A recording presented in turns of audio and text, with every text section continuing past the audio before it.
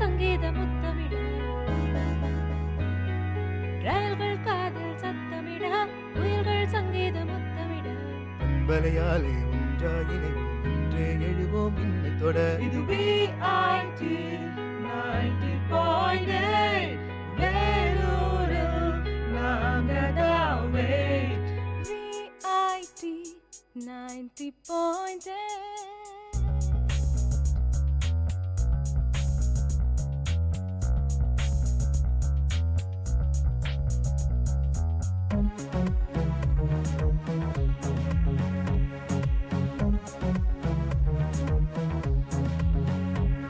இது VIT 90.8 வேலூரில் நாங்கதாவே.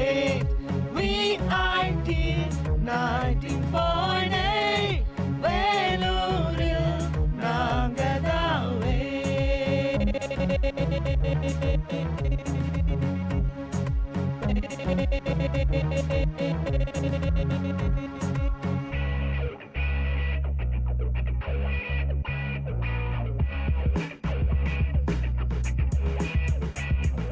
வேலும் உங்களை தாலாட்டும், வெள்ளை பனியும் நீராட்டும், தங்கக் கோயில் சிங்கக்கோட்டை ஊரும் உலகும் பாராட்டும். கல்விச் சாலைகள் ஏராளம், கனரக ஆலைகள் தாராளம், தீரா நோய்கள் ஆரா காயம் தீர்ந்து வேகம் தீராகும்.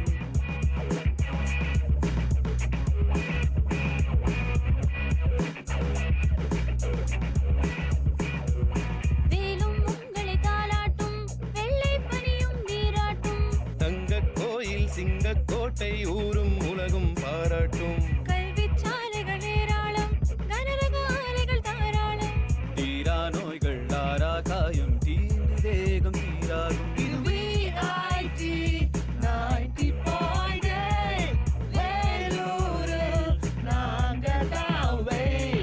VIT 90.8 வேலூரில் நாங்கதாவே.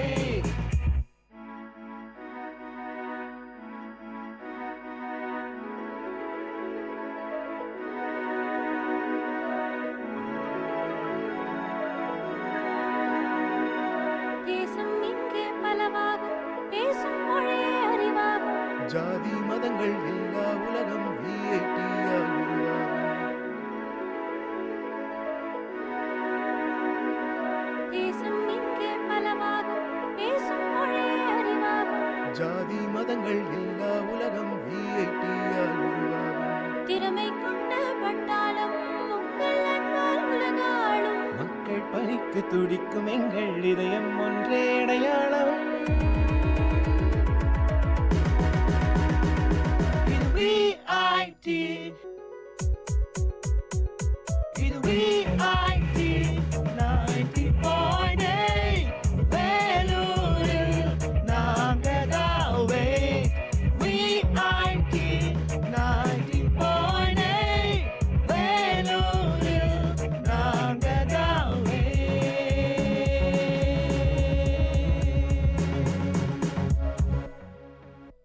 வணக்கம் நேயர்களே, இது VIT பண்பலை 90.8 VIT பல்கலைக்கழகத்தின் சமுதாய வானொலியின் மகிழ்ச்சி நிறைந்த அறிவு சார்ந்த நிகழ்ச்சிகளின் இன்றைய ஒளிபரப்பிற்கு உங்களை அன்புடன் வரவேற்கின்றோம்.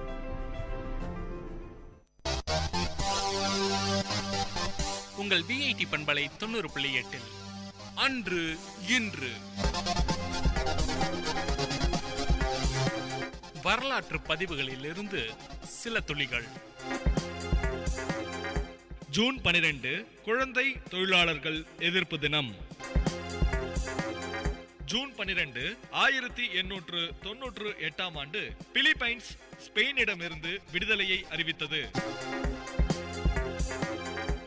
ஜூன் 12 1934 ஆண்டு பல்கேரியாவில் அரசியல் கட்சிகள் தடை செய்யப்பட்டன. ஜூன் 12 1964 ஆண்டு தென்னாப்பிரிக்க நீதிமன்றம் நெல்சன் மண்டேலாவுக்கு ஆயுள் கால சிறை தண்டனை விதித்தது. ஜூன் 12 1990 ஆண்டு ரஷ்ய கூட்டமைப்பின் நாடாளுமன்றம் சோவியத் ஒன்றியத்தில் இருந்து ரஷ்யாவின் விடுதலையை முறைப்படி அறிவித்தது. ஜூன் 12, 2006 ஆண்டு கூகுள் எர்த் லினக்ஸ் பதிப்பு வெளியிடப்பட்டது. ஜூன் 12, 1940 ஆண்டு இரண்டாம் உலக போரின் போது பிரிட்டன் மற்றும் பிரெஞ்சு படைகள் பிரான்சில் ஜெர்மனியிடம் சரணடைந்தனர். ஜூன் 12, 1991 ஆண்டு போரிஸ் எல்ட்சின் ரஷ்ய குடியரசின் அதிபரானார். ஜூன் 12, 1924 ஆண்டு அமெரிக்காவின் 41வது குடியரசுத் தலைவர் ஜார்ஜ் டபிள்யூ புஷ் பிறந்தார். ஜூன் 12, 2014 ஆண்டு குழந்தைகளின் எழுத்தாளர் வண்டு மாமா மறைந்தார். உங்கள் விஐடி பண்பலை 90.8 அன்று இன்று வரலாற்று பதிவுகளிலிருந்து சில துளிகள். நம் பூமியின் எதிர்காலம் பற்றி கவலைப்படுகிறீர்களா? இந்தியாவின் காலநிலை கொள்கைகள் பற்றி கருத்து தெரிவிக்க வேண்டுமா? அப்படியென்றால் உங்களுக்காக சிவிக்ஸ் ஒரு நல்ல செய்தி கொண்டு வந்துள்ளது. கிளைமேட் வாய்ஸஸ் என்ற கையேடு, அதாவது காலநிலை பற்றி உங்கள் கருத்துக்களை தெரிவிப்பதன் மூலம் காலநிலை சட்டங்கள் உருவாக்க உதவும். ஒரு அரசாங்க கொள்கை பொதுமக்களுடைய பார்வைக்கு வரும் பொழுது சட்டத்துடன் இணைந்து எவ்வாறு செயல்படுவது என்பதற்கான கருவிகள், அறிவுரைகள் அனைத்தும் இந்த கையேடில் உள்ளது. மேலும் பொதுமக்களுடைய பார்வைக்கு வரும் கொள்கைகளை பற்றி எவ்வாறு தெரிந்து கொள்வது என்றும், தங்களுடைய கருத்துக்களை எவ்வாறு தெரிவிப்பது என்றும், மற்ற அமைப்புகளுடனும் சக மனிதர்களுடனும் இணைந்து இதில் எவ்வாறு செயல்படுவது என்ற வழிகாட்டுதலை உள்ளடக்கியது இந்த காலநிலை கையேடு. நீங்கள் ஒரு தனிப்பட்ட நபரோ சமூக குழுவோ அல்லது ஒரு அமைப்பாகவோ இருந்தாலும் இந்த கிளைமேட் வாய்ஸஸ் கையேடு உங்களுக்கானது. இந்த கையேடு பயன்படுத்த சுலபமாகவும் நடைமுறைக்கு ஏற்பதாகவும் தகவல் தருவதாகவும் மற்றும் இல்லாமல் இது முற்றிலும் இலவசமானது. உங்கள் கிளைமேட் வாய்ஸஸ் கையேடை பெற்றுக்கொள்ள உங்கள் வாட்ஸ்அப் எண்ணிலிருந்து கிளைமேட், அதாவது CLIMATE என்று எங்களுக்கு ஒரு குறுஞ்செய்தி அனுப்புங்கள். நீங்கள் அனுப்ப வேண்டிய வாட்ஸ்அப் எண் 8976926914. மீண்டும் சொல்கிறேன், 8976926914 என்ற எண்ணிற்கு கிளைமேட் என்று வாட்ஸ்அப் செய்யவும்.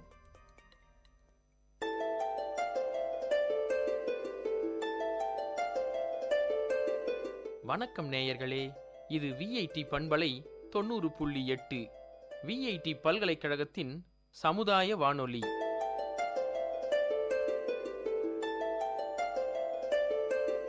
இந்த நிகழ்ச்சி தினம் ஒரு திறவுகோல். விடியலின் வேளையில் சிந்தைக்கு கருத்துச் சிதறல்களோடு முனைவர் காத்தமிழ்ச்செல்வன். இன்றைய கருத்துச் சிதறலில் உணவே மருந்து. உயிர் வாழ்வதற்கு உணவு இன்றியமையாதது. நாம் உண்ணும் உணவு உடல் வளர்ச்சிக்கு உதவுகிறது. தேய்ந்து போகும் திசுக்களை புதுப்பிக்கின்றது. மூளை, இதயம், நுரையீரல் முதலான உடல் உறுப்புகள் தத்தம் தொழிலை தவறாது செய்து வர நமக்கு பல்வேறு சத்துக்கள் தேவைப்படுகின்றன. அவற்றையெல்லாம் நாம் உணவின் வழியாகத்தான் பெற்றாக வேண்டும். எல்லா சத்துக்களும் கிடைக்கும்படியாக நம் உணவு பழக்கம் அமைய வேண்டும். ஆனால் இன்று நாம் நாகரிகம் என்னும் பெயரால் மேற்கத்திய உணவு முறைகளை பின்பற்றுகிறோம். அவை பெரும்பாலும் கொழுப்புச் சத்தையே கொண்டவை. விரைவு உணவகங்களுக்கு சென்று சாப்பிடுவது, பொட்டலப்படுத்தப்பட்ட உணவுகளை உண்பது, பாட்டில்களில் அடைக்கப்பட்ட குளிர்பானங்களை அருந்துவது, இவையெல்லாம் உடலுக்கு ஊறு செய்பவையே. காசை கொடுத்து நோயை வாங்குவது அறிவுடைமை ஆகாது. காய்கறி, கிழங்கு போன்ற இயற்கை உணவுகளை உட்கொள்ள வேண்டும். மக்கள் அனைவரும் நெடுநாள் வாழவே விரும்புவர். நெடுநாள் வாழ நல்ல உடல் நலம் வேண்டும். இதைத்தான் திருமூலர் உடம்பை வளர்த்தேன் உயிர் வளர்த்தேன் என்கிறார். பசித்த பின் புசி என்பது நம் பழமொழி. உடம்பார் அழியின் உயிரார் அழிவர் என்பர் திருமூலர். உடலில் உறுதியுடையவரே உலகில் இன்பமுடையவர் என்பது கவிமணியின் வாக்கு. பசியோடு உண்ணச்செல், பசி அடங்குவதற்குள் எழுந்துவிடு என்பார் கவிஞர் வைரமுத்து. முன்பு உண்ட உணவு செரித்ததை அறிந்து உண்டால் உடம்புக்கு மருந்து தேவையில்லை என்பதை அற்றால் அளவறிந்து உண்க அத்துடம்பு பெற்றான் நெடிதுய்க்குமாறு என்றார் திருவள்ளுவர். வாழ்வதற்காக உண்ண வேண்டுமே தவிர உண்பதற்காக வாழக்கூடாது. உண்ணத் தகுந்த உணவுப் பொருள்களை உண்ண வேண்டும். எந்த உணவையும் நன்கு வாயால் மென்று உண்ண வேண்டும். இதைத்தான் நொறுங்க தின்றால் 100 வயது என்பார்கள். சுவையூட்டும் உணவை விட வலிமையூட்டும் உணவே சிறந்தது.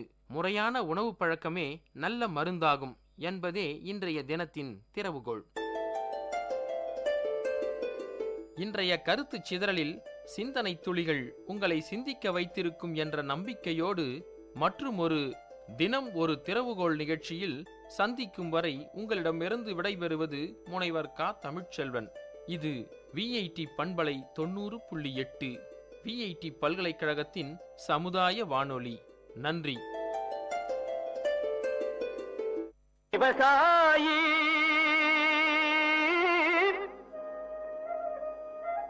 விவசாயி கடவுள் என்னும் முதலாளி கண்டெடுத்த தொழில். VIT வேளாண் துறை மற்றும் VIT சமுதாய வானொலி இணைந்து வழங்கும் தினம் ஒரு வேளாண் செய்தி. வணக்கம் நேயர்களே, இது VIT பண்பலை 90.8 VITயின் சமுதாய வானொலி. தினம் ஒரு வேளாண் செய்தியில் நான் உங்கள் பவித்ரா. இன்று நாம் பருத்தி செடியை தாக்கக்கூடிய பாக்டீரியா நோய்களில் ஒன்று கருகல் நோய் பற்றி காணலாம். இது சாந்தோமோனாஸ் கேம்பஸ்டிஸ் மால்வேசியரம் என்னும் பாக்டீரியா பருத்தியை தாக்குகிறது. இந்நோயிற்கான அறிகுறிகளில் முதன்மையானது விதை இலைகளில் நீரூறிய சிறிய புள்ளிகள் வட்ட வடிவமாக அல்லது ஒழுங்கற்றதாக ஒன்றோடொன்று இணைந்து காணப்பட்டு பின் காய்ந்து உதிர்ந்துவிடும். இந்நோயானது இளஞ்செடிகளில் புதிதாக தோன்றும். இலைகளும் தாக்கப்பட்டு காய்ந்துவிடும். இது நாற்றுக்கருகள் எனப்படும். இரண்டாவதாக, இலைகளில் அடிப்பாகத்தில் நீரூறிய சிறிய புள்ளிகள் பழுப்பு நிறத்தில் தோன்றி பின்னர் கருநிறமாக மாறி விரிவடையாமல் சிறு சிறு நரம்புகளிடையில் கட்டுப்படுத்தப்பட்டிருப்பதால் கோண வடிவத்தை கொண்டிருக்கும். நாளடைவில் மேற்புறத்திலும் புள்ளிகளை காணலாம். அடுத்ததாக, நடுநரம்பு மற்றும் கிளை நரம்புகளில் இருபுறங்களிலும் நீர்க்கசிவு தோன்றி பின்னர் கருநிறமாக மாறிவிடும். மேலும் தண்டு மற்றும் கிளைகளில் கருப்பு நிற காயங்கள் காணப்பட்டு இளம் இலைகள் உதிர்ந்துவிடும். இது காய்களையும் பாதிக்கிறது. இந்நோயிற்கான அறிகுறிகளை கட்டுப்படுத்த அடர்த்தியான சல்பியூரிக் அமிலம் 1 கிலோ விதைக்கு 100 மில்லி என்ற அளவில் பஞ்சு நீக்கம் செய்யவும். பஞ்சு நீங்கிய விதைகளை கார்பாக்சிம் அல்லது ஆக்சிகார்பாக்சின் 1 கிலோ விதைக்கு 2 கிராம் என்ற அடிப்படையில் விதை நேர்த்தி செய்த விதைகளை 1000 ppm ஸ்ட்ரெப்டோமைசின் சல்பேட்டில் ஊற வைக்கவும். இவற்றுடன் தாவர குப்பைகளை அகற்றி தானாக வளர்ந்த பருத்தி செடி மற்றும் களைகளை நீக்கினால் இந்நோயின் பரவலை கட்டுப்படுத்தலாம். மீண்டும் தினம் ஒரு வேளாண் செய்தியில் நாளை சந்திப்போம். நான் உங்கள் பவித்ரா. இது உங்கள் VIT பண்பலை 90.8 VITயின் சமுதாய வானொலி. விவசாயி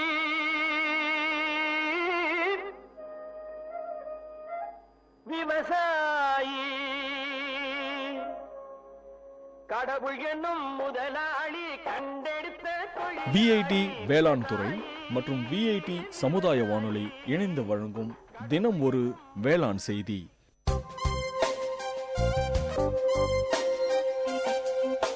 மண் வாசனை உங்கள் VIT பண்பலை 90.8 வேளாண்மை சார்ந்த தொழில்நுட்பம், பசுமை படரும் விவசாய தொழில்கள், பண்ணை முறைகள் என மானுடம் காக்கும் உழவு சார்ந்த நிகழ்ச்சி. இன்றைய மண்வாசனை நிகழ்ச்சியில் விவசாயிகளுக்கு இருக்கிற மிகப்பெரிய பிரச்சனை நீர் பற்றாக்குறை, வேலைக்கு ஆள் கிடைக்கிறது இல்ல, விளைவிச்சாலும் விளைஞ்ச பொருட்களை விற்பனை செய்யறதுக்கு போதுமான அளவு பணம் அவங்களால மறுபடியும் அதை எடுக்க முடியறதில்ல அப்படின்ற பல பிரச்சனையினால தான் விவசாயிகள் வேறு தொழில்களுக்கு மாறிட்டு வராங்க அப்படின்றத நம்ம கண்கூட பார்க்க முடியுது. ஆனா விவசாயி விவசாயம் செய்யும் போது வேறு தொழில்களுக்கு மாறுவதற்கு பதிலாக அந்த விவசாயம் சார்ந்த உழவு தொழிலே வேறு மாற்றா ஒரு தொழில் செஞ்சோம்னா நம்மளுடைய சமூகமும் நல்லா இருக்கும், அதை சார்ந்த சுற்றுச்சூழலும் நல்லா இருக்கும் அப்படின்றதுக்காக தான் இந்த மண்வாசனை நிகழ்ச்சியில இன்னைக்கு நம்ம பார்க்க போறது மரம் வளர்ப்பு.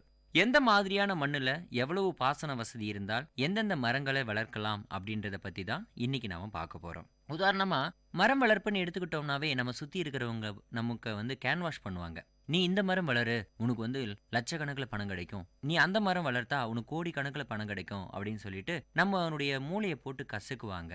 அவங்களுக்கு மத்தியில நம்ம தெளிவான முடிவுகள் எடுத்தே ஆகணும். நம்முடைய நிலம் எந்த மாதிரியானது, அதனுடைய மண் வகைகள் எந்த மாதிரியானது, அதுல நீர்ப்பாசனம் எவ்வளவு இருக்கு அப்படின்றத மட்டும் நம்ம தெரிஞ்சுக்கிட்டு அதுக்கு தகுந்தாற் போல நம்ம வந்து விவசாயம் பண்ணோம்னா கண்டிப்பா அதுக்கான லாபத்தை நம்ம கண்டிப்பா எடுக்க முடியும். உதாரணமா இன்னைக்கு இருக்கிற சூழ்நிலையில நிறைய வந்து நீர் பிரச்சனைகள் இருக்கு, மண்ணினுடைய தரம் குறைஞ்சிருக்கு.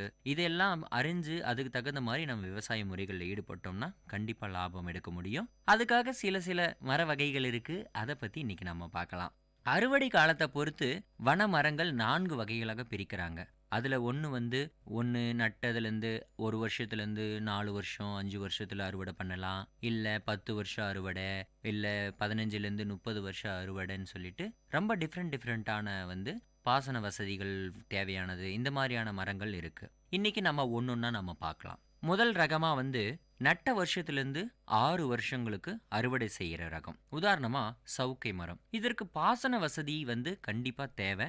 பராமரிப்புக்கு ஆட்கள் குறைவாகவே இருந்தா போதும். 4 வருஷத்துல இருந்து 5 வருஷத்துக்குள்ளாத இது அறுவடை பண்ணிடலாம். இல்ல 3 வருஷத்துல இருந்து 4 வருஷத்துலயே கூட நம்ம அறுவடை பண்ண முடியும். ஏன் இது வந்து வேரி ஆகுது அப்படின்னு பார்த்தோம்னா நீர்ப்பாசனம். சவுக்கையை பொறுத்த வரைக்கும் எந்த அளவுக்கு நீங்க நீர்ப்பாசனம் கொடுக்குறீங்களோ அந்த அளவுக்கு இது வேகமா வளரும். இன்னைக்கு வந்து காகித உற்பத்தி மற்றும் மரக்கூழ் ஆலை இந்த மாதிரியான ஆலைகளில் வந்து இந்த சவுக்கை மரத்தினுடைய தேவைகள் வந்து அதிகமாக இருக்கிறதுனால இன்னைக்கு வந்து கடலோர மாவட்டங்கள் அப்புறம் நீர்ப்பாசனங்கள் அதிகமாக இருக்கிற மாவட்ட பகுதிகளில் சவுக்கை மரம் வந்து நல்ல ஒரு தொழிலாக எடுத்து செய்கிறாங்க. அடுத்ததா யூக்கலிப்டஸ். இது வந்து வறட்சியும் தாங்கி வளரும். இதுக்கு வந்து அதிகமாக நீர்ப்பாசனன்ற அவசியம் கிடையாது. இதுக்கும் வந்து வேலையாட்கள் பராமரிப்பு இதெல்லாம் ரொம்ப குறைவான நபர்களே இருந்தால் போதும். ஒரு கொஞ்ச நாளில் ஒரு 2லேருந்து 4 வருடங்களில் கண்டிப்பாக ஒரு கணிசமான தொகையை நம்மளால பார்க்க முடியும்.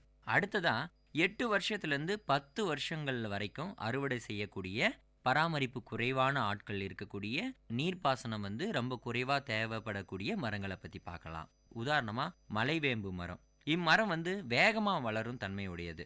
இதுக்கு வந்து குறைந்தது 6 அடி மண்கண்டமாவது கண்டிப்பா அவசியம். ஏன்னா இது எந்த அளவுக்கு வந்து வேரை தாங்கி பிடிக்குதோ மண்ணு அந்த அளவுக்கு வந்து இது வேகமா வளரும். அடுத்ததா பென்சில் மரம். இதே வகையில பென்சில் மரத்துக்குடைய பீனாரி மரம் அப்படின்ற ஒரு மர வகையும் இருக்கு. இது நம்ம நிறைய இடத்துல நம்ம கேள்விப்பட்டிருந்திருக்கலாம். இதுக்கும் குறைந்தபட்ச அளவு வந்து 5லேருந்து 6 அடி மண்கண்டம் கண்டிப்பா அவசியம். நீர் பாய்ச்சல் குறைஞ்ச அளவுக்காவது இதுக்கு நீர் கொடுத்துக்கிட்டே இருக்கணும். எந்த அளவுக்கு நீர் வந்து கொடுக்குறோமோ அந்த அளவுக்கு பென்சில் மரமும் பீனாரி மரமும் வேகமா வளரும். அடுத்ததா சந்தன வேம்பு. இந்த சந்தன வேம்பு மரத்தை பொறுத்த வரைக்கும் மிதமான வேகத்துல வளரும். ஆனா இதனுடைய வருமானம் ரொம்ப அதிகம். அவ்வப்போது மழைப்பொழிவு சீராக இருப்பினும் இந்த மரம் வந்து நல்ல வந்து விளைச்சலை கொடுக்கும். வீட்டு உபயோகப் பொருட்கள், வாசப்படி, ஜன்னல், கதவுகள் மற்றும் சோப்பு தயாரிப்புல இந்த மரம் வந்து அதிகமா பயன்படுறதுனால இதனுடைய தேவை சந்தையில ரொம்ப அதிகமா இருக்கு. ஸோ இந்த மரத்தை வந்து வளர்த்தீங்கன்னா கண்டிப்பா உங்களுக்கு நல்ல லாபம் கிடைக்கும். தேக்கு, மஞ்சக்கடம்பு, கருங்காலி, வேங்க மரம் இந்த மாதிரியான மரங்கள் நம்மளுக்கே நல்லா தெரியும் இன்னைக்கு இதனுடைய தேவைகள் எந்த அளவுக்கு இருந்துகிட்டு இருக்கு அப்படின்னு சொல்லிட்டு.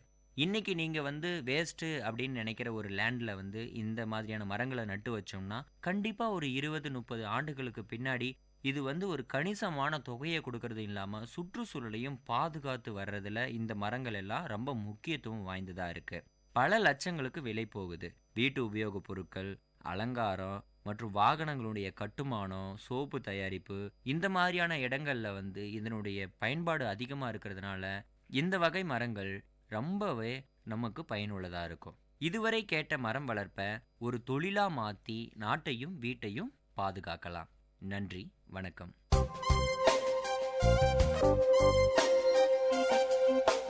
நேயர்கள் இதுவரை கேட்டது மண் வாசனை. உங்கள் விஐடி பண்பலை 90.8 வேளாண்மை சார்ந்த தொழில்நுட்பம், பசுமை படரும் விவசாய தொழில்கள், பண்ணை முறைகள் என மானுடம் காக்கும் உழவு சார்ந்த நிகழ்ச்சி.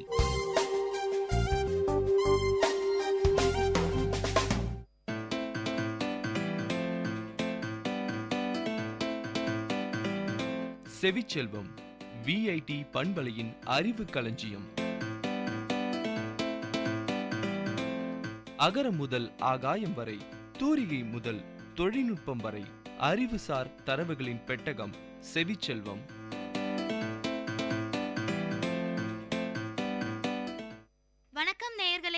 விஐடி பண்பலை 90.8 செவிச்செல்வம் நிகழ்ச்சியில் பீர்க்கங்காய் பற்றிய அறிவு சார்ந்த தரவுகளோடு உங்கள் ஹரிதா.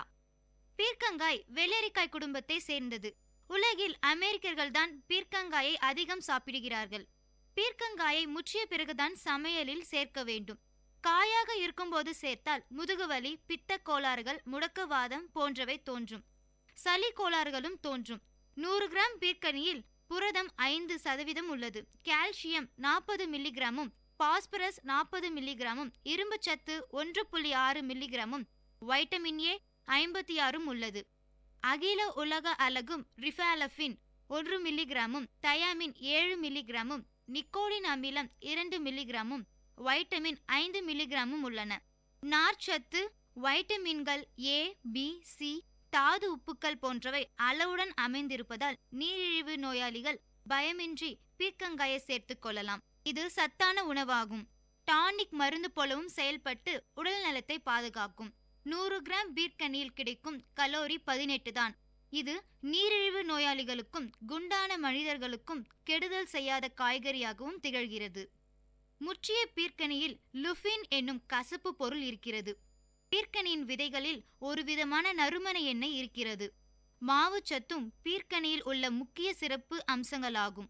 இதன் பொருட்டே பீர்க்கனின் கொடியின் இலைகள், வேர், விதைகள் என அனைத்தும் மருத்துவ குணங்கள் நிரம்பியவையாக திகழ்கின்றன. சொறி, சிரங்கு, நாள்பட்ட புண்கள் முதலியன குணமாக பீர்க்கன் கொடி இலைகளை அரைத்து குறிப்பிட்ட இடங்களில் வைத்து கட்டினால் 2-3 கட்டிகளிலேயே குணமாகிவிடும். பீர்க்கனின் இலைச்சாறு பிழிந்து எடுத்துக் கொள்ள வேண்டும்.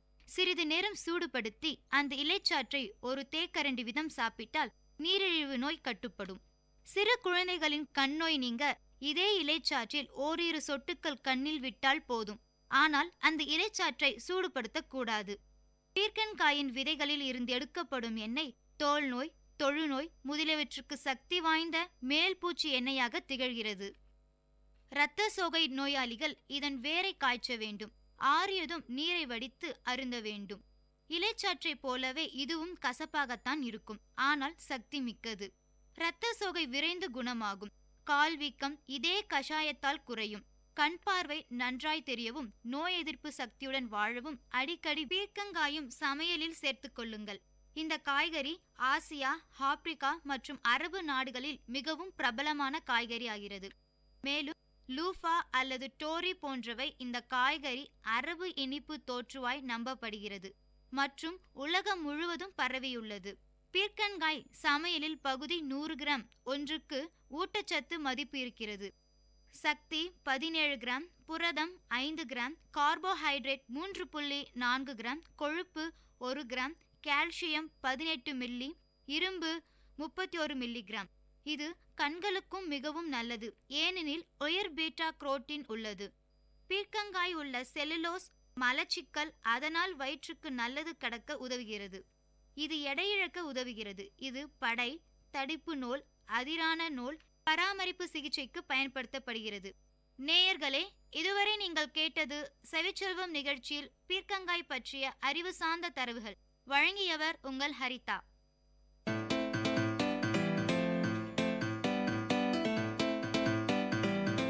செவிச்செல்வம் விஐடி பண்பலையின் அறிவு களஞ்சியம்.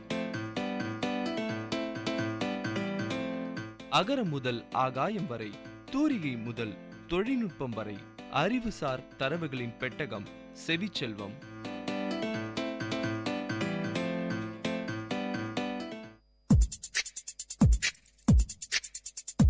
Ladies and gentlemen, guys and girls, this is Data Chunks on Vit Community Radio 90.8 FM. This program features chunks of informative data on various fields, be it computers, environment, technology, physics, or any field. Data Chunks has it all. Hello VIT, I'm Sudeep from MTech ST and I'm here at Data Chunks to give out chunks of data on pacemaker. So, what is a pacemaker? A pacemaker is a small device that's placed in the chest or abdomen to help control abnormal heart rhythms. This device uses electrical pulses to prompt the heart to beat at a normal rate. Pacemakers are used to treat arrhythmias. Arrhythmias are problems with the rate or rhythm of the heartbeat. During an arrhythmia, a heart can beat too fast, too slow, or with an irregular rhythm. A heart that beats too fast is called tachycardia. A heartbeat that's too slow is called bradycardia. During an arrhythmia, the heart may not be able to pump enough blood to the body. This can cause symptoms such as fatigue, that is tiredness, short of breath, or fainting. Severe arrhythmias can damage the whole body's vital organs and may even cause loss of consciousness or death. A pacemaker can relieve some arrhythmia symptoms such as fatigue or fainting. A pacemaker can also help a person who has abnormal heart rhythms resume a more active lifestyle. Understanding the heart's electrical system. Your heart has its own internal electrical system that controls the rate and rhythm of your heartbeat. With each heartbeat, an electrical signal spreads from top of your heart to the bottom. As the signal travels, it causes the heart to contract and pump blood. Each electrical signal normally begins in a group of cells called the sinus node or sinoatrial, that is SA node. As the signal spreads from the top of the heart to the bottom, it coordinates the timing of heart cell activity. First, the heart's two upper chambers, that is the atria, contract. This contraction pumps the blood into the heart's two lower chambers. The ventricles then contract and pump the blood to the rest of the body. The combined contraction of the atria and ventricles is the heartbeat. Faulty electrical signaling in heart causes arrhythmias.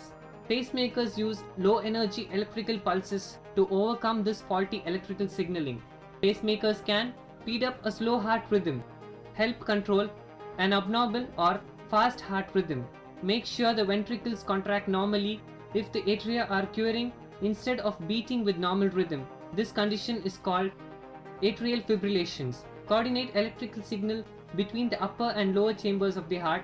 Pacemakers can also coordinate electrical signaling between the ventricles. That is, pacemakers that do this are called cardiac resynchronization therapy devices, that is the CRT devices. CRT devices are used to treat heart failure. Pacemakers can also prevent dangerous arrhythmias caused by the disorder called as long QT syndrome. Pacemakers can also monitor and record your heart's electrical activity and heart rhythm. Newer pacemakers can monitor your blood temperature, breathing rate, and other factors. They also can adjust your heart rate to the changes in your activity. Pacemakers can be temporary or permanent.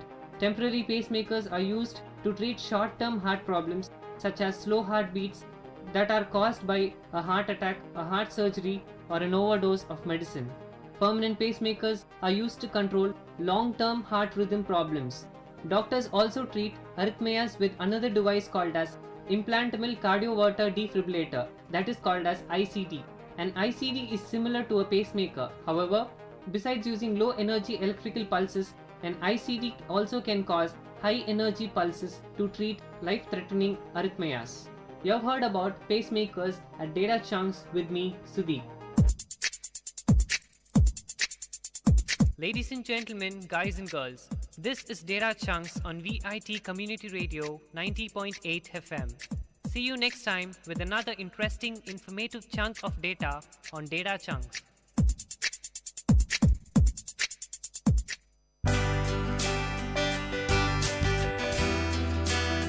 உங்கள் VIT பண்பலை 90.8 அனுபவ மேடை. மக்கள் தங்கள் வாழ்க்கை அனுபவங்களையும் முன்னேற்ற பாதைகளையும் விரிவாக கலந்துரையாடும் நிகழ்ச்சி.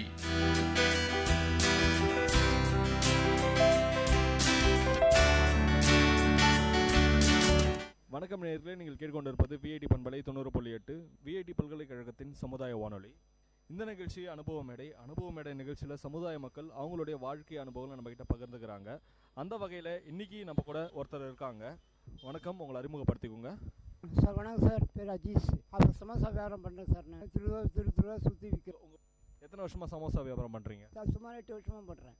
8 வருஷமாக வியாபாரம் பண்ணிருக்கிறீங்க. எதனால் உங்களுக்கு சமோசா வியாபாரம் பண்ணுன்ற மாதிரி உங்களுக்கு தோணுச்சு? இப்போ வேறு தொழில் இல்லை சார். 68 வயசு ஆயிடுச்சு. எனக்கு 68 வயசு நடக்குது. எதுவுமே செய்ய முடியல. அதுதான் சைக்கிளில் சுற்றி சமோசா திருத்து. சமோசா வியாபாரம் பண்ணுறன்ற மாதிரி சொன்னீங்க. சமோசா வியாபாரம் பண்ணுறதுக்கு முன்னாடி வேறு என்ன வியாபாரம் பண்ணிட்டு இருந்தீங்க? பீடி சுற்றிருந்தேன் சார். உட்காந்து பீடி சுற்றினேன். பீடி தொழில் இப்போ முடியல. பீடி தொழில் கூட இல்லை. சும்மா இருக்கிறேன். இப்போ அதுக்காக வயிற்றுக்கு பொழுப்புறதுக்கு எதுவும் செய்ய முடியல. அதுக்காக சமோசா வியாபாரம் பண்ணுறேன். சமோசா வியாபாரம் பண்ணி தான் வந்து உங்களுடைய குடும்பம் நடத்திட்டு இருக்கிறீங்களா? ஐயா ஆமாம் ஐயா, குடும்பம் அப்படியே தான் நடக்குது. 150 ரூபா 120 ரூபா கிடைக்கிது ஒரு நாளைக்கு. அதே மாதிரி வந்துட்டு சமோசா வியாபாரம் வீட்டில் பிடி வேலை செய்கிறாங்க. அது இது வந்து கண்ட்ரோல் பண்ணிக்கிற ஃபேமிலியை. சமோசா வந்து நீங்கள் எங்கேருந்து வாங்கிட்டு வந்து எங்கே வியாபாரம் பண்ணுவீங்க, அதை பற்றி சொல்லுங்கள். சமோசா சேடாப்பேட்லேருந்து வாங்கிட்டு வரோம் சார். சேடாப்பேட்லேருந்து வாங்கிட்டு வந்து தெருத்துருவா, சேடாப்பேட், காங்கநல்லூர், சட்டாச்சேரி இந்த இடத்துல ஒரு நாள் ஒரு இடத்துக்கு போயிட்டு சமோசா விற்றுன்னு போகிறேன். அங்கே உங்களுக்கு என்ன ரேட்டில் வந்து தராங்க? நீங்கள் எவ்வளோ வந்து ஒரு சமோசா மேலே இவ்வளோ லாபத்தை வச்சு வியாபாரம் பண்ணுவாங்க, அது மாதிரி எவ்வளோ ஒரு சமோசாவில் வச்சு நீங்கள் வியாபாரம் பண்ணுறீங்க? ஆமாம் சார், ஒரு சமோசா 40 பைசா வச்சு வியாபாரம் பண்ணுறோம். 160 ரூபா கொடுக்குறாங்க, 800 ரூபா விற்கிறோம் நம்ம. இது மாதிரி ஒரு நாளைக்கு எத்தனை சமோசா வந்து நீங்கள் வியாபாரம் பண்ணுவீங்க? இப்போ இருக்கிற வியாபாரம் கம்மி சார். வியாபாரம் இல்லைன்னா 300 சமோசா விற்பேன், இல்லைன்னா 350 சமோசா விற்பேன். இப்போ என்ன 200 சமோசா மேலே போகல.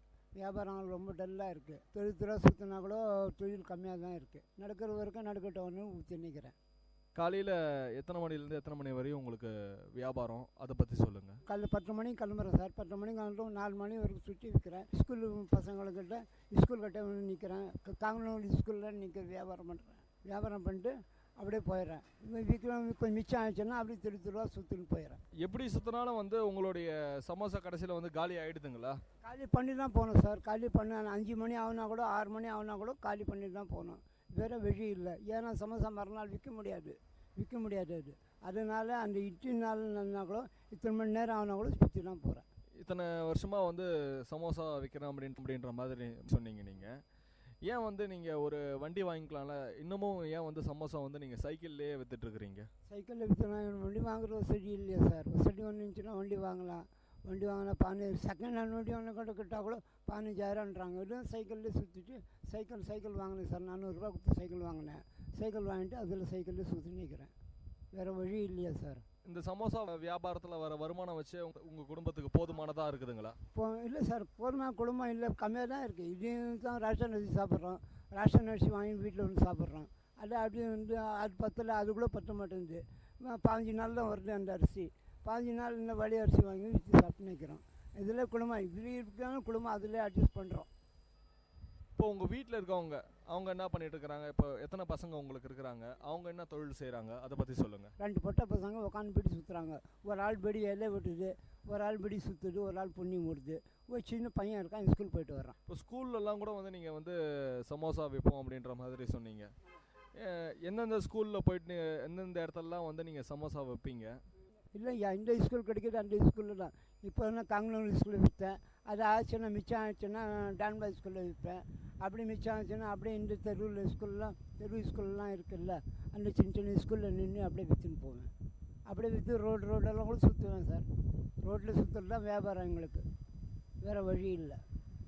ஒரு நாளைக்கு நீங்கள் வந்து எத்தனை கிலோமீட்டர் இது மாதிரி வந்து சைக்கிள்லேயே சுற்றி வியாபாரம் பண்ணுறீங்க? சைக்கிள் சொல்லணும், ஒரு நாளைக்கு 15 கிலோமீட்டர் போவேன் சார். போகிறதுக்கு 5 கிலோமீட்டர், வர்றதுக்கு 7 கிலோமீட்டர், 15 கிலோமீட்டர் நடப்பேன் சைக்கிளில் சுற்றுவேன். இந்த சமோசாவை தவிர்த்து சரி வேறு இந்த வியாபாரம்லாம் பண்ணால் நல்லா இருக்குமே அப்படின்ற மாதிரி வேறு ஏதாவது வியாபாரம் மாற்றி பண்ணியிருக்கீங்களா, அதை பற்றி சொல்லுங்கள். பீடி வேலையில் இப்போ பீடி வேலை சரியாக இல்லை சார். பீடி வேலையில் உட்காந்தா இலை துண்டு பிடிச்சிக்கிறாங்க, புகலை துண்டு பிடிச்சிக்கிறாங்க. அதுக்காக அந்த கட்பாடி ஆகணும்லாம் சொல்லியிருந்தால் ஒரே வீட்டில் மட்டும் சுற்றுங்க நீங்கள், நான் போயிட்டு இது. ஏன்னா 2 குடும்பம் ரெண்டுமே ஒரே ஆள், 2 பேரும் ஒரே இடத்துல உட்காந்தா வருமானம் பத்தலை. அது வருமானம் பத்துறதுக்காக நான் ஒரு வருமானம் தேடுறேன், வீட்டில் ஒரு வருமானம் தேடுறாங்க. வீட்டில் ஒரு 100 ரூபா வச்சாங்கன்னா நான் ஒரு 100, அப்போ நான் ஒரு 150 ரூபா 160 ரூபா எடுத்துகிட்டு போவேன். இது வச்சுட்டு குடும்பம் நடத்துக்குவேன். அவ்வளோதான் இந்த சமாச்சாரம். நீங்கள் முதல்ல போகும்போது நீங்கள் பார்த்துருப்பீங்க இதை எடுத்துகிட்டு போய் வியாபாரம் பண்ணலாம் அப்படின்ட்டு. எதனால் உங்களுக்கு வந்து சமோசா வச்சு வியாபாரம் பண்ணலான்ற மாதிரி உங்களுக்கு எதனால் தோணுச்சுன்னா முதல் கம்மியாக சமோசாக்காரன் காலையில் கொடுத்துட்டு சமோசா சாயங்காலம் துட்டு வாங்குறான். காலையில் சமோசா போட்டுறான் ஐயா, போட்டுட்டு பிறகு சாயங்காலம் துட்டு கொடுத்துட்றான். துட்டு எடுத்துக்கிட்டு கமிஷன் மட்டும் கொடுத்துட்றான். அவன் கமிஷன் எடுத்துகிட்டு வீட்டில் போய் கொடுத்து குடும்பம் நடத்துக்கணும். இப்போ சமோசா ஒரு நாளைக்கு வந்து விற்காமல் அது மீந்துருச்சு. அந்த மீந்த சமோசாவை எடுத்துகிட்டு போய் அவங்ககிட்ட தந்தால் அவங்களே வாங்கிப்பாங்களா, அதை என்ன பண்ணுவீங்க, அதை பற்றி சொல்லுங்கள். சமோசா மிச்சம் ஆகிறதுக்கு சான்ஸ் இருந்துச்சுன்னா, கொஞ்சம் சமோசா மிச்சம் ஆச்சுன்னா எவ்வளோ சமோசா மிச்சம் ஆச்சு அந்த துட்டு பிடிச்சிக்குவான். துட்டு பிடிச்சிக்கிட்டு மிச்சம் துட்டு கொடுத்துருவான். ஆக மட்டும் அது மிச்சம் ஆகக்கூடாதுன்னு சுற்றி ஒரு 6 மணி வரைக்கும் சுற்றி தெருவா சுற்றி ஏதாவது டம் பிடிச்சி சுற்றி காலி பண்ணி தான் போகிறோம். அதுக்கு தான் கஷ்டப்படுறோம். சமோசா மிச்சம் ஆச்சுன்னா கமிஷன் எடுத்துக்கிறான். அவன் கமிஷன் எடுத்துகிட்டு போய் என்ன செய்ய முடியும்? நம்மளுக்கு வருமானம் இருக்காது. தெருவா சுற்றுறோம். சுற்றிட்டு பிறகு இந்த கஷ்டப்படுறோம். அவ்வளோதான், வேறு ஒன்றும் விஷயம் இல்லை. ஒரு சமோசா வந்து எவ்வளோக்கு தராங்கன்னு சொன்னீங்க? ₹1.60 கொடுக்குறாங்க. ₹1.60 ₹160 ஆச்சு 100 சமோசா. அப்போ 100 சமோசா விற்றாங்கன்னா 100 சமோசானா ₹40 கிடைக்கிது. 500 அதே மாதிரி 200 சமோசா இப்படி இருக்க வியாபாரம் பார்த்து 200 250 சமோசா எடுத்துன்னு போகணும். இப்போ வேற எங்கேயாவது நீங்கள் ஆர்டர் ஏதாவது எடுப்பீங்களா? சமோசா ஆர்டர் இது மாதிரி எடுத்து அங்கே கொண்டு போயிட்டு தரது அது மாதிரி ஏதாவது உங்களுக்கு ஆர்டர்ஸ் ஏதாவது கிடைக்குதுங்களா? அதை பற்றி சொல்லுங்கள். ஆர்டர் கிடைக்கிறதுனா கல்யாணத்துக்கு ஏதாவது சொன்னாலும் கல்யாணத்துக்கு 50 சமோசா 100 சமோசா கேட்பாங்க. ஐயா 50 சமோசா 100 சமோசா வந்துட்டு ₹2 மேலே போட்டுருவேன். நான் ₹2 போட்டோன்னா ₹60 கிடைக்கும் எனக்கு ஒரு சமோசா மேலே. கல்யாணம் கிடைச்சா தான் அது. கல்யாண சமோசா, சீர்தானம் செஞ்சா, வேறு ஏதாவது பாருங்கள், வேறு விசேஷம் ஏதாவது வேறு விசேஷம்னா கல்யாணப்பூ போடுறாங்களே, வளையல் கல்யாணப்பூ அது போடுறாங்க. அதுக்கு சமோசா தேவைப்படுது. வேறு விஷயம் என்ன சாவா ஆயிடுச்சு, காரியத்துக்கு 200 சமோசா 100 சமோசா கேட்குறாங்க. அந்த மாதிரி விஷயத்துக்கு போய் கொடுப்போம். இப்போ உங்கள் உங்ககிட்டே வந்து சமோசா வாங்கிட்டு போகிறோம் அப்படின்ற மாதிரி ஏதாவது ஆர்டர் தருவாங்க. இப்போ உங்கள் வீட்டுக்கிட்டே வந்து நிறைய பேர் ஆர்டர்லாம் தந்துட்டு போவாங்களா? எனக்கு இத்தனை சமோசா வேணும் அப்படின்ற மாதிரி, அதை ஏதாவது சொல்லுங்கள். அது இல்லை, அப்படி ஒன்றும் இல்லை சார். நாங்கள் சுற்றி தான் ஆர்டர் வாங்கின தவிர வீட்டேடி ஆள் வராது. இது வீட்டேடி ஆள் எப்படி சார் வரும்? வீட்டேடி நம்ம தேடி போனால் தான் தொழில் தேடி போனால் தான் நம்மளுக்கு துடி கிடைக்கும். தொழில்னா எப்படி துடி கிடைக்கும்? காலையில் நீங்கள் எத்தனை மணிக்கு கிளம்புறீங்க? எத்தனை மணிக்கு உங்களுடைய சைக்கிள் மிதித்து நீங்கள் இந்த சமோசா வியாபாரத்தை நீங்கள் ஆரம்பிக்கிறீங்க? சாயந்தரம் எத்தனை மணி வரையும் வியாபாரம் செய்வீங்க? எங்கெங்கெல்லாம் போயிட்டு இந்த சமோசா வியாபாரம் செய்வீங்க? அதை பற்றி சொல்லுங்கள். காலையில் 10 மணிக்கு கிளம்புவேன் சார். 10 மணிக்கு கிளம்புனா சாயங்காலம் 4:30 5 கூட ஆகிடும். 5 கூட சமோசா விற்று போச்சுன்னா 5 மணிக்கு போயிடும். சமோசா விற்கலைன்னா 6-7 மணி வரைக்கும் வீட்டுக்கு போகிறோம். 7 மணிக்கு வீட்டுக்கு போய் சேரும். அவ்வளோதான். இந்த 7 மணிக்கு மேலே இந்த சமோசாலாம் விற்று முடிச்சுட்டு வேறு ஏதாவது கூட இந்த வேலையை செஞ்சால் நல்லா இருக்குமே அப்படின்ற மாதிரி நீங்கள் வேறு ஏதாவது செய்யலான்ற மாதிரி யோசிச்சுருக்கீங்களா? ஆமாம், யோசனை இருக்குது சார். பணம் இல்லை சார், வசதி இல்லை செய்கிறதுக்கு. வேறு ஏதாவது வேறு சேமியா ஏதாவது விற்கலான்னு யோசனை பண்ணுறேன். சேமியாவுக்கு முதல் வைக்கணும், அதுங்கிட்ட முதல் இல்லைங்கிட்ட இல்லை. என்னோட குடும்பம் நடுக்கு வருமானம் வர்றதுக்கு, குடும்பம் செய்கிறதுக்கு அதில் மிச்சம் ஆக மாட்டேங்குது, அதிலே பற்ற மாட்டேங்குது. அதில் இப்படி அட்ஜஸ்ட் பண்ணி போய் நினைக்கிறோம். பாருங்கள், ஒரு நாளைக்கு கொஞ்சம் போனால் ₹250 ஆகிடுது சார் வீட்டு செலவு. அதுக்கு மேலே வீட்டு வாடகை கொடுக்கணும். வீட்டு வாடகை ₹2300 தரணும். வீட்டு வாடகை ₹2300 தரணும். தண்ணிக்கு ₹30 தரணும். கக்கஸ் பாத்ரூம் கார் கொடுக்கணும். அதெல்லாம் சேர்ந்து சேர்த்தாங்கன்னா ₹3000 கிட்ட வந்துச்சு. இங்கே சார் செய்ய முடியும் நம்ம. அதில் மிச்சம் பண்ணி டெய்லி ₹50 எடுத்து வச்சு வீட்டு வாடகை கொடுத்து அட்ஜஸ்ட் பண்ணுறோம். இப்போ நீங்கள் சேமியா வியாபாரம் கூட பண்ணால் நல்லாயிருக்கும் அப்படின்ற மாதிரி சொன்னீங்க. இந்த சமோசாவோட சேர்த்து வந்து சேமியா வியாபாரம் பண்ணணுமா, இல்லை எப்படி அந்த சேமியா வியாபாரம் பண்ணுறதுக்கு என்ன மாதிரி ஐடியா யோசிச்சு வச்சுருக்கீங்க? நான் சேமியா வியாபாரம் பண்ணுறதுக்கு சமோசா கூட சேமியா விற்று வியாபாரம் பண்ணலாம். பண்ணிட்டு பிறகு சேமியாவுக்கு முதல் சீக்கிரம் கொடுக்கணும். முதல் காலையில் கொடுத்தா தான் சாயங்காலம் செய்வாங்க. அதுக்கு முதல் இல்லை என்கிட்ட. முதல் இல்லைன்னு தான் நான் வந்து சமோசா மட்டும் விற்று நிற்கிறேன். ஏன்னா சமோசாக்காரன் பணம் வாங்குறது இல்லை. சமோசா விற்றுட்டு பிறகு மிச்சம் ஆச்சுன்னா கூட கமிஷன் கட் பண்ணிடுறான். சமோசா மிச்சம் ஆச்சுன்னா கூட வாங்கிடுறான். அப்படி ஒன்றும் இல்லை. சமோசா மிச்சம் அவருக்கு சார்ஜ் பண்ணக்கூடாதுன்னு அதுக்காக 7 மணி ஆகுனா கூட சுற்றி காலி பண்ணி தான் போகிறோம். சேமியா வியாபாரம் பற்றி சொன்னீங்க. இந்த சேமியா வியாபாரம் பண்ணுறதுக்கு ஒரு நாளைக்கு எவ்வளோ முதல் வைக்கணும்? இதில் இவ்வளோ முதல் வச்சா இவ்வளோ சம்பாதிக்கலாம் அப்படின்ற மாதிரி உங்களுக்கு தெரியும்.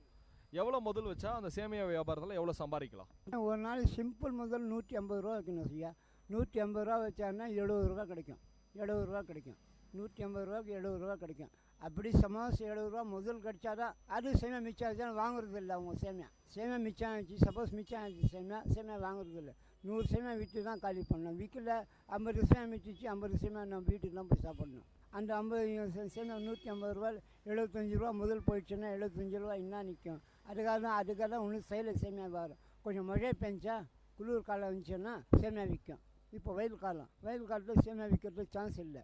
அதுக்காக சேமியா எடுத்தா இருக்குதில்லை. நான் அதுக்கு முன்னே சேமியா எடுத்தானே இருந்தேன். சேமியா வெயில் காலத்தில் யாரும் வேண்டாமேன்றாங்க. காலையில் சாயங்காலம் சேமியா வடை செய்யலாம்னா சாயங்காலம் கொஞ்சம் மழை பெஞ்சு குளிர் காலம் வந்துச்சுன்னா குளிர் காலம்னு பாருங்கள், April May June July August September அக்டோபர்லேருந்து ஆரம்பிக்கலாம். அக்டோபர் நவம்பர் டிசம்பர் 3 மாதம் குளிர் காலம். 3 மாதம் வரைக்கும் கொஞ்சம் சேமியா நடக்கும். இப்போ சேமியா வியாபாரம் சொன்னீங்க. எதனால் வந்து இந்த வெயில் காலத்தில் சேமியா விற்காது, மழை காலத்தில் தான் சேமியா விற்குன்ற மாதிரி சொன்னீங்க. எதனால் சொன்னீங்க அது மாதிரி? சேமியா அதிகம் குளிர் காலத்தில் சாப்பாடு செய்ய மாட்டாங்க. பெரிய பெரிய வீடுங்களில் ஜீரண சக்தி கம்மி, ஜீரண சக்தி காம சாப்பாடு செய்யாது, சேமியா வாங்கி சாப்பிடுவாங்க. சேமியா வாங்கி சாப்பிட்டுட்டு குடும்பம் தள்ளிடுவாங்க அவங்க. அதுதான் பெரிய வீட்டிலங்கெல்லாம் பெரிய பெரிய இடத்துல பெரிய வீட்டில் வசதியான வீட்டிலங்கெல்லாம் சேமியா தான் சாப்பிடுவாங்க சாயங்கால நேரத்தில். சேமியா சொன்னீங்க. சேமியா அதிக எவ்வளோக்கு வியாபாரம் பண்ணலாம்? நீங்கள் அங்கேருந்து சேமியா எவ்வளோ கொண்டு வரீங்க, இங்கே எவ்வளோக்கு வியாபாரம் பண்ணுறீங்க, அதை பற்றி சொல்லுங்கள். ஆமாம் சார், சேமியா 100 சேமியா எடுத்தால் சார் 100 ரூபா. 100 சேமியா 150 ரூபா. 100 சேமியா 50 பைசா ஒரு சேமியா கிடைக்கும். 50 சேமியா 100 சேமியா விற்கலாம் ஐயா. ஒரு 100 சேமியா எடுத்தால் 50 பைசா விற்பாங்க. 100 சேமியா எடுத்தால் 50 ரூபா கிடைக்கும். அதாவது 10 ரூபாய்க்கு வந்து 4 சேமியா தராங்க. நீங்கள் வந்து 10 ரூபாய்க்கு எத்தனை சேமியா தரீங்க? இப்போ இருக்கிற சமயத்தில் 5 சேமியா தரோம் நாங்கள். நான் 5 சேமியா கொடுத்துட்றேன் 10 ரூபாய்க்கு. சேமியாவுக்கு 50 பைசா, ஒரு சேமியாவுக்கு 50 பைசா போதும். 5 சேமியா எடுத்தால் 2000 ரூபா. அதே மாதிரி 5 சேமியா இன்னும் கொடுத்தோன்னா சீக்கிரம் வியாபாரம் ஆகும். 4 சேமியா கொடுத்தாங்கன்னா டீ கடையில் ஹோட்டலெல்லாம் 4 சேமியா தராங்க. நாங்கள் சில்லறை வியாபாரி, ரோடு வியாபாரி, சுற்றி விற்கிற ஆளுங்களும் 5 சேமியா கொடுக்குறோம். 5 சேமியா தந்துடுறீங்க. சேமியா வியாபாரம் சொன்னீங்க. செஞ்ச சமோசா கூட வந்து நிறைய பேர் வந்து சேமியா வச்சு சாப்பிடுவாங்க. ஏன் அந்த சமோசா கூட நீங்கள் வந்து வடை அது மாதிரி கூட எடுத்துகிட்டு வந்து நீங்கள் வியாபாரம் பண்ணலாம்ல? ஆமாம், செய்யலாம் ஐயா, எல்லாமே செய்யலாம். வசதி இருந்துச்சுன்னா எல்லாம் நம்ம இருக்கிற வருமானத்துக்கு தகுந்த மாதிரி செய்துன்னு போகிறேன் நான். வரோம். ஏன்னா ஒருத்தங்களை கடன் வாங்கக்கூடாது, ஒருத்தர் தொழில் வாங்க. ஏன்னா தொழில் மிச்சம் ஆச்சுன்னா கடன் கொடுக்க முடியாது. வீட்டில் வந்து அசிங்கம் பண்ணுவான். நாங்கள் பண்ணுவோம், அவன் வீட்டில் அசிங்கம் பண்ணால் பொட்டை பசங்க வச்சுக்கிறோம். 4 அக்கட் பக்கத்தில் பார்த்தா என்ன சொல்லுவாங்க? அதுக்காக இருக்கிற ஒரு மாமூல் தள்ளு. யார்கிட்ட கை நீட்டி வாங்குறதும் இல்லை, யார்கிட்ட கை நீட்டி கொடுக்குறது இல்லை. நீ இருக்கிற வரைக்கும் தொழில் எவ்வளோக்கு இருக்கும் ஆண்டவனே அது வரைக்கும் நடந்து போய் நினைக்கிறேன். அவ்வளோதான் விசுவாசம். இப்போ ஒரு நாளைக்கு வந்து கிட்டத்தட்ட நீங்கள் சொன்னீங்க ஒரு 15 கிலோமீட்டர் சைக்கிள்லேயே சுற்றுறோம் அப்படின்ட்டு. உங்களுக்கு கால் வலிக்குதுங்களா? அது மாதிரி பிரச்சனைகள் இருக்குதுங்களா? டெய்லி கால் 15 கிலோமீட்டர் 17 கிலோமீட்டர் சைக்கிளில் போகிறேன் வரேன் சார். நைட்டில் கூட போகிறேன், பகலில் கூட போகிறேன். இப்படி ஆட்டோ கிடைக்கிது அப்படி போகிறேன். அப்படி சார் நான் உடம்பு டயர்ட் ஆகிடுது. ஒன்று படிச்சுட்டு ஒன்று படுக்கிற நேரத்தில் உடம்பெல்லாம் வலிக்குது. என்ன செய்யுது? ஏதாவது பாருங்கள், ஏதாவது ஆக்ஷன் பாயிண்ட் மெட்டாசின் மாத்திரை போட்டுட்டு சாப்பிட்டு படுத்துடுறேன். உங்ககிட்ட வந்து பேரெல்லாம் கூட பேசுகிறாங்களா? எங்களுக்கு வந்து இத்தனை சமோசா தாங்க, ஒன்று எக்ஸ்ட்ரா தாங்க அப்படின்ற மாதிரி கூட கேட்பாங்கல்ல? கேட்பாங்க. அவர் கேட்குறாங்க. ஒரு சமோசா 10 ரூபா சமோசா வாங்கினா கூட ஒன்று போட பையன்னு கேட்பாங்க. அதுக்கு சமோசா 10-20 ரூபாய்க்கு வாங்கினா ஒன்று போட வேண்டியதாக வரும். ஏன்னா காரணம் என்ன? மாமூல் வாங்குகிற ஆளுங்க, மாமூலில் வாங்குகிற ஆளுகள்னு பதவிக்கூடாது. சரி, இன்றைக்கி ஒரு சமோசா கொடுத்தா நாளைக்கு கூப்பிட்டு வாங்குவான். அதுக்காக ஒரு சமோசா கூட நம்ம நஷ்டம் ஆகுனா கூட பரவாயில்ல, நம்ம கமிஷன் தானே போட்டோம், அதில் ஒரு சமோசா கொடுத்துருவோம். வியாபாரத்தில் வந்து ஒரு எல்லாருமே வியாபாரத்தில் வந்து ஒரு வச்சுருப்பாங்க, சூழ்ச்சிமை வச்சுருப்பாங்க. இப்போ உங்களுடைய வியாபாரத்தில் நீங்கள் என்ன மாதிரியான ஒரு சூழ்ச்சிமை வச்சு நீங்கள் வியாபாரம் செய்கிறீங்க? நான் சூழ்ச்சி என்ன செய்யணும் சார்? கொடுத்தல் வாங்குறதுல இருக்கும்போது கொஞ்சம் அன்பாக போச்சுட்டு, அன்பாக கொடுத்துட்டு, கொஞ்சம் தாழ்மையாக போயிட்டான்னா அந்த தொழில் செய்ய முடியும் ஐயா. இந்த தொழில் மட்டும் எப்படின்னா கொஞ்சம் கௌரவமாக பேசக்கூடாது. மன்னிச்ச மாதிரி ஐயா கொடுக்குறேன் ஐயா, வாங்கிக்கோ ஐயா ஒன்று சொல்லி கொடுத்துட வேண்டியதுதான். 1-2 கேட்டால் கொடுத்துட வேண்டியதுதான். கொடுத்தா தான் நாளைக்கு தொழில் நடக்கும். ஏன்னா ஒரேடியாக முரட்டாக நினச்சுன்னா தொழில் நடக்காது. சைதாப்பேட்டிலேருந்து வந்து வியாபாரம் பண்ணிகிட்ருக்கிறேன், சமோசா தான் நான் வியாபாரம் பண்ணிகிட்ருக்கிறேன் அப்படின்ற மாதிரி 8 வருஷமாக வியாபாரம் பண்ணுறீங்க. உங்கள் வாழ்க்கையில் நடந்த ஏதாவது ஒரு சுவாரஸ்யமான விஷயங்கள் இருக்குதுங்களா? சமோசா விற்கும் போது இது மாதிரி நடந்திருக்குது அப்படின்ற மாதிரி, இல்லை எந்த ஒரு சுவாரஸ்யமான விஷயங்களாக இருக்கலாம்? சமோசா இருக்கும்போது தெருவில் அசிங்கமாக பேசுவாங்க சார், போடான்னு சொல்லுவாங்க. அது கூட கேட்டுட்டு சில பேர் தண்ணி அடிச்சுட்டு 5 சமோசாக்கு 7 சமோசா கொடு, வயசு பார்க்காத கூட அடிச்சுடுவாங்க சார் சில பேர். அது கூட தாங்கிட்டு போக வேண்டியதான் வருஷமாக இருக்குது உலகத்தில். இதுவும் வீட்டில் சொல்கிறதில்ல. நான் நம்ம ரோட்டில் நடக்கிற சமாச்சாரம் வீட்டில் சொல்கிறதில்ல. அந்த நம்ம கஷ்டம் நம்ம எவ்வளோ போட்டோன்னு நான் அந்த அனுபவத்தில் போய் நிற்கிறேன் ஐயா, வேறு ஒன்றும் இல்லை. 8 வருஷமாக அந்த வியாபாரம் பண்ணிகிட்ருக்கிறீங்க. உழைப்பை நம்பியே உங்களுடைய வாழ்க்கையில் நீங்கள் பயணம் பண்ணிகிட்ருக்கிறீங்க. உழைக்கிறவங்களுக்கு நீங்கள் என்ன சொல்ல விரும்புகிறீங்க? உழைக்கணும். இதே மாதிரி கஷ்டப்பட்டு உழைச்சா தான் 4 பேர்கிட்ட கை நீட்ட முடியாது. ஒரு டீ சாப்பிட்னா கூட நம்ம துடுன்னு அதிகமாக சாப்பிட்லாம். இப்போ நம்ம குடும்பத்துக்கு நம்ம பாதுகாப்பு பண்ணிக்கினே இருக்கலாம். வேறு ஒன்றும் இல்லை ஐயா. வேறு என்ன செய்ய முடியும் இந்த வருஷத்தில்?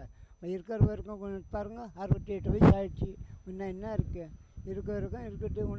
இன்னும் மிஞ்சி நிற்க போகிறோம். 10 10 வயசு இருந்தால் கூட கஷ்டம், 5 வயசு இருந்தால் கூட நாளைக்கு இப்படி ஆண்டவன் கூப்பிட்றான், போய் சேர போகிறோம், அவ்வளோதான். ரொம்ப நல்லா நிறைய விஷயங்களில் வந்து பகிர்ந்துக்கிட்டீங்க எங்களுக்காக. விஐடி கம்யூனிட்டி ரேடியோ சார்பாக நான் நன்றியை தெரிவிச்சுக்கிறோம். நன்றி ஐயா, நன்றி ஐயா.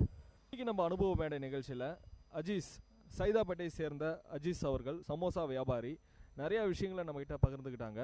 மீண்டும் ஒரு அனுபவ மேடை நிகழ்ச்சியில் உங்களை சந்திக்கும் வரை உங்களிடமிருந்து விடைபெறுவது நான் சரவண கார்த்திக். நீங்கள் கேட்டுக்கொண்டிருப்பது விஐடி பண்பலை 90.8 விஐடி பல்கலைக்கழகத்தின் சமுதாய வானொலி.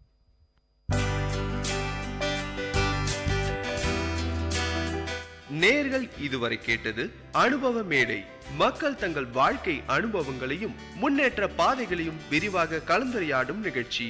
உங்கள் விஐடி பண்பலை 90.8 விஐடி பல்கலைக்கழகத்தின் சமுதாய வானொலி.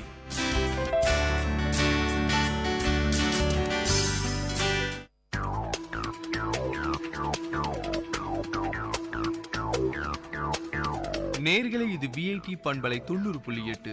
இந்த நிகழ்ச்சி திரைக்கடலோடி கண்டங்களை இணைக்கும் ஒரு புரிதல் தொடர்.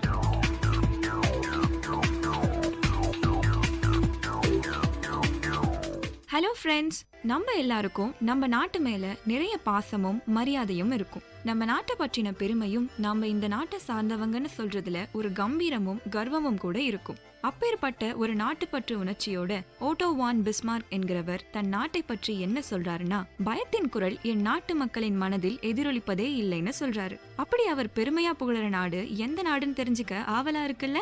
ஆமா, அல்மானியா, ஜெர்மானியா என பல பெயர் இருந்தாலும் ஜெர்மானியர்களால் டச்லாந்து என பாசமாக அழைக்கப்படும் ஜெர்மனி தான் அந்த நாடு. அப்பேற்பட்ட ஜெர்மனி நாட்டை தான் நாம இன்னைக்கு சுத்தி பார்க்க போறோம்.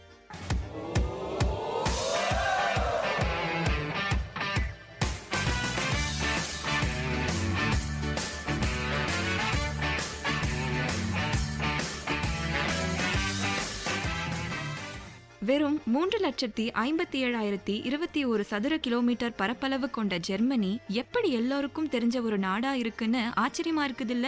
அதனால முதல்ல ஜெர்மனி பத்தின ஒரு சின்ன பிளாஷ்பேக்க பார்க்கலாம். கிமு 750களில், அதாவது நார்டிக் பிரான்ஸ் காலம் எனப்படும் காலத்தில், ஜெர்மானிக் என்னும் இனத்தை சார்ந்த மக்கள் ஸ்காண்டினேவியாவின் தென்பகுதியிலிருந்து வடக்கு ஜெர்மனி வரைக்குமான தங்கள் பகுதியை விரிவாக்கிக்கிட்டே வந்தாங்க. பிறகு அகஸ்டஸ் என்னும் ரோம பேரரசின் காலத்தில் ரோமர்கள் தங்கள் நாட்டை கைப்பற்ற விடாம அவர்களை தடுத்து நிறுத்தி தங்கள் வீரத்தை உலகுக்கு காண்பிச்ச ஜெர்மானியர்கள் கொஞ்சம் கொஞ்சமா தங்கள் எல்லையை விரிவாக்கி தற்போதைய ஜெர்மனியை உருவாக்கினாங்க. கிபி 800ஆம் ஆண்டு பிராங்கிஷ் அரசரான சார்ல் மாக்னின் ஜெர்மனியில் கெரோலிங்கியன் பரம்பரை உருவாகுச்சு. பிறகு பல குறுநிலங்களாகவும் பல மன்னர்களாகவும் சேர்ந்தும் பிரிந்தும் வந்த ஜெர்மனி 1315லும் 1348களிலிருந்து 1350ஆம் ஆண்டு வரையில் நடந்த பஞ்சத்தினாலும் அப்போது தாக்கிய பிளேக் நோயாலும் பல இழப்புகளை சந்திச்சது.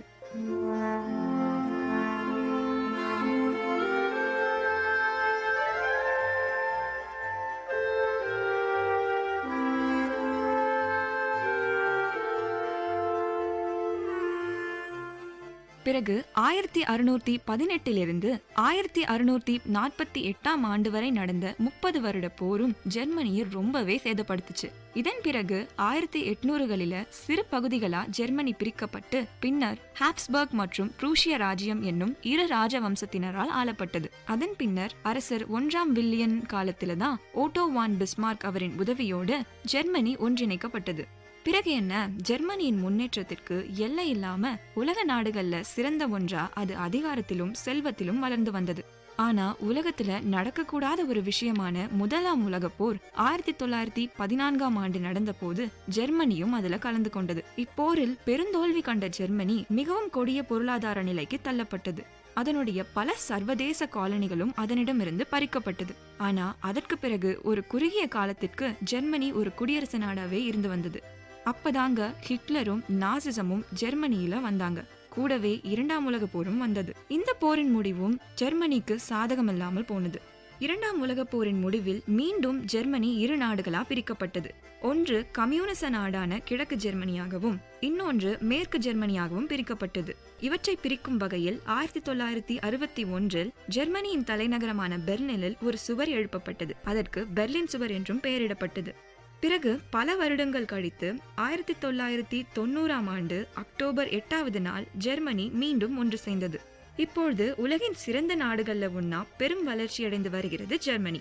அப்படா, ஜெர்மனியின் வரலாற்றுல தான் எத்தனை போர்கள், எத்தனை சோதனைகள். அவை எல்லாவற்றையும் தாண்டி இன்று உலகத்துல ஒரு சிறந்த கம்பீரமான நாடா விளங்குகிறது ஜெர்மனி. அதனால இப்போ எந்த பயமும் இல்லாம ஜெர்மனியை சுத்தி பார்க்க வரலாற்றோடு பிணைந்திருக்கும் அதன் நகரங்கள் வழியா முற்காலத்திற்கே பயணம் சென்று அதன் அழகை ரசிக்கலாம். அதனால தாங்க யுனெஸ்கோ ஜெர்மனில மட்டும் மொத்தம் 37 இடங்களை வேர்ல்ட் ஹெரிடேஜ் பிளேசஸா அறிவிச்சிருக்கு.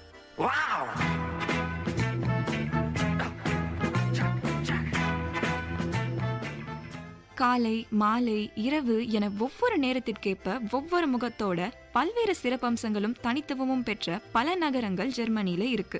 16 மாநிலங்கள் கொண்ட ஜெர்மனியின் முக்கிய நகரங்களை மேஜிக் சிட்டிஸ்னு அழைக்கிறாங்க. பெர்லின், முனிச், கொலோன் மற்றும் பிராங்க்ஃபோர்ட் போன்ற 11 நகரங்கள் இவ்வாறு அழைக்கப்படுகிறது. சரி, முதல்ல ஜெர்மனிக்கு எப்படி போலான்னு யோசிக்கலாம். டென்மார்க் வழியா போகலாமா? வேண்டாம், ஆஸ்திரியா வழியாவா? இல்ல பிரான்ஸ் இல்ல சுவிட்சர்லாந்து வழியா போலாமா? என்ன குழப்பமா இருக்கா? இவை எல்லாமே ஜெர்மனியின் அண்டை நாடுகள். இத்தனை நாடுகள் சுற்றி இருந்தாலும் ஜெர்மனியில நார்த் சி, பால்டிக் சி போன்ற கடல்களின் கடற்கரையும் இருக்கு. அது மட்டுமல்ல, ஆல்பின் எனப்படும் மலைப்பகுதிகளும் ஜெர்மனியின் தென்பகுதியில அமைஞ்சிருக்கு. சோ எல்லா விதமான நிலப்பரப்புகளையும் பெற்ற நாடா ஜெர்மனி இருந்துட்டு வருது. சரி வாங்க, முதல்ல ஜெர்மனியின் தலைநகரத்தை பற்றி பார்க்கலாம். என்றும் இளமை மாறாமல் மாறிக்கொண்டே இருக்கும் பெர்லின் நகரம் தான் ஜெர்மனியின் தலைநகரம். ஜெர்மனியின் மிகப்பெரிய நகரமான பெர்லின் 1701 2ஆம் உலக போர் வரைக்கும் ஜெர்மனியின் தலைநகரமா இருந்திருக்கு. பிறகு கிழக்கு, மேற்கு என பிரிக்கப்பட்டு மீண்டும் ஜெர்மனி ஒன்றிணைந்த போது இந்த நகரமும் தன்னுடைய பழைய நிலைக்கு திரும்பியது. பெர்லினின் கட்டிடங்கள் அதன் வரலாற்றை பிரதிபலிக்கும் வகையில அமைஞ்சிருக்கு. அரசர்கள் காலத்திலும், வெய்மர் காலத்திலும், நாசிகளின் காலத்திலும், ஜெர்மனி பிரிக்கப்பட்டு பின்னர் ஒன்று சேர்ந்த காலத்திலும் பெர்லினில் பல கட்டிடங்கள் எழுப்பப்பட்டன. இவை எல்லாம் இன்னும் காலத்தில் அழியா சின்னங்களாக அழகா காட்சியளிக்குது.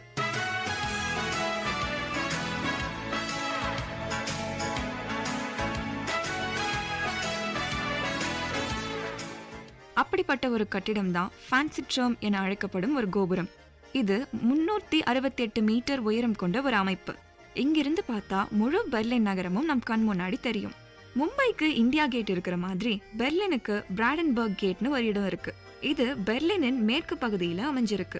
இதற்கு பக்கத்திலேயே தான் ஜெர்மன் பாராளுமன்றமான ரைஸ்டாக் கட்டிடமும் இருக்கு. 2ஆம் வில்லியம் ஃப்ரெட்ரிக் என்னும் அரசரால ஒரு அமைதியின் சின்னமா உருவாக்கப்பட்ட இந்த கேட் இன்றைக்கும் ஐரோப்பிய கண்டத்தின் ஒற்றுமைக்கும் சமாதானத்துக்குமான சின்னமா விளங்குது. பெர்லின் கட்டிடங்களுக்கு மட்டுமல்ல, பல அருங்காட்சியகங்களுக்கும் பேர் பெற்றது. 1, 2 அல்லங்க, மொத்தம் 153 மியூசியங்கள் பெர்லினில் இருக்கு. இங்கிருக்கும் 5 இடங்களை யுனெஸ்கோ உலக பாரம்பரிய இடங்களா அறிவிச்சிருக்கு. அது மட்டும் இல்லைங்க, நீங்க ஒரு பிசினஸ் மேனா இருந்தா உங்களுக்கு ஜெர்மனி மிகவும் பிடிக்கும். ஏன்னா இங்க IFA, இனோட்ரான், க்ரூன்பவுச் என பல்வேறு வர்த்தக கண்காட்சிகள் ஆண்டுதோறும் நடந்துட்டு வருது. என்னடா இவ்வளவு பேசணும், ஒரு முக்கியமான விஷயத்த பத்தி நம்ம பேச மறந்துட்டோமேன்னு யோசிக்கிறீங்களா? ஆமா, அது என்னன்னு யோசிக்காதீங்க, நான் சாப்பாட்டை பத்தி தான் சொல்றேன். ஜெர்மனி நாட்டினர் சாப்பாட்டுல மிக முக்கிய பொருட்களா மாமிசம், மீன் மற்றும் காய்கறியில சேர்த்துக்கிறாங்க. ரொட்டி, நூடுல்ஸ், கேக், ஐஸ்கிரீம் போன்றவற்றையும் அவங்க விரும்பி சாப்பிடுறாங்க. அவர்களுடைய சமையல் கலைகளே பவேரியன், ஹேசியன், சனோன், துரிஞ்சியன் என பல வகைகளா இருக்கு. இதுல பவேரியன் மிகவும் சிறப்பு வாய்ந்ததா இருக்கு. இந்த பவேரியா மாநிலத்தின் முக்கிய நகரான முனிச் மாநகரத்தை தான் நம்ம அடுத்ததா பார்க்க போறோம். இசார் நதிக்கரையில பெர்லினுக்கு பின்புறமா முனிச் உங்களை நேசிக்கிறது என்கிற குறிக்கோளோட அமைந்திருக்கும் நகரம் தான் முனிச். நீங்க கஷ்டமே இல்லாம சந்தோஷமா வாழக்கூடிய இடங்கள்ல ஒன்னா இந்த நகரம் மோனோக்கல் என்னும் பத்திரிகையிலால அறிவிக்கப்பட்டது. முனிச்சின் உள்பகுதியில பல பழமை வாய்ந்த கோட்டைகளும் தேவாலயங்களும் வரலாற்றை நம் கண் முன்னாடி நிறுத்தி காண்பிக்குது. இந்த வரலாற்று பொக்கிஷங்கள் பலவற்றையும் இந்நகரத்தார் புதுப்பித்து இன்னும் அழகாக காட்சியளிக்க வச்சிருக்காங்க. இதனாலேயே ஆண்டுதோறும் பல சுற்றுலா பயணிகள் ஜெர்மனியை சுத்தி பார்க்க வராங்க. முனிச் நகரத்தில் உலகத்தரம் வாய்ந்த விளையாட்டு மைதானங்கள் நிறைய இருக்கு. 1972ஆம் ஆண்டு ஒலிம்பிக்ஸ் மற்றும் கால்பந்து உலகக்கோப்பை போட்டிகளும் இங்க நடந்திருக்கு. இங்குள்ள ஏலியன்ஸ் ஏரினா கால்பந்து மைதானம் மிகவும் பிரம்மாண்டமான நவீனமான ஒரு விளையாட்டு மைதானம். இங்க பல ஸ்டார்ஸ் விளையாடி இருப்பாங்க. வாங்க நாமளும் ஒரு விளையாட்டை விளையாடிட்டு அப்படியே பவேரியன் லஞ்சை சாப்பிட்டு ஒரு கனவு உலகத்துக்கு போகலாம். என்னது கனவு உலகமா? தூங்க போறோமான்னு யோசிக்கிறீங்களா? இல்லங்க, நம்ம கனவு உலகத்துக்கே கூட்டிட்டு போகக்கூடிய ஒரு அழகான அரண்மனையை பத்தி சொல்ல போறேன். நியூஸ்வைன்ஸ்டைன் என்னும் இந்த அரண்மனை தான் குழந்தைகளை கவரும் டிஸ்னி உலகத்தின் லோகோவா பயன்படுத்தப்படுது. 1861ஆம் ஆண்டிலிருந்து 1892ஆம் ஆண்டு வரை ஒரு மலைக்குன்றின் மேல கட்டப்பட்ட இந்த அரண்மனையை பார்க்கவே வருஷத்திற்கு 1.3 மில்லியன் மக்கள் வராங்க.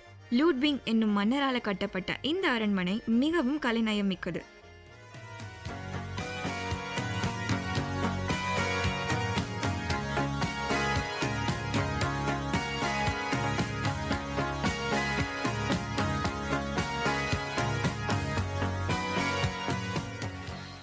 இந்த அரண்மனை மட்டும் இல்லைங்க, ஜெர்மனியின் பல நாட்டுப்புற கதைகள் தான் டிஸ்னி மற்றும் கிரிம் பிரதர்ஸ் போன்றவர்களால சிண்ட்ரெல்லா, ஸ்லீப்பிங் பியூட்டி போன்ற கதைகளா மாற்றப்பட்டு நம்மை தேவதைகளின் உலகத்திற்கே அழைத்து சென்றது. சரி, அப்படியே கனவு உலகத்துல நிக்காம சீக்கிரமா வாங்க கொலோன் நகரத்துக்கு போகலாம்.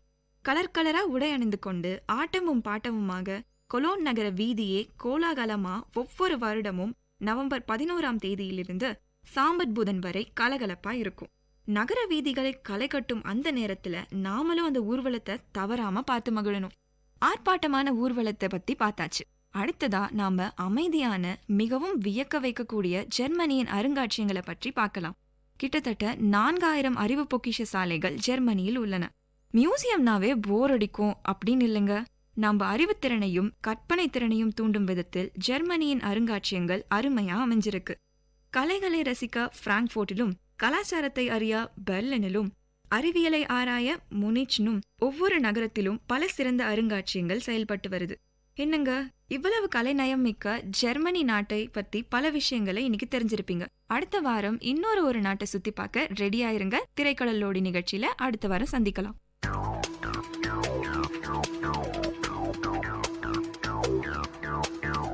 நேயர்கள் இதுவரை கேட்டது திரைக்கடலோடி, கண்டங்களை இணைக்கும் ஒரு புரிதல் தொடர்.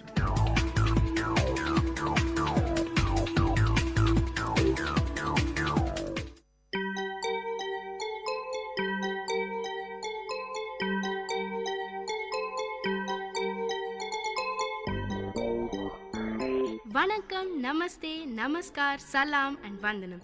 நீங்கள் கேட்டுக்கொண்டிருப்பது விஐடி பண்பலை 90.8. இது விஐடி பல்கலைக்கழகத்தின் சமுதாய வானொலி. உங்க எல்லோரையும் புதுமை பெண்கள் நிகழ்ச்சிக்கு வரவேற்கிறேன். நான் உங்க அட்டானா. இந்த நிகழ்ச்சியில எவ்வளோ கடினமான சூழ்நிலையும் தனக்குன்னு ஒரு பாதையை அமைச்சுக்கிட்டு அதுல அவங்க பயணத்தை தொடர்ந்து அதுல வெற்றியும் அடைந்த பெண்களை பத்தி தான் நான் உங்களுக்கு சொல்ல போறேன்.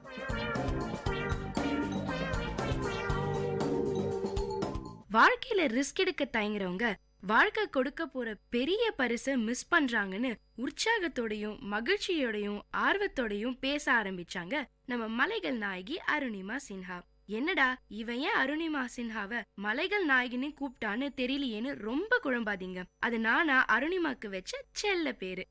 இவங்க உலகத்திலேயே ஏற ரொம்ப கடினமான மலைகள்ல ஏறி சாதனை செஞ்சிருக்காங்க. எவரெஸ்ட், கிளிமஞ்சாரோ இந்த மாதிரி பல மலைகள், கரடு முரடான பாறைகள், விஷ செடி கொடி, தன் பசிய போக்க தீவிரமா அலைஞ்சுகிட்டு இருக்க மிருகங்கள், உரைய வைக்கும் குளிர்னு தன்னை ஒரு பாதுகாப்பான கூட்டுக்குள்ள வச்சுக்கிட்டு இருக்கிற மலைகள்ல ஏறது அவ்வளோ சுலபமான காரியம் கிடையாதுங்க.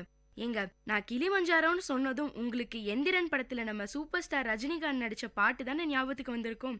ரொம்ப ஃபீல் பண்ணாதீங்க. எனக்கும் அருணிமா சொன்னதும் ஞாபகத்துக்கு வந்தது அதான். நம்ம எல்லாரும் ஒரு சாதாரணமான எண்ணங்கள் கொண்ட மனிதர்கள் தான். ஆனா அந்த எண்ணங்களுக்கு எவ்வளோ முக்கியத்துவம் கொடுக்கறோம், அதை அடைய எவ்வளோ முயற்சி பண்றோங்கிறது தான் சாதனையாளர்களா மாறுறோம். அந்த மாதிரி தன் எண்ணங்களை மதிச்சு அதை அடைய அயராம உழைச்சு சாதிச்சிருக்கவங்க தான் நம்ம அருணிமா சின்ஹா. எவரெஸ்ட் சிகரத்திலையும், எல்ஃப்ரஸ் சிகரத்திலையும், கிளிமஞ்சாரோவிலும் செயற்கைக்கால் பதித்த முதல் பெண் நம்ம அருணிமா சின்ஹா. செயற்கைக்கால்னு உங்களுக்கு கேட்டிருந்தா எஸ், பிறவில சராசரி பெண்ணா பிறந்த அருணிமா விதியின் கொடுமையால காலை இழந்தவங்க. விதி இவங்க வாழ்க்கையில சதி மட்டும் பண்ணாம இருந்திருந்தா இவங்க இந்தியாவுக்காக விளையாடி பல கோப்பைகளையும் பதக்கங்களையும் பேரும் புகழும் இந்தியாவுக்கு வாங்கி கொடுத்து உலக அளவில் பிரபலமாகியிருப்பாங்க. நல்ல வேளை நான் என் காலை மட்டும்தான் இழந்தேன், நம்பிக்கை இல்லைன்னு நம்ம அருணிமா பேச ஆரம்பிச்சதும் அவங்களோட அந்த உற்சாகம் நம்ம எல்லாருக்குமே தொத்திக்குதுங்க. சாதாரண பெண்ணா இந்த உலகத்தை சுத்தி வந்துகிட்டு இருந்த உங்க காலை கட்டி போட்டது என்னன்னு கேட்டதும் கடந்த கால நினைவுக்குள்ள நம்மள கூட்டிட்டு போனாங்க அருணிமா. தடதடக்கும் ரயில் சத்தத்துடன் வருது அவங்க பிளாஷ்பேக். இவங்க அப்பா ஹரேந்திர சின்ஹா ஆர்மில இருந்தவர், அம்மா ஞானபாலா சின்ஹா ஹெல்த் சூப்பர்வைசரா இருந்தவங்க. நம்ம அருணிமாக்கு ஸ்போர்ட்ஸ்ல சின்ன வயசுல இருந்தே இன்ட்ரெஸ்ட் உண்டாம். இதுக்கு காரணம் அவங்க அப்பா ஹரேந்திர சின்ஹா தானா. தன்னுடைய சின்ன வயசுல இருந்தே நாட்டு மேல அதிக பற்று கொண்ட ஒரு பெண்ணாம். இருக்காத பின்ன அப்பா மிலிட்டரியில வேலை செஞ்சாருன்னா தன்னால முடிஞ்ச பேரையும் புகழையும் நம்ம தாய்நாட்டுக்கு வாங்கி கொடுக்கணும்னு இவங்க ஆசைப்பட்டாங்க. சரி, நமக்கு ஸ்போர்ட்ஸ்ல தானே இன்ட்ரெஸ்ட், அது மூலியமாவே நம்ம ஆசையை நிறைவேற்றலாம்னு நினைச்சாங்களாம். சர்வதேச அளவுல வாலிபால் போட்டிகள்ல ஜெயிச்சு இந்தியாவுக்கு பேர் சேர்க்கணும்ங்கிறதா இவங்களுக்கு நினைவு தெரிஞ்ச நாள்ல இருந்து ஆசையாம், கனவாவும் இருந்துச்சாம். தன்னுடைய ஆசைய சொல்லி முடிச்சதும் நம்மளால அதை செய்ய முடியலையேன்னு அவங்களுக்குள்ளேயே வந்த கோபம், ஆத்திரம், துக்கம் எல்லாமே அவங்க கண்ணுல தெரிஞ்சுதுங்க. தன்னுடைய கனவை சுக்குநூறா அழிச்ச அந்த கதைய சொன்னாங்க. லக்னோல இருந்து டெல்லிக்கு போற பத்மாவதி எக்ஸ்பிரஸ்ல போயிட்டு இருந்தாங்களாம். சரி, எவ்வளவு நேரம் தான் உட்கார்ந்துகிட்டே இருக்கிறது, ரொம்ப டயர்டா இருக்கு, முகத்தை கழுவிட்டு வரலாம்னு போனாங்களாம். அங்க இருந்த 4 பேர் எதிர்பார்க்காத சமயத்துல திடீர்னு அருணிமா கழுத்துல இருந்த செயினையும் அவங்க கையில வச்சிருந்த ஹேண்ட்பேக்கையும் பறிக்க முயற்சி பண்ணாங்களாம். அருணிமா தன்னை காப்பாத்திக்க பலமா கத்திருக்காங்க. என்னடா இந்த பொண்ணு கத்தியே நம்மள மாட்டி விட்டுருவா போலன்ற பயத்துல அவங்க அருணிமாவை வயித்துல உதைச்சு ட்ரெயினுக்கு வெளியே தள்ளி விட்டுட்டாங்களாம். அடுத்த ட்ராக்ல போய் விழுந்துட்டாங்களாம். இவங்களோட கெட்ட நேரம் அந்த ட்ராக்லயும் இவங்களை நோக்கி வேகமா ஒரு ட்ரெயின் வந்துகிட்டு இருந்துதாம். அத பார்த்துட்டு தான் உயிரை எப்படியாவது காப்பாத்திக்கணும்னு எழுந்திருக்க முயற்சி செஞ்சாங்களாம். ஆனா அவங்க வயத்துல உதித்த பலமான அடியால இவங்களால எந்திரிக்க முடியலையாம். அதுக்குள்ள ட்ரெயின் அருணிமா கால்ல ஏறிடுச்சு. இன்னொரு கால் எலும்போ 3 துண்டா உடைஞ்சிருச்சாம். இது மட்டும் இல்ல, இடுப்பு எலும்பையும் பெரிய டேமேஜ். தன் வாழ்க்கையின் இருட்டுக்குள்ள, அதாங்க அன்கான்சியஸ் ஸ்டேட்குள்ள போயிட்டாங்களாம். யாரோ அருணிமாவோட இந்த நிலைய பார்த்துட்டு ஹாஸ்பிட்டல்ல சேர்த்திருக்காங்க. அருணிமா உயிரை காப்பாத்தணும்னா அவங்க காலை எடுக்கிறத தவிர வேற வழியே இல்லைன்னு சொல்லிட்டாங்களாம் டாக்டர்ஸ். தன்னுடைய பொண்ணோட உயிர் தான் முக்கியம்னு அருணிமாவோட காலை எடுக்க அவங்க அப்பாவும் அம்மாவும் சம்மதிச்சாங்களாம். ஆபரேஷன் பண்ணி அவங்க கால் எடுத்துட்டாங்களாம். காலை இழந்து ஹாஸ்பிட்டல்ல மாச கணக்கா படுத்த படுக்கையா இருந்ததை விட தன் கனவெல்லாம் செதஞ்சிருச்சேன்னு ஃபீல் பண்ணதுதான் அதிகமாம். உண்மையான ஊனம் காலையோ இல்ல கையையோ இழக்கிறப்ப இல்ல, தன்னுடைய கனவுகள் அழிஞ்சு போறதுதான்னு சொல்றாங்க நம்ம அருணிமா. ஹாஸ்பிட்டல்ல இருந்த போது கூட மனசு முழுக்க வாழ்க்கை இப்படியே முடங்கிடக் கூடாது, இதுல இருந்து எப்படியாவது மீண்டு வந்து நிச்சயமா பெருசா எதையாவது சாதிக்கணுங்கிற இவங்க எண்ணம் எப்பவுமே ஓடிக்கிட்டே இருந்துதாம். இந்த மாதிரி ஒரு சூழல்ல எந்த எண்ணங்கள் உங்களை எதையாவது சாதிச்சே ஆகணுங்கிற உங்க வெறிய ஏத்துச்சுன்னு கேட்டப்போ அவங்க சொன்ன பதில் எங்க எல்லாரையுமே ஒரு நிமிஷம் வியப்புல ஆழ்த்திருச்சுங்க. நம்ம கிரிக்கெட் பிளேயர் யுவராஜ் சிங் தான் அருணிமாவோட இன்ஸ்பிரேஷனா. கேன்சர்ல இருந்து மீண்டு மறுபடியும் கிரிக்கெட் ஆட வந்த அவரை போலவே என்னாலையும் சாதிக்க முடியும்னு நம்பினாங்களாம். ஆனா எந்த துறையில சாதிக்க முடியும்னு ஒவ்வொரு நாளும் ஒவ்வொரு நொடியும் சிந்திச்சாங்களாம். காலையில எழுந்ததும் சாப்பிடும் போதும் ஏன் தூங்கும் போதும் கூட இதே யோசனையா தான் போயிட்டு இருந்துதாம். இன்னைக்கு வரைக்கும் எவரெஸ்ட் சிகரத்துல ஏறணுங்கிற ஆசை எப்படிதான் வந்ததுன்னே தெரியலையாம் அருணிமாக்கு. பல நேரம் யோசிச்சதுக்கு அப்புறம் தான் ஆசைய அம்மாட்ட சொன்னாங்களாம். இத கேட்ட அவங்க அம்மா பயங்கரமா திட்டினாங்களாம். இப்போதான் உசுருக்கு போராடி திரும்பி வந்திருக்க, அதுக்குள்ள ஏன் இப்படி எல்லாம் யோசிக்கிறேன்னு திட்டி தீத்துட்டாங்களாம். ஆனா அவங்க அம்மா திட்டின ஒரு வார்த்தையும் அருணிமாவோட கனவை அசைக்க முடியலையாம். மாறா, எத்தனை நாள் தான் இப்படி இறப்புக்காக பயந்து பயந்து வாழறது, இறப்புக்கு நான் பயத்தை உருவாக்குறேன், இன்னொரு தடவை அது என்ன பயமுறுத்த கூடாதுன்னு யோசிச்சாங்களாம். ட்ரீட்மெண்ட் முடிஞ்சதும் அருணிமாக்கு செயற்கை கால் பொருத்தினாங்களாம். எவரெஸ்ட் ஏறி சாதனை படைச்ச முதல் இந்திய பெண்ணான பச்சேந்திரி பால் மேடம சந்திச்சாங்களாம். அவங்க அருணிமாவோட அந்த நிலைய பார்த்து வருத்தத்துல மூழ்கலையாம். மாறா, அருணிமா, இந்த மாதிரி நடந்தது ஏதோ உனக்கு கடவுள் எடுத்துரைக்கத்தான். இந்த மாதிரி மலைகள் ஏறி சாதனை செய்யணும்னு நினைக்கிறவங்க ரொம்ப கம்மி. அதுலயும் இந்த மாதிரியான ஒரு நிலையில கடவுள் உனக்கு யோசனையை கொடுத்திருக்காருனா நிச்சயமா உன்னால இதை செய்ய முடியும். நீ எட்டாத மலைகள் உச்சிய எட்டி தொட போற. அதனால எதை பத்தியும் யோசிக்காம தைரியமா நீ எடுத்த முடிவுல பயணத்தை தொடங்குன்னு சொன்னாங்களாம். அது மட்டும் இல்லைங்க, அதுக்கான அத்தனை வழிகளையும் ஆலோசனைகளையும் சொல்லி தந்தாங்களாம் பச்சேந்திரி பால் மேடம். உத்தர்காசியில உள்ள நேரு இன்ஸ்டிடியூட் ஆஃப் மவுண்டனியரிங்ல பச்சேந்திரி பால் மேடம் கிட்டயே 28 நாள் ட்ரைனிங் எடுத்துட்டாங்களாம். அந்த கடுமையான பயிற்சிக்கு அப்புறம் தன்னால நிச்சயமா இதை செய்ய முடியுங்கிற அவங்க நம்பிக்கை அதிகமாச்சாம் அருணிமாக்கு. 2012ஆம் ஆண்டு எவரெஸ்டுக்கான ஒரு முன்னோட்டம் 6150 மீட்டர் உயரத்துல உள்ள ஐலாண்ட் பீக்ல ஏறினாங்களாம் நம்ம அருணிமா. 2013ஆம் ஆண்டு மே 21ஆம் தேதி எவரெஸ்ட அடைஞ்சாங்களாம். அருணிமாவோட கனவு நினைவான அந்த தருணத்தை இன்னும் மறக்க முடியலையாம். அவங்க அதை சொல்லும் போதே அவங்க முகத்துல பூரிப்பும் சந்தோஷமும் நிரம்பி வழிஞ்சுதுங்க.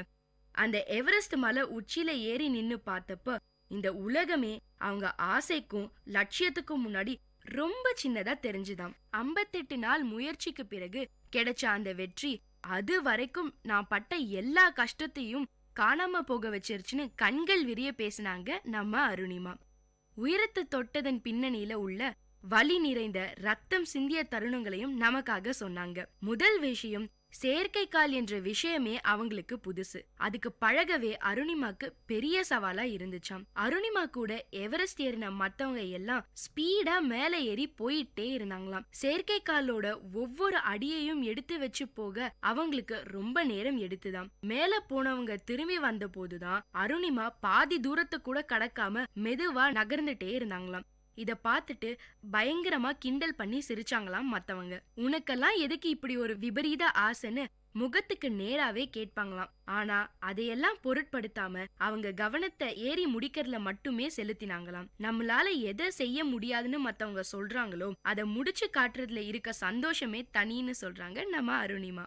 அவங்களோட அந்த கேலி பேச்சு கூட பல நேரங்கள்ல அருணிமாக்கு தூண்டுகோலா இருந்துருச்சாம். அது மட்டும் இல்லைங்க, எவரெஸ்ட் ஏறும்போது எத்தனையோ முறை அருணிமாவோட செயற்கைக்கால் கழண்டு போயிருக்காம். கூட போனவங்க எல்லாம் அருணிமாவை தனியா விட்டுட்டு போயிருக்காங்களாம். ஆக்சிஜன் சிலிண்டர் காலியாகி என்ன பண்றதுன்னே தெரியாம தவிச்சு போயிருக்காங்களாம். ஆனாலும் இது எதுவுமே அருணிமாவோட லட்சியத்தை கொஞ்சம் கூட அசைக்கல.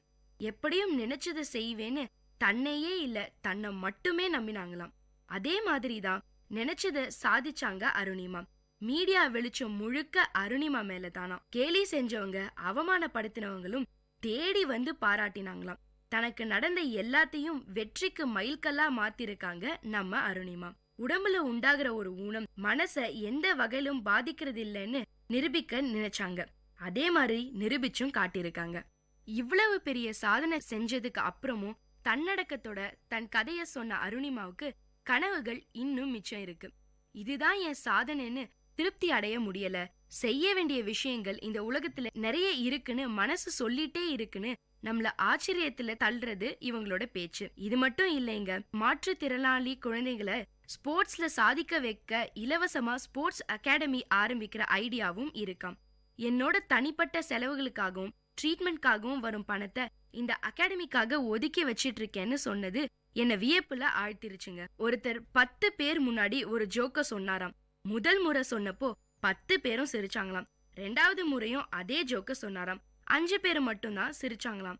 அதே ஜோக்க 3வது முறை சொல்லும் போது யாருமே சிரிக்கலையாம்.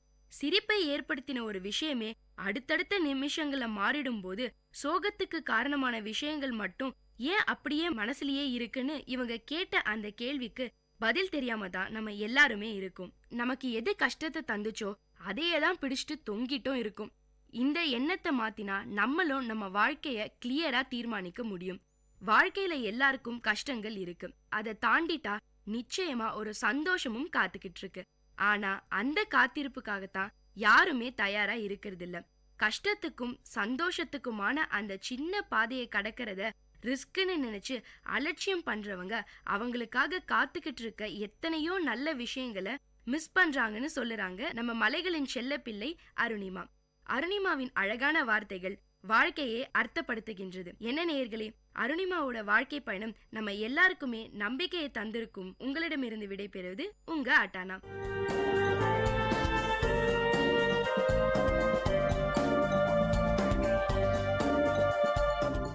இந்த நிகழ்ச்சி உங்க எல்லாருக்கும் ஒரு பெரிய உற்சாகத்தை தந்திருக்கும்னு நம்புறேன். இதே மாதிரி பல விஷயங்களை தெரிஞ்சுக்கணுமா? அப்போ VIT பண்பலை 90.8 கேட்டுக்கிட்டே இருங்க.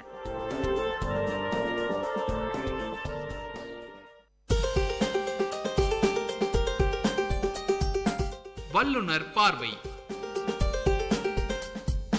பல்துறை பகிர்வுகள், வல்லுநர் தரவுகள், மக்களின் சந்தேகங்களுக்கான சான்றுகளோடு விஐடி பண்பலை 90.8 வல்லுநர் பார்வை.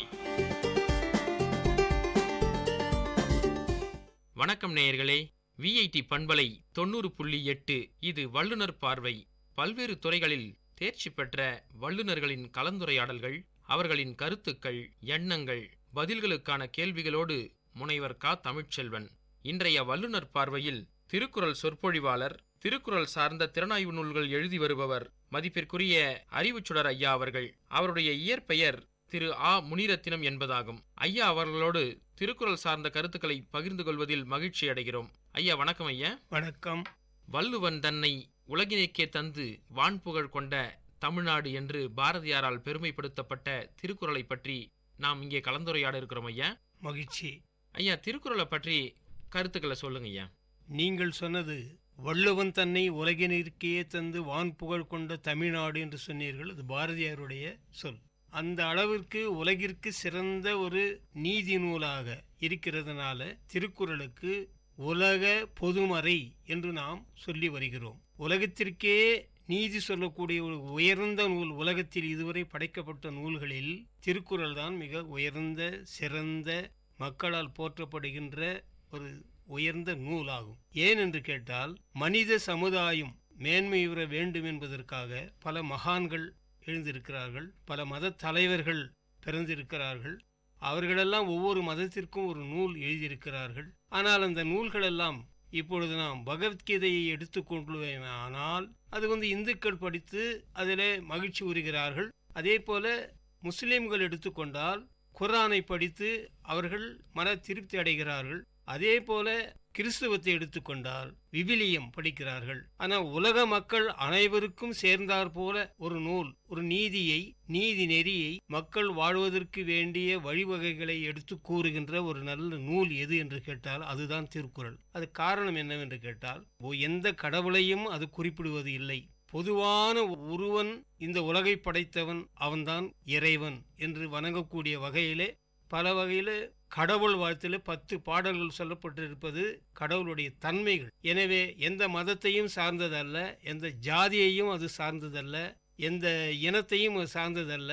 உலகத்தில் வாழ்கின்ற எல்லா மக்களுக்கும், உயர்வாக வாழ்கின்றவர்களும் தாழ்வாக வாழ்கின்றவர்களும் நலிந்து போனவர்களும் உயர்ந்து வாழ்கின்றவர்கள் அத்தனை பேருக்கும் உரிய கருத்துக்களை ஒன்றுபட்டு வாழ வேண்டும், ஒற்றுமையாக வாழ வேண்டும், மனிதன் மனிதனாக வாழ வேண்டும், மனிதர்கள் அன்பு கொண்டு மனிதர்களிடத்தில் அன்பு செலுத்த வேண்டும், மனிதர்கள் பிறரிடம் கருணை காட்ட வேண்டும், மனிதர்கள் பிறரிடம் அருள் காட்டி வாழ வேண்டும், அருளாளர்களாக வாழ வேண்டும். இந்த சமுதாயம் வாழ்கின்ற வகையில் நாமும் வாழ வேண்டும். மக்களை எல்லாம் நாம் மக்களாக மதித்து சகோதரர்களாக மதித்து வாழ வேண்டும் என்ற ஒரு தன்மையை, சகோதரத்துவத்தை, ஒரு பிறப்புக்கும் எல்லா உயிர்க்கும் சிறப்போவா செய்தவரில் வேற்றுமையால், செய்கின்ற வேற்றுமையால் தான் வேறுபடுகிறார்களே தவிர மக்கள் பிறப்பால் அனைவரும் சமம், அனைவரும் மகிழ்ந்து வாழ வேண்டும் என்பதை எடுத்துக்காட்டுகின்ற காரணத்தால் திருக்குறள் என்று உலக பொதுமறை என்று நாம் சொல்லுகின்றோம். அருமையாக சொன்னீங்க ஐயா. 10 உடைமைகள் அப்படின்னு சொல்லிட்டு வள்ளுவர் பதிவு பண்றார் பாருங்க. அந்த உடைமைகள் 10 என்னென்னங்கய்யா? 10 உடைமைகள் மனிதர்களாக பிறந்தவர்கள் அத்தனை பேரும் மேற்கொள்ள வேண்டிய உடைமைகள். அந்த உடைமைகள் எப்படி ஒவ்வொரு உடைமைக்கும் ஒவ்வொரு அதிகாரமாக அமைத்து 10 பாடல்களிலே அந்த கருத்துக்கள் எடுத்து சொல்லுகிறார்கள். அது என்னவென்று கேட்டால், 10 உடைமைகளை பற்றி நான் முதலில் உங்களுக்கு தெரிவித்துக் கொள்கிறேன். அன்புடைமை என்பது ஒன்று, அடக்கமுடைமை என்பது ஒரு அதிகாரம், அருள் உடைமை என்பது ஒரு அதிகாரம், அறிவு உடைமை என்பது ஒரு அதிகாரம், ஆழ்வினை உடைமை என்பது அதிகாரம், ஒழுக்கம் உடைமை என்பது ஒரு அதிகாரம், பொறை உடைமை என்பது ஒரு அதிகாரம், ஊக்கம் உடைமை என்பது ஒரு அதிகாரம், பண்பு உடைமை என்பது ஒரு அதிகாரம், நான் உடைமை என்பது ஒரு அதிகாரம். நன்றிங்கய்யா. அப்புறம் நீங்க இந்த 10 உடைமைகளையும் 10 அறிஞர் பெருமக்களோட பொருத்தி எழுதியிருக்கீங்க. அதை பத்தி கொஞ்சம் சொல்லுங்கய்யா. ஆமாங்க, எழுதியிருக்கேன். அதில் அன்புடைமையை பற்றி காந்தியடிகள் வரலாற்றை ஒரு நூலாக எழுதியிருக்கிறேன். அது மக்களிடத்தில் நல்ல ஒரு பயனை உண்டாக்கி இருக்கிறது. அவர் அன்பால் வாழ்ந்தவர் என்பதாலும், அவர் அன்பால் உலகத்தில் அவர் மறைந்த பிறகு கூட வரலாற்றில் அவர் மறையாமல் நம் ஒவ்வொருவரும் அவர் வணங்கக்கூடிய வகையில் இருக்கின்ற காரணத்திற்கு ஒரே ஒரு அடிப்படை காரணம் அன்பு என்பதை தான் அன்புடைமை என்ற அதிகாரத்தில் எழுதியிருக்கிறேன். அதே போல அடக்கமுடைமை, டாக்டர் அம்பேத்கர் அவர்கள் தாம் எவ்வளவோ இன்னல்களை அனுபவித்த பிறகும் அந்த தாழ்த்தப்பட்டவர்கள் உயர்ந்தவர்கள் என்று வேறுபாடுகள் மனித சமுதாயத்தில் இருக்கக்கூடாது என்பதற்காக தன்னை அர்ப்பணித்து கொண்டு வாழ்ந்தவர். அந்த இனம் தாழ்ந்த இனம் உயர்ந்த இனம் என்ற வேறுபாடுகள் அற்ற ஒரு சமுதாயத்தை படைக்க வேண்டும் என்று வாழ்ந்து காட்டியவர். எனவே அவரை அடக்கமுடைமை என்ற ஒரு அதிகாரத்திற்கு ஒப்பிட்டு நான் ஒரு நூல் எழுதியிருக்கிறேன். அதுவும் மக்களிடத்தில் நல்ல வரவேற்பு பெற்றிருக்கிறது. அடுத்து அருளுடைமை என்ற ஒரு அதிகாரத்திற்கு கலைவாணர் NS கிருஷ்ணன் அவருடைய வாழ்க்கை வரலாறு முழுவதுமாக ஒரு புத்தகத்தில் எழுதியிருக்கிறேன். அதே போல அறிவுடைமை என்ற அதிகாரத்திற்கு வேதாத்திரி மகரிஷி அவர்கள் உலக மக்களை நேசிக்கக்கூடிய, உலக மக்கள் எல்லாம் போர் பகையின்றி வாழ வேண்டும் என்ற ஒரு வாழ்ந்து தன்னை அர்ப்பணித்தவர் இந்த மனித சமுதாயத்திற்காக. எனவே அவரை பற்றி ஒரு நூல் எழுதியிருக்கிறேன். அதே போல ஆள்வினை உடைமை கர்ம வீரர் காமராசர் அவர்களை பற்றி அவருடைய முழு வரலாற்றையும் ஆள்வினை உடைமை என்ற அந்த அதிகாரத்தின்படி எழுதியிருக்கிறேன். அதே போல ஒழுக்கம் உடைமை என்ற அந்த அதிகாரத்திற்கு ஒப்பிட்டு டாக்டர் மு வரதராசனார் அவர்கள் எப்படி தான் ஒரு சாதாரண குடியில் பிறந்து மிகப்பெரிய அறிஞராகவும் பல நூல்களை எழுதி இளைஞர்களை உள்பட எல்லாவற்றையும் திருத்த வேண்டும், மக்களை எல்லாம் ஒன்றுபடுத்த வேண்டும், தீய வழிகளில் இளைஞர்கள் செல்லக்கூடாது என்பதற்காக ஏற்ற கருத்துக்களை நாவல்களாக எழுதினார்.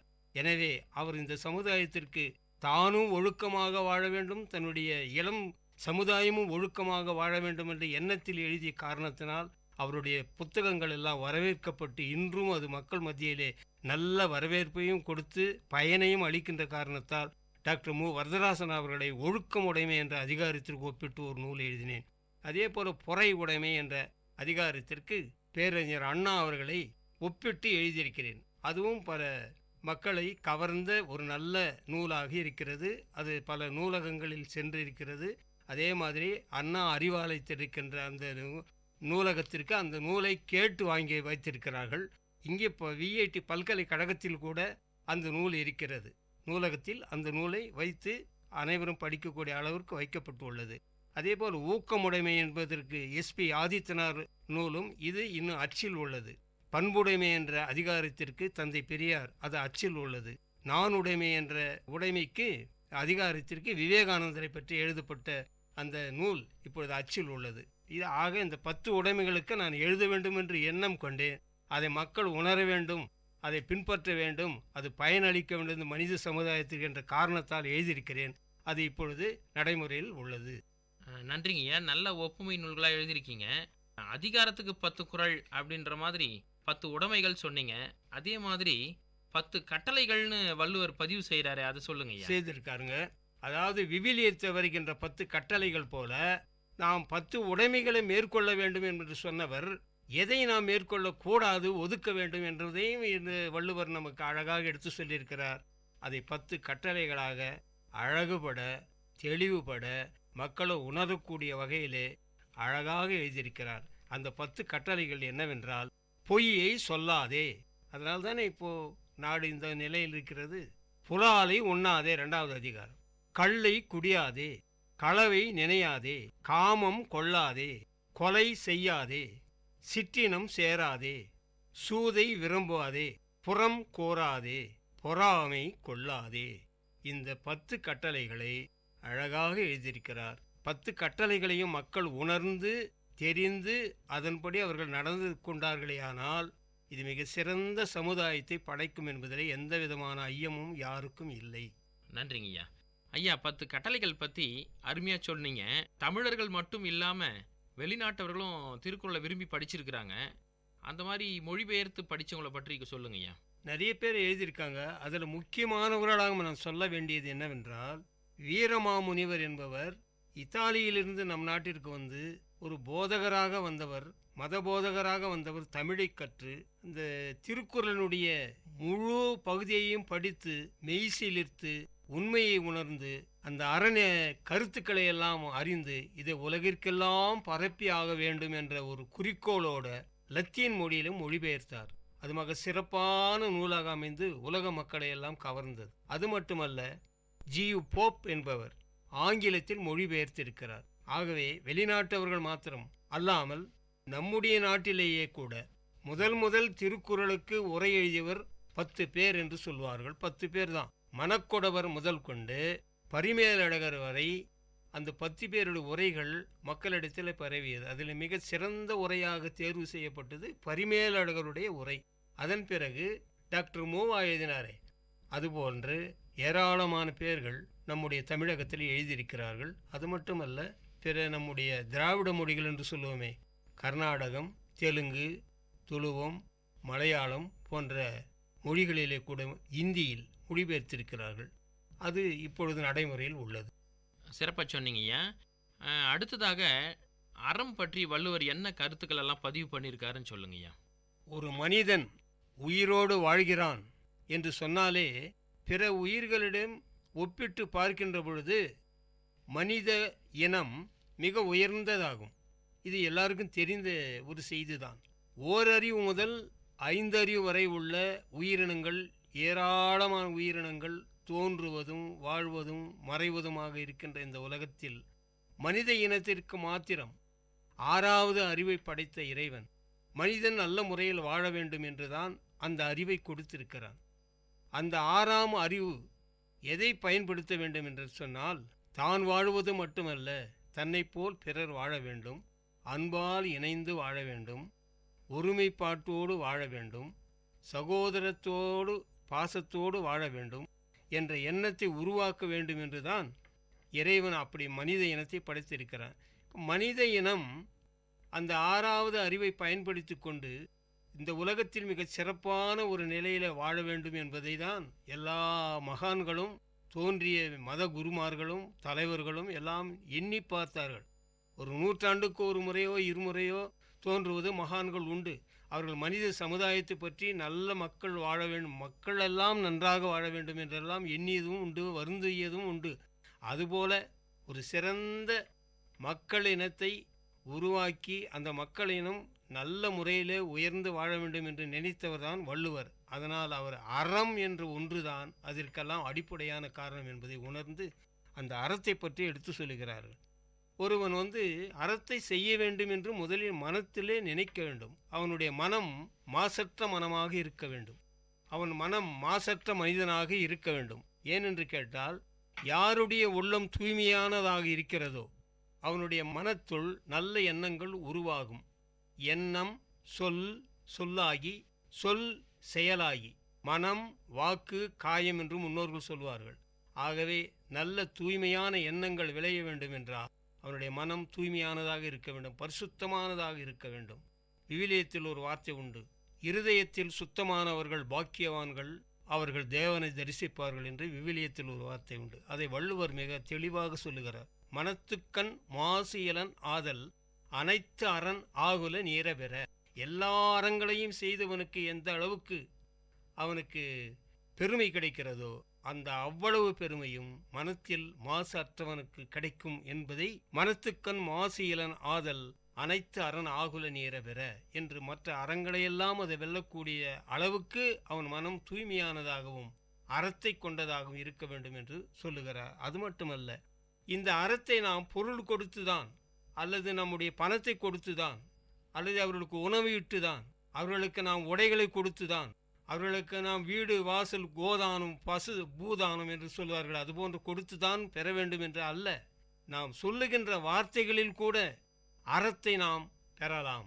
அறம் தகுந்த வார்த்தைகளை, அறம் சார்ந்த வார்த்தைகளை நாம் இனிமையாக பேச வேண்டும் என்பதை அடுத்த குறளில் சொல்லுகிறார். அகனமர்ந்து ஈதலின் நன்றே முகனமர்ந்து இன்சொலனாக பெறின். இனிய சொற்களை முகனமர்ந்து நாம் பேசுகின்ற பொழுது அதுவே ஒரு அறத்திற்கு சமமானது என்று குறிப்பிடுகிறார். அதற்கு வேண்டி நாம் சிரமப்பட வேண்டிய அவசியமில்லை. முகமலர்ந்து மனமுவந்து வார்த்தைகள் சொல்லுகின்ற பொழுது அறத்திற்கு சமம் என்று சொல்லுகிறது. முகத்தான் அமர்ந்து இனிது நோக்கி அகத்தானாம் இன்சொலினதே அறம். அகத்தில் நாம் நல்ல கருத்துக்களை பிறர் மனம் புண்படாத வகையில் பிறர் மனத்திற்கு பயன் தரக்கூடிய நல்ல சொற்களை நாம் சொல்லுவோமேயானால் அதுவே முகத்தான் அமர்ந்து இனிது நோக்கி, முகத்தால் சிரித்து மலர்ந்து பிறரிடம் பேசுகின்ற பொழுதே அது தர்மத்திற்கு நிகராக இருக்கிறது என்று சொல்லுகிறார். சிலர் கடுகடுப்பான முகத்தில் நாம் பேசுகின்ற பொழுது அது தர்மத்திற்கு அடிப்படை அல்ல. அதே போல அல்லவை தேயும் அறம் பெருகும் நல்லவை நாடி இனிய சொலின். நல்லவை நாடி இனிய சொலின். நாம் யாரிடத்தில் எதை சொன்னாலும் எப்பொழுது எதை பேசினாலும் அது நல்ல வார்த்தைகளாக பயன் தரக்கூடிய, இன்பம் தரக்கூடிய, அவர்களுக்கு முகம் மலர்ச்சி தரக்கூடிய வார்த்தைகளாக நாம் பேச வேண்டும். பயனுள்ள வார்த்தைகளை நாம் பேச வேண்டும். அதனால் அல்லவை தேயும். அல்லவை தேயும் என்று அவர் சொல்லுகின்ற பொருள் என்னவென்றால், தீய வார்த்தைகளை நாம் பேசவே கூடாது என்பதை வற்புறுத்துகிறார். நல்ல வார்த்தைகளை தான் நாம் பேச வேண்டும். நல்லவை நாடி இனிய சொல்ல வேண்டும் நாம். அதை தான் அவர் அல்லவை தேய அறம் பெருகும், நல்லவை நாடி இனிய சொல்லின். அந்த வார்த்தைகளை நாம் சொல்லுகின்ற பொழுது கேட்பவருக்கும் அது பலன் தரும், நன்மை தரும், மகிழ்ச்சி உண்டாக்கும். நமக்கும் அது பலன் தரும், நன்மை உண்டாகும். எப்படி அந்த தர்மங்களை நாம் செய்ய வேண்டும் பிறருக்கு என்று சொன்னால், ஒல்லும் வகையான் அறிவினை ஓவாதே செல்லும் வாயெல்லாம் செயல். நாம் எந்த நேரத்திற்கு இந்த தர்மம் செய்வோம், கொஞ்சம் பொருள் சேர்த்து வச்சு பிறகு செய்வோமா, நாம் வசதியான பிறகு பிறருக்கு நாம் செய்வோமா, நாம் இளமை பருவம் எல்லாம் கழிந்த பிறகு பொருள் சேர்த்து வைத்த பிறகு நாம் முதியவரான பிறகு தர்மம் செய்வோமா என்றெல்லாம் எண்ணக்கூடாது.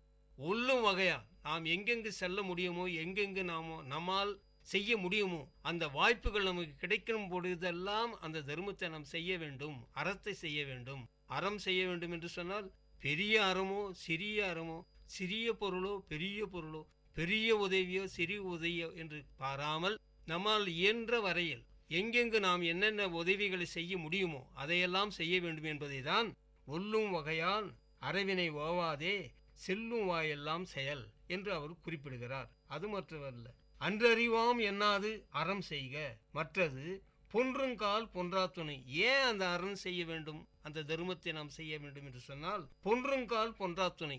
எல்லாம் பாரதம் கேட்பார்கள் மக்கள் எல்லாம். அதுல கர்ணன் சாகின்ற பொழுது சாகாமல் கொஞ்ச நேரம் உயிரோடு இருக்கின்றான். அதற்கு கண்ணபிரான் ஒரு அந்தனர் வழிவெடுத்து அவன் செய்த தர்மங்களை எல்லாம் தத்தெடுத்து கொண்ட பிறகு, அதை தாரை வார்த்து கொடுத்த பிறகுதான் உயிர் போகிறது என்று சொல்லுவது, அந்த கதையை மக்களிடம் பரப்புவது ஏனென்று கேட்டால், அறம் கடவுள் நம்மை உயிர் இருக்கும் வரையில அந்த உயிருக்கு துணையாக வரும் என்பதை சுட்டி காட்டுவதற்காக பாரதத்தில் அந்த பகுதியை வைத்திருக்கிறார்கள். அதே போல அன்றறிவாம் என்னாது அறம் செய்க, இன்னைக்கு தான் செய்வோம் நாளைக்கு தான் செய்வோம் என்று நேரத்தை குறிப்பிடாமல் காலத்தை குறிப்பிடாமல் நீ நினைத்த பொழுதெல்லாம் உன்னிடத்தில் யார் அறத்தை எதிர்பார்த்தாலும் உதவியை எதிர்பார்த்தாலும் நீ செய்ய வேண்டும். அப்படி செய்கின்ற அந்த தர்மமானது பொன்றுங்கால் பொன்றா துணை, நீ சாகும் வரையில் உனக்கு துணையாக இருக்கும் என்பதை வற்புறுத்துகிறார் வள்ளுவர்.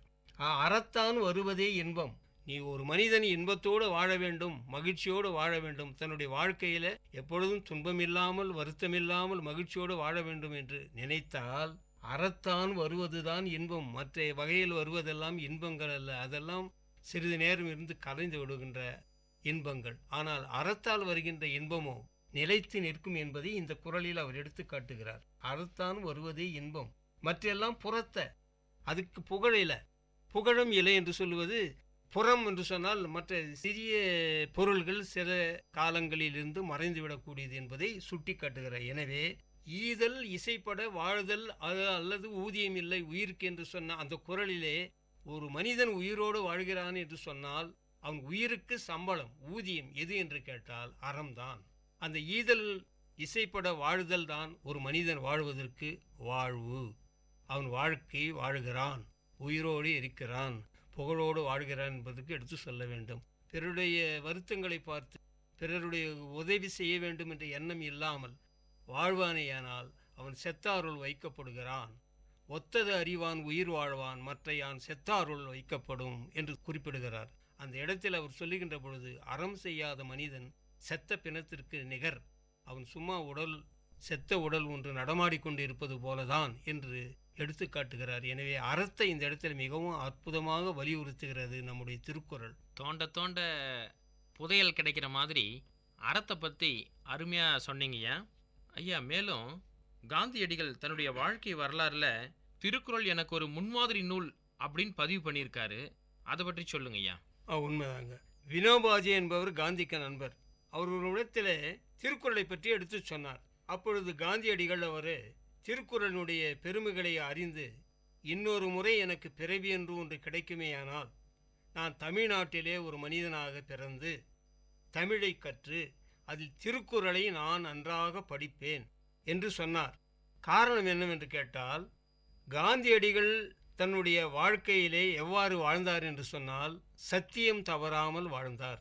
உண்மைக்கு புறம்பாக ஒரு நேரத்தில் ஒரு சிறு நிமிடங்கள் கூட அவர் வாழ்ந்ததில்லை. எனவே அவர் வாழ்க்கை முழுவதும் உண்மையாகவே நடந்தார். எனவேதான் அவருடைய வாழ்க்கைக்கு சத்திய சோதனை என்று ஒரு பெயரிட்டார். வாழ்க்கை நூலுக்காக உள்ளத்துள் பொய்யாது ஒழியின் உலகத்தார் உள்ளத்துள் எல்லாம் உளன் என்ற திருக்குறளுக்கு அவர் ஏற்ற ஒரு கருப்பொருளாகவே வாழ்ந்தார். காரணம் என்னவென்று கேட்டால், இன்றும் காந்தியடிகளை நாம் தேச தந்தை என்று சொல்லுகிறோம். உலக மக்கள் எல்லாம் காந்தியடிகளுடைய சிலையை ஆங்காங்கே நாடுகளிலே நிறுவி அவருடைய கொள்கைகளை எல்லாம் பின்பற்றி அரசியல் ரீதியாகவும் மக்கள் வாழ்க்கை முறையிலும் காந்தியருடைய கொள்கைகளை பின்பற்றுகிறார்கள் என்று சொன்னால், அது அந்த குறளுக்கு ஏற்ப அவர் வாழ்ந்துதான் காரணம் என்று நாம் சொல்ல முடியும். ஐயா, உங்கள் கருத்துப்படி சாதாரண மனிதர்கள் முதல் சான்றோர்கள் வரை திருக்குறள் போய் மனதில் பதிந்திருக்கிறத நாம் உணர்ந்து கொள்ள முடியுது. ஐயா, அடுத்ததான் மனிதர்கள் மேற்கொள்ள வேண்டிய பண்புகளாக 4 கருத்துக்களை திருவள்ளுவர் சொன்னதா சொல்கிறாங்க. அதை பற்றி கொஞ்சம் சொல்லுங்க ஐயா.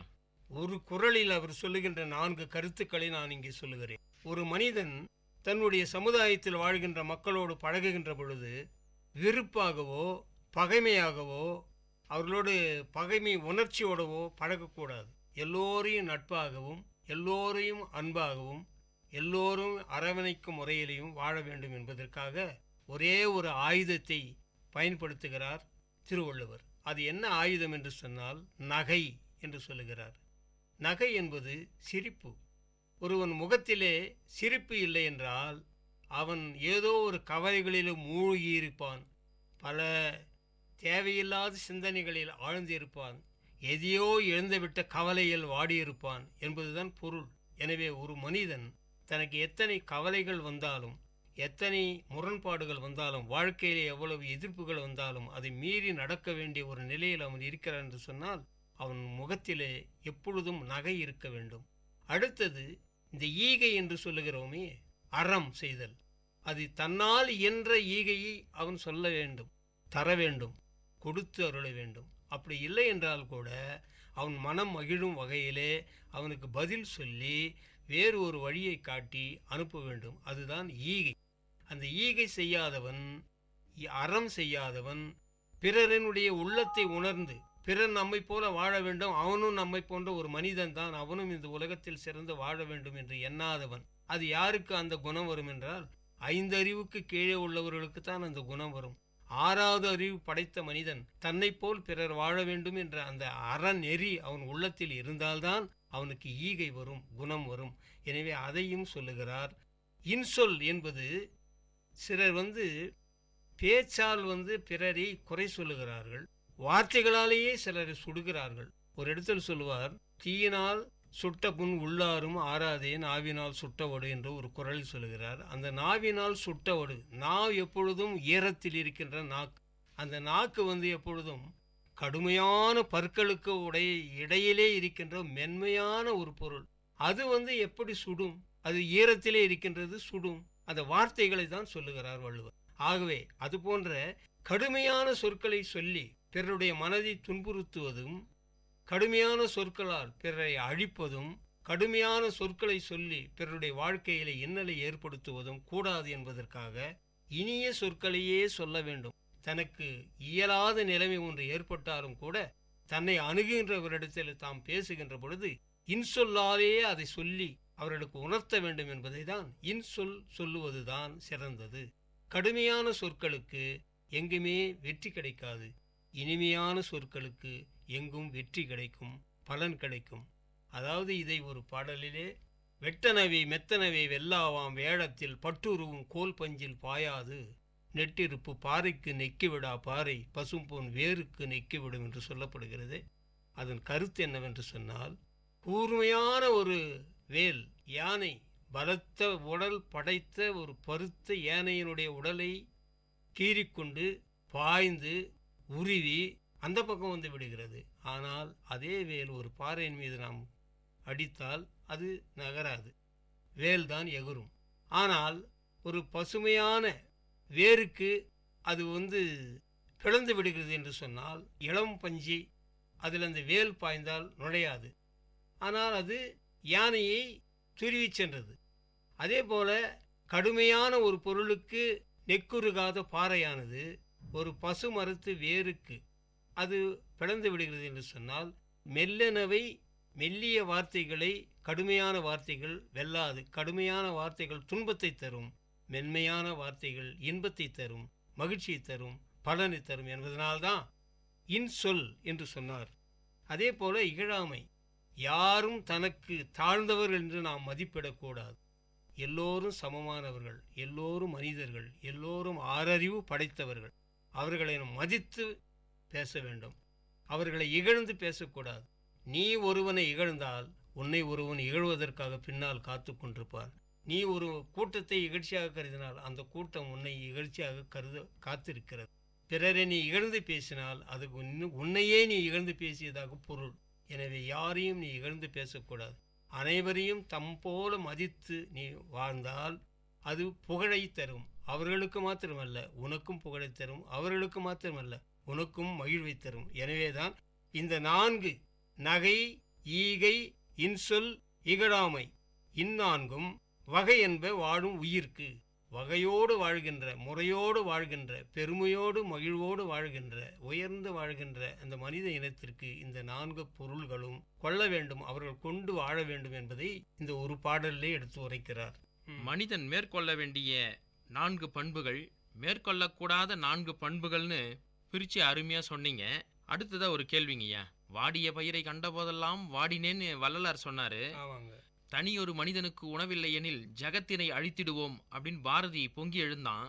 இந்த இரண்டுக்கும் இடைப்பட்ட அந்த கருத்துல பசி என்கின்ற ஒரு கருத்து நிலைப்பாடா இருக்கிறது. இந்த பசியை பற்றி வள்ளுவர் என்ன சொல்லியிருக்காருங்கய்யா? பசியை பற்றி வள்ளுவர் அழகாக சொல்லுகிறார். தாம் ஒருவன் மட்டும் உண்டு வாழ்கின்ற மனம் படைத்த மனிதன் அவன் மனிதனே அல்ல. பகுத்துண்டு பல்லுயிர் ஓம்புதல் நூலோர் தொகுத்தவற்றுள் எல்லாம் தலை என்று ஒரு குறளில் சொல்லுகிறார். தான் பெற்றிருக்கின்ற அந்த உணவையும் மற்ற எல்லாவற்றையும், தான் அனுபவிக்கின்ற அந்த உணவை, பொருளை, சுகத்தை, இன்பத்தை பிறருக்கும் பகிர்ந்தளிக்க வேண்டும். அந்த வகையில் வாழ்கின்றவன் தான் ஒரு நல்ல மனிதன். அதனால்தான் பகுத்துண்டு பல்லுயிர் ஓம்புதல் நூலோர் தொகுத்தவற்றில் எல்லாம் தலை என்று ஏன் சொன்னார்னா, பல நீதி நூல்கள் சொல்லப்பட்டிருக்கின்ற கருத்து அதுதான். இப்போ நீங்கள் சொன்னீங்களே, வீடுதோர் இறந்தும் பசியராத வெற்றாரை கண்டூலம் பதைத்தேன் அப்படின்னு வள்ளலார் சொல்கிறாருன்னு சொன்னால், அந்த பசியின் கொடுமையை அவர் உணர்ந்தார்.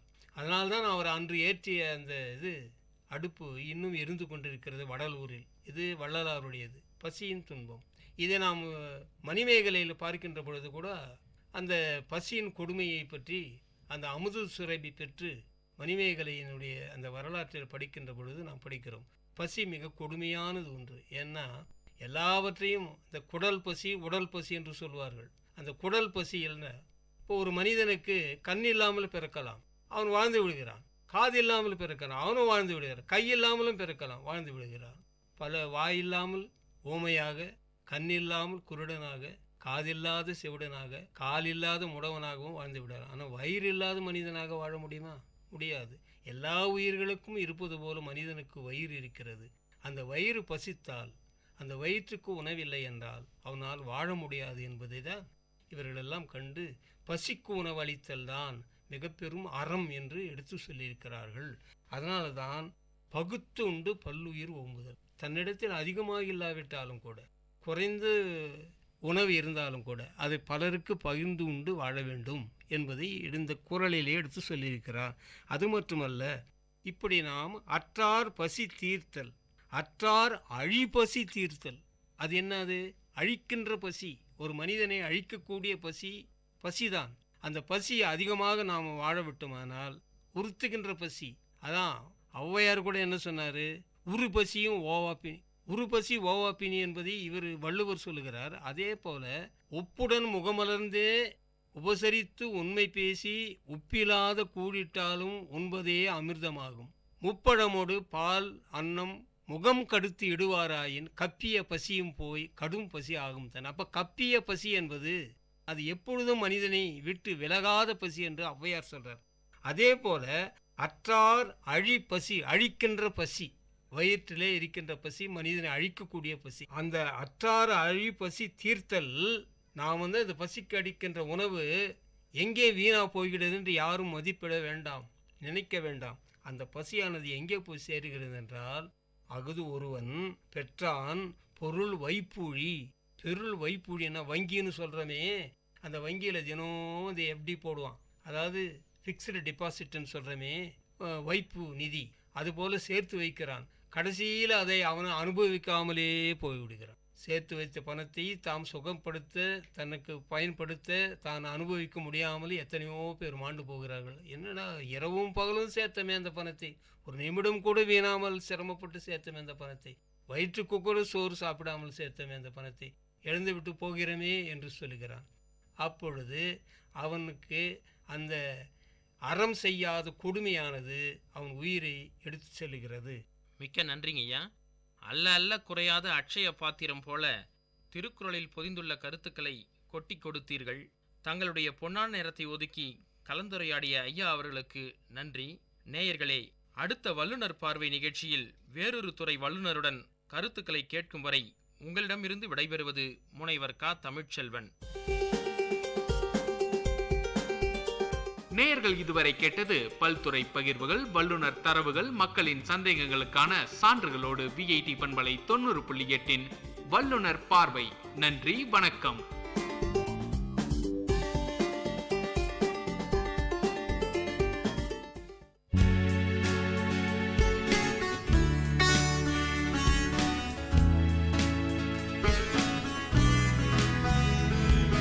விஐடி பண்பலை 90.8 விஐடி பல்கலைக்கழகத்தின் சமுதாய வானொலியில் இது மருத்துவ நேரம். பல்வேறு மருத்துவ துறைகளிலிருந்து தேர்ச்சி பெற்ற மருத்துவர்களுடன் கலந்துரையாடும் நேரம் இது.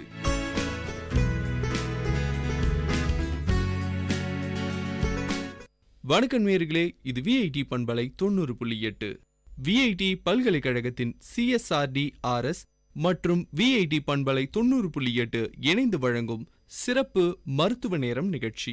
மருத்துவ நேரம் நிகழ்ச்சியில ஒவ்வொரு முறையும் ஒரு மருத்துவர்கிட்ட தான் நம்ம பேசிட்டு இருக்கோம். அந்த மருத்துவர் மக்களுக்கு தெரியாத பல விஷயங்களை அறிவுறுத்திட்டு இருக்காங்க. இன்னைக்கு மருத்துவ நேரம் நிகழ்ச்சியில நம்ம கூட யாரு இருக்கான்னு பார்த்தலாம். வணக்கம் மேடம். வணக்கங்க மேடம், உங்களை அறிமுகம் பண்ணிக்கோ. நான் என்னுடைய பெயர் டாக்டர் சசிரேகா. நான் ஒரு ஹோமியோபதிக் டாக்டர். நான் இங்கே வேலூரில் வந்து ப்ரைவேட்டாக கிளினிக் ரன் பண்ணிட்டு இருக்கேன். சத்வாச்சாரியில் வள்ளலாரில் என்னோட கிளினிக் இருக்கு. சரி மேடம், இப்போ வந்து மருத்துவம் பொறுத்த வரைக்கும் பார்த்தீங்கன்னா பலவிதமான மருத்துவ முறைகள் இருக்கு. அதாவது அலோபதி இருக்கு, நேச்சுரல் மெடிசன் சொல்லக்கூடிய வந்து சித்தா, ஆயுர்வேதம், அதே மாதிரி அதில் ஒரு பிரிவு தான் வந்து இந்த ஹோமியோபதி. இந்த ஹோமியோபதி பற்றி மக்களுக்கு பல சந்தேகங்கள் இருக்கும். அதை பற்றி கொஞ்சம் ப்ரீஃபாக சொல்ல முடியுமா மேடம்? சொல்லலாம். ஹோமியோபதி வந்து என்னென்னா, இது வந்து ஒரு ஜெர்மன் மெடிசன். இதை வந்து ஆல்டர்னேட்டிவ் மெடிசன் சொல்லுவாங்க, மாற்று மருத்துவம் இது. இப்போ வந்து என்னென்னா வந்து ஹோமியோபதியிலன்றதை விட அதை தவிர்த்தும் வந்து ஆயுஷ்னு கேள்விப்பட்டிருப்பீங்க. ஆயுர்வேதா, யுனானி அந்த மாதிரி எல்லாம் இருக்கிறது எல்லாமே அந்த நேச்சுரல் ரெமெடிஸ் எல்லாம் வர்றது. அதில் அலோபதியில் வந்து இப்போது சைடு எஃபெக்ட்ஸ் எல்லாம் கொஞ்சம் ஜாஸ்தி இருக்கிறதால மக்கள் ஆல்டர்னேட்டிவ் மெடிசன் போகணும் அப்படின்னு பார்க்குறாங்க. அதில் வந்து இப்போ நிறைய ஹோமியோபதிக்கு ப்ரிஃபர் பண்ணுறாங்க. அதுக்கு முக்கிய காரணம் என்ன அப்படின்னு பார்த்தா, இதில் வந்து சைடு எஃபெக்ட்ஸ் வந்து ரொம்ப சைடு எஃபெக்ட்ஸே கிடையாது கம்பேரிட்டிவ்லி. இப்போ அலோபதிக்கு இதுக்கு கம்பேர் பண்ணால் சைடு எஃபெக்ட்ஸ் இல்லை. அதுவும் இல்லாமல் இப்போ இந்த ப்ராடக்ட்ஸ் எல்லாமே நமக்கு எந்த சோர்சஸ்லேருந்து கிடைக்குது அப்படின்னா, பிளான்ட்டு, கொஞ்சம் மினரல்ஸு எல்லாமே வந்து நேச்சுரல் சோர்சஸ் தான். அதுவும் இல்லாமல் இது வந்து இப்போ பொதுவாக வந்து இம்யூன் சிஸ்டமை வந்து ஸ்ட்ரென்தன் பண்ணுது. ஸோ வந்து ஒன்ஸ் நீங்கள் இந்த மெடிசன் எடுத்தீங்கன்னா அடுத்து உங்களுக்கு அந்த டிசீஸ் சொல்கிறதுனா, இப்போ ஒரு கோல்டோ இல்லை ஒரு ஹெட் ஏக் அந்த மாதிரி வந்து வர்றதுக்கு வந்து மற்ற மெடிசன்ஸ்க்கு போனால் ஃப்ரீக்வெண்ட் அட்டாக்ஸ் இருக்கும். ஆனால் இப்போ ஹோமியோபதி அப்படின்னு எடுத்துட்டீங்கன்னா அந்த அட்டாக்ஸ் வந்து கொஞ்சம் டிலே ஆகும். ஏன்னா அதுக்கு ரீசன் வந்து இம்யூன் சிஸ்டத்தை ஸ்ட்ரென்தன் பண்ணுது. அடுத்ததாக பார்த்தீங்கன்னா மேம், மக்களுக்கு வந்து ஒரு நிறைய சந்தேகங்கள் இருக்கும். இப்போ வந்து அலோபதினா வந்து இப்போ கைக்கு வந்து ஒரு கையில் வலி இருக்குன்னு வச்சுக்கோங்களேன், உடனே வந்து ஒரு மெடிசன் எடுத்துப்பாங்க. அதே மாதிரி எல்லா வியாதிகளுக்குமே வந்து ஹோமியோபதியில் மெடிசன்ஸ் இருக்கு. அந்த சந்தேகங்கள் மக்களுக்கு இருக்கும் கன்ஃபார்மாக. அதை பற்றி கொஞ்சம் சொல்லுங்கள். ஹோமியோபதிலையும் அப்படி எல்லா டிசீஸ்க்கும் மருந்து உண்டு. அது ஹெட் டு ஃபுட் வந்து நீங்கள் வந்து என்ன டைப் ஆஃப் இது டிசீஸ் இருக்குனாலும் எல்லாத்துக்குமே வந்து ஒரு ஹோமியோபதி கன்சல்டன்ட்டை நீங்கள் வந்து இது பண்ணி அவங்கள அப்ரோச் பண்ணலாம். ஒரு சில இது மட்டும் வந்து சர்ஜிக்கல் ப்ரொசீஜரால மட்டும்தான் வந்து சரி பண்ண முடியும்ன்ற இருக்கிற டிசீஸ் தவிர்த்து அதுலயுமே வந்து ஒரு சில டிசீஸ் வந்து சர்ஜிக்கல் ப்ரொசீஜர் இல்லாம ஹோமியோபதியாலையும் கியூர் பண்ண முடியுது. மற்றபடி எல்லா டிசீஸ்க்கும் ஹோமியோபதியில ட்ரீட்மெண்ட் உண்டு. சரிங்க மேம். அடுத்ததாக பார்த்தீங்கன்னா வந்து முன்னாடி கேட்ட கேள்விக்கு இது தொடர்புடையது தான். இப்போ வந்து பார்த்தீங்கன்னா ஒருத்தருக்கு தலைவலிக்குதுன்னா உடனே வந்து மெடிசன், அதாவது ஒரு அலோபதி மெடிசனோ இல்லை வேற விதமான ஒரு ஆல்டர்னேட்டிவ் மெடிசன் எடுத்துக்கிறாரு. உடனே அவருக்கு குணமாயிடுது. அதாவது ஒரு ஈவினிங்குள்ளேயோ இல்லை ஒரு மணி நேரத்துக்குள்ளேயோ வந்து குணமாயிடுது. ஆனால் அதாவது ஹோமியோபதியை பொறுத்த வரைக்கும் இந்த கால அளவு எவ்வளோ? இப்போ வந்து ஒரு தலைவலிக்காகவோ இல்லை வந்து ஒரு வயிற்று வலிக்காகவோ வந்து மருந்து எடுத்துக்கிறாருன்னா அதனுடைய வீரியம், அதாவது உடனடியாக குணமாகுமா இல்லை வந்து அது கொஞ்சம் தாமதமாக ஆனால் ஒரேடியாக குணப்படுத்துகிற முறையும் இருக்குது? அதை பற்றி கொஞ்சம் மக்களுக்கு சந்தேகம் இருக்குது. இப்போ அந்த மாத்திரை எடுத்துக்கிறேன், எனக்கு தலைவலி உடனே போகுது. ஹோமியோவோ இல்லை மற்ற நேச்சுரல் ஆல்டர்னேட்டிவ் மெடிசன் எடுக்கும்போது எனக்கு கொஞ்சம் தாமதமாகுது ஆனால் குணமாகுது. அது என்ன காரணத்தினால அது அப்படிங்கிறது? அதாவது என்னன்னா, தாமதம் ஆகுதுன்றது கிடையாது. இப்போ வந்து எப்பவுமே வந்து ஒரு இந்த டியூரேஷன் ஒன்று இருக்கு இல்லைங்களா? ஒரு டிசீஸ் வருது, வந்த உடனே நாம வந்து ஹோமியோபதி டாக்டரை போய் பார்க்குறோம் அப்படின்னா இம்மீடியட்டா மருந்து எடுத்துட்டு இருக்கப்ப வந்து உடனே கண்டிப்பா அது கியூர் ஆயிடும். அப்படி இல்லாம நாம இதுக்குன்ட்டுன்னு ஒரு நாள் இல்ல 2 நாள் வேற மெடிசனை நாம ட்ரை பண்ணிட்டு அதுலயும் சரியா போகல அப்படின்றப்ப இதுக்கு வர்றப்ப அந்த டிசீஸோட ப்ராக்ரஸ் வந்து அதே ஒரு 2 நாளைக்கு ஆயிட்டு இருக்கும். அப்ப நாம மெடிசன் எடுக்கிறப்ப வந்து அது கொஞ்சம் டிலே ஆகும். மற்றபடி ரொம்ப டிலே ஆகும் அப்படின்ற மாதிரி எல்லாம் கிடையாது. எவ்வளோ நாள் அந்த டியூரேஷன், டிசீஸோட டியூரேஷன் இருக்கு, அதை பொறுத்து அது கியூர் ஆகிறதுக்கு கொஞ்சம் டைம் இதுவாகும். ஆனா சொன்ன மாதிரி வந்து அலோபதியில வந்து எடுத்தோடனே சீக்கிரமா சரியாகுது அப்படின்னா வந்து அந்த டிசீஸ் சீக்கிரமா அடுத்து வரப்போகுது அப்படின்ட்டுன்னு அர்த்தம். இது வந்து கொஞ்சம் டைம் எடுத்து இது பண்ணாலும் அடுத்த அட்டாக்ஸ் வர்றதுக்கு வந்து நமக்கு எப்படி இருந்தாலும் டிலே ஆகும். அடுத்ததாவது ஒரு கேள்வி மேம். இப்போ வந்து ஹோமியோபதி மெடிசனை வந்து நான் எடுத்துட்டு இருக்கேன், ஏதாவது ஒரு நோய்க்காக இருக்கலாம். உணவு பழக்க வழக்கங்கள் எப்படி இருக்கணும்? சில ஏதாவது கட்டுப்பாடுகள் இருக்கா இந்த உணவு பழக்க வழக்கங்கள்? அதாவது ஹோமியோபதி பொறுத்த வரைக்கும் சில உணவு வகைகளை வந்து நம்ம தவிர்க்கணும், இந்த உணவு வகைகளை எடுத்துக்கூடாதுன்னு ஏதாவது விதிமுறைகள், கட்டுப்பாடு ஏதாவது இருக்கா மேடம்? கட்டுப்பாடுகள்ன்ட்டுன்னு பெருசா கிடையாது. இப்போ இதுல என்ன சொல்ல வராங்க அப்படின்னா, இப்போ காஃபி அந்த மாதிரி இதெல்லாம் கொஞ்சம் அவாய்ட் பண்ண சொல்லுவாங்க. சில மசாலா பொருட்கள் அதெல்லாம் வந்து கொஞ்சம் அவாய்ட் பண்ண சொல்லுவாங்க. என்ன ரீசன் அப்படின்னு பாத்தீங்கன்னா, இப்போ இது வந்து நமக்கு நேச்சுரல் சப்ஸ்டன்ஸால கிடைக்கிற அந்த சோர்சஸ் வச்சுதான் வந்து மெடிசன் ப்ரிப்பேர் பண்றோம். இந்த இதை எடுத்துக்கிட்டோம்னா இதோட இந்த ஸ்ட்ராங் ஓடர், அந்த ஸ்மெல்லோ, அது வந்து நம்ம வாயில அந்த ஸ்மெல் இருக்கிறப்ப இந்த மருந்தை வந்து வேலை செய்ய விடாம தடுத்துரும். அந்த காரணத்துக்காக தான் வந்து இதை அவாய்ட் பண்ண சொல்றது. அப்படின்ட்டு நம்ம அப்படி கம்ப்ளீட்டா ஸ்டாப் பண்ணோன்னு கிடையாது. இப்போ காஃபி ஏதோ எடுத்துட்டு ஒரு 1 hour கழிச்சு அந்த மாதிரி மெடிசன் எடுத்துட்டா அந்த வாயில அந்த ஸ்மெல் இல்லாட்டி மெடிசன் வந்து இன்னும் கொஞ்சம் நல்லா ஆக்ட் பண்ணுன்ற காரணம் தான். இப்போ வந்து பார்த்தீங்கன்னா மேம், அடுத்த கேள்வி பார்த்தீங்கன்னா, இப்போ வந்து பரவலாக இருக்கிற ஒரு நோய் பார்த்தீங்கன்னா வந்து சர்க்கரை நோய். சர்க்கரை நோய்க்கு வந்து ஹோமியோபதியில் மெடிசன்ஸ் இருக்கா? அது வந்து யாராவது இன்னும் ட்ரை பண்ணிட்டு இருக்காங்களா? முழுமையாக குணமடைவதற்கான வாய்ப்புகள் ஏதாவது இருக்கா? அதாவது இப்போ டயபெட்டிஸ் மெல்லிட்டஸ் அப்படின்னு பார்க்குறப்ப வந்து கம்ப்ளீட் அது வந்து அது ஒரு மெட்டபாலிக் டிசார்டர் தான். அதாவது ஒரு உடம்புல வந்து ஆல் ஓவர் த பாடி வந்து அந்த மெட்டபாலிசம் சேஞ்ச் ஆகிறதால தான் வந்து ஏற்படுற ஒரு டிசீஸ் அது. ஸோ அதனால வந்து ஒரு மெடிசன் கொடுத்தோம் இப்போ உடனே அது சரியாயிடுச்சு அப்படின்ற மாதிரி இருக்காது. ஒரு இதுக்கும் வந்து நம்ம பார்க்கணும், புரோட்டீன், ஃபேட், கார்போஹைட்ரேட் அதெல்லாம் கலந்து அந்த மெட்டபாலிசம் எல்லாமே அதில் அஃபெக்ட் ஆகுது. ஸோ வந்து என்னன்னா மெயினாக நம்ம அதில் பார்க்க வேண்டியது டயட் ரெஸ்ட்ரிக்ஷன்ஸ் முக்கியம். மெடிசின்ஸ் எவ்வளோ எடுத்தாலும் நம்ம டயட்டையும் வந்து ஃபாலோ பண்ணி தான் ஆகணும். அது யூஸ்வலாக இப்போ எல்லாருக்கும் அதில் கொஞ்சம் அவேர்னஸ் இருக்குது. டயபெட்டிஸ் அப்படின்னு வந்துருச்சுன்னா வந்து நம்ம என்னென்ன எடுக்கணும், கார்போஹைட்ரேட்ஸ் இருக்கிற ஃபுட்டை வந்து கம்மி பண்ணிக்கணும். அதே மாதிரி இப்போ ஃபேட் இருக்கிறத, ஃப்ரைட் ஐட்டம்ஸ், ஆயில் ஐட்டம் அதெல்லாமே கூட கம்மி பண்ணணும் அப்படின்ற மாதிரி ஒரு அவேர்னஸ் இருக்குது. அதனால மெயினாக டயட் வந்து ஃபாலோ பண்ணணும். கூட வந்து என்னன்னா எக்ஸசைஸ் மஸ்ட். ஏன்னா வந்து இப்போ எனர்ஜி வந்து இப்போ குளுக்கோஸ் வந்து எனர்ஜியாக கன்வெர்ட் ஆகலை, இன்சுலின் செக்ரீட் பண்ணுது பேன்க்ரியாஸ். அது வந்து எனர்ஜி வந்து கன்வெர்ட் ஆகாததால தான் உடம்புல அந்த சுகர் அப்படியே இருந்துட்டு அது பிளட்ல இதுவாகும். ஸோ அந்த எனர்ஜி கன்வெர்ட் ஆகணும் அப்படின்றதுக்காக தான் வந்து இப்போ எக்ஸசைஸ் வந்து இஸ் அ மஸ்ட்னு சொல்கிறாங்க.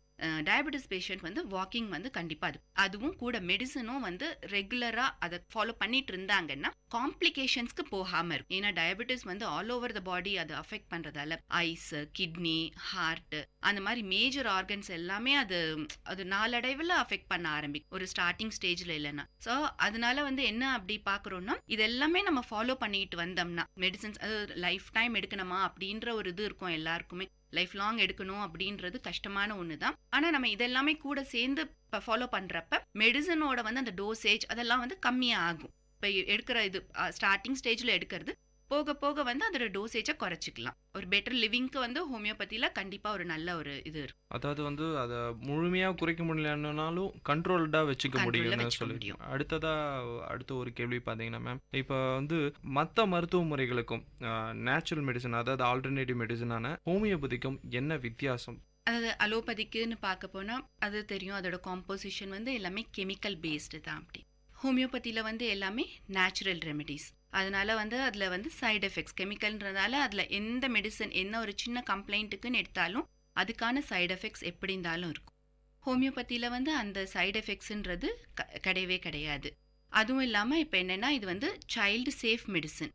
சில்ட்ரனுக்கு வந்து என்னென்னா அவங்க அந்த மெடிசனை வந்து எந்த பிரச்சனையும் இல்லாமல் எடுத்துக்கலாம். அதுவும் இல்லாமல் வந்து இப்போ லாக்டேட்டிங் மதர்ஸோ இல்லை ப்ரெக்னென்ட் விமனோ அவங்க எல்லாம் வந்து அவங்களோட அந்த ப்ரெக்னன்சி பீரியட்ல அலோபதி மெடிசன்ஸே எதுவும் தேவை இல்லைன்னா எடுக்கவே வேண்டாம் அப்படின்னு சொல்லிட்டு இது பண்ணுவாங்க. ஆனா அவங்க எல்லாம் கூட வந்து ஹோமியோபதியை எந்த பயமும் இல்லாம எடுத்துக்கலாம். அது ஒரு மெயின் ரீசன். அந்த சைடு எஃபெக்ட்ஸ் வராது, அந்த இருக்கிற பேபி உள்ள குழந்தைக்கும் வந்து எந்த ஒரு பிரச்சனையும் இருக்காதுன்றதால பிரெக்னென்ட் விமனோ லாக்டேட்டிங் விமனோ நியூபார்ன் பேபிஸோ எல்லாருமே இந்த மெடிசன்ஸை வந்து இது பண்ணிக்கலாம். இன்னொன்று என்னன்னா இது வந்து அந்த இம்யூன் சிஸ்டத்தை வந்து நல்லா ஸ்ட்ரென்தன் பண்ணிடும். ஸோ வந்து நமக்கு உடனே அந்த டிசீஸோ ஒரு இப்போ அலர்ஜிக் டிசீஸ் இல்லை வந்து வேற கோல்டு வேற இந்த அட்டாக்ஸால சீசனல் சேஞ்சஸால வர்றது எல்லாமே வந்து என்னன்னா நமக்கு ஃப்ரீக்வெண்ட் அட்டாக்ஸ் வந்து டிலே ஆகும். அதுதான் இதில் ஹோமியோபதி மெடிசன் எடுக்கிறதுல ஒரு மெயின் பெனிஃபிட் நமக்கு. நிகழ்ச்சிக்கு தொடக்கத்துக்குள்ளே சொன்னீங்க அதாவது ஹோமியோபதி மெடிசனில் வந்து சைடு எஃபெக்ட் இல்லைன்னு சொல்லிட்டு. அதாவது வந்து எந்த விஷயத்திலுமே சைடு எஃபெக்டே இல்லையா மேம்? அது ஹோமியோபதியே சைடு எஃபெக்டே கிடையாதுன்னு சொல்ல முடியுமா? ஆமாம், கண்டிப்பாக சைடு எஃபெக்ட் இல்லை. ஏன்னா இதில் எந்த கெமிக்கல்ஸும் இல்லை. கெமிக்கல்ஸ் இருந்தால் தான் வந்து அந்த சைடு எஃபெக்ட்ஸ் நமக்கு வரும். இதில் வெறும் நமக்கு நேச்சுரல் ப்ராடக்ட்ஸ்லேருந்து கிடைக்கிறதால நமக்கு எந்த சைடு எஃபெக்ட்ஸும் கிடையாது. ஓகே மேம், அடுத்ததாக பார்த்தீங்கன்னா இப்போ வந்து மக்கள் உங்ககிட்ட வந்து எந்த ஒரு வியாதி, அதாவது முன்னாடி வந்து சர்க்கரை வியாதி பார்த்தோம், அதில் வந்து ஹோமியோபதிக்கு மெடிசன் இருக்குன்னு சொன்னீங்க. அடுத்ததாக பார்த்தீங்கன்னா இப்போ வந்து மக்கள் வந்து எந்த நோய்க்காக வந்து உங்ககிட்ட அணுகுறாங்க? எனக்கு இந்த வலி இருக்குது, இந்த பிரச்சனை இருக்குன்னு சொல்லிட்டு எந்த வியாதிக்காக இப்போ உங்ககிட்ட அதிகமாக வராங்க? அதுக்காக ஹோமியோபதி மெடிசன் எடுக்கிறதுக்காக பார்க்க போனோம்னா இப்போ கொஞ்சம் ஏஜ்டு பீப்புளுக்கெல்லாம் வந்து இப்போ ஜாயிண்ட் பெயின்ன்றது இருக்க தான் செய்யும். லேடிஸ்க்கும் வந்து இந்த மெனோபாசல் பீரியடில் அவங்களுக்கு அதுக்கப்புறம் அந்த ஜாயிண்ட் பெயின்ஸ் வந்து எப்படி இருந்தாலும் அவங்களுக்கு வரக்கூடிய ஒன்று தான். ஹோமியோபதியில் வந்து இந்த மாதிரி இந்த ஆஸ்ட்ரியோ ஆர்த்ரைட்டிஸ் எல்லா இந்த ஜாயிண்ட் பெயினுக்கும் வந்து நல்ல ஒரு ரிலீஃப் கிடைக்கக்கூடிய மெடிசன்ஸ் இருக்குது. அதாவது அவங்களுக்கு வந்து இப்போ டே டு டே லைஃபே வந்து ரொம்ப கஷ்டமாக இருக்கும். ஜாயிண்ட் பெயின் இருந்ததுன்னா ஒரு இடத்துக்கு நடந்து போக முடியாது, கீழே உட்காந்தா எந்திரிக்க முடியாது, ஸ்டெப்ஸ் கிளைம் பண்ண முடியாது, எல்லாத்துலேயுமே அவங்களுக்கு ரொம்ப கஷ்டம் இருக்கும். இதெல்லாம் வந்து அந்த கொஞ்சம் ஈஸி பண்ணிவிடும். அவங்களுடைய எல்லா மூமெண்ட்டையும் வந்து கொஞ்சம் நல்லாவே இது நடக்கிறதுக்கு போகிறதுக்கு எல்லாத்துக்கும் கொஞ்சம் அவங்களுக்கு ஹெல்ப்ஃபுல்லாக இருக்கிறது ஹோமியோபதிக் மெடிசன். இவ்வளோ நேரம் பேசிட்டு இருந்தேன் மேம், அதாவது ஹோமியோபதி மெடிசனில் வந்து சைடு எஃபெக்ட் கிடையாது, பல நோய்களுக்கு மருந்துகள் இருக்குன்னு சொன்னீங்க. நிகழ்ச்சியில் ஒரு சிறிய இடைவேளைக்கு பிறகு மீண்டும் பேசலாம்.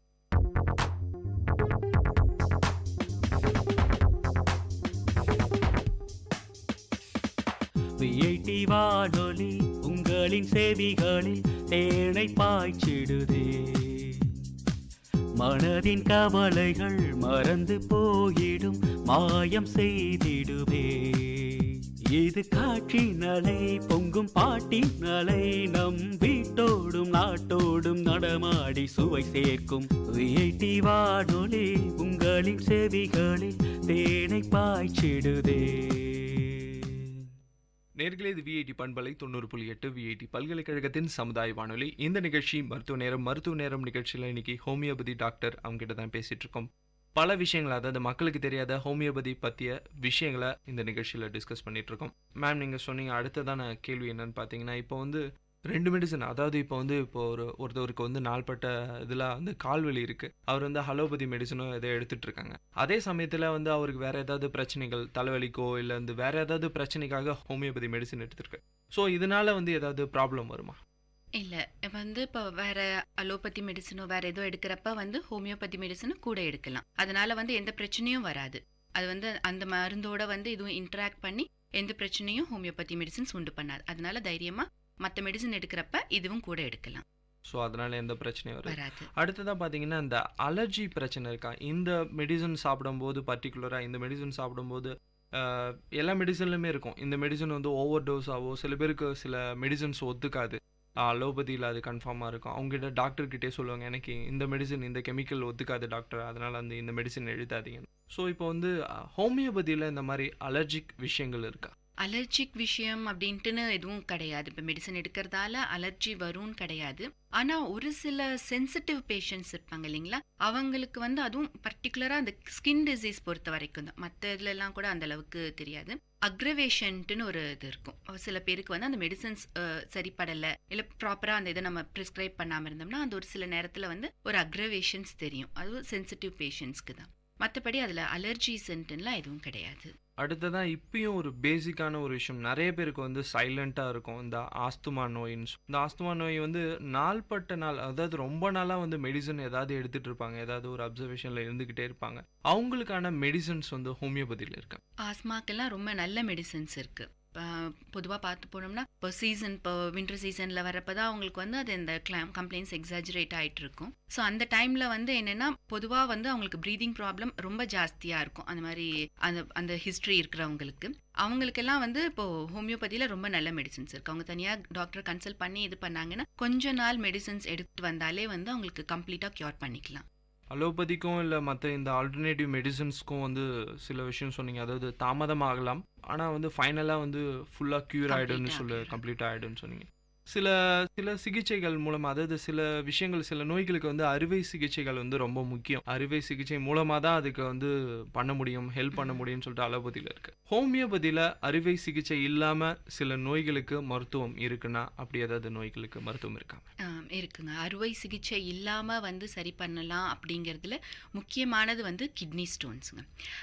அதாவது வந்து என்னென்னா யூரினில் வந்து இப்போ எல்லாருக்குமே நார்மலாக சால்ட் மினரல்ஸ் எல்லாம் இருக்கும், அதெல்லாம் யூரினில் வெளியில் வந்துடும். ஒரு சில பேருக்கு வந்து சம் இம்பேலன்ஸால் வந்து அந்த சால்ட் மினரல்ஸ் வந்து ஒன்னோட ஒன்று கிளப் ஆகி அந்த ஒரு கிளஸ்டராக ஃபார்ம் ஆகுது. அதனால தான் வந்து ஸ்டோன்ஸ் ஃபார்ம் ஆகுறது. இதில் வந்து என்னென்னா வேரியஸ் சைஸஸ் இருக்குது ஸ்டோன்ஸில். சைஸு, ஷேப்பு அதை பொறுத்து வந்து கம்ப்ளைண்ட்ஸும் சிம்டம்ஸும் சேஞ்ச் ஆகுங்க. இப்போ பார்க்க போனோம்னா வந்து பொதுவாக கால்சியம் ஆக்சலேட் அப்படின்ற ஸ்டோன் தான் வந்து காமனாக வந்து எல்லாருக்கும் இருக்கக்கூடிய ஸ்டோன்ஸு. இந்த ஆக்சலேட்டால் வரக்கூடிய ஸ்டோன்ஸை வந்து அடுத்து நம்ம அதை திருப்பி வராமல் இருக்கிறதுக்கு நம்ம வந்து டயட் இதெல்லாமே கூட கொஞ்சம் நிறைய இருக்குது ஃபாலோ பண்ண வேண்டியது. ஃபார் எக்ஸாம்பிள் இப்போ இந்த டொமேட்டோஸ், காஃபி, சாக்லேட்ஸு, நட்ஸு, இந்த கிரேப், அந்த மாதிரி இதெல்லாமே நம்ம அவாய்ட் பண்ணிட்டோம்னா இந்த டைப் ஆஃப் ஸ்டோன்ஸ் எல்லாம் திரும்பி ரெக்கர் ஆகாமல் இருக்கும். இப்போ மெயினாக வந்து அந்த ரெக்கரன்ஸ் வந்து அலோபதியில் வந்து சர்ஜரி மூலமாக அந்த ஸ்டோனை ரிமூவ் பண்ணிட்டா எப்படி இருந்தாலும் வந்து திரும்பி ரெக்கரன்ஸ் இருந்துட்டு தான் இருக்கும். ஆனால் ஹோமியோபதியில் வந்து ஒன்ஸ் நம்ம அந்த மெடிசன் எடுத்துட்டோம்னா திருப்பி ரெக்கரன்ஸ் வந்து இருக்காது. இதை பொறுத்தவரை கண்டிப்பாக வந்து அதை சொல்லலாம். ஹோமியோபதியில் சர்ஜரி இல்லாமல் வந்து க்யூர் பண்ண முடியும் அப்படின்றது இந்த கிட்னி ஸ்டோன்ஸ்க்கு. எவ்வளோ நாள் மெடிசன் எடுத்தால் இது க்யூர் ஆகும் மேம்? ஏதாவது பீரியட் இருக்கா? இவ்வளோ ஒரு 2 months எடுத்துக்கணும், 2 monthsல வந்து கிளியர் ஆகும், ஏதாவது அதாவது பேஷண்ட்ஸை பொறுத்து அந்த ஸ்டோனை பொறுத்து இருக்கா, இல்லை வந்து 1 month எடுத்துக்கிட்டா க்யூர் ஆகிறதுக்கான முழு வாய்ப்புகள் இருக்குது? ஏதாவது டைம் பீரியட் இருக்கா? டைம் பீரியடுன்றதை விட அது டிபெண்ட் அப்பான் த சைஸ் வந்து இப்போ வந்து ஒரு 8 to 10 இல்லை அதுக்குள்ளே இருக்கிற மாதிரி இருக்குன்னா அதை வந்து அந்த ஸ்டோன்ஸ் வந்து எப்படி இருந்தாலும் அந்த யூரேட்டர் பேசேஜில் வந்து வெளியில் வந்துடும். அதை விட கொஞ்சம் ப்ரொலாங் சைஸ் பெருசாக இருக்குன்றப்ப வந்து அந்த டியூரேஷன் வந்து கொஞ்சம் ப்ரொலாங் ஆகும். மற்றபடி வந்து ஒரு 1 month டியூரேஷனுக்குள்ளேயே வந்து ஒரு நல்ல எஃபெக்ட் இருக்கும். ஓகே மேம், இது ரொம்ப யூஸ்ஃபுல்லான விஷயம்னு நினைக்கிறேன். அடுத்ததாக பார்த்தீங்கன்னா இந்த ஹோமியோபதியில் வந்து ஒன்லி மெடிசன்ஸ் மட்டும்தானா, இல்லை வேறு ஏதாவது ப்ராடக்ட்ஸ் இருக்கா? மக்களுக்கு அந்த ஒரு சந்தேகம் இருக்குது. அதாவது ஹோமியோபதினாலே ஒன்லி மெடிசன்ஸ் தான். இப்போ பார்த்தீங்கன்னா வந்து அலோபதியில் பார்த்தீங்கன்னா மெடிசன்ஸ் அது மட்டும் இல்லாமல் கெமிக்கல் மூலிமா வந்து வேறு ஏதாவது ப்ராடக்ட்ஸ் எல்லாம் இருக்கும், இல்லை விட்டமின்ஸோ, இப்போ வந்து விட்டமின்ஸ் டேப்லெட்டோ இல்லை வந்து அயன் டேப்லெட்ஸோ அந்த மாதிரி விஷயங்கள் இருக்குது. அதே மாதிரி ஹோமியோபதியில் அதர் ப்ராடக்ட்ஸ் எந்த மாதிரியான விஷயங்கள் வந்து மக்களுக்கு யூஸ்ஃபுல்லாக இருக்கும் மெடிசனை தவிர்த்து? இப்போ வந்து நிறைய ரேஞ்ச் ஆஃப் ப்ராடக்ட்ஸ் இருக்குது. ஹோமியோபதியில் பார்க்க போனோம்னா வந்து இப்போ ஆயின்மெண்ட்ஸ், க்ரீம்ஸ் அதெல்லாம் உண்டு. அது வந்து இப்போ பேர்ன்ஸ்க்காக, கட்டு, ஊண்டு அந்த மாதிரி இருக்கிற ஆயின்மெண்ட் இருக்குது. அது இல்லாமல் வந்து ஸ்கின் கம்ப்ளைண்ட்ஸ்க்கான ஆயின்மெண்ட்ஸ்னும் செப்பரேட்டாக இருக்குது. அது இல்லாமல் வந்து ஹெல்த் டானிக்னு பார்த்தீங்கன்னா அயன் டானிக், அது சின்ன இப்போ ஜூனியர் குழந்தைங்களுக்குன்ட்டுனும் எடுத்துக்கிற மாதிரி இருக்கு, அடல்ட்க்கும் வந்து எடுத்துக்கிற மாதிரி இருக்குங்க. Iron tonic, general health tonic, இதெல்லாம் வந்து என்னன்னா இப்போ பிரெக்னெண்டா இருக்கிற லேடிஸும் வந்து அதை இது பண்ணிக்கலாம். ஏன்னா அவங்களுக்கு வந்து அயன் டெஃபிஷியன்சி எப்படி இருந்தாலும் இருக்கும் பிரெக்னன்சி பீரியட்ல. அதே மாதிரி லாக்டேட்டிங் மதர்ஸ்க்கும் வந்து அயன் டெஃபிஷியன்சி கண்டிப்பா இருக்கும். அவங்க எல்லாம் வந்து இந்த டானிக்ஸை யூஸ் பண்ணலாம், இந்த iron tonic, general health tonic. அது இல்லாமல் இப்போ வந்து பார்த்தோம்னா காஸ்மெட்டிக் ஐட்டம்ஸ் எல்லாம் கூட இப்போ ஹோமியோபதியில் இருக்குது. ஃபேஸ் க்ரீம்ல இருந்து soap, talcum powder, face wash, face scrub, அந்த மாதிரி வந்து எல்லாமே நேச்சுரல் ப்ராடக்ட்ஸ்லேருந்து இது பண்ண ப்ராடக்ட்ஸ் தான் வந்து இப்போ நமக்கு மார்க்கெட்டில் அவைலபிளாக இருக்குது. மேம், இந்த சந்தேகம் இருக்கும் மக்களுக்கு. இந்த ஹோமியோபதி சொல்கிறாங்க வந்து மருந்துகள் சாப்பிட்டா வந்து க்யூர் ஆகும் எல்லாமே சொல்கிறாங்க. இதனுடைய மருந்துகள் எப்படி மேம், ரொம்ப எக்ஸ்பென்சிவாக இருக்குமா இல்லை ரொம்ப ரீசனபிளாக இருக்குமா? மக்களுக்கு எப்படி இது கொஞ்சம் அதை பற்றி சொல்லுங்க. மெடிசன்ஸ் எல்லாமே வந்து காஸ்ட் அந்த அளவுக்கு கூட கிடையாது. கம்பேரிட்டிவ்லி எல்லாமே வந்து மாடரேட் ப்ரைஸில் தான் இருக்குது. ஸோ வந்து மெடிசன்ஸ் எல்லாமே மக்கள் வாங்கிக்கக்கூடிய அளவில் தான் அதோட ப்ரைஸஸ் இருக்கு. ஒரு 50 இயர்ஸ் பேக் பார்த்தீங்கன்னா மேம், இந்த ஆல்டர்னேட்டிவ் மெடிசன்ஸ் தான் அதிகமாக இருந்தது அலோபதி விட. எல்லாருமே வந்து இந்த ஆல்டர்னேட்டிவ் மெடிசன்ஸ், அது நேச்சுரல் மெடிசன்ஸ் வந்து ஃபாலோ பண்ணிட்டு இருந்தாங்க. இப்போ பார்த்தீங்கன்னா டெவலப் ஆக வந்து அலோபதியோ இல்லை இங்கிலீஷ் மெடிசன்ஸ் வந்து ரொம்ப அதிகமாக வளர்ந்துட்டு வருது. மறுபடியும் வந்து இந்த நேச்சுரல் மெடிசனுக்கு வந்து மக்கள் வந்துட்டு இருக்காங்க. அதை பற்றி உங்களோட கருத்து என்ன மேம்? இப்போ வந்து அவேர்னஸ் எப்படி இருக்குது? மக்கள் வந்து ஓகே இதனால வந்து நம்மளுக்கு க்யூர் ஆகுது, சைட் எஃபெக்ட்ஸ் கிடையாது, ஸோ மறுபடியும் நம்ம நேச்சுரல் மெடிசன்ஸ்க்கு வந்தால் ரொம்ப நல்லது, அதை பற்றி அவேர்னஸ் மக்கள்கிட்ட இருக்கா? நீங்கள் உங்களோட பார்வையில். அதில் மிடில் வந்து சொன்ன மாதிரி அலோபதி இதில் வந்து கொஞ்சம் நிறைய தான் அந்த ஸ்கோப் இருந்தது. ஏன்னா மக்களுக்கு வந்து அப்போ வந்து எல்லாமே இமீடியட்டாக ரிலீஃப் வந்து சீக்கிரமே கிடைக்கணும் அப்படிங்கிற மாதிரி ஒரு ஐடியாவில் இருந்தாங்க. ஆனால் இப்போ வந்து எப்படின்னா வந்து நம்ம இந்த மெடிசன்ஸ் எடுக்கிறப்ப, ஹோமியோபதி எல்லாம் எடுக்கிறப்ப நம்ம மக்களுக்கு வந்து மற்ற இதோட இது தெரிய வருது. அதாவது என்ன, நேச்சுரல் ப்ராடக்ட்ஸ் அந்த மாதிரி எடுத்தோம்னா சைடு எஃபெக்ட்ஸ் வந்து கம்மியாக இருக்குது. ஸோ நம்ம வந்து கெமிக்கல்ஸ் யூஸ் பண்ணி நம்ம அதுக்காக ஃப்யூச்சரில் கஷ்டப்படுறதுக்கு நாம் வந்து இப்போது இந்த மாதிரி நேச்சுரல் ப்ராடக்ட்ஸ் எடுத்து ஒரு கம்ப்ளீட் க்யூருக்கு நம்ம இது பண்ணலாம் அப்படின்ற ஒரு அவேர்னஸ் இப்போ முன்னாடிக்கு இப்போ நல்லா இருக்குது மக்கள்கிட்ட. மேம், அடுத்த கேள்வி பார்த்தீங்கன்னா, இப்போ வந்து ஸ்கின் டிசீஸ், இப்போ இருக்கிற சுற்றுச்சூழல் அதுக்கேற்ற மாதிரி வந்து பார்த்தீங்கன்னா வந்து ரொம்ப பொல்யூஷனாக இருக்குது. வாட்டராக இருக்கட்டும், இல்லை நம்ம வெளியே போகும்போது ஏர் பொல்யூஷனாக இருக்கணும், அதனால வந்து நிறைய ஸ்கின் டிசீசஸ்லாம் வர்றதுக்கான வாய்ப்புகள் அதிகம். ஸோ அந்த மாதிரி இருக்கும்போது அதுக்கு வந்து ஹோமியோபதியில் மெடிசன்ஸ் இருக்கா மேம்? ஸ்கின் டிசீஸை பொறுத்த வரைக்கும் வந்து நல்ல மெடிசன்ஸ் எல்லாம் உண்டு. இப்போ நீங்கள் கேள்விப்பட்டிருப்பீங்க சோரியாசிஸ், எக்ஸிமா, விட்டிலிகோ தான் அந்த ஒயிட் பேச்சஸ் இது வர்றது. அந்த மாதிரி வந்து நிறைய டிசீஸ்க்கு வந்து ஹோமியோபதியில் இருக்குது. என்னென்னா வந்து ஃபஸ்ட்டு அந்த பேஷண்ட்ஸ் வந்து அந்த பொதுவாக வந்து டிசீஸ் வந்து கொஞ்சம் நாள் கழிச்சு தான் வந்து நம்ம டாக்டரை வந்து மீட் பண்ண வருவாங்க. ஸோ வந்து இந்த மெடிசன்ஸ் எடுக்கிறப்ப அது ப்ரொலாங்ட் ஆகும். நம்ம ட்ரீட்மெண்ட் கொடுத்து அவங்களுக்கு க்யூர் ஆகணும் அப்படிங்கிறது வந்து கொஞ்சம் டேஸ் எடுத்துக்கும். ஃபார் மந்த்ஸ் டுகெதர் கூட வந்து எடுத்துக்கலாம். அதனால பேஷண்ட்ஸ் வந்து கொஞ்சம் பொறுமையாக அந்த இதுக்காக அந்த ட்ரீட்மெண்ட் எடுக்கிற டியூரேஷனுக்கு வந்து அவங்க டாக்டரோட ஒத்துழைச்சு அவங்க ட்ரீட்மெண்ட் கம்ப்ளீட் பண்ணி முடிச்சாங்கன்னா அது நல்ல க்யூர், எஃபெக்டிவ் க்யூர் ஏற்படுத்தலாம். அடுத்ததாக பார்த்தீங்கன்னா மேம், இப்போ வந்து சில பேர் சில நோய்களுக்கு வந்து ரொம்ப நாள் மெடிசன்ஸ் எடுத்துக்கிட்டே இருப்பாங்க.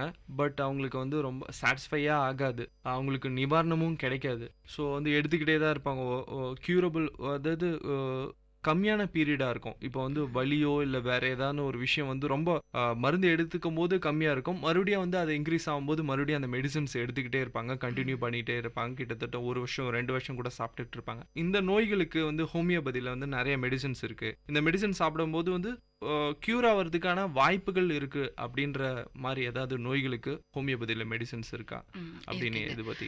அதாவது பொதுவாக வந்து இப்போ ஒரு இந்த கம்ப்ளைண்ட்ஸ்ன்னு பார்த்தோம்னாலே ஒரு டான்சிலைட்டிஸ் இல்லை சைனசைட்டிஸ் அந்த மாதிரி வந்து இருக்கிற இந்த இன்ஃப்ளமேஷன் சம்மந்தமான இதுக்கு எல்லாத்துக்குமே வந்து ஆன்டிபயோட்டிக் தான் வந்து இப்போ அலோபதியில் மெயினாக அவங்க கொடுக்கறது. ஆன்டிபயோட்டிக்னா அது வந்து ஒரு 7 days டியூரேஷனுக்கு நம்ம அந்த மெடிசன்ஸ் எடுத்துக்க வேண்டியிருக்கு. அப்படி எடுக்கிறப்ப பார்த்தா வந்து இம்யூன் சிஸ்டம் வந்து ரொம்பவே அவங்களுக்கு டிரேஞ்ச் ஆகிற மாதிரி ஆகிடும். அடுத்து என்னென்னா அந்த ரொம்ப ஃபெட்டிக் ஆகிடுவாங்க.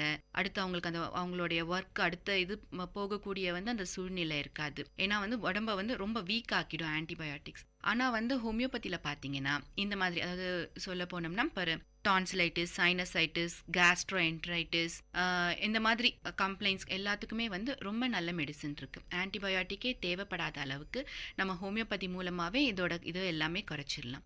ஸோ எனக்கு தெரிஞ்சு வந்து ஆன்டிபயோட்டிக் போகாமல் ஹோமியோபதியிலேயே வந்து நல்லா இது பண்ணாங்கன்னா பேஷண்ட்ஸ்க்கு வந்து ஃபர்தராக அவங்களோட ஃப்யூச்சரில் வந்து இந்த கம்ப்ளைண்ட்ஸே திரும்பி வந்து வராத அளவுக்கு நம்ம சரி பண்ணக்கூடிய எல்லா பெட்டர் மெடிசன்ஸும் ஹோமியோபதியில் இருக்குது. ஓகே மேம், இவ்வளோ நேரம் நிகழ்ச்சியில் வந்து பல சந்தேகங்கள், அதாவது மக்களுக்கு வந்து ஹோமியோபதி இது எடுக்கலாமா, நேச்சுரல் மெடிசனாக இருக்குது, உடனே வந்து அதாவது குணமாகிறதுக்கான வாய்ப்புகள் கம்மியாக இருக்குது, பட் எடுத்துக்கிட்டால் க்யூரபிள்னு விஷயம் வந்து இப்போ தான் கொஞ்சம் கொஞ்சமாக தெரிய வந்திருக்கு. ஏன்னா வந்து ஒரு மெடிசன் எடுத்தோன்னே உடனே எனக்கு குணமாயிடணும் அப்படின்ற நினைக்கிற மக்கள் தான் அதிகமாக இருக்காங்க. இப்போ அதை பற்றியான விஷயங்கள் வந்து பல விஷயங்கள் வந்து மக்களுக்கு தெரியாத விஷயங்களை வந்து ஷேர் பண்ணிக்கிட்டீங்க. பண்பலை சார்பாக உங்களுக்கு வந்து ரொம்ப நன்றியை தெரிவிச்சுக்கிறேன் மேம். நன்றி.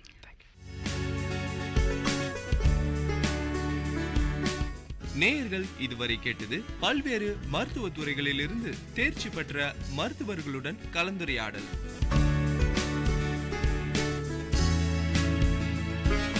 மருத்துவ நேரம் விஐடி பண்பலை 90.8. நன்றி, வணக்கம்.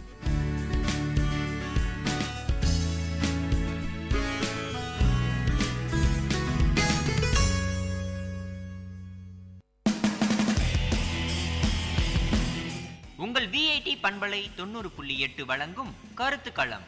மக்கள் கருத்துக்கள் அரங்கேறும் ஒளித்தளம். உங்கள் குரல்களில் ஒருங்கிணையும் கருத்துக்களம்.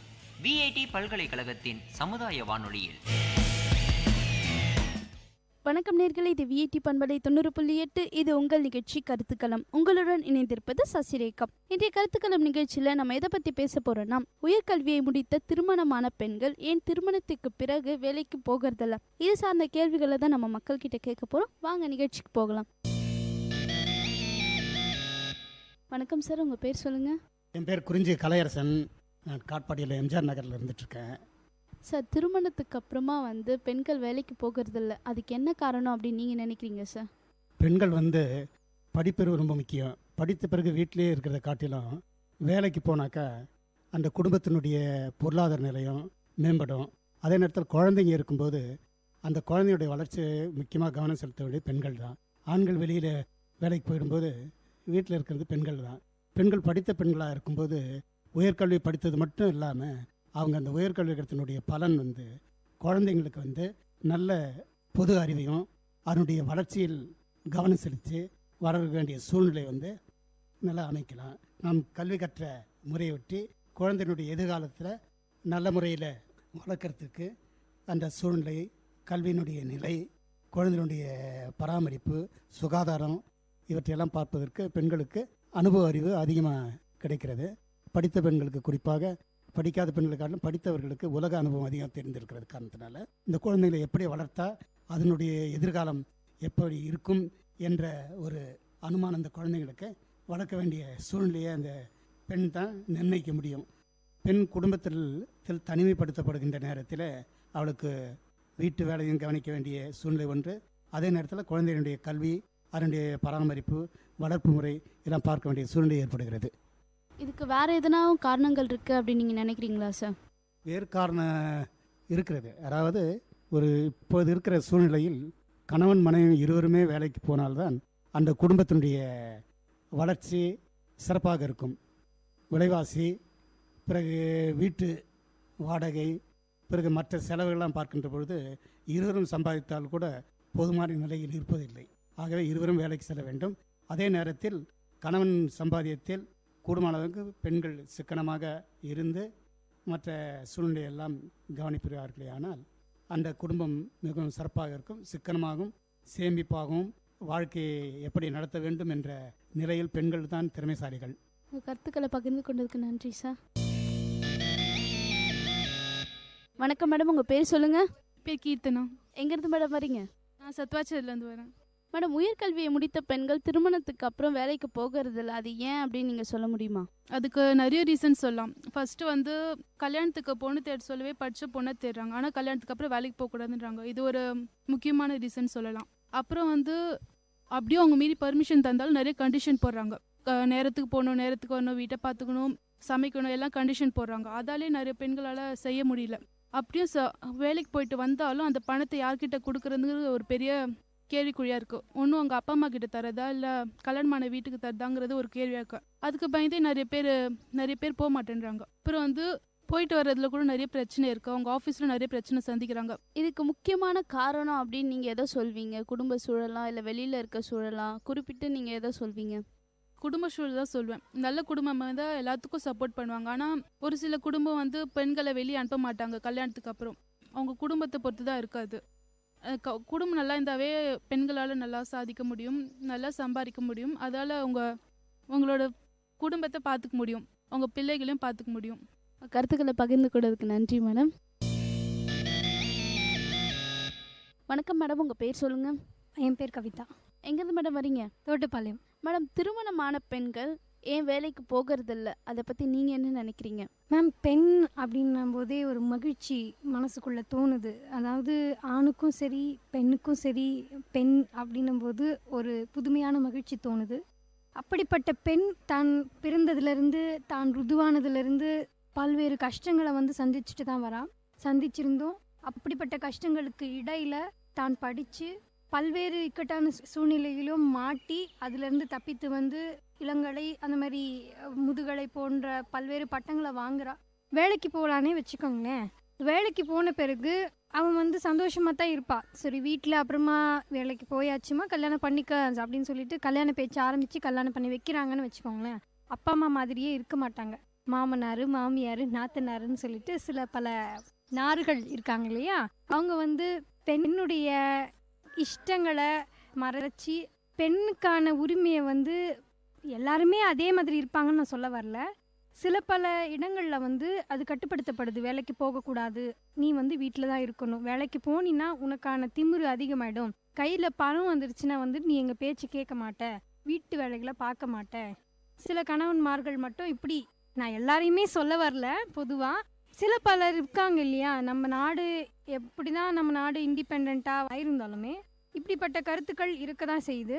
அதே போல் நம்ம காந்தி சொன்னது போல் ஒரு பெண் நகைகளை போட்டுட்டு நடுராத்திரி 12 மணிக்கு அவள் வந்தால் அவள் வந்து யாராலையுமே வந்து துன்புறுத்தப்படலை, யாராலையுமே வந்து கொடுமைக்கு உள்ளாக்கப்படலை அப்படின்னு இருந்தால் மட்டுமே அந்த நாள் மட்டுமே வந்து சுதந்திரம் அடைஞ்சதா, நம்ம இந்தியா சுதந்திரம் அடைஞ்சதா அவர் சொன்னார்.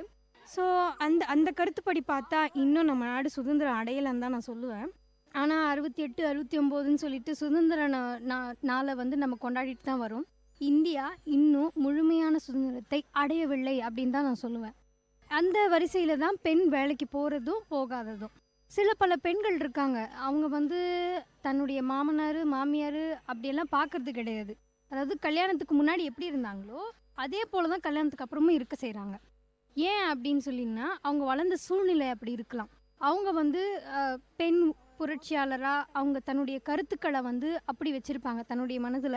ஸோ அதுக்கு ஏற்ற மாதிரி தான் வந்து படித்ததுக்கு அர்த்தமாக தான் தன்னுடைய சொந்த காலில் நிற்கணும் அப்படின்ற எண்ணத்தோட தன்னுடைய வேலையை அவங்க தொடர்றாங்க.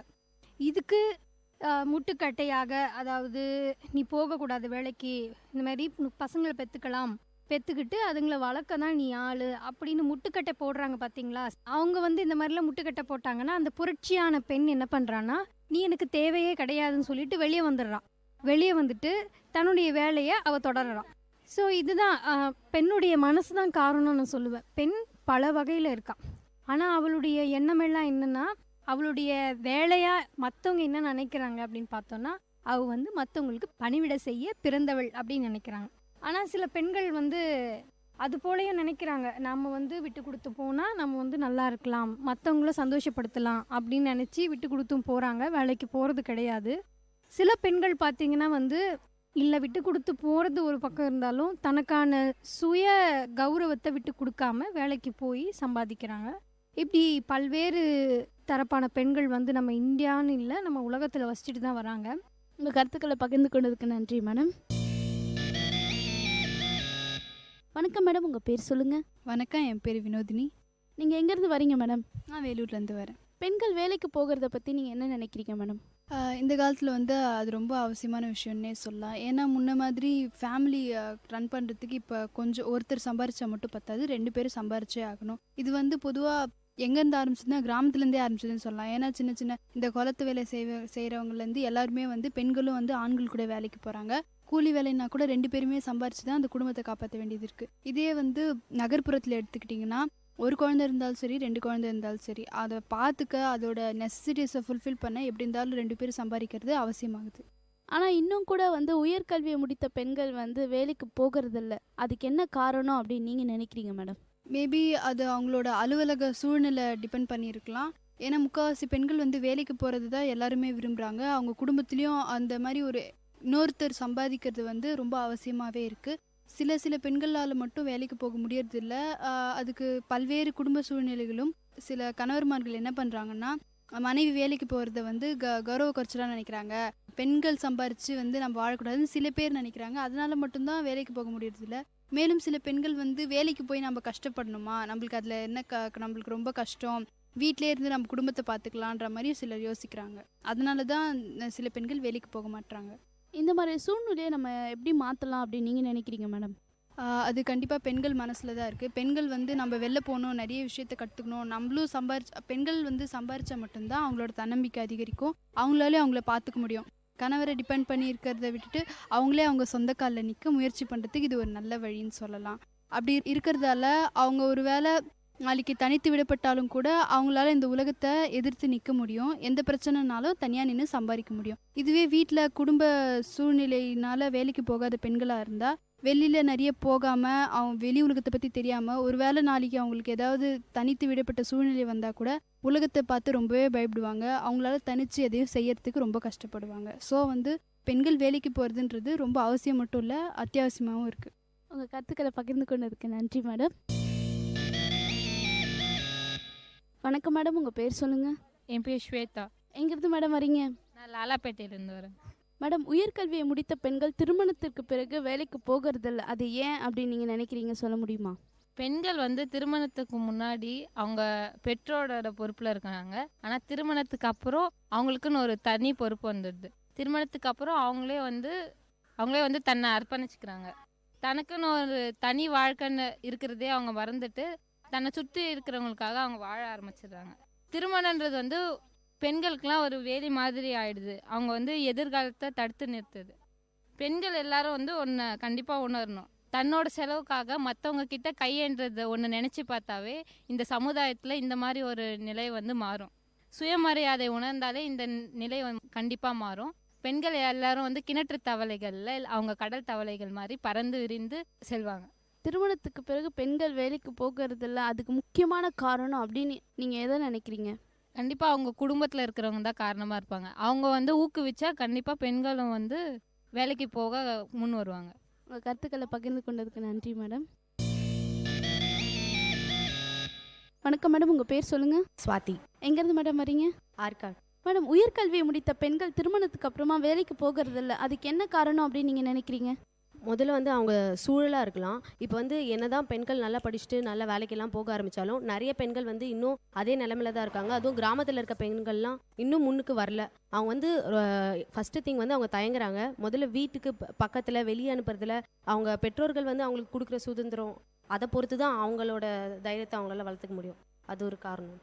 அதுக்கப்புறம் திருமணம் அவங்களுக்கு ஒரு முக்கிய காரணமாக இருக்குது. திருமணம் ஆகிட்டு அதுக்கப்புறம் அவங்களுக்கு நிறைய கடமை வந்துடுறதுனால அவங்களால வேலைக்கு போக முடியாத சுச்சுவேஷன் ஏற்படுது. உங்கள் கருத்துக்களை பகிர்ந்து கொண்டதுக்கு நன்றி மேடம். வணக்கம் மேடம், உங்கள் பேர் சொல்லுங்கள். சிவப்பிரியா. எங்கேருந்து மேடம் நீங்கள் வரீங்க? காந்திநகர். மேடம், உயர்கல்வியை முடித்த பெண்கள் திருமணத்துக்கு அப்புறம் வேலைக்கு போகிறதில்ல, அதுக்கு என்ன காரணம் அப்படின்னு நீங்கள் நினைக்கிறீங்க? திருமணம் ஒரு முக்கியமான காரணம். வேறு ஏதாவது காரணங்கள் சொல்ல முடியுமா மேடம்? ஆண்களோட ஆதிக்கம், சொசைட்டியில் இருக்க சில சுச்சுவேஷன்ஸ்னால அவங்களால வேலைக்கு போக முடியாத சூழ்நிலைகள், குழந்தைகளை வளர்க்கணுன்றதுக்காக போகாமல் இருக்கலாம். இதுலேருந்து பெண்களை எப்படி மேம் வீட்டுக்கு கொண்டு வரலாம்? அவங்களோட தைரியத்தை வளர்த்துக்கணும். அவங்களுக்காக அவங்க வாழ ஆரம்பிக்கணும். உங்கள் கருத்துக்களை பகிர்ந்து கொண்டதுக்கு நன்றி மேடம். நேர்களே, இது விஐடி பண்பலை 90.8. இது உங்கள் நிகழ்ச்சி கருத்துக்களம். உங்களுடன் இணைந்திருப்பது சசிரேகா. இன்றைய கருத்துக்களம் நிகழ்ச்சியில் நம்ம எதை பற்றி பேசிகிட்டு இருக்கோம்னா, உயர்கல்வியை முடித்த திருமணமான பெண்கள் ஏன் திருமணத்துக்கு அப்புறமா வேலைக்கு போகிறதில்ல, இது சார்ந்த கேள்விகளை தான் நம்ம மக்கள்கிட்ட கேட்டுட்ருக்கோம். வாங்க நிகழ்ச்சியை தொடரலாம். இங்கே ஒரு நேயர் நமக்காக காத்துட்ருக்காங்க. வணக்கம் மேடம், உங்கள் பேர் சொல்லுங்கள். பேர் சிவகாமி. நான் ஒரு குடும்ப தலைவி. என் பிள்ளைங்களை காப்பாற்றுறதுக்காக நான் வேலைக்கு போகல. எங்கள் பிள்ளைங்கள குழந்தைங்கள எங்கள் வீட்டுக்காரு வேலைக்கு போயிட்டு இருந்தார். அவருக்காக நான் வேலைக்கு போகல, வீட்டில் தான் இருக்கிறேன். நான் ஏன் திருமணமான பெண்கள் வந்து கல்யாணத்துக்கு அப்புறமா வேலைக்கு போகிறதில்ல அப்படின்றதுக்கு எதனா காரணங்கள் இருக்கா? நீங்கள் அதை பற்றி என்ன நினைக்கிறீங்க மேடம்? அவங்க வந்து அவங்களும் கல்யாணம் ஆன பிறகு குழந்த இருந்தாக்கா அவங்க இந்த வேலைக்கு போகிறதில்ல, குழந்தைய பார்த்துக்கணும், அவங்க வீட்டுக்காரரை பார்த்துக்கணும். வணக்கம் மேடம், உங்கள் பேர் சொல்லுங்கள். சங்கீத பிரியா. எங்கேருந்து மேடம் வரீங்க நீங்கள்? நாங்கள் நியர் விஐடிலேருந்து வரோம். மேடம், உயர்கல்வியை முடித்த பெண்கள் திருமணத்திற்கு அப்புறம் வேலைக்கு போகிறதில்ல, அதுக்கு என்ன காரணம் அப்படின்னு நீங்கள் நினைக்கிறீங்க? ஒன்று அவங்க கணவராக இருப்பாங்க, இல்லைன்னா அவங்க மாமியாராக இருப்பாங்க. அப்படி இல்லைன்னா அவங்க கல்யாணம் ஆனோடனே கருவுற்று இருந்தால் உடனே அவங்கள வேலைக்கு போக வேணாம்னு சொல்லிடுவாங்க. அப்புறமேட்டுக்கு குழந்தை பிறந்து தனியாக இருக்குதுன்னு சொல்லிட்டு 3 இயர்ஸ் வந்து அவங்க குழந்தைய பார்த்துக்கிறதுக்காகவே செலவாயிடும். அப்புறம் அவங்களுக்கு வேலைக்கு போகிறதுக்கு என்ன, குழந்தைய பார்த்துக்கோ, வீட்டிலே இருன்னு சொல்லிட்டு சொல்லிடுவாங்க. இதுக்கு வேறு எதுனா காரணம் இருக்குது அப்படின்னு நீங்கள் நினைக்கிறீங்களா? இருக்குது. இப்போல்லாம் வந்து ஆண்கள்லாம் வந்து அவங்களோட மனைவி வந்து அவங்கள விட கீழே இருக்கணும்னு தான் நினைக்கிறாங்களே தவிர அவங்கள விட அவங்க முன்னேறி போகணுன்னு சொல்லிட்டு யாருமே நினைக்கிறது இல்லை. அதனால தான் வந்து அவங்க மனைவிகள்லாம் வந்து வேலைக்கு போகக்கூடாதுன்னு சொல்லிட்டு அவங்க நினைக்கிறாங்க. இதை எப்படி பெண்கள் வந்து எதிர்கொள்ளலாம் அப்படின்னு நீங்கள் நினைக்கிறீங்க? எப்படியாவது போராடியாவது வேலைக்கு போகணும்னு சொல்லிட்டு சொல்லணும். வேலைக்கு நம்மளும் போனால் நம்மளோட ஸ்டேட்டஸ் வந்து உயரும் அப்படின்னு சொல்லிட்டு எல்லாத்தையும் சொல்லி புரிய வச்சு கன்வின்ஸ் பண்ணி தான் வந்து வேலைக்கு போகணும். உங்கள் கருத்துக்களை பகிர்ந்து கொண்டதுக்கு நன்றி மேடம். அன்றைய காலகட்டத்தில் பெண்களுக்கு கல்வின்றது ஒரு எட்டாத கனியாக தான் இருந்துட்டு வந்தது. ஆனால் அந்த நில கால மாற்றத்தாலும் சமுதாய வளர்ச்சினால மாறிச்சுன்னே சொல்லலாம். இன்றைய காலகட்டத்தில் பெண்களுக்கு கல்வி அவசியம் அப்படின்னு சொல்கிறாங்க. ஆனால் அதே நேரத்தில் வேலைவாய்ப்புன்றது பெண்களுக்கு ரொம்பவே குறைவாக இருக்குது. அதில் திருமணமான பெண்களுக்கு வேலைவாய்ப்புன்றது ஒரு மிகப்பெரிய கேள்விக்குறியாக தான் இருக்குது. அதுக்கு அவங்க சொல்கிற மிகப்பெரிய காரணங்கள் என்னென்னா குழந்தை வளர்ப்பு, குடும்பத்தினரை பார்த்துக்கணும் அப்படின்னு சொல்கிறாங்க. அதிலும் ஒரு சில பெண்கள் தாண்டி வந்து சாதிச்சும் காட்டியிருக்காங்க. கண்டிப்பாக பெண்கள் வேலைக்கு போகணுன்னா அதுக்கு உறுதுணையாக இருக்க வேண்டியது சமுதாயத்துடைய கடமையோ குடும்பத்தினருடைய கடமையோ தான். இவங்க 2 பேரும் பெண்களுக்கு உறுதுணையாக இருந்தாவே போதும், பெண்கள் எவ்வளவு பெரிய உயரத்தை வேணாலும் எட்ட முடியும். நேர்களே, இது விஐடி பண்பலை 90.8. இது உங்கள் அபிமான நிகழ்ச்சி கருத்துக்களம். உங்களிடம் இருந்து விடைபெறுவது சசிரேகா. நேயர்கள் இதுவரை கேட்டது மக்கள் கருத்துக்கள் அரங்கேறிய கருத்துக்களம் உங்கள் விஐடி பண்பலை 90.8. நன்றி, வணக்கம்.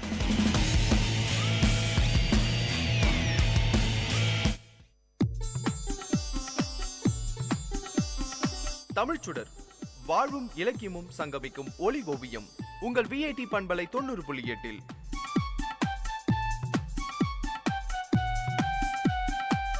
இன்றைய தமிழோவியம் தீட்டுபவர் ஜெயஸ்ருதி. வணக்கம். எல்லாருக்கும் நன்றாம் பணிதல் அவருள்ளம் செல்வர்க்கே செல்வம் தகைத்து. மனிதன் கடைபிடிக்க வேண்டிய நற்பண்புகள் பற்பல. அவற்றில் தலையாயது தன்னடக்கம். ஈகை குணம், அன்புடைமை இவையெல்லாம் சிறந்தவை. ஆயினும் தன்னடக்கம் இல்லாது போனால் இந்த பண்புகள் சிறக்காது. மனித வாழ்க்கைக்கு சிறந்த அடக்கம் தேவை. பழங்காலத்தில் அடக்கம் என்ற ஒரே சொல் பல பண்புகளை விளக்கியது. ஆனால் இன்று அடக்கம் என்ற பண்பு விரிந்து தனியே சொல்கிற வகையில் அமைந்துள்ளது. இந்த உலகத்தில் பெரும்பாலானோர் துன்பப்படுகின்றனர். துன்பங்கள் எதனால் ஏற்படுகின்றன? ஒரு பொருளை நம்ம கண்ணால பாக்குறோம். பாக்குறவங்க எல்லாரும் அந்த பொருளை பார்த்துட்டு பேசாம இருக்கிறது இல்ல. அதை எப்படியாவது அடையணும் அப்படின்னு பல பேர் நினைக்கிறாங்க. அந்த நினைப்பு ஆசையா வளருது. அதை பெற முயற்சி செய்யறாங்க. அந்த முயற்சியின் விளைவாக பல துன்பங்களை அடைகிறாங்க. இவ்வாறு ஐம்புலன்களால அடையும் இன்பத்தை அனுபவிக்கும் எண்ணமும் ஆசையும் பெருகுகின்றன. இவற்றை தடையில்லாமல் பெற சிலருக்கு வாய்ப்பில்லாம போகலாம். வாய்ப்பு இல்லாதவங்க தங்களுக்கு வாய்ப்பு இல்லையே என்று எண்ணி ஆறுதல் அடையிறது இல்ல. அவற்றை எப்படியாவது அடைய வேண்டும் என்று விரும்பி கிடைக்காததுல துன்பம் அடைகிறாங்க. ஒரு சிலர் ஒரு படி மேல போய் அதை அடையணும்னு தவறான வழிகளில் ஈடுபடுறாங்க. அதனால பெருந்தொல்லைகளுக்கு ஆளாகிறாங்க. இந்த புலன்களை ஆட்டி படைப்பது எது? மனம். மனம் எப்போதும் எதிலையும் ஆறுதல் பெறுவது இல்ல, நிறைவு கொள்வது இல்ல. ஓரளவுக்கு கிடைத்தா போதும் என்று நினைப்பதில்லை. கிடைக்க கிடைக்க மேலும் மேலும் அடைய வேண்டும் என்ற ஆசை ஊற்றா பெருகுது. இந்த ஐம்புலன்களையும் அடக்குவோர் துன்பத்தை வெல்லுவர். துன்பத்திலிருந்து விடுபடுவதே மிக சிறந்த இன்பம் இல்லையா? இந்த அடக்கம் என்னும் பண்பு துன்பங்களிலிருந்து விடுவிப்பதோடு நிற்பதில்லை, வேறு எத்தனையோ நன்மைகளையும் செய்கின்றது. கல்வி செல்வத்தை பெற கண்ணும் செவியும் ஒத்துழைக்க வேண்டும். இந்த ஒத்துழைப்பு எப்படி கிடைக்கும்? தானே கிடைக்குமா? இல்லை, அவற்றை அடக்க வேண்டும். இவை தன்னிலை ஒழுக்கம். ஒழுக்கம் இரு வகையானது. ஒன்று தன்னிலை ஒழுக்கம், மற்றொன்று சமூக ஒழுக்கம். இதுல சமூக நல்லொழுக்கங்கள் சமூகத்தை சீரமைக்கும். சூழ்நிலை வாழ்க்கைக்கு இசைந்ததா அமையும். நல்லெண்ணம் வளரும், நம்பிக்கையும் வளரும், என்னைக்கும் அமைதியும் மகிழ்ச்சியும் நிலவும். நாடு பரப்பளவுல பெரியது, பல கோடி மக்கள் வாழ்வது. மக்கள் ஒன்றாக வாழும் இடத்துல நல்லெண்ணம் இன்றியமையாத ஒன்று. அதனால தேசிய ஒழுகலாறுகளை நாம மேற்கொள்ள வேண்டும். நம்முடைய புலன்களை ஆட்டி படைப்பது மனம் என்னும் கருவிதான். இதை எப்படி கட்டுப்படுத்துவது? பயிற்சினால்தான் இதை கட்டுப்படுத்த முடியும். எந்த வேளையில் எதை செய்ய வேண்டுமோ அதை தவறாமல் செய்து முடிக்கும் பழக்கத்தை முதலில் மேற்கொள்ள வேண்டும். அதே போலவே பெருமிதம் என்ற பெரிய நோயிலிருந்து தன்னைத்தானே காத்துக்கொள்ள வேண்டும். ஒரு வகுப்புல 2 மாணவிகள் இருந்தாங்க. இருவருமே நல்லா படிக்கிற மாணவிகள் தான். பள்ளியில நடக்கும் தேர்வுகள்ல நல்ல மதிப்பெண்களையே பெற்று வந்தாங்க. முதல் மதிப்பெண்களையும் இவங்க தான் வாங்கிட்டு வந்தாங்க. அதுல ஒரு மாணவி சில குடும்ப பிரச்சனைகளால சரிவர படிக்க முடியாம போய் தேர்வுகள்ல இன்னொரு மாணவியை விட குறைந்த மதிப்பெண்களை எடுத்துட்டாங்க. இத பார்த்த அந்த மாணவிக்கு தான் தான் எல்லாமே என்ற எண்ணம் தலை தூக்க ஆரம்பிச்சது. மற்றொரு மாணவிய மட்டம் தட்ட ஆரம்பிச்சாங்க இன்னொரு மாணவி. இதுவும் ஒருவித அடக்கமின்மை தானுங்க. என்னதான் நல்லா படிச்சாலும் மதிப்பெண்கள் வாங்கினாலும் மற்றவர்களை துன்புறுத்துவது தவறான ஒரு விஷயம் தானே. மற்றொரு மாணவியோ இதையெல்லாம் பொருட்படுத்தாம நல்லா படிச்சாங்க. இறுதி தேர்வில நல்ல மதிப்பெண்கள் பெற்று மாவட்டத்தில் முதலிடத்தை பிடிச்சாங்க. அதனால நம்ம திறமை வாய்ந்தவரா இருந்தாலும் அடக்கத்தோட இல்லைன்னா திறமைக்கான உழைப்புக்கான பலனை அடைய முடியாது. தன்னடக்கம் என்ற சிறந்த பண்பினை பெற வேண்டுமாயின் மற்றவர்களிடம் குறை காணும் தீமை அறவே கூடாது. அடக்கம் என்னும் செல்வத்தை முயன்று பெற்ற வெற்றியே தவத்தால் அடைந்த ஆற்றலாகும். பொருட்செல்வம் முதலானவை இந்த உலகில் சிறப்புடன் வாழ துணை புரிபவை. அடக்கமும் செல்வத்திற்கு எல்லாம் தலை சிறந்த செல்வமாகும். இதையே வள்ளுவர் எல்லாருக்கும் நன்றாம் பணிதல் அவருள்ளும் செல்வர்க்கே செல்வம் தகைத்து என்கிறார். செருக்கு இல்லாமல் அடக்கமாக வாழ்வது எல்லாருக்குமே நல்லதுதான். செல்வங்களுக்கு அது மேலும் சிறந்த ஒரு செல்வமாக விளங்கும் என்கிறார். சிந்தியுங்கள், செயல்படுங்கள். நன்றி.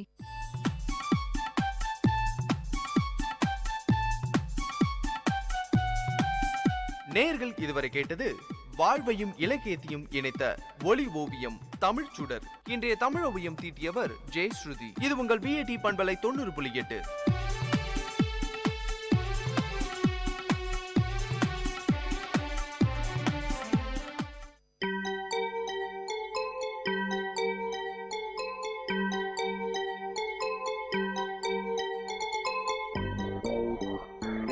வணக்கம், நமஸ்தே, நமஸ்கார், சலாம் அண்ட் வந்தனம்.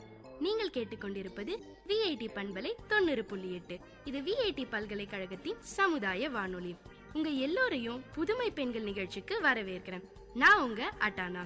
இந்த நிகழ்ச்சியில எவ்வளோ கடினமான சூழ்நிலையும் தனக்குன்னு ஒரு பாதையை அமைச்சுக்கிட்டு அதுல அவங்க பயணத்தை தொடர்ந்து அதுல வெற்றியும் அடைந்த பெண்களை பத்தி தான் நான் உங்களுக்கு சொல்ல போறேன்.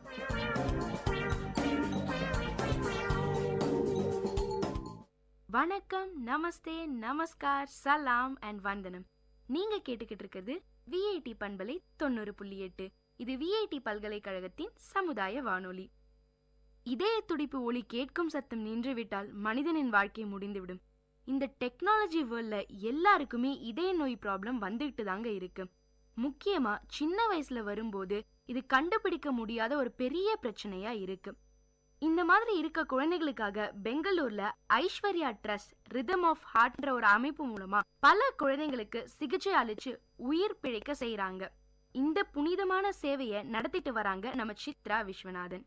நம்ம எல்லாம் பாத்தீங்கன்னா சோகம் வரும்போது அழுது புலம்பிக்கிட்டே இருப்போம். ஆனா நம்ம சித்ரா விஸ்வநாதன் மேடம் சோகத்தோட உச்சத்துல இருக்கும்போது கூட ஒருவருக்கு சேவை செய்யறத பத்தி யோசிச்சிருக்காங்க.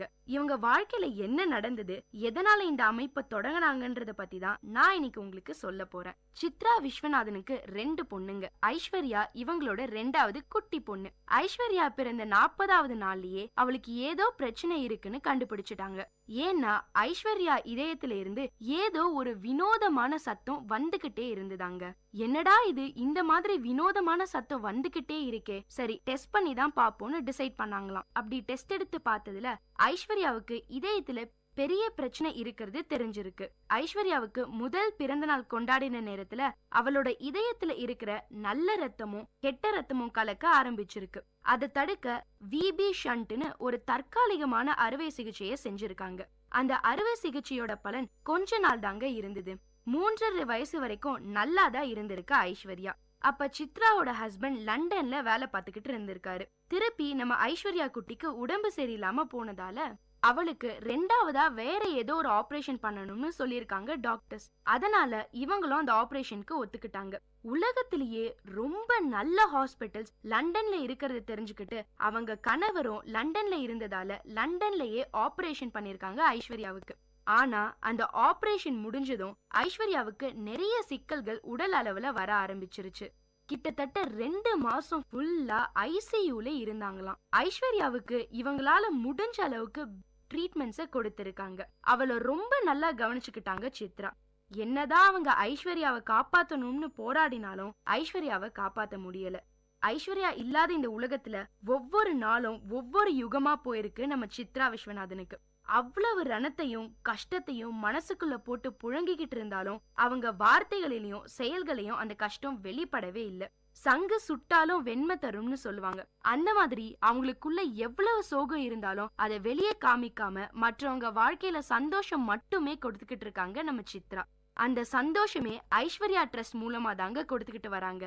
ஐஸ்வர்யாவுக்கு கான்ஜினென்டல் ஹார்ட் டிசீஸ்னு சொல்ற ஒரு பிரச்சனை தாங்க இருந்திருக்கு.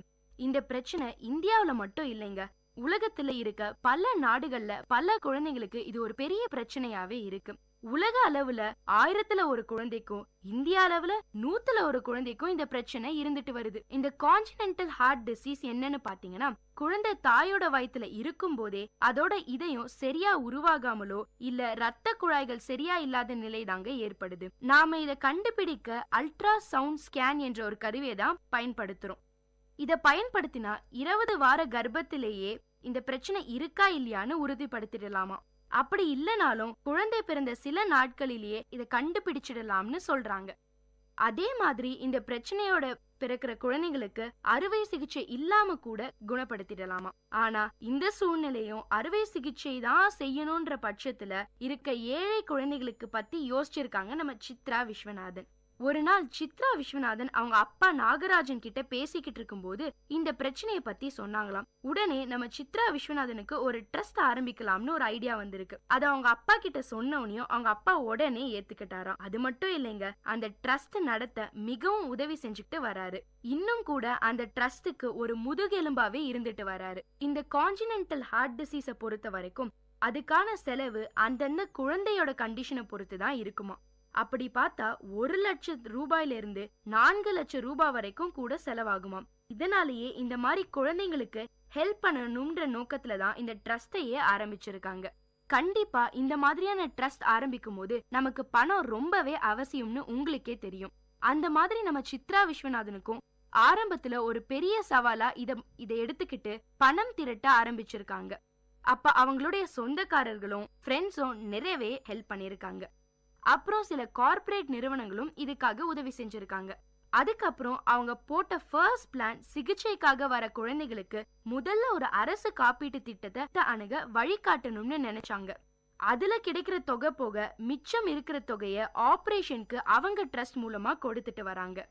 இந்த வினோதமான இதய நோயால பாதிக்கப்பட்ட குழந்தைகளை தேடி கண்டுபிடிக்க தமிழ்நாட்டுல உள்ள எல்லா மாவட்டங்கள்லயும் மாதம் ஒரு முறையாவது ஸ்கிரீனிங் கேம்ப் நடத்துவாங்களாம்.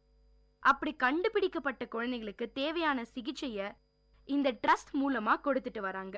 அது மட்டும் இல்லாம சின்ன சின்ன கவர்மெண்ட் ஹாஸ்பிட்டல்ஸ்ல இருந்து கூட குழந்தைகளை டெஸ்டுக்கு அனுப்புறாங்க.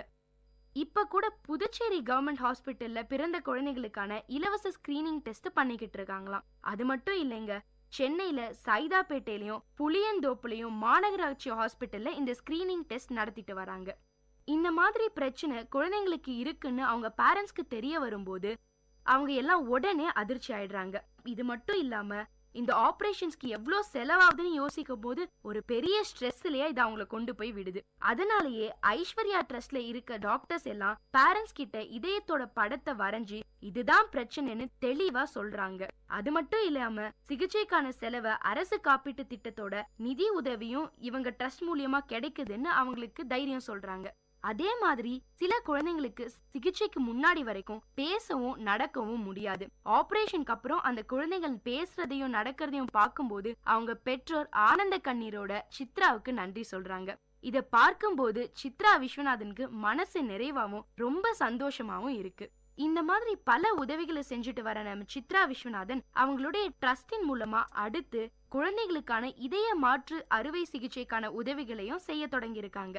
இது வரைக்கும் பாத்தீங்கன்னா 3 குழந்தைகளுக்கு அறுவை சிகிச்சையை வெற்றிகரமா நடத்தி முடிச்சிருக்காங்க.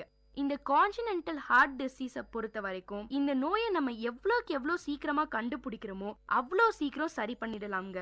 இதை கண்டுபிடிக்க தாமதம் செஞ்சா அறுவை சிகிச்சையால கூட குணப்படுத்த முடியாது. HIV மாதிரியோ இல்ல கேன்சர் மாதிரியோ இந்த நோய்க்கான விழிப்புணர்வு மக்கள் கிட்ட இல்ல. அது மட்டும் இல்லாம இந்த ட்ரஸ்டின் மூலமாக சென்னை, மும்பை, பெங்களூர்னு பல இடங்கள்ல இந்த நோய்க்கான விழிப்புணர்வை பரப்பிக்கிட்டு வராங்க நம்ம சித்ரா. ஒவ்வொரு குழந்தையும் இந்த நோயில இருந்து விடுவித்து அவங்களோட உயிரை காப்பாத்தணும்ன்றதுதான் இந்த ஐஸ்வர்யா ட்ரஸ்டோட நோக்கமேங்க. குழந்தையை இழந்ததோட பெரிய வலிய இன்னமும் அவங்களால மறக்க முடியல. அது வாழ்நாள் பூரா அவங்க கூடவே இருக்கும்னு சொல்றாங்க. நம்ம சித்ரா விஸ்வநாதன் ட்ரஸ்ட் மூலியமா இதுவரைக்கும் 700 குழந்தைகளுக்கும் மேல உயிரை காப்பாத்திருக்காங்களாம். இந்த குழந்தைங்களோட உருவத்திலையும் உயிர்லயும் அவங்க ஐஸ்வர்யாவையே பாக்குறதா சொல்றாங்க. அது மட்டும் இல்லாம ஐஸ்வர்யா அவங்களோடய இருக்கிறதாவும் தோணுதான். என்ன நேயர்களே, நம்ம சித்ரா விஸ்வநாதனோட இந்த சேவை எவ்வளவு முக்கியம், அதனால எவ்வளவு குழந்தைங்க பயனடைறாங்கன்னு உங்களுக்கு தெரிஞ்சிருக்கும். இதை செய்ய நம்ம சித்ரா விஸ்வநாதன் எவ்வளோ கஷ்டப்படுறாங்கன்னு உங்களுக்கு தெரிஞ்சிருக்கும். ஆனாலும் அவங்க கனவை நினைவாக்குற இந்த போராட்டத்துல போராடிக்கிட்டே தான் இருக்காங்க. இதே மாதிரி இன்னொரு புதுமை பெண்ணோட உங்களை சந்திக்கும் வரை உங்களிடமிருந்து டாடா பை பை சொல்லி விடைபெறுவது உங்க அட்டானா. இது VIT பண்பலை 90.8.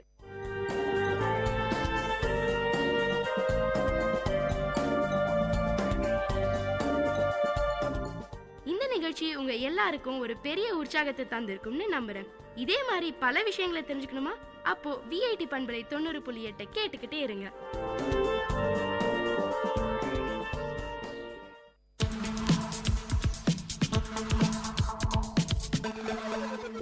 Way to success. Uncommon scenes, inspiring stories from real life heroes in VIT Community Radio 90.8.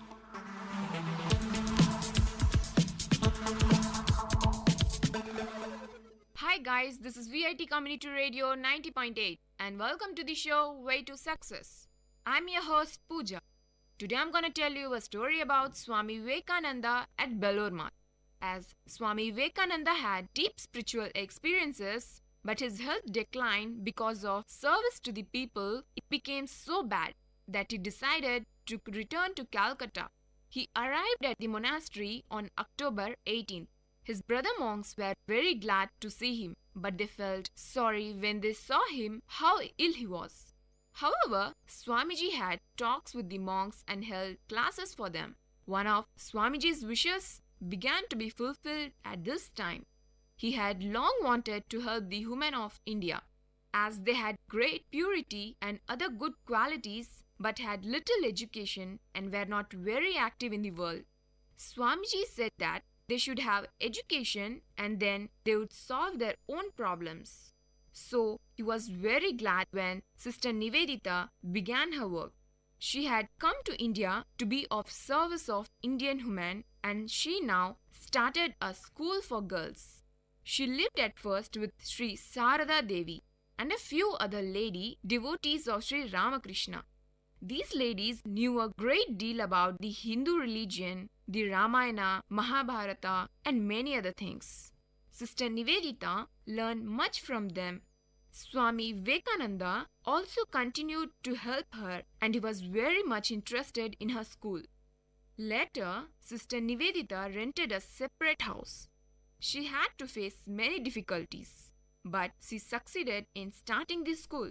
The school is now a very big one, and it has done much to uplift the women of India.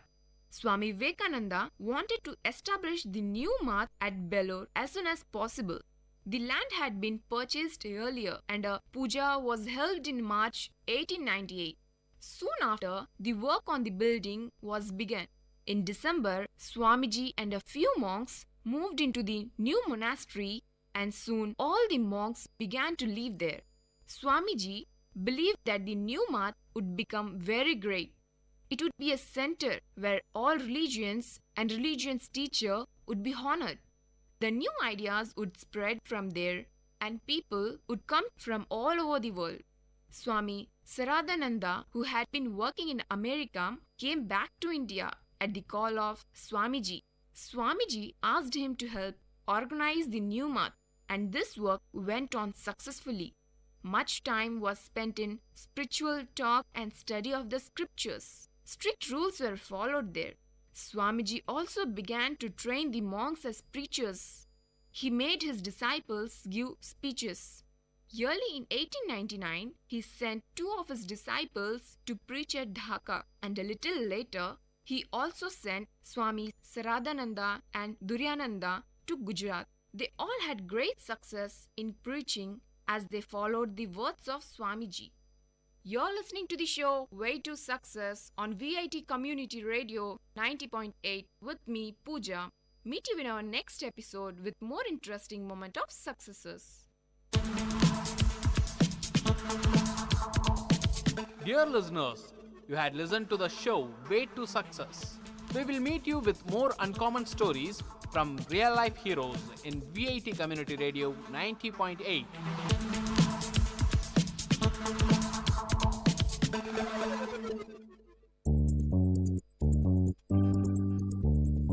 மழலைகளின் மொழிகளோடும் மாணவர்களின் திறன்களோடும் வாராவாரம் ஆர்ப்பாட்டம், பள்ளி பிள்ளைகளின் கொண்டாட்டம். உங்கள் VIT பண்பலை 90.8 பள்ளிக்கூடம் வேலூர் நகரின் பள்ளிகளில் இருந்து மாணவர்களின் பல்சுவை நிகழ்ச்சி.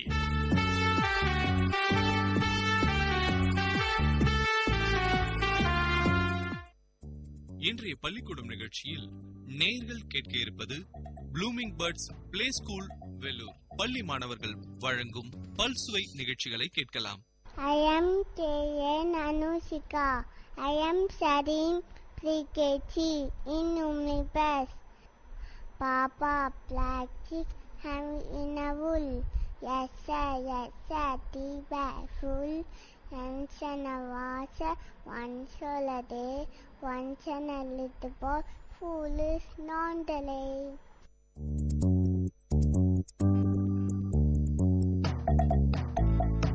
Jovina Valan, Inga pocket full of bosses, Asa, Busa, Atsa, Don, Tidakudan, Agana Mudala, Editelam, Adi Pagavan, Udate Udake, Kaka Kasaradan, Tata Vai, Tata Pen, Nika Alkatagar, Tina, Suttapon, Ullarum, Adare, Namina, Suttavade, Selutu Sevam, Sedi Chevam, Achalan, Selutu Elam Dale, Nia Uravaga, Inada Kula, Tani Reba Kai Kavandate. Thank you.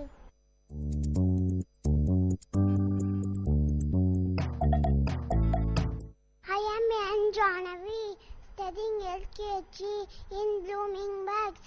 Twinkle, twinkle, little star, how I wonder what you are. Up above the world so high, like a diamond in the sky. Baba, black sheep, how any wool? Yes sir, tea bag full. One for the master, one for the dean, one for the little boy who lays down the lay. That's the crow.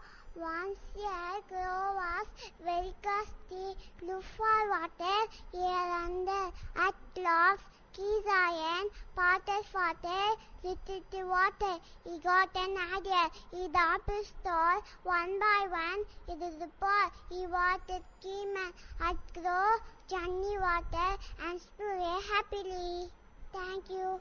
Good habits. Get up early in the morning, brush your teeth twice a day, take a bath every day, eat healthy food, drink plenty of water, go to school every day, play daily, finish your homework daily, use kerchief when you sneeze, always put the cabbage in dustbin, cut your nails regularly, go to bed on time.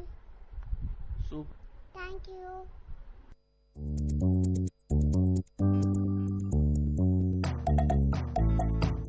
Once a fox saw one chocolate, hand me some my plant. He wanted a grapes, jumped and jumped again, but he could not get the grapes. So he went away saying, the grapes are so. Thank you. A, B, C, D, E, F, G, H, I, J, K, L, M, N, O, P, Q, R, S, T, U, V, W, X, Y, and Z. Now I know my ABC, as I was using what A.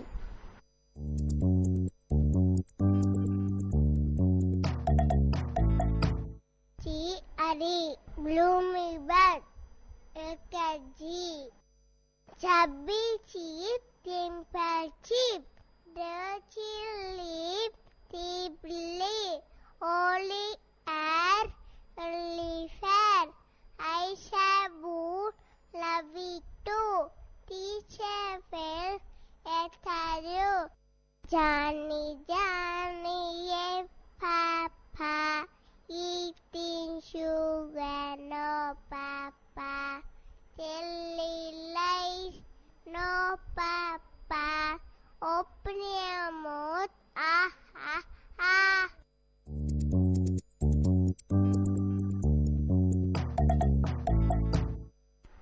ஏன் தட்டுட்டாய் நிலா நிலா ஓடிவா இல்லாமல் ஓடிவா மலை மேலே ஏறிவா மல்லிகைப்பூ கொண்டு வா மம்பழமா மம்பழம் மல்கோவா மம்பழம் சேலத்து மாம்பழம் தித்திக்கும் மாம்பழம் உங்களுக்கு வேணுமா இங்கே ஓடி வாருங்கள் பங்கு போட்டு தின்னலாம் ஆட்டி தூடி அறம் திட்ட விளம்பு ஆடுவது தினம் எல்வது கலவை ஈவது விளக்கே உயர்வது விளம்பை ஊக்கமறு கைவிடு என்னுவது இகழ்ச்சி ஏ போனடா Johnny, Johnny, yes Papa, eating sugar, no Papa, telling lies, no Papa, open your mouth, ah, ah, ah, line, line, go away, come again under it, little Johnny run away, rain, rain, go away,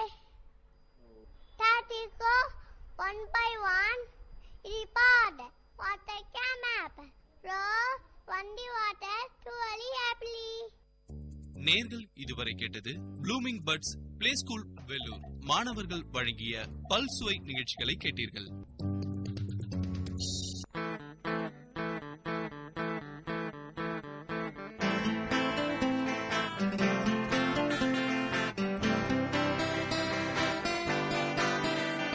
உங்கள் இல்லம் நுழைந்திடும், உங்கள் செவிகளை தீண்டிடும், உங்கள் மனதினை வருடவே பொன்பலையாய் மலருதே. உங்கள் இல்லம் நுழைந்திடும், உங்கள் செவிகளை தீண்டிடும், உங்கள் மனதினை வருடவே பொன்பலையாய் மலருதே.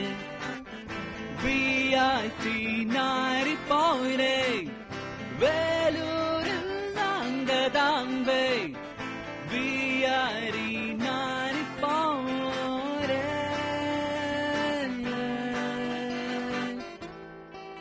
நீங்கள் கேட்டுக்கொண்டிருப்பது VIT பண்பலை 90.8 VIT பல்கலைக்கழகத்தின் சமுதாய வானொலி.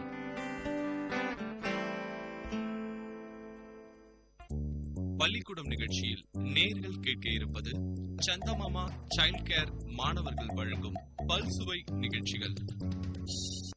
I am D. Sarvajit from grade 3 PSBB school. I am going to tell Aathichudi and Crooked story. Aathichudi.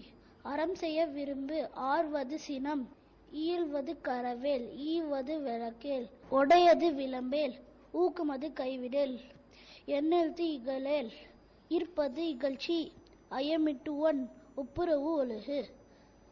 Crooked tree. In a forest there was a crooked tree and a bunch of trees. The bunch of trees used to laugh the crooked tree. Ha ha ha, see this crooked tree. It's very crooked. The crooked tree did not mind.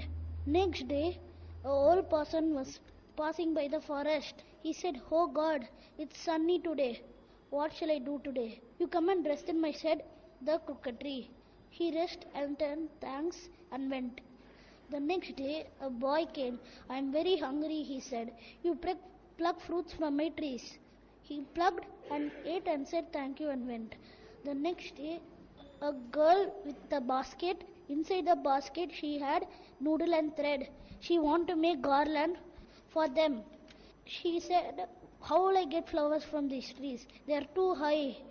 But the crooked tree was very small, so she can pluck very easily. She plucked and said thank you and went. The next day, travelers came. One said, "We need to protect ourselves with fire. We need branches from some of these trees. You don't pluck from them. You pluck my branches because they're my friends." Soon they plucked from the crooked tree. It looked uglier than before. Other trees cried and learnt a lesson. Spring season came. New flowers and fruits and branches came. They were happy together. Thank you.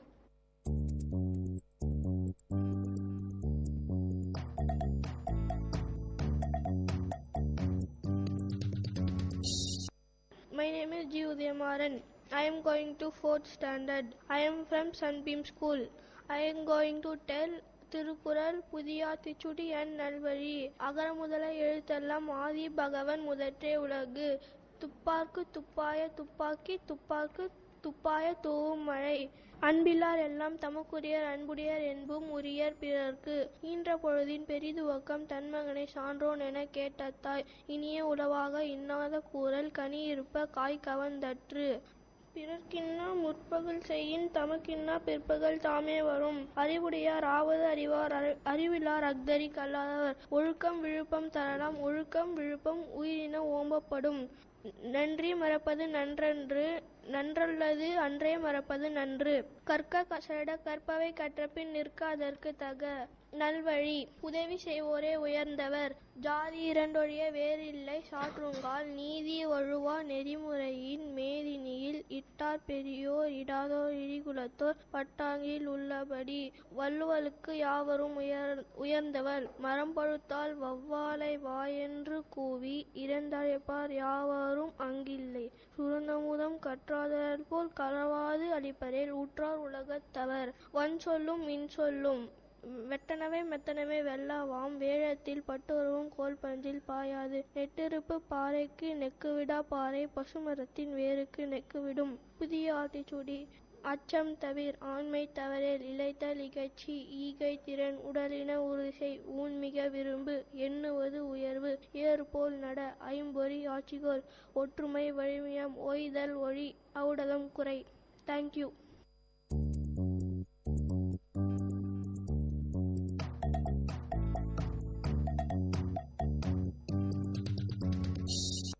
My name is A. Bharatwaj.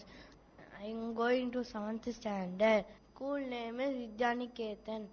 I am going to say Tirukural.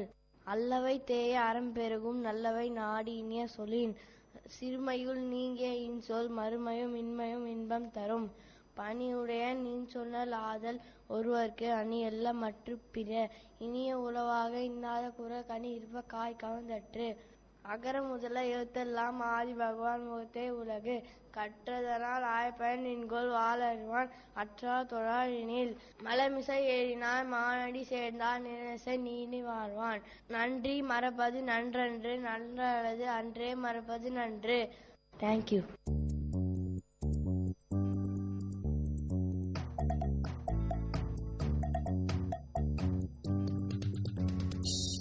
I am Jerry Abraham Matthew, studying in 1st standard to 2nd standard. பாவேந்தர் பாடல் அனைவரும் உறவினர் ஈதல் இன்பம் ஒற்றுமை அமைதி கல்லார் நலிவு கெடுநிலைவு அகட்டு சோர்வு நீக்கு தூய நீராடு தெருவெல்லாம் மரம் வளர் வெறும் பேச்சு பேசல் வையம் வாழ்வார் Ever Baladi Dawson. Thank you.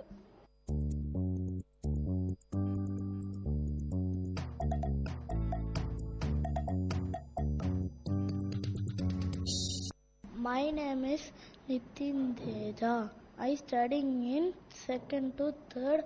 School name is Kingston. செய்ய விரும்ப தேஜா பூஜான்னு ஒருத்தங்க இருந்தாங்க.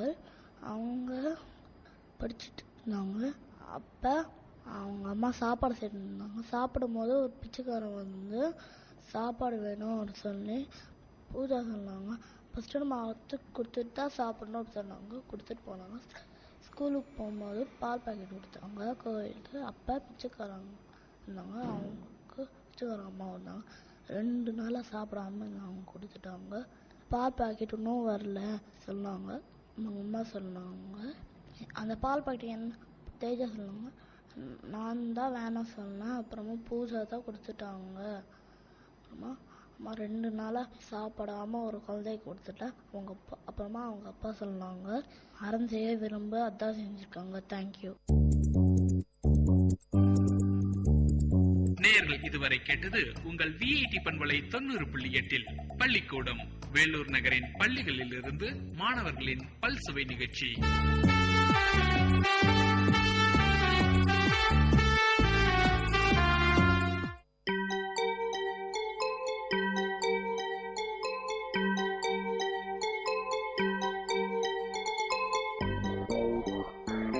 வணக்கம், நமஸ்தே, நமஸ்கார், சலாம் அண்ட் வந்தனம். நீங்கள் கேட்டுக்கொண்டிருப்பது விஐடி பண்பலை 90.8. இது விஐடி பல்கலைக்கழகத்தின் சமுதாய வானொலி. உங்க எல்லோரையும் புதுமை பெண்கள் நிகழ்ச்சிக்கு வரவேற்கிறேன். நான் உங்க அட்டானா. இந்த நிகழ்ச்சியில எவ்வளோ கடினமான சூழ்நிலையும் தனக்குன்னு ஒரு பாதையை அமைச்சுக்கிட்டு அதுல அவங்க பயணத்தை தொடர்ந்து அதுல வெற்றியும் அடைந்த பெண்களை பத்தி தான் நான் உங்களுக்கு சொல்ல போறேன்.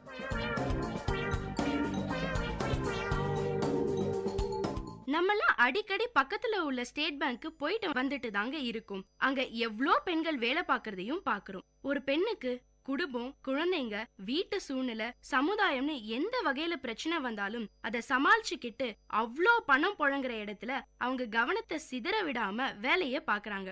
ஆனா உண்மையில அங்க பாக்குற வேலை அவ்வளோ கடினங்க. அந்த கடினமான சூழ்நிலையில கூட ஒரு சின்ன பொறுப்புல இருந்து மிகப்பெரிய பதவியான தலைமை செயலாளரா ஆயிருக்காங்க நம்ம அருந்ததி பட்டாச்சாரியா. ஆமாங்க, நம்ம ஸ்டேட் பேங்க் ஆஃப் இந்தியாவோட தலைமை செயலாளர் அருந்ததி பட்டாச்சாரியா பத்தி தான் நான் இன்னைக்கு உங்களுக்கு சொல்ல போறேன். 1956ஆம் ஆண்டு மார்ச் மாசம் 18ஆம் தேதியில பிரத்யுமான் குமாருக்கும் கல்யாணி முகர்ஜிக்கும் ஒரு அழகான பெண் குழந்தை பிறந்தது. அவங்க தாங்க நம்ம அருந்ததி பட்டாச்சாரியா. இவங்க ஒரு பெங்காலி குடும்பமும் கொல்கத்தாவிலே பல காலமா வசிச்சு வந்த குடும்பங்கள் லிஸ்ட்ல இவங்க குடும்பமும் ஒன்னா. நம்ம அருந்ததி பட்டாச்சாரியாவோட அப்பா பிரத்யுமான் குமார் பிலாய் இரும்பு உருக்காயில, அதாங்க இந்த பிலாய் ஸ்டீல் பிளான்ட்னு சொல்வோமே, அதுல இன்ஜினியரா வேலை பார்த்துக்கிட்டு இருந்தாராம். அவங்க அம்மா கல்யாணி முகர்ஜியோ ஹோமியோபதி டாக்டராம். சரியான படிப்பாளி குடும்பம் அவங்க இவங்களது. இவங்க பிறந்தது வளர்ந்தது எல்லாமே கொல்கத்தாவிலே தானாங்க. சொந்த ஊர்லயே இருக்கிற பாக்கியம் எத்தனை பேருக்கு கிடைச்சிருக்கு. அந்த வகையில நம்ம அருந்ததி பட்டாச்சாரியா மேடம் ரொம்ப கொடுத்து வச்சவங்க. இவங்க பள்ளி படிப்ப சென்ட் சேவியர் ஸ்கூல் கொல்கத்தாவில படிச்சிருக்காங்க. அதுக்கப்புறம் ஜதாவ்பூர் யூனிவர்சிட்டில MA ஆங்கில இலக்கியம் படிச்சிருக்காங்க. காலேஜ்ல படிக்கிற காலத்துல எல்லாம் பேங்க்ல வேலைக்கு போகணும்னு எண்ணமே இல்லையாம். இவங்க காலேஜ்ல ஒரு நாள் நண்பர்களோட பேசிக்கிட்டு இருந்தப்போ பேங்க்ல ப்ரொபேஷனரி எக்ஸாம்னு ஒன்னு இருக்குன்னு தெரியுமாம் இவங்களுக்கு. அந்த எக்ஸாம்ல பாஸ் பண்ணிட்டா SBI-க்குள்ள நுழைஞ்சிடலாம்னு பேசிக்கிட்டு இருந்தாங்களாம். சரி, நம்மளும் தான் அந்த எக்ஸாமை எழுதி பார்ப்போமேன்னு நினைச்சாங்களாம். அவங்களுக்கும் ஸ்டேட் பேங்க் ஒரு பெரிய வங்கி, அதுல வேலை கிடைச்சா நிறைய சம்பளமும் சமூகத்துல ஒரு நல்ல மரியாதையும் அது மட்டும் இல்லாம மக்களுக்கு நேரடியா சேவைகளை செய்ய முடியும்னு தோணினதுனால அருந்ததி மேடமும் அந்த எக்ஸாமை எழுதினாங்களாம். இவங்க அந்த எக்ஸாம்க்கு உண்மையாகவும் கடினமாகவும் உழைச்சு பார்த்து நம்ம லக்கே இவங்க பக்கம் வீசிச்சாங்க. ஆமாங்க, நம்ம அருந்ததி மேடம் எக்ஸாம்ல பாஸ் பண்ணி ப்ரொபேஷனரி ஆபீசரா ஆயிட்டாங்களாம். இவங்க 1977ஆம் ஆண்டுல முதல்ல SBI-ல ப்ரொபேஷனரி ஆபீசரா காலடி எடுத்து வச்சதும் அலிப்பூர் பிரான்ச் கொல்கட்டால தாங்க.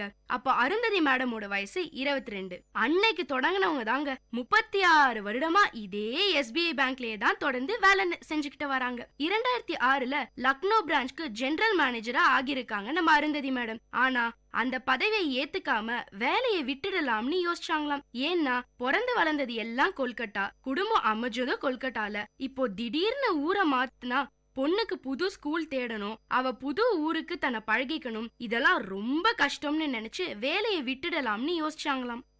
எப்பவுமே ஒரு பெண் வேலையா குடும்பமானு வரும்போது குடும்பத்துக்கு தாங்க முக்கியத்துவம் கொடுப்பாங்கன்னு சொல்றதுக்கு நம்ம அருந்ததி மேடமும் ஒரு சாட்சி.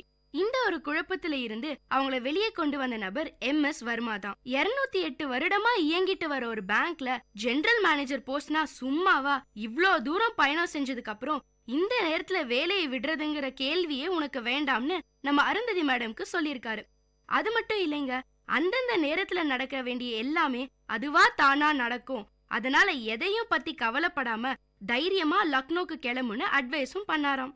இத கேட்டதும் நம்ம அருந்ததி மேடம்க்கு புது நம்பிக்கையே வந்துருச்சாம். அவங்களும் போஸ்டிங் ஆர்டரை வாங்கிட்டு சிங்கநடை போட்டு சிகரத்துல ஏறுன்னு லக்னோல போய் ஜெனரல் மேனேஜரா சேர்ந்துட்டாங்களாம். அதுக்கப்புறம் 2010ஆம் ஆண்டு நவம்பர் மாசம் டெபுட்டி மேனேஜிங் டைரக்டரா பதவி இவங்களை தேடி வந்துச்சாம். அப்படியே 2 வருஷம் ஓடிருச்சாம். மறுபடியும் 2 வருஷத்துக்கு அப்புறம் MD அண்ட் CEO போஸ்ட் கிடைச்சுதாம். 2013ஆம் ஆண்டு ஆகஸ்ட் மாசம் ஸ்டேட் பேங்கோட CFO அண்ட் MD பதவி இவங்களை தேடி வந்துச்சாம். இப்படியே ஒவ்வொரு படியா வாழ்க்கையில முன்னேறி போயிட்டு இருந்த நம்ம அருந்ததி மேடம்க்கு 2 மாசம் கழிச்சு யாருமே நினைச்சு பார்க்காத ஒரு உயர்வான பதவி கிடைச்சுதாம். அவங்க கூடயே 3 ஆண்களும் அதே பதவிக்கு போட்டியா இருந்தாங்க. ஆனா அவங்க எல்லாரோடையும் சரிசமமா போட்டி போட்டு முதல் பெண் தலைமைச் செயலாளரா SBIல வலம் வந்துகிட்டு இருக்காங்க நம்ம அருந்ததி மேடம். நம்ம அருந்ததி மேடம் அந்நிய முதலீடு, நிலம் மீதான கடன், வீட்டு கடனுக்கான எளிதான வட்டி போன்ற பல பயனுள்ள திட்டங்களை SBIல தொடங்கி வச்சிருக்காங்க. இது மட்டும் இல்லைங்க, SBI வங்கியில வேலை பார்க்கிற பெண்கள் அவங்க குழந்தைகளும் வீட்டுல இருக்கிற முதியோரையும் பாத்துக்கிறதுக்காக 2 வருஷம் விடுமுறை திட்டத்தையும் அறிமுகப்படுத்தி இருக்காங்க. இந்த திட்டத்தை கொண்டு வந்ததுக்கான காரணத்தை கேட்டப்போ அவங்க சொன்னது, நம்ம இந்திய நாட்டுல பொதுத்துறை வங்கியில பொறுத்த வரைக்கும் ஜெனரல் மேனேஜர் மாதிரியான பதவிகள்ல பெண்களோட எண்ணிக்கை குறைவா தான் இருக்கு. இதுக்கான காரணங்களை தேடி பார்த்தப்போ பெண்களுக்கு வீட்டு சூழ்நிலைகள் பாரமா இருக்குன்னு தெரிய வந்துதாம். அதனால பெண்களுக்கு இந்த மாதிரியான திட்டம் ரொம்ப அவசியமா இருக்கும்னு நினைச்சு இந்த திட்டத்தை உருவாக்கியிருக்காங்க நம்ம அருந்ததி மேடம். இப்போ சமீபத்துல நடந்த டைம்ஸ் ஆஃப் இந்தியா நடத்திய பேட்டியில மக்களோட பணத்தை இன்னும் எப்படி நிர்வாகம் பண்ணலாம், அதை இன்னும் எப்படி பெருக்கலாம், அது மட்டும் இல்லாம SBIல நிறைய பேரை சேர்த்து இவங்க வழங்குற திட்டங்களை எடுத்து சொல்லி மக்களுக்கு SBI மேலான நம்பிக்கையை இன்னும் வளர்க்கணும்னு யோசிச்சுட்டு இருக்காங்களாம். அதுக்காக பல புது திட்டங்களையும் அமைச்சிட்டு இருக்கேன்னு சொல்லியிருக்காங்க நம்ம அருந்ததி மேடம். நம்ம அருந்ததி பட்டாச்சாரியா மேடம் தாங்க 24வது தலைமைச் செயலாளர். எல்லா ஆண்டும் ஃபோர்ப்ஸ் பத்திரிக்கை இந்தியாவின் முன்னணி பிசினஸ் பெண்கள்ல முதல் 50 பேரை தேர்வு செய்யும். இந்த பட்டியல்ல நம்ம அருந்ததி பட்டாச்சாரியா மேடம் இடம் பிடிச்சிருக்காங்க. இந்த வருஷத்துல பெரிய பிசினஸ் படிப்பெல்லாம் படிக்காம சாதாரணமா இங்கிலீஷ் லிட்டரேச்சர் படிச்சுட்டு இந்த இடத்துக்கு வந்திருக்காங்கன்னு நினைக்கும் போதே ஆச்சரியமா இருக்குங்க. ஒரு சின்ன வேலையில சேர்ந்து ஜெனரல் மேனேஜர் ஆனதுக்கு அப்புறம் வங்கியோட முழு செயல்பாட்டை தெரிஞ்சுக்கிட்டு வங்கியோட லாபத்தை அதிகப்படுத்தினாதான் ஊழியர்களுக்கு சம்பளம் தர முடியும்னு புரிஞ்சுக்கிட்டு வங்கியும் பாதிக்காம பொதுமக்களும் பாதிக்காம தனது சேவையை இவ்ளோ ஆண்டு காலமா செஞ்சுட்டு வர நம்ம அருந்ததி மேடம்க்கு உங்க எல்லார் சார்பாவும் நான் நன்றி சொல்றேன். அவங்க வெற்றிக்கான காரணத்தை கேட்டப்போ எல்லார் வாழ்க்கையிலயும் உயரமான இடம் ஒண்ணு காத்துக்கிட்டு இருக்கும். அதை ரீச் பண்றதுக்கு தொடர்ந்து ட்ரை பண்ணிக்கிட்டே இருக்கணும். அதை தான் நானும் செஞ்சேன்னு நம்ம எல்லாருக்கும் தெளிவா சக்சஸ் டிப்ஸ் கொடுத்திருக்காங்க நம்ம அருந்ததி பட்டாச்சாரியா. இன்னும் பல புதுமையான மக்களுக்கு தேவையான திட்டங்களை கொண்டு வரணும்னு நம்ம அவங்கள வாழ்த்துவோம்.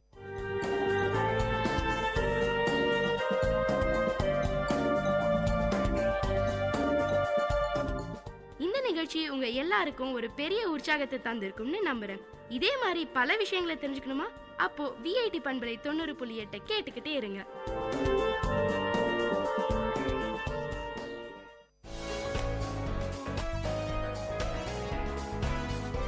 All marriages are sacred, but all are not safe. Around 70% of women in India are victims of domestic violence. National Crime Records Bureau reveals that a crime against a woman is committed in every 3 minutes and a dowry death occurs in every 77 minutes, and one case of cruelty committed by either the husband or the relative of the victim occurs in every 9 minutes. According to the UNICEF Global Report on Adolescence 2012, 57% of boys and 53% of girls in India think a husband is justified in hitting or beating his wife. If the numbers we see in domestic violence were applied to terrorism or gang violence, entire country would be up in arms and it would be the leading story every day and night.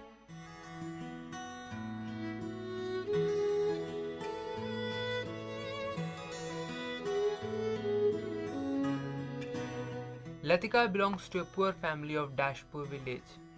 She completed her graduation and is working as a teacher in a school in Mahanagar city. Raj, coming from a well-off family, is also working in the same school as a teacher. They both are in love and are planning to marry each other. Latika, my parents would like to see you to decide upon our marriage. We'll be coming tomorrow to your house. Okay, Raj, I'll make the arrangements. Raj, along with his family, comes to see Latika. Latika is very well brought up and a simple educated girl. She is the only educated girl from our village. I am happy to give my daughter to you, Raj. We'll take care of her, Papa. I never thought that my son would ever go for a love marriage. Even though we are agreeing for this marriage, only because we are sure that you will give your daughter a handsome amount of money so that they can lead a happy married life. All that I have made is for Latika only. I will be happy if she is happy. We will be happy if you give us 1 lakh rupee and a two-wheeler. I will make sure that you will get it before the marriage. Marriage is over and the scene follows the next very day of marriage. Latika, how's the environment here? I know you will be homesick. No, Maji, I'm happy and I feel like being at home. After 1 month of marriage. Latika, where's my tea? Wait, Maji, I'm bringing it. Don't you know that I need my tea at 4 in the evening? Maji, sorry, I had to correct some answer sheets.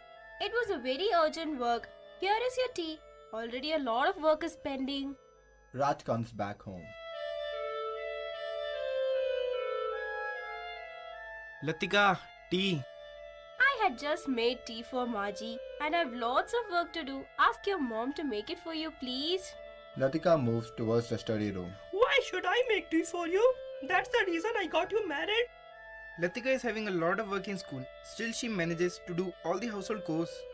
If she can't do all this, then ask her to quit the job. Quit the job? At any cost, I won't leave my job. It's 2 years of my hard work that I ended up in this job.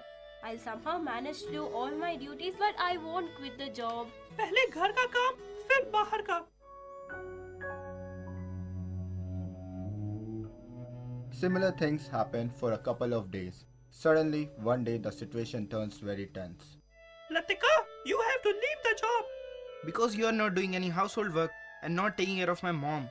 She has become unhealthy and weak. I want you to quit the job. I did not know that you will also support your mom and go against me, Raj. I did not expect this from you. If you are so insistent, then okay, I'll quit my job.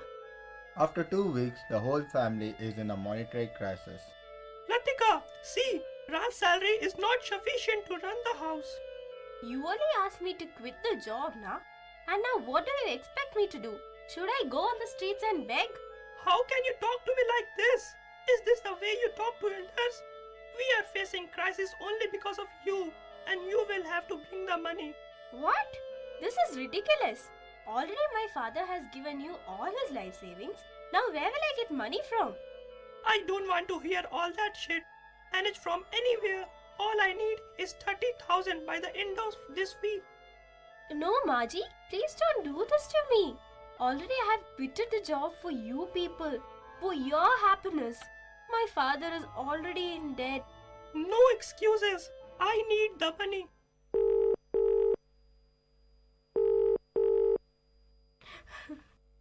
Hello? Hello, Beti. How are you? I'm fine, Papa. No. Beta, I know you very well. What happened to you? Dear, please tell me. Papa, I quitted my job because Maji and Raj were too adamant.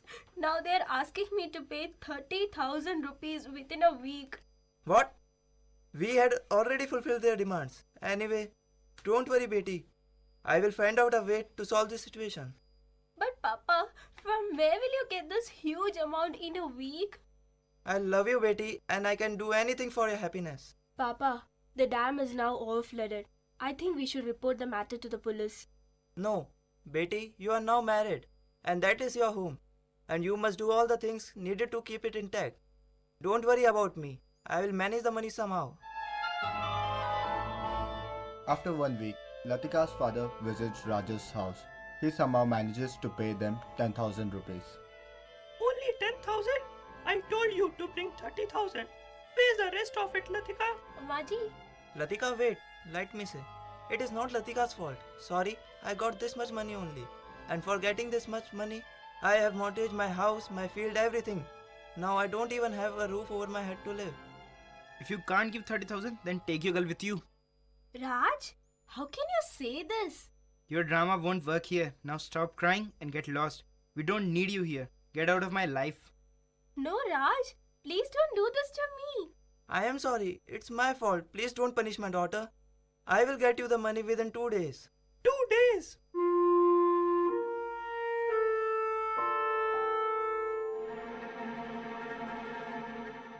At the dining table. Is this how you make dal? Didn't your mother teach you? How dare you say anything about my mother? आजकल तेरे नखरे बहुत देख रहा हूँ मैं. क्यों और कोई मिल गया है क्या साली?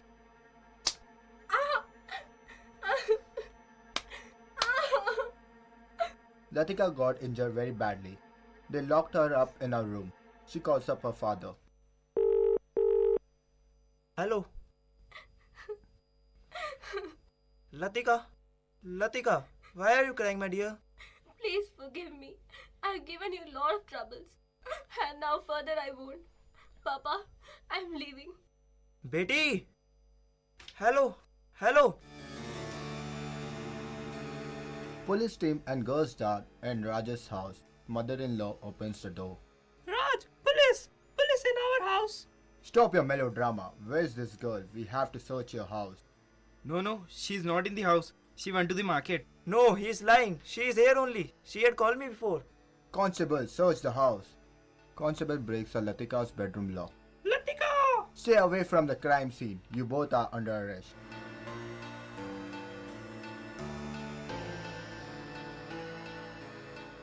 The danger is real. Domestic violence hurts all family members. When a person is abusive, he or she eventually loses the trust and respect of his or her partner. Abused partners are afraid to communicate their feelings and needs. Everyone has a right to feel safe in a relationship. Disagreement develop from time to time in relationship. Domestic violence is not a disagreement. It is a whole pattern of behavior used by one partner to establish and maintain power and control over the other. These behaviors can become more frequent and intense over time. They are destructive and dangerous. The abusive person is responsible for this behavior. That person is the only one who can change them. Don't wait until you and the one you love get hurt. You are not alone. Raise your voice. Patterns left uninterrupted can continue forever. Domestic violence is a pattern that unless something significant changes, it will go on and affect everyone around you, your friends, family, and your children.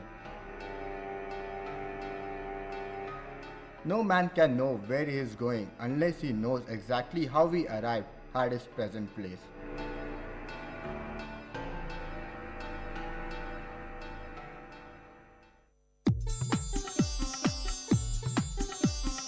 தமிழ்ச்சுடர் வாழ்வும் இலக்கியமும் சங்கமிக்கும் ஒளி ஓவியம் உங்கள் VIT பண்பலை 90.8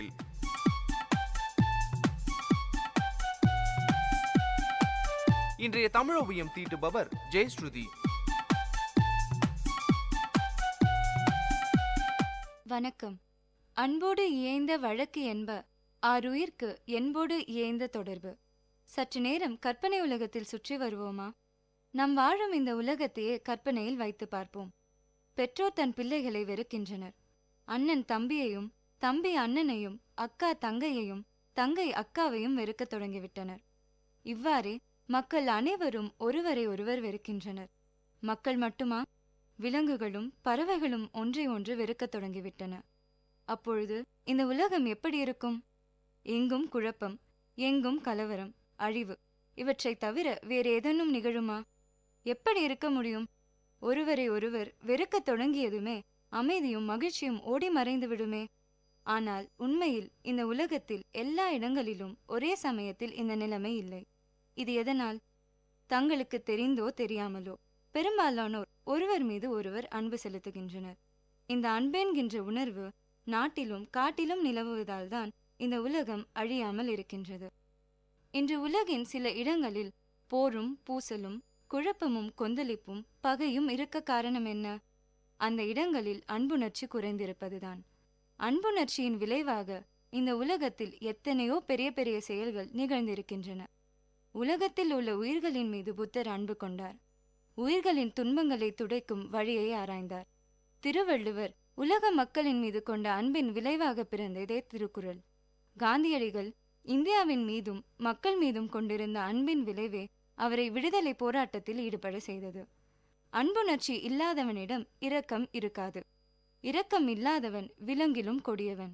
அவன் பிறர் படும் துன்பத்தை உணரமாட்டான். மற்றவர்களுக்கு துன்பம் செய்யவும் தயங்க மாட்டான்.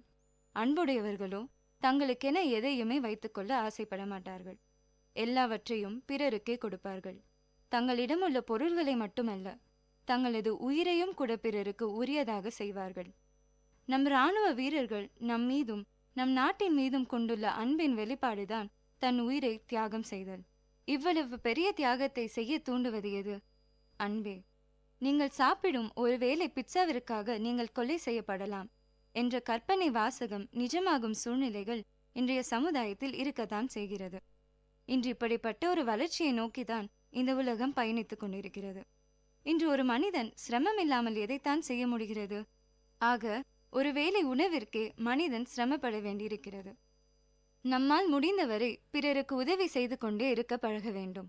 உதவி என்பது வெறும் பொருள் பணம் கொடுப்பது என்றில்லை.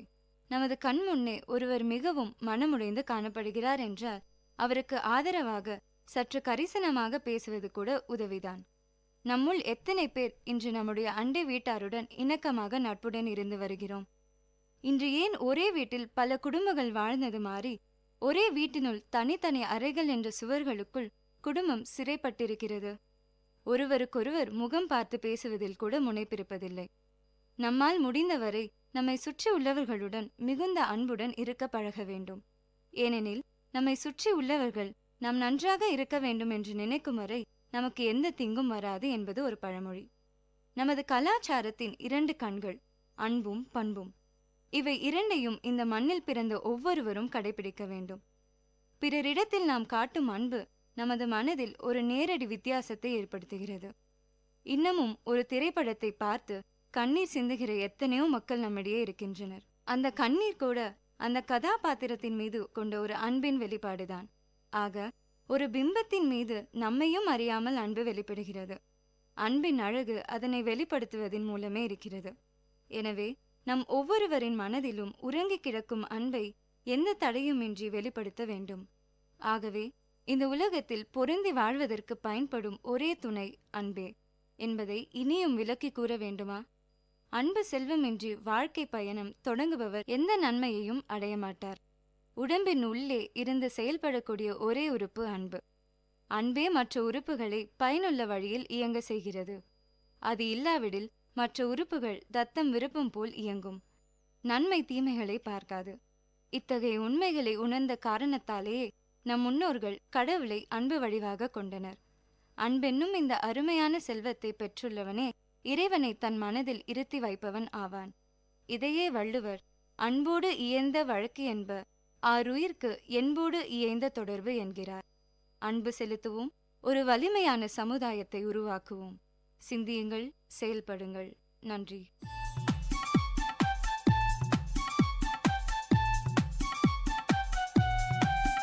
நேயர்கள் இதுவரை கேட்டது வாழ்வையும் இலக்கியத்தையும் இணைத்த ஒளி ஓவியம் தமிழ் சுடர். இன்றைய தமிழ் ஓவியம் தீட்டியவர் ஜெயஸ்ருதி. இது உங்கள் VAT பண்பலை 90.8.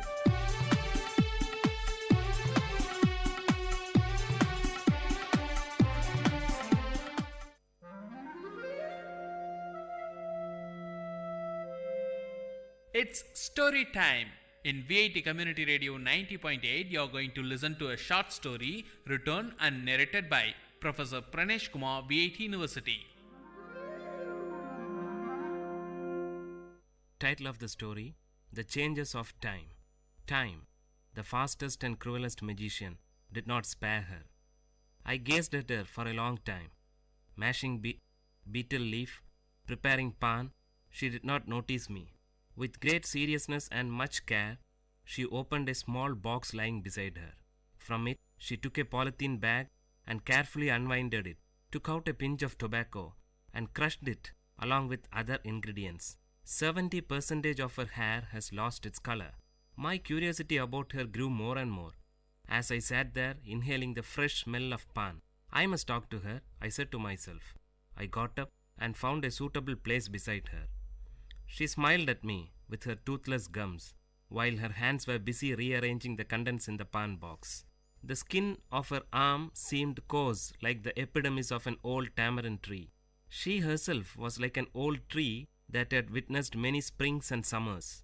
Dressed in a white saree and without a blouse, she looked like a typical old woman from South Tamil Nadu. Each time she moved her head, her heavy pampadums, these are nothing but ornaments meant for the ear, moved to and fro rhythmically. She must not have felt the unease, used as she was to those two pampadums from her early teens. They were huge pieces of gold ornament, different shapes, cubes, circles, triangles, and horseshoes closely packed with the usual wax stuffing. She could often be seen seated on the veranda of that old house with tiled roof. Nobody knew her name. People called her member's wife since her husband became a panchayat member. Being the senior-most person in the area, people from the surrounding area called her great-grandma in respect. She lived with her younger son's family. We both gazed at each other until I broke the ice by asking her about the tattoo on her arms. She had tattooed the picture of a peacock across her biceps. The peacock had lost its vigor as the skin that supported it has withered. For a fraction of a second flashed across my mind the modern tattoos that movie artists and DJs have on them. I asked her the intention behind her tattooing and why a peacock. She opened her mouth carefully, holding her head upwards so that the pan from her mouth did not spill. Son, while we live, we earn many things and lose many things. But we can never take anything to the grave except this tattoo. She stressed that none could snatch it away from her. Saying this, she carefully spat out the pan juice. I was taken aback by the philosophical attitude she had for a simple tattoo. Her immediate and sharp answer was impressive, but her reply to my next question was only a stale smile. It was about her age. Might be she did not know her exact age, or she did not wish to reveal it. I don't know for sure. I did not question her anymore, but she started talking. She murmured the names of Tamil months: Thai, Margari, Pankini, Chittirai. It will rain today, she said to herself. She must have observed the casual smile and expression on my face. She continued, I am sure it usually rains on the final day of Mandakiyat festival. It's a local temple festival of South Kanyakumari, but only if the deity is pleased. She seemed to have memorized the dates of local festivals and the names of local deities. Soon she was interrupted by her daughter-in-law approaching her with a tumbler of tea. Placing the tea beside her mother-in-law, she disappeared into the house. Spitting out the remaining pan from her mouth, the great-grandma stared into the tea for a while. With a deep sigh, she lowered her voice to speak again. Today's women are indolent. They don't know the pleasure of working. They enjoy only staring at the television for hours together. When we were young, we never had the time to stare at anything. We took great pleasure in working for the family. During harvest season, my husband and I used to join the workers to make things easy. He worked hard till his end. There was a great pause. We used to work in full swing throughout the season. During the tamarind season, I buried myself in hectic work. Shelling the tamarind was my prime job then. My daughter and younger brother shared the work with me. We used to divide the heap of tamarind among ourselves and were confined to labor even till after midnight until our share of work was totally completed. Piercing out the seed from the ripe tamarind was the next task. Our happiness knew no bounds since the work was completed in the midst of the heaps of mangoes and jackfruit and other festive eatings. Hearing this from her, I said to myself that she's not aware of the multi-dimensional task that today's women handle. So much for the joys of an uncluttered childhood, she continued. Apart from all this, I had the regular task of preparing palm jaggery from palm juice. Early in the morning before dawn, palm tree climbers would collect palm juice from the small pots tied to the treetop. Those climbers would howl and shriek from the treetop to convey the message that their work was done. As soon as he received the signal, my younger brother would run to collect the juice and bring it home. It would be brought ice cold. I boiled it using dried leaves and finally prepared palm jaggery. During the peak season, we might even get 30 cakes a day. That was our prime source of income. Now all those things have become a matter of past. She sighed nostalgically. When great-grandma narrated these mundane events, I could visualize them in my mind. I said to myself, she's grieving over a lost culture. This culture must have been prevailed some 75 to 80 years back, roughly in the 1930s. Today, her granddaughter is working for a leading multinational IT company in Chennai. The sharp contrast from palm jaggery to an IT company shouts out loud that change is inevitable. Before she could continue, someone called out to me from behind. It was my friend for whom I had been waiting. We usually played cricket with a few others in a large ground behind the great-grandma's house. The match must have begun and I had to join them. I shook my head to her, telling that I had to leave. Her eyes wore a pathetic expression to convey, "Wait, I have more to say," but her lips remained silent. I left her to join my friends, and from a far distance, I turned back to get a glimpse of her. I could hardly see her. She sat there sipping her tea. By that time, it must have gone cold. Currents of thought about the giant running wheel called time and the disability and helplessness of man or any other mighty power to stop or alter it flashed over my inner mind.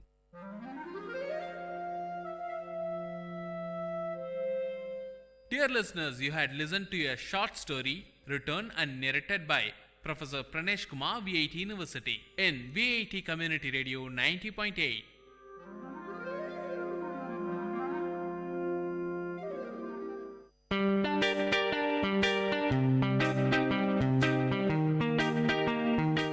Dear listeners, for the next hour, you are going to listen to the program Team Speak Time in VIT Community Radio 90.8 FM.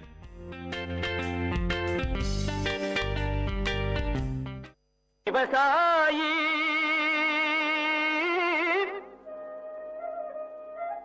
விவசாயி கடவுள் என்னும் முதலாளி கண்டெடுத்த VIT வேளாண் துறை மற்றும் VIT சமுதாய வானொலி இணைந்து வழங்கும் தினம் ஒரு வேளாண் செய்தி. வணக்கம் நேயர்களே, நீங்கள் கேட்டுக்கொண்டிருப்பது விஐடியின் பண்பலை 90.8 விஐடியின் சமுதாய வானொலி. நான் உங்கள் குணப்பிரியா, விஐடியின் வேளாண் துறை மாணவி. இன்றைய தினம் ஒரு வேளாண் செய்தி. தினம் ஒரு வேளாண் செய்தியை தெரிஞ்சுக்கிறது நமக்கு ரொம்பவும் நல்லதுங்க. அந்த வேளாண் குறிப்பை நான் ஒரு கதையாக சொல்ல போகிறேன். ஒரு நாள் ஒரு விவசாயி தினம் அவர் வயலுக்கு போய் அந்த வயலை சுற்றி பார்த்துட்டு வர்றது அவருக்கு ஒரு தினசரி ஒரு வேலையாக இருந்ததுங்க. அந்த வயலை பார்த்தா பச்சை பசேன்னு அழகாக பச்சை கலரில் ஒரு போர்வை போத்தின மாதிரி அவ்வளோ அழகாக இருக்குமாங்க. காற்றுல அசைஞ்சாடுற அந்த நெல் பயிரை பார்த்தா அவ்வளோ அழகாக இருக்குமா. இந்த அழகு எல்லாமே அந்த விவசாயி ரசித்து பார்த்துக்கிட்டு இருந்தாராம். அந்த நேரத்தில் அவருக்கு ஒரு அழுகு குரல் கேட்டுச்சான். என்ன ஏதுன்னு திரும்பி பார்த்தா அந்த இடத்துல ஒரு நெல் பயிர் அழுதுகிட்டு இருந்ததை அவர் பார்த்தாராம். ஏன் அழுவுற? எனக்குள்ள ஏதோ நிறைய மாற்றம் நடக்கிற மாதிரி எனக்கு தெரியுது. புழுவெல்லாம் என்னோட பயிரில் தொலை போட்டு நிறைய நாசம் விளைவிச்ச மாதிரி எனக்கு தெரியுது. என் நெற்கதிரில் வளர்ச்சியே இல்லை. என் இலை எல்லாமே வெங்காய இலை மாதிரியே காட்சி அளிக்குது. எனக்கு என்ன பண்ணுறதுனே தெரியல.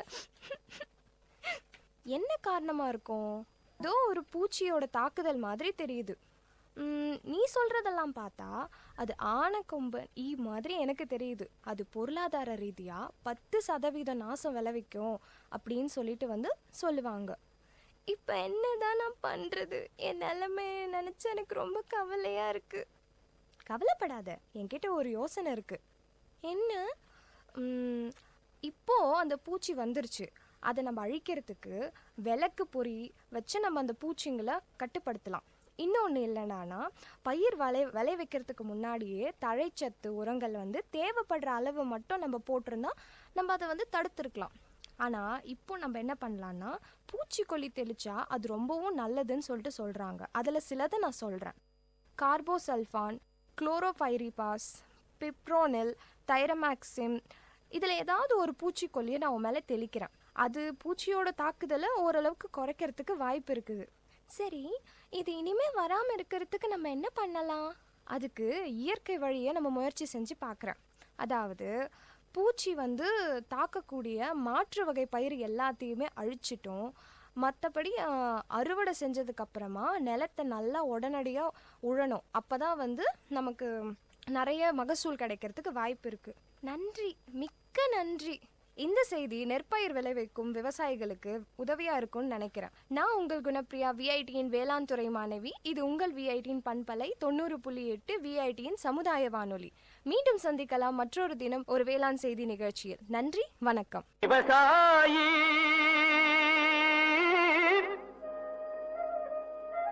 விவசாயி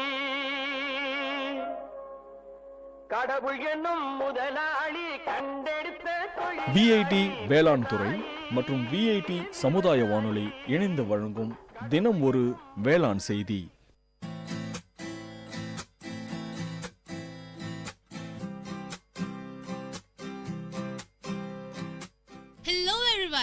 हेलो एवरीबॉडी, आप सुन रहे हैं वीआईटी कम्युनिटी रेडियो 90.8 एफएम और ये है आपका brand new show learning German. मैं हूँ आपकी होस्ट श्राव्या और मैं हूँ आपका होस्ट एंड दोस्त हिमांशु मंघानी।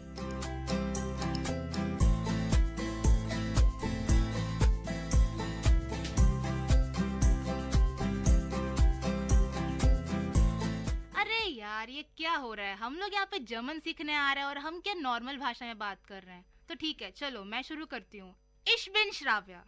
ओह, तुमने अगर जर्मन में खुद को इंट्रोड्यूस किया है तो मैं भी अपने आप को जर्मन में इंट्रोड्यूस करता हूँ। इश बिन हिमांशु मंघानी और मैं हूँ हिमांशु मंघानी। तो श्राव्या, आज हम क्या करने वाले हैं? भाई, हमने तो लास्ट शो में बोला था कि हम बहुत सस्पेंस लाने वाले हैं, तो इस शो तो बहुत थ्रिलिंग होने वाला है। तो आई गेस हम सीधा जाएंगे WH सेंटेंसेस पर। WH क्वेश्चन में ऐसा क्या थ्रिल है? अरे, तुम्हें कुछ पूछना है किसी से या कुछ बताना है तो तुम कैसे बताओगे? WH बिना यूज करके बताओ मुझे। WH बिना यूज करे कौन बता सकता है श्राव्या, बट इसमें ऐसा थ्रिलिंग क्या है? अरे, कुछ नया सीखने को मिलेगा, वही थ्रिल है। ओके, हम अप्रिशिएट करते हैं श्राव्या की पॉजिटिविटी को। लगता है लिसनर्स भी अच्छी तरह से इसको सुनेंगे, समझेंगे। और हमारा ये एपिसोड 4 जो कि क्वेश्चन टैग के ऊपर है, तो शुरू करते हैं। सबसे पहले हम छोटे छोटे शब्द, छोटे छोटे वर्ड्स आपको जर्मन में बोलना सिखाएंगे, जैसे कि where, from where, to where, why और ऑल, ये सारी चीजें। तो सबसे पहले वेयर को क्या बोलते हैं श्राव्या? वेयर को बोलते हैं वो, WO, वो, राइट। सो वेयर को बोलते हैं वो। और फ्रॉम वेयर को? Where you're coming from, मतलब उसको हम बोलते हैं वोर, WOHRE, वोर। और टू वेयर को? वोहिन। अच्छा, ये थोड़ा मतलब पोएटिक टाइप है। वो जैसे वोयर था, फ्रॉम वेयर यानी वो हर, वो ही है, पर उसमें हमने हर और जोड़ दिया। It's WOHER। HRE Himanshu, HRE। अच्छा, मैंने गलत लिख रखी है स्पेलिंग। नहीं, वोहर है। ओके, मैंने स्पेलिंग गलत लिख रखी है, चूक हो जाती है। सही। और जैसा कि हम हमेशा बोलते हैं कि आप अगर बोलेंगे गलतियां करेंगे, बट गलतियों से ही आप सीखेंगे। और सच्ची जो गलती करके सीखता है इंसान, उसको जल्दी से जल्दी वो चीज ज्यादा समझ आती है और याद भी अच्छी तरह रहती है। हाँ, जैसे कि हम बोल रहे हैं, हमें याद हो रही है कि मैंने जैसे गलती अभी वो हर बोला, वो हर मतलब कुछ नहीं होता, वो हर, यही अब सही बोला मैं? हाँ, सही बोला। ओके, तो इसका मतलब है फ्रॉम वेयर। हाँ, और देखिए गलती से मुझे याद आ गया हिमांशु का साई सी वाला मिस्टेक, मुझे अभी तक याद है। सही है। साई और सी, जी है वो, ना ही साई है। हाँ, जी, ना ही साई है ना ही सी है, वो जी है।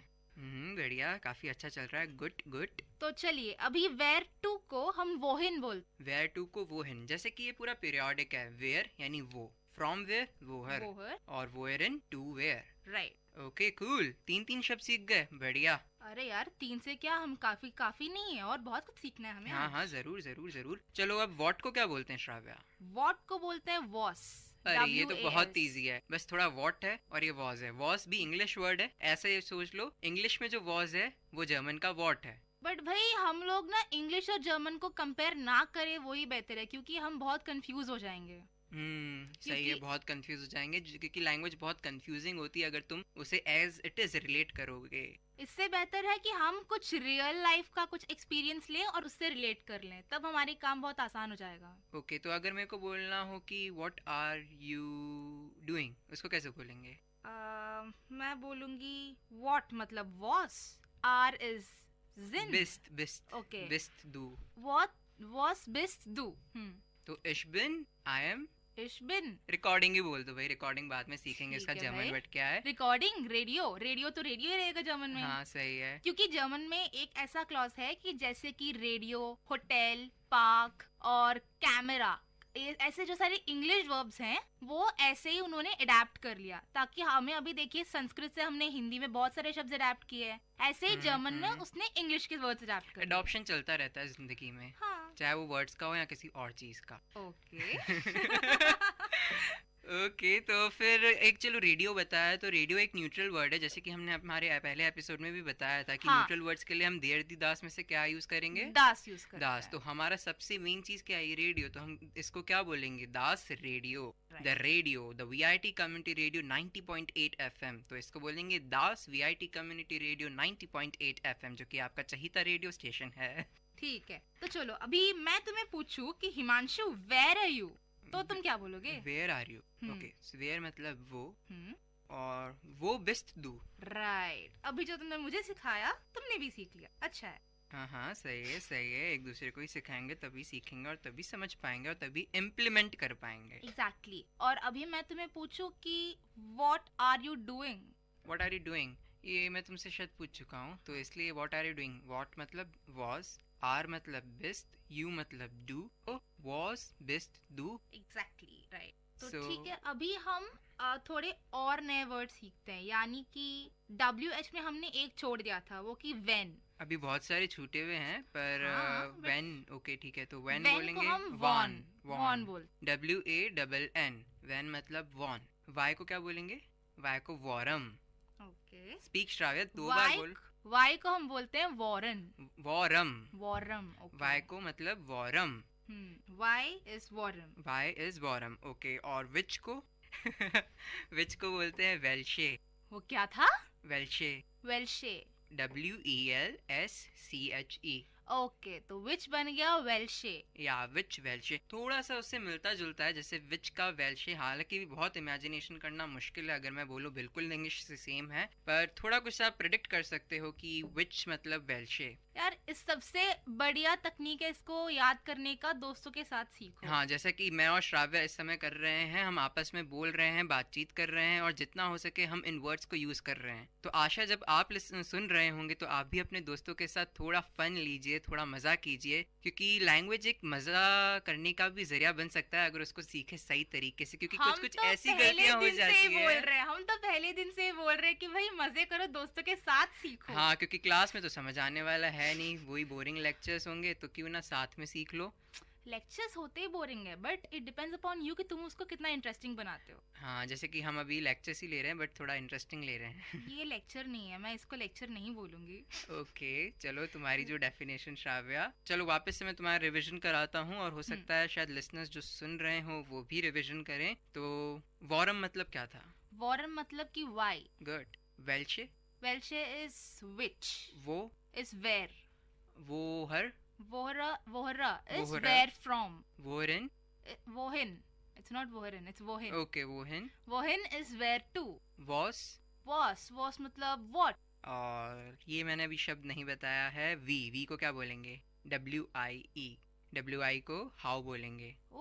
मतलब हाउ का मतलब हो गया WIE, वी। इसका एक नॉर्मल सेंटेंस मैं अभी बोलूंगी हाउ आर यू। हाँ, वी गेट्स, ये एक मतलब टैगलाइन समझ लीजिए। अब मैं अगर अपने रिस्पेक्टफुल पर्सन से बात करूंगा जो मुझसे बड़ा है, तो आई विल नॉट यूज वी गेट्स, मैं नॉर्मली यूज करूंगा कुछ दूसरा शब्द, उसके लिए हम नेक्स्ट एपिसोड में देखेंगे। बट आज के लिए अगर आपको अपने दोस्तों से या आपके जो नॉर्मल एज वाले, आपके जो एज वाले ग्रुप हैं उनसे बात करोगे तो आप क्या बोलोगे हाउ आर यू को श्राव्या? We gets. तो अभी वी गेट्स अच्छा मैंने तुमसे क्वेश्चन पूछा, वी गेट्स। I am fine. तो इश बिन गुड। Okay, I am good. I am fine के लिए तभी हमें वर्ब नहीं पता, तो हम आई एम गुड बोलेंगे। तो इश बिन गुड। ओके, मैं और श्राव्य भी व्हाट्सएप पे बात कर रहे थे, तो फाइन का मतलब ही नहीं होता है, बट इसकी स्पेलिंग में थोड़ा डिफरेंस है। FIEN, right? या ग्रेट ग्रेट, गुड श्राव्य। अरे नहीं, मैं कल जर्मन ऐसे कुछ वर्ड सीखने की कोशिश कर रही थी, तो मुझे ये सेंटेंस आ गया कि वी हाइस्ट डू। So how are you called? सही है बोला मैं? How are you called? Heis. That's nothing but what's your name? Yeah, what's your name in short? But Heisen का एग्जैक्ट मतलब होता है call. How you called means एक तरह से Heisen. बट अभी अपन मतलब बेसिक जर्मन सीख रहे हैं, तो अपन इतना टिपिकल नहीं जाएंगे, तो हम बोलते हैं वी हेज डू means how are you called. तो इश बिन हिमांशु, आई एम हिमांशु। और अगर आपको बिल्कुल उसकी टोन में रखना है जिस तरह से आप क्वेश्चन पूछा गया है, तो आप बोलेंगे आई हेज ए हिमांशु।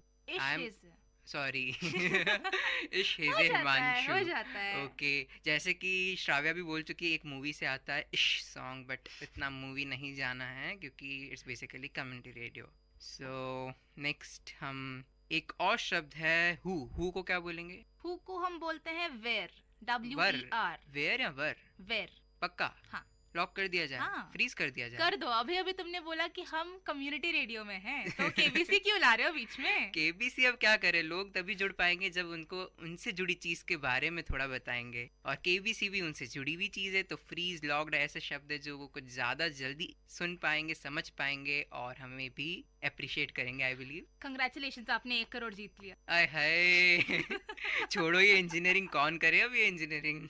1 करोड़ आ गया, बस छोड़ो इंजीनियरिंग। हाँ, मैं बस फैक्ट्री सेट कर लूंगा, अब क्या, फिर कोई जर्मन सीख रहे हैं, जर्मन कंपनी में ही चले जाएंगे बस मुझे पार्टनर बनाना मत भूलना। जरूर जरूर यार, तुमसे ही तो मैं ज्यादा सीख पाया था जर्मन। चलो ठीक है, वापस आते हैं काम पे। चलो अब तुम मुझसे क्वेश्चन पूछो। ये कुछ शायद 9 वर्ड्स सीखे हैं अपन ने, तो मुझसे पूछो क्या बोलते हैं उनको जर्मन में। अच्छा हिमांशु, अब ये बताओ कि वो को क्या बोलते हैं? वो को इंग्लिश में हम क्या बोलते हैं? वेयर। ओके। From where? वोर। वोर, ओके। To where? वोन। वोहन, राइट। अभी व्हाट? वॉस, राइट। हु मींस वर, WER। फाइन, इट्स वो वर नहीं, इट्स वेयर। वेर, राइट। वेर, राइट। हाउ? वी गेट्स, ये कैसे भूल सकते हैं, ये तो टैगलाइन है, हाउ आर यू, वी गेट्स। और वाई? वाई मींस वॉरम तो व्हेन होता है, वाई मैं भूल गया यार, वापस बताओ। नहीं, वॉरम वाई ही होता है। okay. और वॉन वेन होता है। अच्छा, तो इसको ऐसे कर सकते हैं, वेन पहले W और N है, तो वॉन में भी W और N है लास्ट में, तो इसलिए वॉन इक्वल टू वेन, और वॉरम मींस वाई। अब ये बोल दो कि विच का क्या है? वेल्शे। वेरी गुड, वेल्शे। ये कैसे याद रख सकते हैं इसको, वेल्शे? विच पता नहीं यार, बहुत बार देख लिया तो याद है, तुम बताओ कोई ट्रिक हो तो। ठीक है, अब तक तो कोई ट्रिक याद नहीं है, अगर कुछ याद आ जाएगा तो अगले शो में बता दूंगी। जरूर। तो चलो अब थोड़े सेंटेंस से पूछ लेते हैं, मैं तुमसे कुछ क्वेश्चन पूछता हूँ और तुम बताओ इसका इंग्लिश में क्या मीनिंग है। ठीक है, स्टार्ट करें। हाँ। वी हेस्ट डू। वी हेस्ट डू, वी का मतलब है हाउ, गेस, so it's nothing but how are you. No, तो वी हेस्ट डू, हाउ आर यू कॉल्ड। अच्छा हाँ, सॉरी भूल गई। हाउ आर यू इज वी गेस्ट, या सो हमने यू ऐड कर दिया, तो वी हेस्ट डू, how are you called. How are you मतलब वी गेट्स, स्पेलिंग इसमें GEHTS है, पर मैंने तुम्हें बोला वी हेस्ट डू। हेस्ट मैंने यूज किया है इस केस में, यानी HEI और फिर SS और फिर T। अरे वो हेस्ट नहीं है, वो हाइस्ट है। ओके, तो वी हाइस्ट डू। ओके, सो इट्स वी हाइस्ट डू, माय बैड। Your bad. और तुम मुझे अभी डांट रहे थे। मैं डांट नहीं रहा था यार, मैं तुम्हें समझा रहा था यार, डांटना अलग होता है, मुझे बहुत सुबह डांट पिटी थी। ओ क्यों? पता नहीं, लेट हो गया था, टीचर ने बाहर निकाल दिया, और फिर बाद में मेरे को बस हर रोज की कहानी है भाई, हर रोज की कहानी हो तो वी हेज डू, इसको मैं चाहूंगा तुम जर्मन में बोलो। ओके, मतलब इसका आंसर जर्मन में बोलो। वी हाइज डू मतलब हाउ आर यू कॉल्ड। तो I am called Shravya, so my name is Shravya, तो इश बिन श्राव्या, या फिर इश हाइजे श्राव्या। इश हाइजे श्राव्या। वो वुंस डू, वो वुंस डू इज वो मतलब where, so where are you working, क्योंकि वोन का मतलब है काम करना। नो, अरबाइटे इज वर्क करना। हाँ, वोन्स मतलब स्टे, वेयर यू स्टे। हाँ भूल गई। जल्दी बताओ श्राव्या, तुम रहती कहाँ, लिसनर्स जानना चाहते हैं। इश वोना इन हैदराबाद। इश होना इन हैदराबाद। हाँ। अभी तो तुम वेलोर में हो तो ठीक है भाई, मुझे घर जाने का मन कर रहा था, हैदराबाद बोल दिया। ओके, तो इश होना इन हैदराबाद। अभी मैं पूछती हूँ, रुको। चलो पूछ लो यार, तुम भी क्या याद रखोगी। वॉन कॉम्स डू। वॉन कॉम्स डू, व्हेन यू केम या when you are coming. Okay, ठीक है। तो इश कॉमे बाल्ड, बाल्ड मीन्स सून, तो I will come soon. Okay, आई कम सून, क्योंकि अभी हम प्रेजेंट टेंस ही बात कर रहे हैं। यहाँ तो पे I come लिसनर्स soon। को मैं 2 शब्द और बता दूं। बाल्ड का मतलब है सून, नॉट टकला, सून जल्दी आना। और स्पार्ट का मतलब है लेट। स्पार्ट, स्पार्ट का मतलब है लेट। स्पेलिंग बोलो। SPA उमलाउट T। उमलाउट क्या होता है? उमलाउट ऐसे होता है कि हम अगर जर्मन में किसी लेटर पे स्ट्रेस करना चाहते हैं तो हम उमलाउट यूज करते हैं। तो Okay, वो तो- अभी हम आपको सुनाई में तो एक्सप्लेन नहीं कर सकते, तो आप इसको ऑनलाइन में देख सकते हैं, शायद आपकी कुछ मदद मिल जाए उमलाउट के बारे में। और जैसे कि अगर हेस्ट जो हमने बोला था उसमें डबल एस को अपन उमलाउट से रिप्लेस करेंगे तो एक बीटा साइन होता है और उसके ऊपर हाँ। 2 डॉट्स होते हैं, तो डबल एस को रिप्लेस कर लेते हैं बीटा और डबल डॉट से जर्मन में। तो तुम चाहो तो HEI बोलो या HEI बीटा T बोलो, इट्स द सेम थिंग। हाँ, एग्जैक्टली। तो अभी चलो हम काम पे आते हैं। अब मैं पूछता हूँ अर्बाइटिस डू। अर्बाइटिस डू, अर्बाइट का मतलब है काम करना, सो डू यू वर्क। तो अभी मैं बोलूंगी इश अर्बाइटर radio jockey. Okay, I work radio jockey.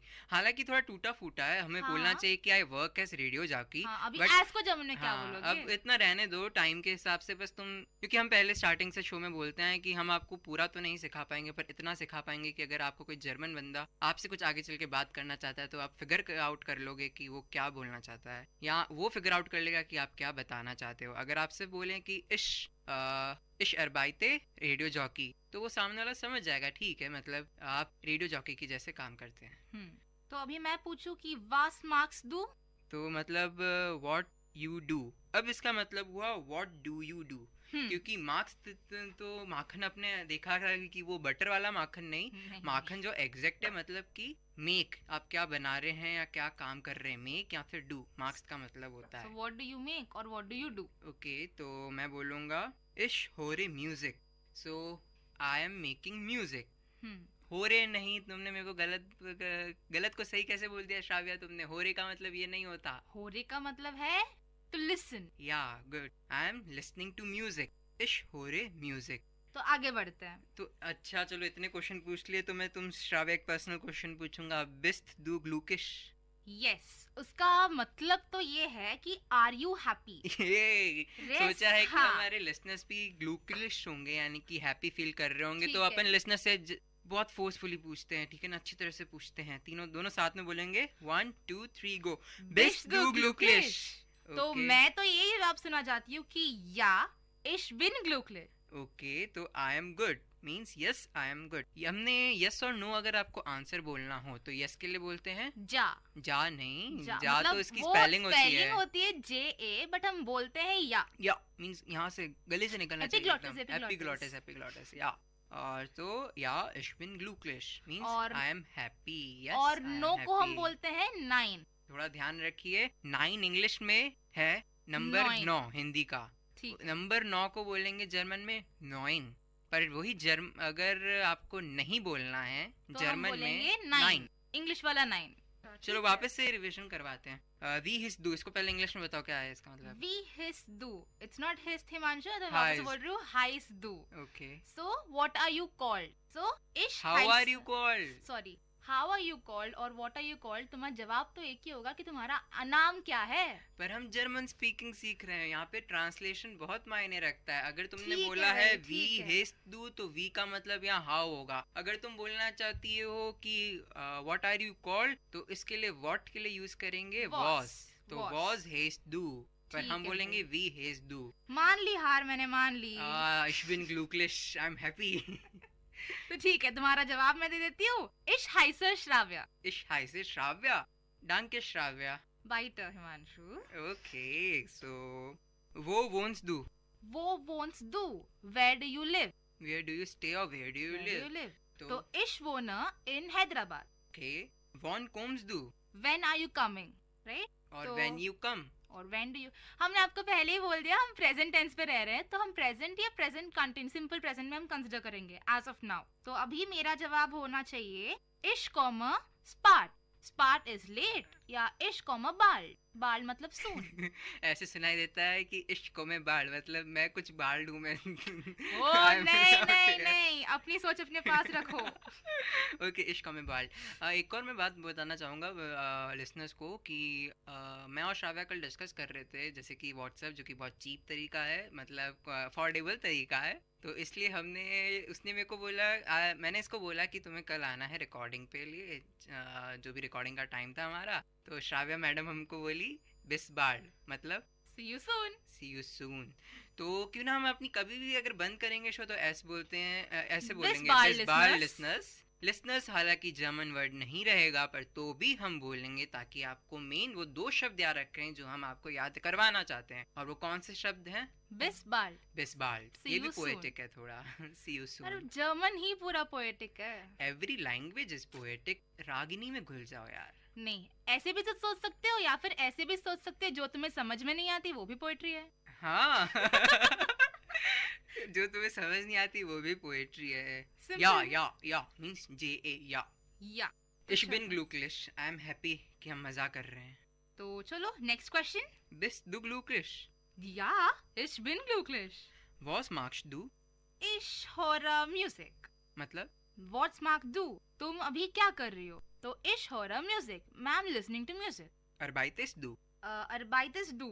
Do you work? You work? Okay, you work. So, nein, ich arbeite nicht. Means? No, I don't work. Okay, तो अब अगर आप सिर्फ no बोलते हैं तो आप बोलेंगे nein. Nein. पर अगर आप don't बोलते हैं तो nicht. हाँ, nicht का मतलब है no. It is a form of अभी हम जैसे बोलेंगे कि मैंने अभी एक यहीं पे एग्जांपल दिया कि डू यू वर्क, तो नो आई डोंट वर्क, तो हम डोंट के बजाय हम डोंट के प्लेस में निश्ट यूज करते हैं। ठीक है, तो बहुत अच्छी बात है। ये नॉर्मली लोग आपसे पूछेंगे अर्बाइतेस डू means you work question mark, तो बोलेंगे आप इस तरह से बोलेंगे नाइन इश अर्बाइते निश्ट मींस आई डोंट वर्क। तो बेसिकली अब ये सेंटेंस हमने बोल दिए हैं। अगर आपको कुछ समझ नहीं आता तो लिसनर से कुछ आप और जानना चाहते हैं तो आप ऑनलाइन देख सकते हैं ये सारी चीज़ें। पर आशा करते हैं कि आपने जो अभी सीखा होगा, जो सुना होगा, उससे कुछ ना कुछ तो इतना सीखा होगा कि अगर आप ऑनलाइन जाना चाहें तो आप फिगर आउट कर सकेंगे कि हमने क्या सीखा आज। या फिर आप हमारा रिपीट टेलीकास्ट भी सुन सकते हैं। हाँ, रिपीट टेलीकास्ट भी होता है। तो पर सबसे पहले क्विक रिविजन। 9 शब्द हमने सीखे आज, कौन से WH वाले और एक हाउ वाला। तो उसको क्या जर्मन में बोलते हैं, तो उसको 2 तरीके से हम अभी रिवीजन कराएंगे। श्राव्य पहले ऐसे करेंगे कि तुम मुझसे क्वेश्चन पूछो, मैं 2 बार उसको जर्मन में बोलूंगा और फिर मैं आपको वही शब्द जर्मन में बोलूंगा और आपको उसका हिंदी मतलब बताना है 2 बार। ठीक है, या फिर इंग्लिश में स्टार्ट करो। तो वेयर को क्या बोलते हैं? वेयर, वो। वेयर फ्रॉम, वोहर। वेयर टू, वोरन। ओके, और हु, वर। इट्स नॉट वर, इट्स वेयर। वेयर। और व्हाट, was। ठीक है, when, won। won, why, warm। how, we। हमने कुछ और छोड़ दिया। which। हाँ, which is welche, welche। तो अब मैं तुमसे पूछता हूँ where, वो, where, where from, when, where to, was, what यानी क्या, won, यानी कि when कब, we यानी कि how कैसे, where यानी कि who कौन, warm यानी कि why क्यों, welche यानी कि which कौन सा। ठीक है भाई, Ich bin glücklich, I am good। कि तुम्हें कुछ तो समझ आया श्राव्या। कुछ तो नहीं, बहुत कुछ समझ आया। हाँ, ये तो पक्का हो गया क्योंकि मैं इतने आंसर्स नहीं दे पाया जितने तुम आंट वॉटन कर सकी। आंट वॉटन मतलब आंसर दे सकी। Ich bin glücklich। गुड। तो चलिए एक बार वापस से हो जाए, अब तो मैं सही तरह से बोल के बताऊंगा। ठीक है, तो शुरू। तुम मुझे ऐसे बोलो, तुम मुझे जर्मन में बोलो, मैं उसका इंग्लिश बोलूंगा क्योंकि जर्मन से English is very easy. Okay, तो इस बात का बताओ, वेल्शे, which, warm, when, no, why। वापस से दोहराती हूँ, warm, why, why are you forgetting, Himanshu? I am sad। sad का वो हम नेक्स्ट क्लास में बताएंगे। तो अभी वो, where, woher, from where, wohin, to where, won, When? Where? Who? Was. What? और क्या बच गया? We. How? We gets. How are you? Right. ठीक है, आशा करते हैं कि आप सबने भी WH क्वेश्चन सीख लिए हैं। और ठीक है, दिस इश बिन श्राव्या एंड इश बिन हिमांशु मंघानी, और मैं हूं आपका होस्ट एंड दोस्त हिमांशु मंघानी, और आप सुन रहे थे हमारा brand new show learning German. और प्लीज प्लीज प्लीज सुनते रहिए VIT community radio 90.8 FM।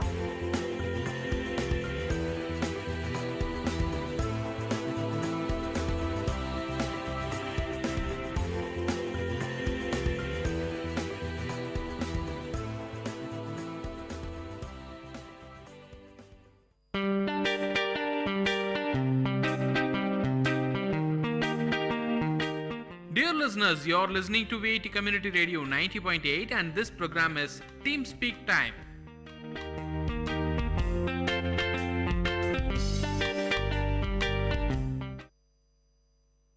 Hello, hi, namaste VIT. You're listening to VIT Community Radio 90.8. This is Rujana. Welcome to the show Vijaya Bata. ప్రతి ఒక్కరి జీవితంలో విజయం చాలా ముఖ్యమైనది. మనం దేని కోసం ప్రయత్నించినా అది విజయం కోసమే కదండి. ఇలాంటి విజయం ఒక రోజులో వస్తుందా? రాదు. ఎంతో కృషి చేయాలి, మళ్ళీ కృషి చేయాలి. ఎన్నో అవరోధాలు వస్తాయి, వాటిని ఎదుర్కొనాలి. అప్పుడే విజయం మన సొంతం అవుతుంది. అప్పుడే ఆ విజయానికి మనం నిజమైన వ్యక్తులుగా మారుతాం. Innovation distinguishes between a leader and follower అన్నారు ఒక వ్యక్తి. ఈ వాక్యం వినగానే మీకెవరు గుర్తొచ్చారండి? అవును, స్టీవ్ జాబ్స్ గారే.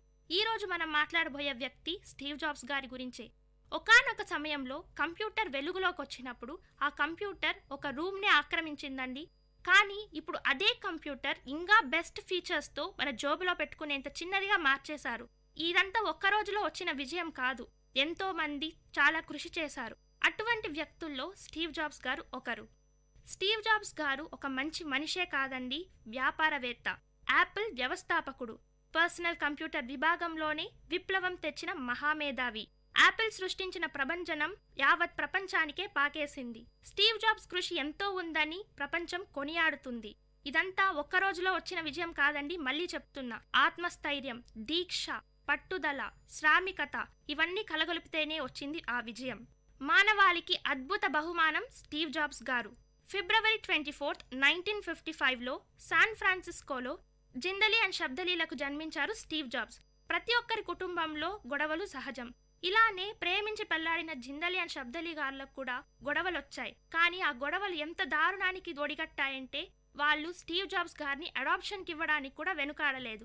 కానీ శబ్దలీ గారు చదువంటే మక్కువ కాబట్టి బాగా చదువుకున్న ఒక కపుల్కి అడాప్షన్కి ఇవ్వాలని నిర్ణయించుకున్నారు. ఈ రోజు మనం చూస్తున్నాం, ఎవరైనా పేరెంట్స్ పిల్లలు వద్దు అంటే డస్ట్బిన్స్ దగ్గర, ప్లాట్ఫామ్స్ దగ్గర వదిలేస్తున్నారు. కానీ ఈ కపుల్ చాలా దూరదృష్టి కలవారు. అందుకే స్టీవ్ జాబ్స్ ని పాల్ అండ్ క్లారా అని బాగా చదువుకున్న వ్యక్తులకు దత్తక్కిచ్చారు. పాల్ అండ్ క్లారా శబ్దలీ గారికి మాట ఇచ్చిన విధంగానే స్టీవ్ జాబ్స్ ని చాలా బాగా చదివించారండి. ఇప్పుడు మనం చూస్తున్నాం, ఎంతో మంది చదువు లేక తిండి లేక బతుకుతున్నారు. అడాప్షన్ తీసుకున్న వాళ్లకు మళ్ళీ పిల్లలుంటే వీళ్ళని సరిగ్గా చూసుకోరు. కానీ పాల్ అండ్ క్లారా వీళ్లకు భిన్నం. ఎంతో బాగా చూసుకున్నారు స్టీవ్ జాబ్స్ గారిని. నచ్చిన వస్తువులు కొనించి మంచి చదువులు చదివించడానికి ప్రయత్నించారు. చిన్నప్పటి నుంచి ప్రతిభావంతుడైన స్టీవ్ జాబ్స్ గారు ఇప్పుడు మనం చూస్తున్నాం, ఎవరైనా బాగా ఇంటెలిజెంట్ గా ఉంటే కొంతమంది ఉంటారు, మార్కులు వస్తే చాలు, డిగ్రీ వస్తే చాలు, ఇంకేమీ అవసరం లేదని. కానీ స్టీవ్ జాబ్స్ గారు వీళ్ళకంతా వ్యతిరేకమండి. తను ప్రతిభను గుర్తించుకున్నాడు. ఆయన మనసులో ఎన్నో సంఘర్షణలు, ఏదో చెయ్యాలి, ఇంకా సాధించాలి, ప్రపంచం కోసం ఏదైనా చెయ్యాలి అని తన మనసులో ఎప్పుడూ ఒకటి ఉండేది. అలానే చదివేవాడు. తన క్లాసులో ఉండేటప్పుడు ఆయన చదువు మీద కంటే ఏదో ఒకటి చెయ్యాలి అనే తపనే ఎక్కువగా ఉండేది. కాబట్టి ఆ చదువు అతని ప్రతిభకు సరిపోలేదని ఆయన భావించాడు. కాబట్టి 1972లో రీడ్ కాలేజ్ నుంచి డ్రాప్ అవుట్ అయ్యాడు స్టీవ్ జాబ్స్ గారు. ఈ రోజు మనం అంటుంటాం, స్టీవ్ జాబ్స్, బిల్ గేట్స్ వీళ్ళంతా డ్రాప్ అవుట్స్, కాబట్టి మేము కూడా కాలేజ్కి వెళ్ళకపోతే ఇలాంటి యాపిల్, మైక్రోసాఫ్ట్ కనుక్కుంటామని. కాదండి, అలా అనుకునే వాళ్ళు ఇది వినండి. డ్రాప్ అవుట్ అయిన స్టీవ్ జాబ్స్ గారు ఇంటికి వెళ్ళలేదు. ఏదో ఒకటి సాధించాలి అనే తపన ఆయనను వెంటాడింది కదా. నవ్య భావాలకు నిలయమైనది ఆయన బ్రెయిన్. అక్కడ ఫీజు ఎక్కువైంది కాబట్టి వాళ్ళ పేరెంట్స్ కట్టలేకపోయాడు. ప్లస్ ఆయనకు అక్కడ చదువు నచ్చలేదు. ఆయన ప్రతిభకు సరిపోదని భావించాడు. కాబట్టి తన ప్రతిభకు తగినది ఏదో ఒకటి చేయాలనుకున్నారు కదా స్టీవ్ జాబ్స్ గారు. కాబట్టి తనలాగే తన ఫ్రెండ్స్ కొందరు ఉండేవాళ్ళండి. కాబట్టి ఆ ఫ్రెండ్స్ని దగ్గర తీసుకున్నాడు. వాళ్ళతో కలిసి ఏదో ఒకటి చేయాలని భావించేవాడు. స్టీవ్ జాబ్స్ గారిలాగే సేమ్ ఆలోచనలు కలిగిన వాళ్ళు వాళ్ళ ఫ్రెండ్స్ కూడా ఉన్నారు. మనం అంటుంటాం కదా, the birds of same feather flock together అని. అలాగే స్టీవ్ జాబ్స్ గారి ఫ్రెండ్స్ కూడా ఇటువంటి ప్రతిభ కలిగిన వాళ్ళు, ఏదో చెయ్యాలనే తపన కలిగిన వాళ్ళు ఇంకా 2 ఉన్నారండి. కాబట్టి వీళ్ళ ముగ్గురు కలిసి కార్ గ్యారేజ్ లో ఒక ల్యాబొరేటరీని ఏర్పరచుకున్నారు. నేల మీద పడుకునే వాళ్ళు, చెప్పాను కదా, కోక్ బాటిల్స్ అమ్మినప్పుడు వచ్చిన డబ్బులు చూసి ఆనందపడేవాళ్ళు. ఇటువంటి ఈ కష్టం చూసినప్పుడు ఒక వ్యక్తి అనుకున్నారు, ఇంత యూత్కి, ఇంత ప్రతిభ కలిగిన వాళ్ళకి మనం ఏదో చేయాలి అని వాళ్ళ కోసం ఇన్వెస్ట్ చేశారు. రెట్టించిన ఇంట్రెస్ట్ తో ఇంకా ఇంకా ఎక్కువ కృషి చేశారు. స్టీవ్ జాబ్స్ గారు ఇంతే కాదండి, ఖాళీ సమయంలో ఇష్టమైన క్లాసులకు వెళ్ళేవాడు. అదే కాలిగ్రఫీ ఏంటా అనుకుంటున్నారా?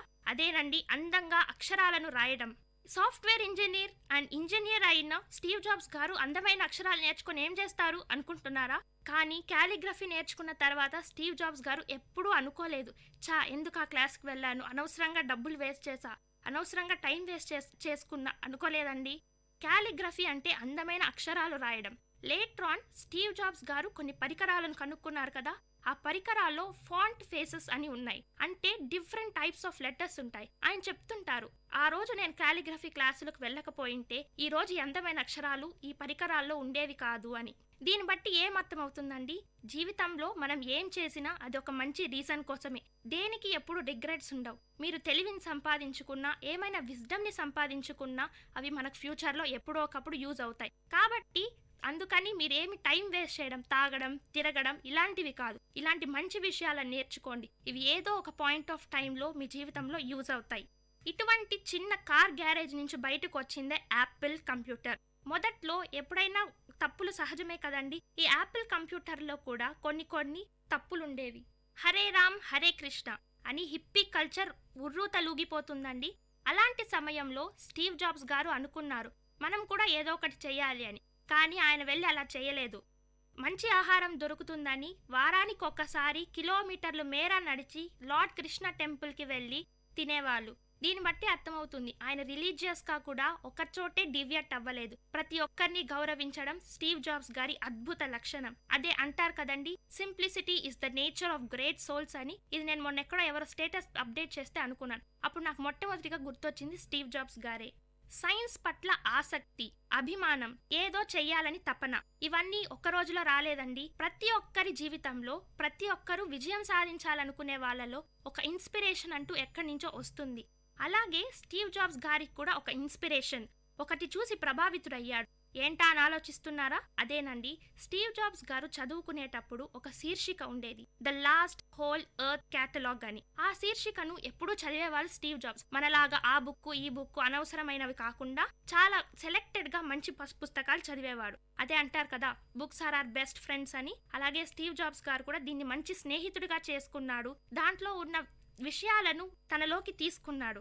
ఒకనొకప్పుడు ఆ బుక్ ఆగిపోయిందండి. అప్పుడు బుక్ వెనక తిప్పి చూశాడు. దాన్ని చూసి చాలా మెస్మరైజ్ అయ్యారు స్టీవ్ జాబ్స్ గారు. అక్కడ ఉన్నది ఒక రోడ్డు బొమ్మ. దాన్ని చూసి ఆయన ఎంతగా ఆలోచించారంటే అప్పుడు అనుకున్నాడు, ఆకలితో ఉండండి, మూర్ఖంగా ఉండండి, కానీ మీ పట్టుదలను విడవకండి. అదేనండి, ఇప్పుడు మనం కవర్ పేజెస్ పెట్టుకుంటాం కదా, స్టే హంగ్రీ స్టే ఫూలిష్. అది స్టే హంగ్రీ స్టే ఫూలిష్ అంటే అలా ఉండడం కాదు, రెట్టించిన బలంతో పట్టుదలతో ముందుకు సాగాలి అని దాని అర్థం.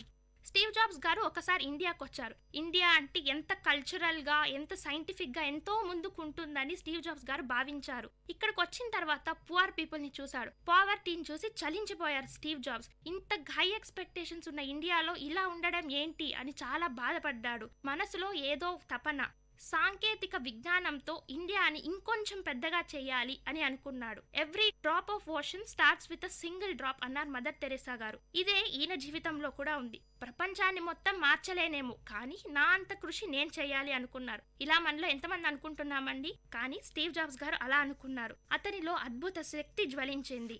దీనికి కారణమే ఆయనను యాపిల్ సీఈఓగా చేసింది. కొన్ని కారణాల వల్ల యాపిల్లో ఉన్న తన ఫ్రెండ్స్ తో కొన్ని కారణాల వల్ల ఆయన బయటకు వచ్చేయాల్సి వచ్చింది. కానీ తను పెంచి పోషించిన యాపిల్ కంపెనీయే అతని బయటికి తరిమేయడంతో స్టీవ్ జాబ్స్ గారు చాలా కుంగిపోయారు. కానీ ఆయన ఎప్పుడు బాధపడలేదు. ఆయనను మాత్రమే తొలగించింది యాపిల్, ఆయన తెలివిని, పట్టుదలను కాదు. అవే ఆయన బలం, అవే ఆయన సంపద. మార్కెటింగ్ లో దిట్ట అయిన స్టీవ్ జాబ్స్ గారు ఆలోచించడంలో దిట్ట అయిన స్టీవ్ జాబ్స్ గారు తన ప్రతిభకు మెరుగులు దిద్దారు. యాపిల్ని ఇంకొక సంచలనం చేయడానికి ప్రయత్నించారు. బయటికొచ్చాడు. నెక్స్ట్ కంప్యూటర్ కనుక్కున్నారు.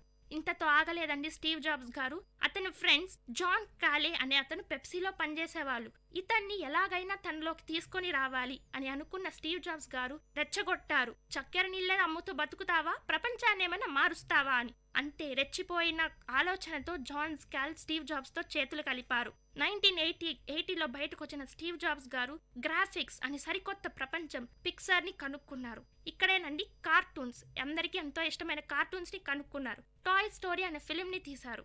టాయ్ స్టోరీకి ఎన్నో ఆస్కార్ అవార్డులే వచ్చాయి. ఇంతే కాదండి, సంగీతం, చిత్రకళను నవీన యంత్రంలో ఉంచిన అభినవ బ్రహ్మగా మనం స్టీవ్ జాబ్స్ గారిని కొనియాడుతున్నాం. అవరోధాలను అధిరోహించి ఓటమిని తరిమి కొట్టాడు స్టీవ్ జాబ్స్ గారు.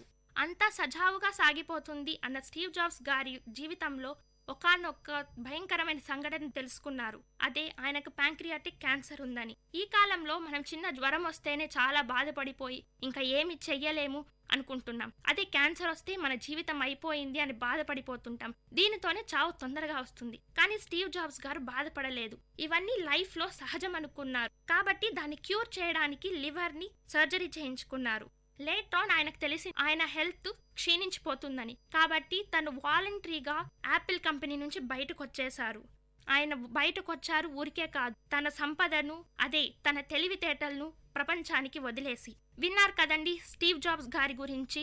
అవరోధాలను అధిరోహించిన స్టీవ్ జాబ్స్ గారు ప్రతి ఒక్కరికి రోల్ మోడల్. ఇటువంటి స్టీవ్ జాబ్స్ గారి గురించి మనం ఎంతో నేర్చుకోవాలి. ఈయనలా కాకపోయినా ఈయనలో ఉన్న కొన్ని విషయాలను మనం తెలుసుకొని మంచి పొజిషన్లోకి రావాలి. కాబట్టి Steve Jobs is our hero, he's the legend. ఇలాంటి స్టీవ్ జాబ్స్ గారిని ఎన్నో అవార్డులు వరించాయి. అత్యంత ప్రతిభావంతుడిగా ప్రపంచం గుర్తించింది. మనము గుర్తించాం కదండి. సో ఇప్పటి నుంచి టైం వేస్ట్ చేయకుండా టైమ్ ఇస్ ప్రెషియస్ అని నేర్చుకొని మనం కూడా విజయానికి మెట్లేద్దాం, విజయ బాటలో పయనిద్దాం. ఇలాంటి ఎంతో మంది గొప్ప వ్యక్తుల గురించి తెలుసుకోవడానికి, మన జీవితాలను మార్చుకోవడానికి వింటూనే ఉండండి విఐటి కమ్యూనిటీ రేడియో 90.8. నేను మీ సృజన.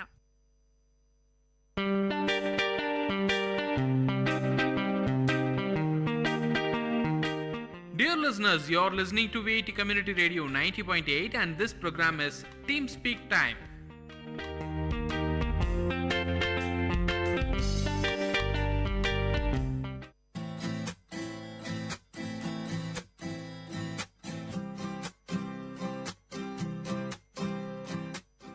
Hello friends, you are listening to VIT community radio 90.8 FM और ये है आपका शो लर्निंग जर्मन और मैं हूँ आपका होस्ट एंड दोस्त हिमांशु मंघानी और मैं हूँ आपकी होस्ट श्राव्या.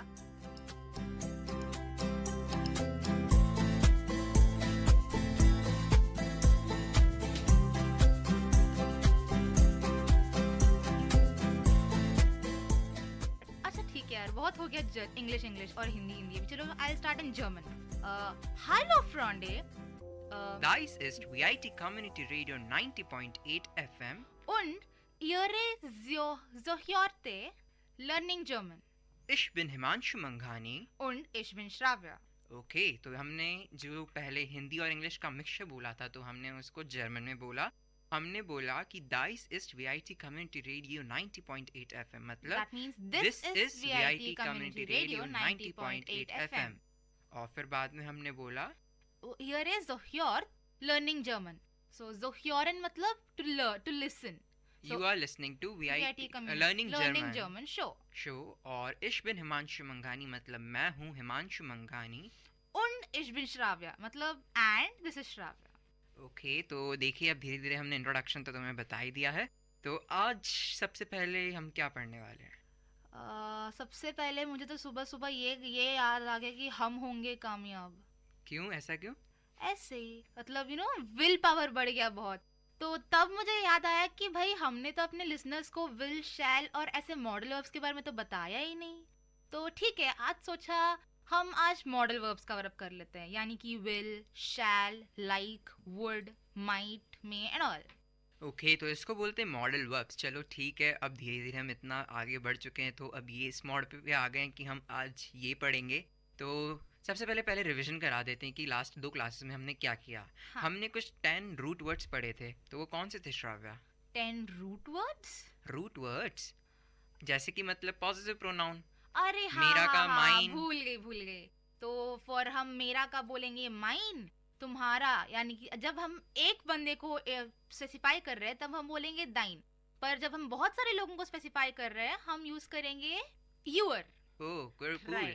तो इसको ऐसे बोल सकते हैं, आई के लिए बोलेंगे माइन, और आर के लिए बोलेंगे उनसेर, और यू के बोलेंगे, हाँ, यू के लिए बोलेंगे दाइन, और यू ऑल के लिए बोलेंगे यूर। हाँ, और फिर बाद में ही और इट के लिए साइन, और फिर जी के लिए बोलेंगे ईयर। ठीक सारे है? जी के लिए मतलब हाँ। फॉर्मल इनफॉर्मल जो कुछ भी हो हम ईयर ही यूज हाँ, करेंगे। क्योंकि जी लड़कियों के लिए भी बोलते हैं, रिस्पेक्ट के लिए भी बोलते हैं, और दे ऑल के लिए भी बोलते हैं, यानी 3rd पर्सन प्लूरल के लिए भी बोलते जी हैं। हाँ। और फिर- कल हमने आर्टिकल्स भी किए थे, डेफिनेट और इनडेफिनेट आर्टिकल्स के लिए हम कौन सा प्रोनाउन यूज करते हैं। तो द के लिए देर दी दास, मस्कुलिन, फेमिनिन और न्यूट्रल के ऑर्डर था। और फिर ए और एन को बोलेंगे आइन। आइन में ही हम मास्कुलिन और न्यूट्रल के लिए यूज करेंगे आइन, और फेमिनिन और प्लूरल के लिए यूज करेंगे आइन। ठीक है, तो बेसिकली 10 वर्ड्स हो गए। आई के साथ माइन, यू ऑल के साथ यूर, और यू सिर्फ सिंगुलर है उसके लिए डाइन, आर के लिए उनसेर, ही और इट के लिए सीन, और जाय के लिए नहीं साइन। Himanshu, okay sign. तुम्हारा ये आई और ई का चक्कर कब चलेगा मुझे नहीं पता। अब पता नहीं, कभी तो सही होगा ही होगा। देखते सही करा देती हूँ, मैं ही सही कराऊंगी तुम्हें। जरूर।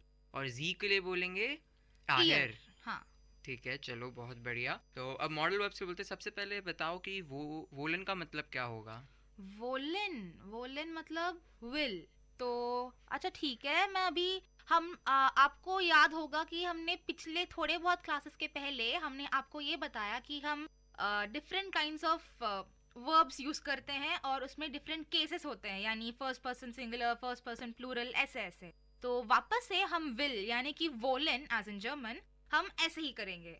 तो अभी मैं इश के लिए बोलूंगी विल, डू के लिए बोलूंगी विल्स्ट, यानी कि विल में एस टी डालो, एर जी और एस उसमें भी बोलूंगी विल। वियर के लिए बोलूंगी वॉलन, यू रूट वर्ड को कोई छेड़खानी नहीं करेंगे, याद रख लेना भाइयों। और ईयर के लिए बोलेंगे वॉल्ट, और फिर जी के लिए बोलेंगे विल। ओके, तो मतलब कुछ इसको ऐसे ही याद करें ना, क्योंकि ये ऑर्डर तो हमेशा सेम ही रहने वाला है। हाँ। तो क्यों ना इनको याद ही कर लें, क्योंकि इसमें थोड़ा सा चेंज है, क्योंकि हमने बोला था कि जो 3rd पर्सन सिंगुलर है ही, शी और इट, उसमें टी लगता है, ये हटा के, बट इस केस में नहीं है। तो ये वोलन वाला जो वर्ड है, ये मॉडल वर्ब्स को हम आपको एक पैरोडी की तरह याद करा देंगे, क्योंकि आपको ऐसे सोचना नहीं होगा कि 1st पर्सन सिंगुलर है या 2nd पर्सन सिंगुलर। अगर आपको अपने आप ये शब्द एक जुगलबंदी में याद हैं, रटे हुए हैं, तो आप आगे चल के भी इन्वेंट कर सकते हैं, कुछ डिस्कवर कर सकते हैं किसी सेंटेंस में, और कुछ समझ सकते हैं उस सेंटेंस के थ्रू। हाँ, और लिसनर्स में आपको ये भी बता दूं, हमने आपको पहले जब हम आपको वर्ब सिखा रहे थे, हमने आपको ये बोला कि अगर मैं लूंगी गेहन यानी टू गो, तो उसमें से मैं ईएन हटा दूंगी और मेरा गे बन जाएगा मेरा मॉडल, मतलब मेरा रूट वर्ड। सही एकदम। पर यहाँ पे ऐसा नहीं है, मैं यहाँ पे मेरा विल का मतलब है वॉलन, बट मैं वॉल यूज नहीं कर रही हूँ यहाँ पे, मैं विल ही यूज कर रही हूँ यहाँ पे। तो इसलिए इसका मतलब ये हुआ, इन शब्दों को याद ही कर लीजिए, क्योंकि ये बहुत ज्यादा यूज होते हैं, और इसलिए आप यार हमें कामयाब होना है तो हाँ, हमें ये शब्द सीखने पड़ेंगे। हाँ जरूर, क्यों नहीं सीखेंगे। तो चलिए आज हम विल को भी सबसे पहले स्टार्ट करते हैं। विल को वांट विल या वांट, इन दोनों के लिए आप बोल सकते हैं वोलन रूट वर्ड, इश के साथ लगेगा विल, डू के साथ लगेगा विल्स्ट, ईयर एस जी के साथ लगेगा विल, और वेयर जी जाय के साथ लगेगा वोलन, और आयर के साथ लगेगा वोल्ट। तो उस केस में आप आयर के साथ लगेगा यहाँ पे, चलिए ठीक है, वोल्ट। और तो इस केस में यूँ भी देख सकते हैं कि दो चीज़ें अलग है, बाकी वही रूल फॉलो कर रहा है। डू के लिए हम एस टी लगाते हैं तो वो विल्स्ट है ही, और 3rd पर्सन प्लूरल के लिए जाय होता है, तो इस केस में भी कोई छेड़खानी नहीं है, और ना ही 1st पर्सन प्लूरल के लिए। और रही बात आयर यू ऑल के लिए, तो टी लगता है, तो इसमें भी टी लगा है। तो दो केस बिल्कुल अलग हैं जो रूल को फॉलो नहीं कर रहे, जैसे कि इश का वोल नहीं है, इश का विल ही है, और एयर एस जी का भी विल ही है। हाँ, यहाँ पे बस चेंज हुआ है इश में और एर जी एस में, बाकी सब में जो हम नॉर्मल कंडीशंस लेते हैं वही है। तो देखिए एक ये चीज़ भी ऑब्जर्व करी है कि अगर आप इश, एयर, एस और जी के लिए बोलेंगे तो ये जो 6 मॉडल वर्ब्स हम पढ़ने वाले हैं उन सब में कोई चेंज नहीं होता, चारों के लिए एक ही है। जैसे कि वोलन के लिए विल है तो इश विल, एयर विल, एस विल, जी विल।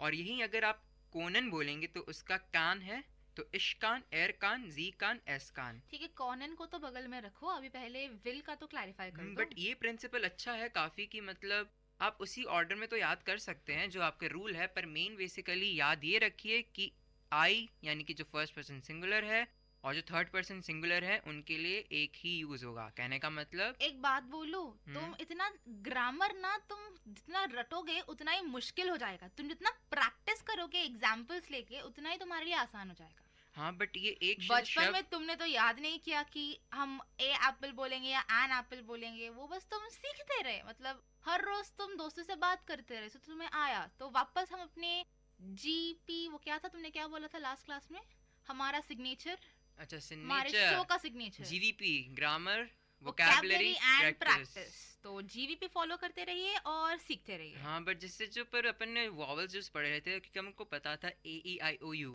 तो उस बेस पे अपन सब लगा देते थे। हाँ, तो अब इस केस में मालूम भी है। हाँ, तो इस केस में भी ये बेसिक हो सकता है कि जो इश और एयर जी एस है तो उसके लिए कोई चेंजेस, मतलब चारों के लिए एक ही वर्ड है, कोई मतलब चेंज नहीं है। तो इसलिए आपका थोड़ा मतलब याद करने का लोड कम हो जाएगा। आप मतलब देख सकते हैं कि अगर आपको इश पता है विल, तो इसका मतलब आपको एयर जी और एस का भी मतलब पता ही है कि उसके लिए क्या यूज करेंगे, विल ही यूज करेंगे। तो सबसे पहले चलिए इन दोनों केसेस को ही हम कवर करते हैं। अब सबसे पहले 6 वर्ब्स पढ़ा देते हैं और उसके बाद इश, एयर, जी के लिए क्या बोलेंगे वो बता देंगे, फिर उसके बाद हम दूसरे केसेस पे आएंगे। ठीक है? तो हमने वोलन का बता दिया कि इश, एयर, एस और जी यानी कि फर्स्ट पर्सन सिंगुलर और थर्ड पर्सन सिंगुलर के लिए विल लगेगा। तो अब सेकंड वर्ड करते हैं कोनन। कोनन का मतलब बताओ। कोनन का मतलब होता है कैन, आई कैन। सो उसके लिए हम इश, एयर, जी, एस के लिए यूज करेंगे कान, KANN, राइट, कान। ओके। और मे और अलाउ को बोलेंगे डुरफन, ड्यूरफन। और उस केस में इश के लिए और एयर, हाँ, और म्योखन का मतलब है would like to.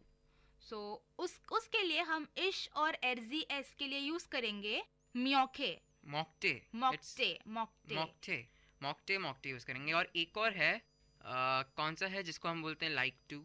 Like to, हाँ, मॉगन। नहीं, यहाँ पे सब यूजुअली कंफ्यूज हो जाते हैं। मॉगन का मतलब है लाइक, और जब हम बोलते हैं मॉक्टेन उसका मतलब है लाइक टू। मॉगन मतलब MOGEN। सो उसके लिए हम यूज करेंगे लाइक। अगर मैं बोलूंगी आई लाइक द बुक, सो मैं बोलूंगी इश माग दास बुक। और अगर मैं बोलूंगी would you like to have something, so वहां पे वुड यू लाइक टू, उस केस में मैं यूज करूंगी म्योक्टन। हाँ, तो अब वापस से मैं आपको एक और बार मॉडल वर्ब्स रिवाइज करा देती हूँ। तो ठीक है, हमने अब तक क्या सीखा था, मैं आपको ये बोलूंगी कि इश, एर, जी, एस के लिए हम कौन से वर्ब्स यूज करेंगे। तो वॉलन मतलब विल, उसके लिए हम यूज करेंगे विल। कैन के लिए हम यूज करेंगे कान, जिसका रूट वर्ड है कॉनन। और डुरफन मतलब कि मे और अलाउ, और सोलन मतलब शुड, मूसन मतलब मस्ट, मॉक्टन मतलब वुड लाइक टू, और मागन मतलब लाइक टू। तो ठीक है, सबसे पहले 7 वर्ड्स के मीनिंग याद करा देते हैं।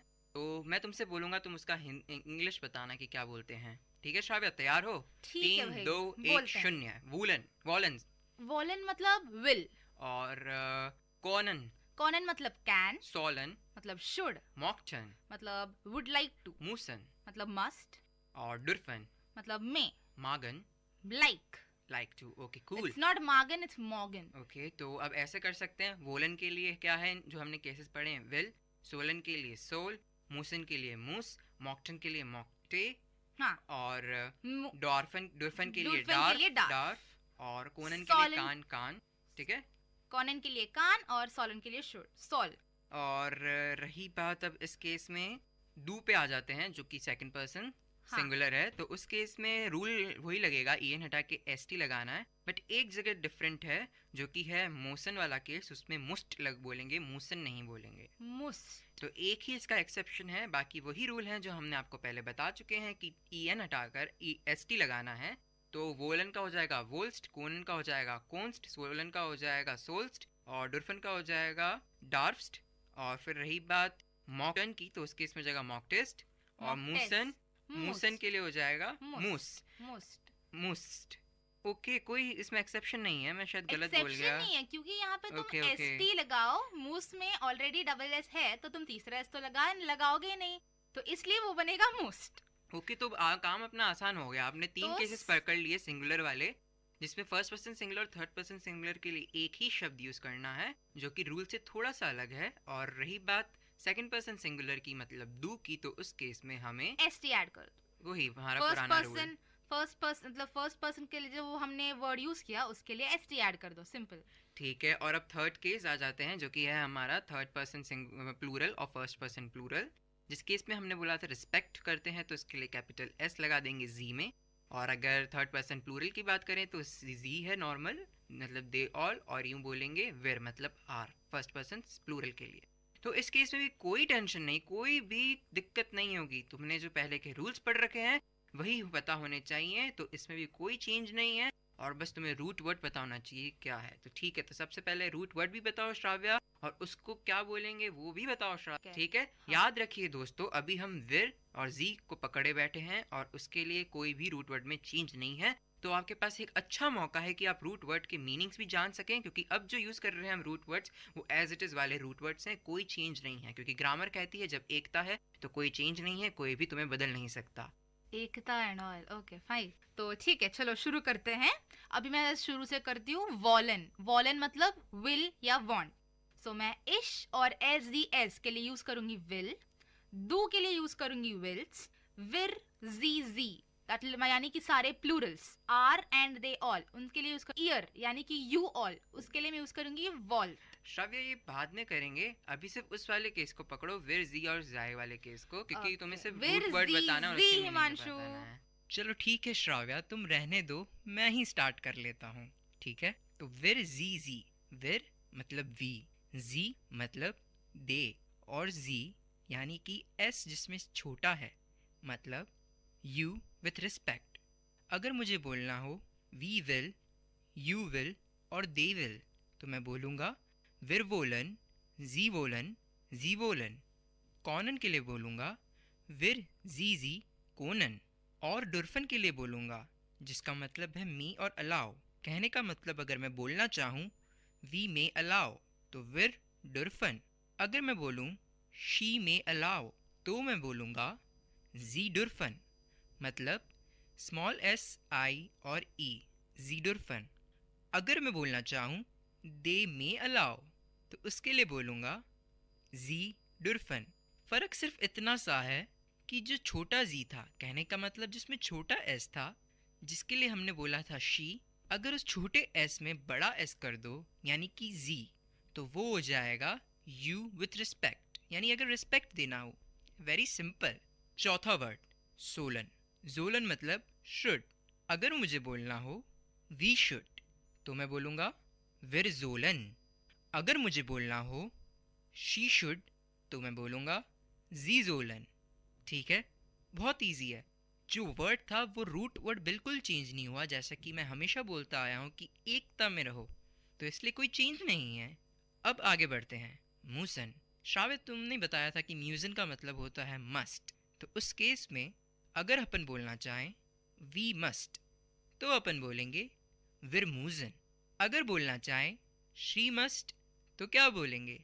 अरे भाई बहुत सिंपल है, मतलब जी मूजन। अब आगे बढ़ते हैं।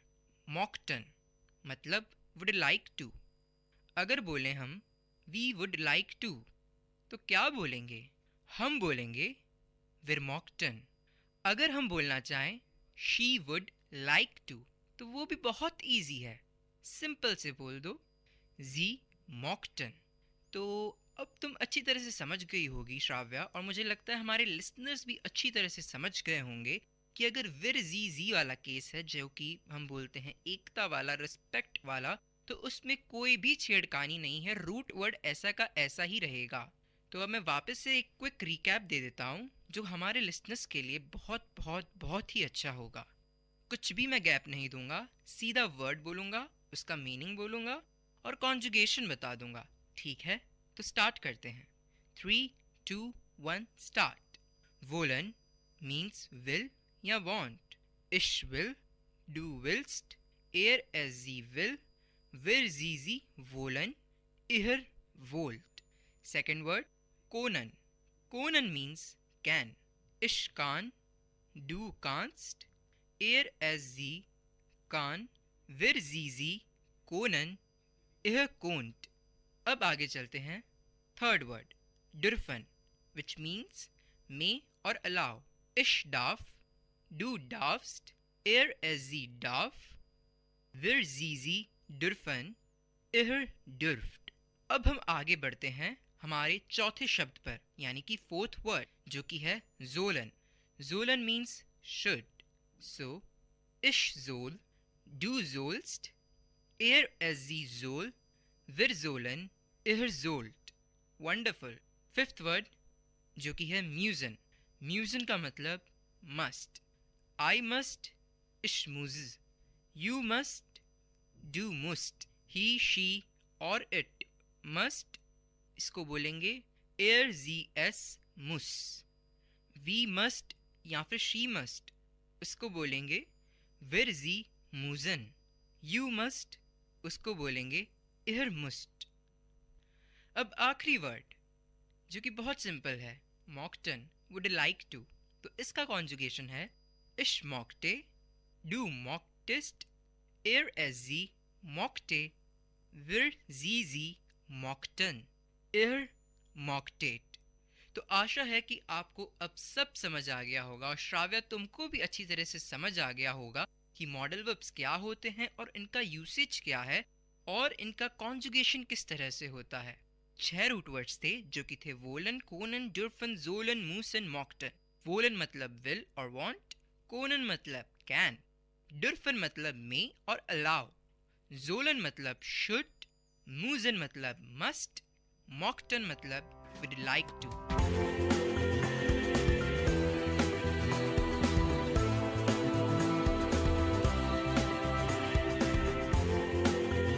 आशा करती हूँ कि हमने आज आप लोगों को बहुत कुछ सिखाया है। तो यहाँ पे हम साइन ऑफ करते हैं। मैं हूँ श्राव्या कर्रा और मैं हूँ हिमांशु मंघानी, और आप सुन रहे हैं अपना फेवरेट शो लर्निंग जर्मन, और ये है VIT community radio 90.8 FM।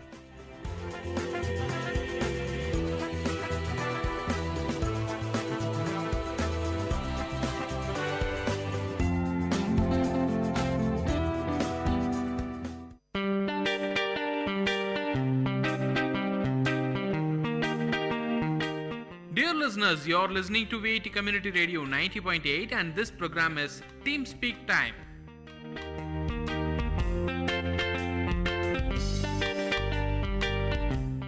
Hi hello VIT, మీరు వింటున్నారు VIT కమ్యూనిటీ రేడియో 90.8 FM. నేను మీ వైషు. ఈ చందమామ కథల ద్వారా మంచి మంచి కథలు చెప్పడానికి వచ్చేసానండి. ఈ ఆలస్యం చేయకుండా స్టార్ట్ చేసేద్దాం. కథ నిజాయితీ. సీతాపురం అనే ఊరిలో రామయ్య కట్టెలు కొట్టుకుంటూ జీవనం సాగించేవాడు. రోజులాగానే అడవికి వెళ్ళాడు. చెరువు గట్టు మీద ఉన్న చెట్టు ఎక్కి కట్టెలు కొడుతుండగా తన చేయి జారి గొడ్డలి చెరువులో పడిపోయింది. తన జీవన ఆధారమైన గొడ్డలి నీటిలో పడిపోవడంతో రామయ్య చాలా బాధపడ్డాడు. విచారంతో ఇంటికి వెళ్లకుండా చెరువు గట్టు మీద కూర్చొని ఏం చేయాలో తెలియక ఆలోచనలో పడ్డాడు. అతని బాధ చూసిన జలదేవత నీటిలో ఎంచి బయటకు వచ్చి రామయ్యకు దర్శనమిచ్చింది. జలదేవత రామయ్య విచారానికి గల కారణం తెలుసుకొని నీటిలోకి వెళ్లి వెండి గొడ్డలి తెచ్చి రామయ్యకు ఇచ్చింది. రామయ్య ఆ వెండి గొడ్డలి తనది కాదన్నాడు. దీంతో జలదేవత మళ్లీ నీటిలోనికి వెళ్లి బంగారు గొడ్డలితో బయటికి వచ్చింది. దానిని రామయ్యకు ఇచ్చింది. కాని రామయ్య ఆ గొడ్డలి తనది కాదు అన్నాడు.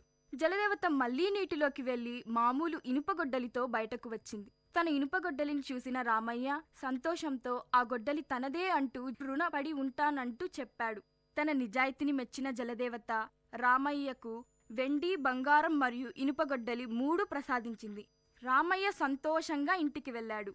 రామయ్య జరిగిన విషయాన్ని తన భార్యతో చెబుతుండగా దొంగచాటుగా సీతయ్య విన్నాడు. సీతయ్య కూడా ఆ మరునాడు రామయ్య లాగానే అడవికి వెళ్ళాడు.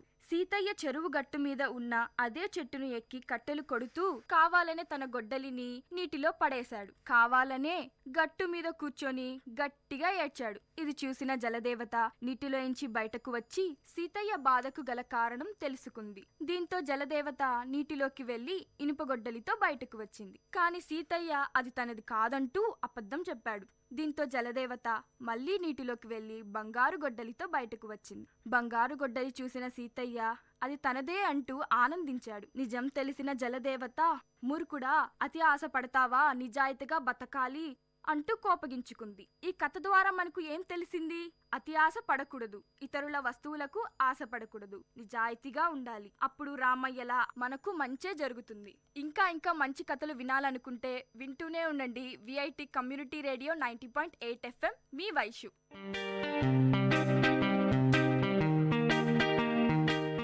Dear listeners, you had listened to the program Team Speak Time in VIT Community Radio 90.8. Thank you for listening.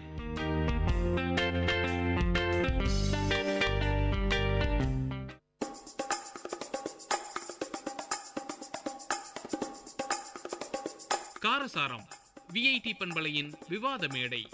ஆரோக்கியமான வாதங்களுடன், அன்றாட நிகழ்வுகளின் தரவுகளுடன், மக்களின் குரல்கள் ஒன்றிணையும் கருத்துக்களம்.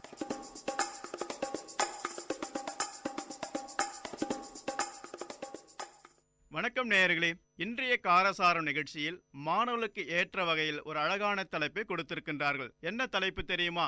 இன்றைய மாணவர்களுக்கு செல்போன் தேவையா அல்லது தேவை இல்லையா என்பதை பற்றி விவாதிப்பதற்காக, செல்போன் தேவை என்பதற்காக 6 பேர் கொண்ட அணியாக மாணவர்கள் வந்திருக்கின்றார்கள். அதேபோல் செல்போன் தேவையில்லை என்பதை பேசுவதற்காக 6 பேர் கொண்ட அணியாக இன்னொரு மாணவர்கள் வந்திருக்கின்றார்கள்.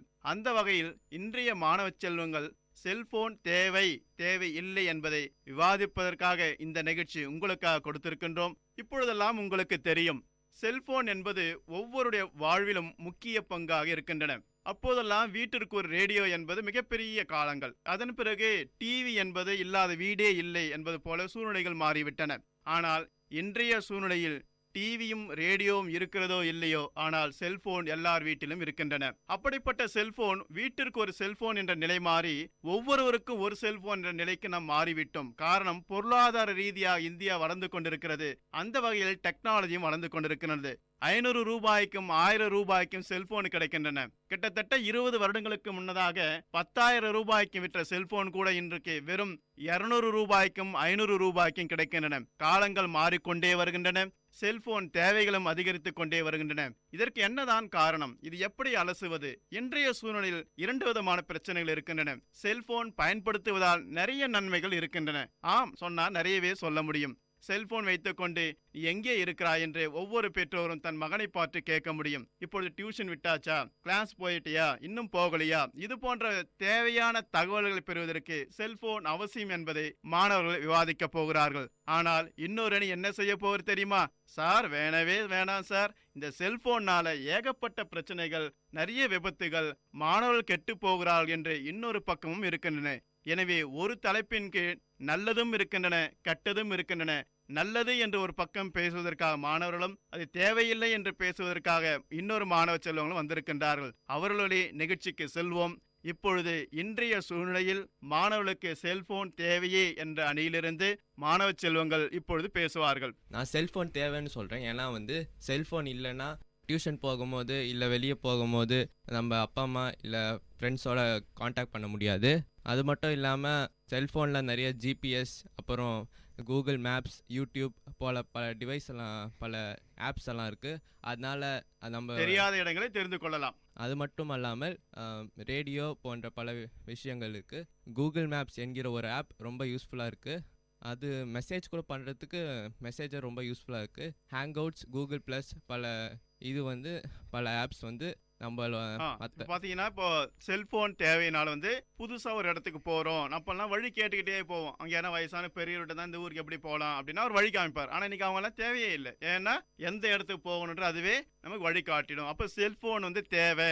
புது புது இடங்களை கண்டுபிடிப்பதற்கு, புதிய இடங்களுக்கு போகும்போது மிக முக்கியமா தேவைதான் சார் அப்படின்னு ரொம்ப அழகா சொன்னார். ஆனா இன்னொரு அணி இருக்கே, அவங்க பார்த்துக்கிட்டே இருக்காங்க, அது எப்படி சார் தேவை, ஆனா இதனால எவ்வளவு பிரச்சனை இருக்கு அப்படின்ட்டு செல்போன் தேவையில்லை என்பதை பேசுவதற்காக இந்த அணிலிருந்து யார் பேசுறான்னு பார்ப்போம். சொல்லுங்க பாப்போம். My name is P. Bharkavi. I'm coming from Chittur bus stand, Katpadi. நான் வந்து செல்ஃபோன் வந்து நமக்கு தேவையில்லை அப்படின்ற தலைப்பில் பேச போகிறேன். நிறைய காலேஜ் ஸ்டூடெண்ட்ஸ் வந்து செல்ஃபோன் வச்சுட்டு இருக்கிறதுனால ஸ்கூட்டி அந்த மாதிரி வெஹிக்கல் ஓட்டும் பொழுது யாராவது ஃபோன் பண்ணால் அப்படியே அட்டன் பண்ணி பேசுகிறாங்க. பேசும்போது சைடில் இருக்க வெஹிக்கல் ஃப்ரண்ட்டில் இருக்க வெஹிக்கல்லாம் வந்து அவங்க கவனிக்கிறதே இல்லை. அதனால சொல்லிட்டு நிறைய ஆக்சிடென்ட் ஆகுது. அதனால சொல்லிட்டு ஃபோன் நம்மளுக்கு வந்து நிறைய தேவையில்லை. உண்மைதானே. இப்போ ஒரு செல்போன் பேசிக்கிட்டே போறாங்க. அப்படி பேசிக்கிட்டே போகும்போது என்ன நடக்குதுன்னா பின்னாடி யார் வராங்க, சைட்ல எந்த வண்டி போகுது, இதெல்லாம் தெரியாதனால இவங்க போய் வேற வண்டியில முட்டிக்கிறாங்க. அதனால விபத்துகள் நிறைய நடக்குது. செல்போனால் விபத்துகள் அதிகம் என்பதை நிறைய செய்தித்தாள்கள் ஊடகங்கள் மூலமா நம்ம அறிகின்றோம். அப்போ இன்னொரு வகையில பார்த்தா செல்போன் நமக்கு வந்து தேவையே இல்லை, அதனால விபத்துகள் நடக்குது, உயிரே போயிடுதா சார் அப்படின்னு அவங்க சொல்ல வராங்க. அது உண்மைதானே அது. அப்ப இன்னொரு பக்கம் பார்த்தா நமக்கு செல்போன்னால பல பிரச்சனைகள் அப்படின்னு நமக்கு நல்லாவே தெரியுது. ஆனா விட்டுடுவாங்க இந்த பக்கம். ஆனா இவங்க என்ன சொல்றாங்க, இல்ல சார் நீங்க ஒன்னா பாருங்க, செல்போன் தான் சார் முக்கியமா எங்களுக்கு தேவை அப்படின்னு இன்னொரு மாணவி பேச போறாங்க. சொல்லுங்க. நான் பிரதீக்ஷா, நான் காந்தி நகர்லேருந்து வரேன். இப்போ வந்து செல்ஃபோன்ஸ் வந்து நம்மளுக்கு எல்லா விதமாகவும் யூஸ்ஃபுல்லாக இருக்கு. எந்த விதத்தில் நன்மை தரும்னு சொல்றீங்க? இப்போ நம்ம வந்து யாராச்சும் வண்டியில் போகும்போது கால் பண்ணாங்களா, நம்ம அதை அட்டன் பண்ணாமல் இருக்கிற வரைக்கும் அது நம்மளுக்கு சேஃப்டி தான். கரெக்ட் தான். இப்போ வந்து நம்ம போயிட்டே இருக்கிறோம், கால் வருது அப்படின்னா நாம தான் யோசிக்கணும். அப்போ நம்ம வண்டி ஓரமாக நிறுத்திட்டு செல்ஃபோன் கடைசியாக எடுக்கலாம், இல்லை வீட்டுக்கு போயிட்டு கூட அப்படி எடுத்தோம்னா நமக்கு வந்து சேஃப்டி அப்படின்னு சொல்ல வராங்க. பட் இன்னொரு மாணவன் என்ன சொல்றான்னு பார்ப்போம். இதையே செல்ஃபோனில் நம்மளுக்கு நிறைய எஜுகேஷனல் ஆப்ஸ் இருக்குது. அந்த எஜுகேஷனல் ஆப்ஸால் இல்லை நம்மளுக்கு நம்ம ரிவிஷன் பண்ணனாலும் பண்ணலாம், இல்லைனா செல்ஃப் டெஸ்ட் கூட நம்ம வச்சுக்கலாம். ஆமாம். அப்போல்லாம் படிக்கணும்னா புக்கு வாங்கி படிப்போம். ஆனால் இன்றைக்கி நான் இன்டர்நெட் சோர்ஸ் மூலமாக செல்ஃபோனை பயன்படுத்தி எஜுகேஷன் ஆப்ஸ் அப்படின்னு மூலமாக நம்ம என்ன பண்ணுறோம், அதிலே டவுன்லோட் பண்ணிட்டு படிக்க முடியும். அப்போ புக்கு சுமக்குன்ற அவசியம் இல்லை சார். ஒரு சின்ன செல்ஃபோன்லேயே ஆப்ஸ் மூலமாக நான் கணக்கு போட்டுக்கலாம், சயின்ஸை படிச்சுக்கலாம். அப்போ சின்ன டூலுக்குள்ள மிகப்பெரிய விஷயங்கள் அது படிப்புக்கு நிறைய பயன்படுது. அப்போ நீங்கள் என்ன சொல்ல வரீங்க சார், படிக்கிறது நல்லா பயன்படுது, நம்ம சேஃப்டியாக யூஸ் பண்ணால் நல்லது அப்படின்னு நீங்கள் சொல்ல வரீங்க. இருந்தால் கூட இந்த தேவையில்லை என்ற அணி இருக்காங்க இல்லையா, எப்படி பார்த்தாலும் தப்பு தான் சார். அது எப்படி பார்த்தா நமக்கு வந்து நல்லது கிடையாது, அதுவும் மாணவர்களுக்கு நல்லது கிடையாது அப்படின்னு சொல்ல வராங்க. சொல்லுங்க. I'm Prashanth from Gandhi Nagar. படிக்கிறேன்னு சொல்லிட்டு செல்போன் வாங்கிட்டு தப்பா பயன்படுத்துறாங்க, தவறான வழியில பயன்படுத்துறாங்க. எந்தெந்த வழியெல்லாம் பயன்படுத்துறாங்க? ஃபேஸ்புக்னு போறாங்க, ஆனா அது வேஸ்டிங் ஆஃப் டைம் தான். சரி, நேரம் வீணாகுது. ஃபேஸ்புக்ன்ற டைம்ல காலையில இருந்து ஈவினிங் வரைக்கும் அதுலயே இருக்கும், படிக்கிற டைம் குறைஞ்சு போகுது. வேற என்ன? நம்ம இன்டர்நெட் யூஸ் பண்ண நம்மளை இன்னொரு வெப்சைட்ஸ்க்குலாம் கூட்டிட்டு போயிட்டு நம்மளை டிஸ்ட்ராக்ட் பண்ணுது. நல்ல பாயிண்ட். அதாவது அவன் எஜுகேஷன் வெப்சைட் போனா கூட தேவையில்லாத சில வெப்சைட் தானா ஓப்பன் ஆகுது. அதனால நமக்கு என்ன, இந்த மாணவ செல்வங்கள் இந்த வயசுல தேவையில்லாத இந்த டிஸ்டர்பன்ஸ் தானே உருவாயிடுது. அது ஒரு நல்ல காரணம் தான். I'm Shyam Sundar. I'm coming from படுங்கந்தாங். நீங்கள் இன்டர்நெட் யூஸ் பண்ணும்போது ராத்திரியில் யூஸ் பண்ணுறதுனால ரொம்ப பிரச்சனைகள் உருவாகிறது. கண்களுக்கு ப்ராப்ளம் ஏற்படுறதுனால சில பேர் நிறைய பாதிக்கப்படுறாங்க. அதனால் இன்டர்நெட் நீங்கள் அதிகமாக யூஸ் பண்ணாதீங்க. நல்ல பாயிண்ட். இப்போ செல்ஃபோன் வந்து இன்டர்நெட் யூஸ் பண்ணுறோம் அப்படின்னா என்ன ஆகுதுன்னா, நிறைய நேரம் குனிஞ்சுக்கிட்டே ஒர்க் பண்ணுறோம், அது ரொம்ப க்ளோஸாக பார்க்குறோம். இப்போ டிவி எல்லாம் மினிமம் 8 feet இருக்கணும், 8 அடி தள்ளி தான் பார்க்கணும் அப்படின்னு சொல்கிறாங்க. ஆனால் செல்ஃபோன் எல்லாம் என்ன பண்ணுறாங்க, கிட்ட வச்சு தான் பார்க்குறோம். இப்போ பார்வை குறைபாடு அப்படின்னு நான் சின்ன வயசுல கண்ணாடி போட்டுக்கிறோம். அப்போல்லாம் பெரியவங்க 60 வயசுக்கு மேலே கண்ணாடியே போடுவாங்க. ஆனால் இன்னைக்கு சின்ன வயசுலேயே 5 வயசு 4 வயசு பசங்கள்லாம் கண்ணாடி போக ஆரம்பிச்சிட்டாங்க. காரணம் இன்டர்நெட் இது போன்ற மீடியாக்கள் செல்ஃபோன் வந்ததுனால நீண்ட நேரம் தொடர்ந்து செல்ஃபோனை பார்த்து கொண்டிருப்பதா கண் பார்வை மங்களாகுது அப்படின்னு சொல்லியிருக்காங்க. இது 2 விஷயமே நல்ல விஷயம் தான். அப்போ இன்டர்நெட்டை பார்க்கின்ற போது, செல்போன் வழியா பார்க்கின்ற போது தேவையில்லாத டிஸ்டர்பன்ஸ், அது மட்டுமல்ல கண் பார்வை குறைபாடு, எதிர்காலத்தில் கழுத்து வலி, இது போன்ற பிரச்சனைகளுக்கு செல்போன் காரணம் அப்படின்னு சொல்லியிருக்காங்க. இருந்தாலும் கூட இந்த அணியில் என்ன சொல்ல வராங்கன்னா, இல்ல சார் நீங்க எப்படி பார்த்தாலும் பாத்தீங்கன்னா செல்போன் இன்னைக்கு நெசசிட்டி, ஒரு பொருள் பக்கத்துல இருக்கு, அது நல்லதா யூஸ் பண்ணிட்டு போனா நல்லது தானே அப்படின்னு இந்த அணியில சொல்ல வராங்க. சொல்லுங்க பாப்போம். I'm Sabareesh. I'm from Arakkonam. இவங்க சொன்னாங்க சோஷியல் மீடியாஸ்லாம் வந்து நம்மளை கெடுக்குதுன்னு சொல்லிட்டு. அதில் வந்து கெட்டதை தாண்டி சில நல்ல விஷயங்களும் இருக்குது. அதை யூஸ் பண்ணால் நம்மளோட லைஃப் தான் நல்லாயிருக்கும். இப்போது ஸ்கூல்ஸில் காலேஜஸில் டீச்சர்ஸ் நடத்துறது புரியல, அடிஷ்னல் இன்ஃபர்மேஷன் என்னென்னா, நம்ம லைப்ரரிக்கெலாம் போக முடியாது. லைப்ரரி வந்து சிலருக்கு அவைலபிலிட்டி பக்கத்தில் இருக்கும், சில பேருக்கு தூரமாக இருக்கும். நல்ல விஷயம். இப்போ இன்டர்நெட்டில் யூஸ் பண்ணால் நம்ம நினைக்கிறத விட யூடியூப்ல எடுத்து பார்த்துக்கலாம், எக்ஸ்பெரிமெண்ட்ஸ் எல்லாம் நம்ம டேரெக்டாகவே பார்க்கலாம். தியரிஸ் கூட நம்ம நினைக்கிறத விட அதிகமாகவே நம்மளுக்கு கிடைக்கும். அது வந்து ஒரு ப்ளஸ் பாயிண்ட். நல்ல ஒரு யோசனை. எப்படின்னா இப்போ டீச்சர்ஸ் வந்து 40 நிமிஷம் தான் ஸ்கூல் இருக்காங்க. ஆனால் மீதி இருக்கு நம்மளால ஏதாவது புரியல, நம்ம டீச்சர்ஸ் கேட்க முடியல, அந்த டைம் முடியல அப்படின்னா நம்ம வந்து செல்போன் வழியா நான் இன்டர்நெட் மூலமா யூடியூப் மூலமா இந்த சயின்ஸ் எக்ஸ்பெரிமெண்டல் அதிலே பார்த்துக்கலாம். இன்னும் எங்கேயோ இருக்கிற மூலையில் இருக்கிற டீச்சர்ஸ் நம்மளால இமெயில் மூலமா கான்டாக்ட் பண்ண முடியும். அப்போ உலகம் முழுக்க இருக்க ஏதாவது டீச்சர்ஸ் மூலமா கேட்டு நம்ம என்ன பண்ண தேவைகளை வாங்கி கொள்ள முடியும். சொல்லுங்க, தேவையில்லைன்னு என்ன சொல்ல போறீங்க? சப்ஜெக்ட் புரியலனா அப்பப்பவே கேட்டணும். எதுக்கு யூடியூப் அதெல்லாம் போறோம்? டீச்சர்ஸ் எதுக்கு இருக்காங்க? இப்போ அவர் என்ன சொல்கிறாருன்னா, டீச்சர்ஸ் தான் இருக்காங்களே, எதுக்கு நீங்கள் வந்து இதை யூஸ் பண்ணுறீங்க அப்படின்னு அவங்க கேட்குறாங்க இல்லையா? ஸோ அப்படி பார்க்கும்போது இந்த அணி நீங்கள் என்ன சொல்ல போகிறீங்க அது பதிலாக? என்னதான் நம்மளுக்கு டீச்சர்ஸ் சொல்லி கொடுத்தாலும் நம்மளுக்கு அடிஷ்னல் இன்ஃபர்மேஷன் சப்போஸ் நம்ம இந்த ஃபார்ம் ஆஃப் வீடியோ பார்த்தா தான் நம்மளுக்கு புரியும். சில பேருக்கு டீச்சர்ஸ் சப்போஸ் நம்மளுக்கு சொல்லி கொடுத்துட்டு போயிடுறாங்க, டீச்சர்ஸ் அவைலபிளாக இல்லைன்னா நம்ம இன்ஸ்டண்ட்டாக சப்போஸ் நம்ம வீட்டில் இருந்து நம்ம பார்க்கணுன்னா பார்க்கணும். அதுக்குன்னு டீச்சர் வீட்டுக்கு போய் பார்க்க முடியும். அந்த அணியில் என்ன சொல்கிறாங்கன்னா, சார் கிளாஸுக்கு தான் டீச்சர் இருக்காங்களே, டீச்சர் இருக்கும்போது நீங்கள் கேட்டுக்கலாம் இல்லையா, ஏன் டீச்சர் இருக்கும்போதுலாம் அரட்டை அடிச்சுட்டு சொல்லும் போது கவனிக்காமல் நீங்கள் பாட்டுன்னு அவர் கவனிக்காமல் விட்டுட்டு அப்புறம் ஸ்கூலில் வந்து வீட்டில் வந்து இன்டர்நெட் செல்ஃபோன் யூஸ் பண்ணி டவுன்லோட் பண்ணி பார்ப்போம் அப்படின்னா அதுவே டைம் வேஸ்ட் தானே. அது இல்லாமல் நீங்கள் அப்படி இன்டர்நெட் டவுன்லோட் பண்ணி பார்க்கறதுனால நிறைய நம்ம வந்து டிஸ்டர்பன்ஸ் எல்லாம் ஆகுது இல்லையா? அப்போ நாம தான் தேவையில்லாமல் நாமளே கெட்டு போகிறோம் செல்ஃபோன் யூஸ் பண்ணுறதுக்கு அப்படின்னு அவங்க சொல்ல வராங்க. இப்போ நீங்கள் என்ன சொல்ல வரீங்க அதுக்கு மறுப்பா? சப்போஸ் டீச்சர்ஸ் அவைலபிளாக இல்லைன்னா நம்ம நெட்டில் பார்த்துக்கலாம். சப்போஸ் நம்ம வீட்டில் இந்த மிடில் ஆஃப் ஹாலிடேஸில் இருக்கோம், நம்மளுக்கு டக்குன்னு ஒரு கான்செப்ட் தோணுது, டவுட் வருது, அது நம்ம இன்ஸ்டண்ட்டாக நெட்டில் தான் பார்க்க முடியும். அதுக்குன்னு டீச்சர் வீட்டுக்கு போய் பார்க்க முடியும்.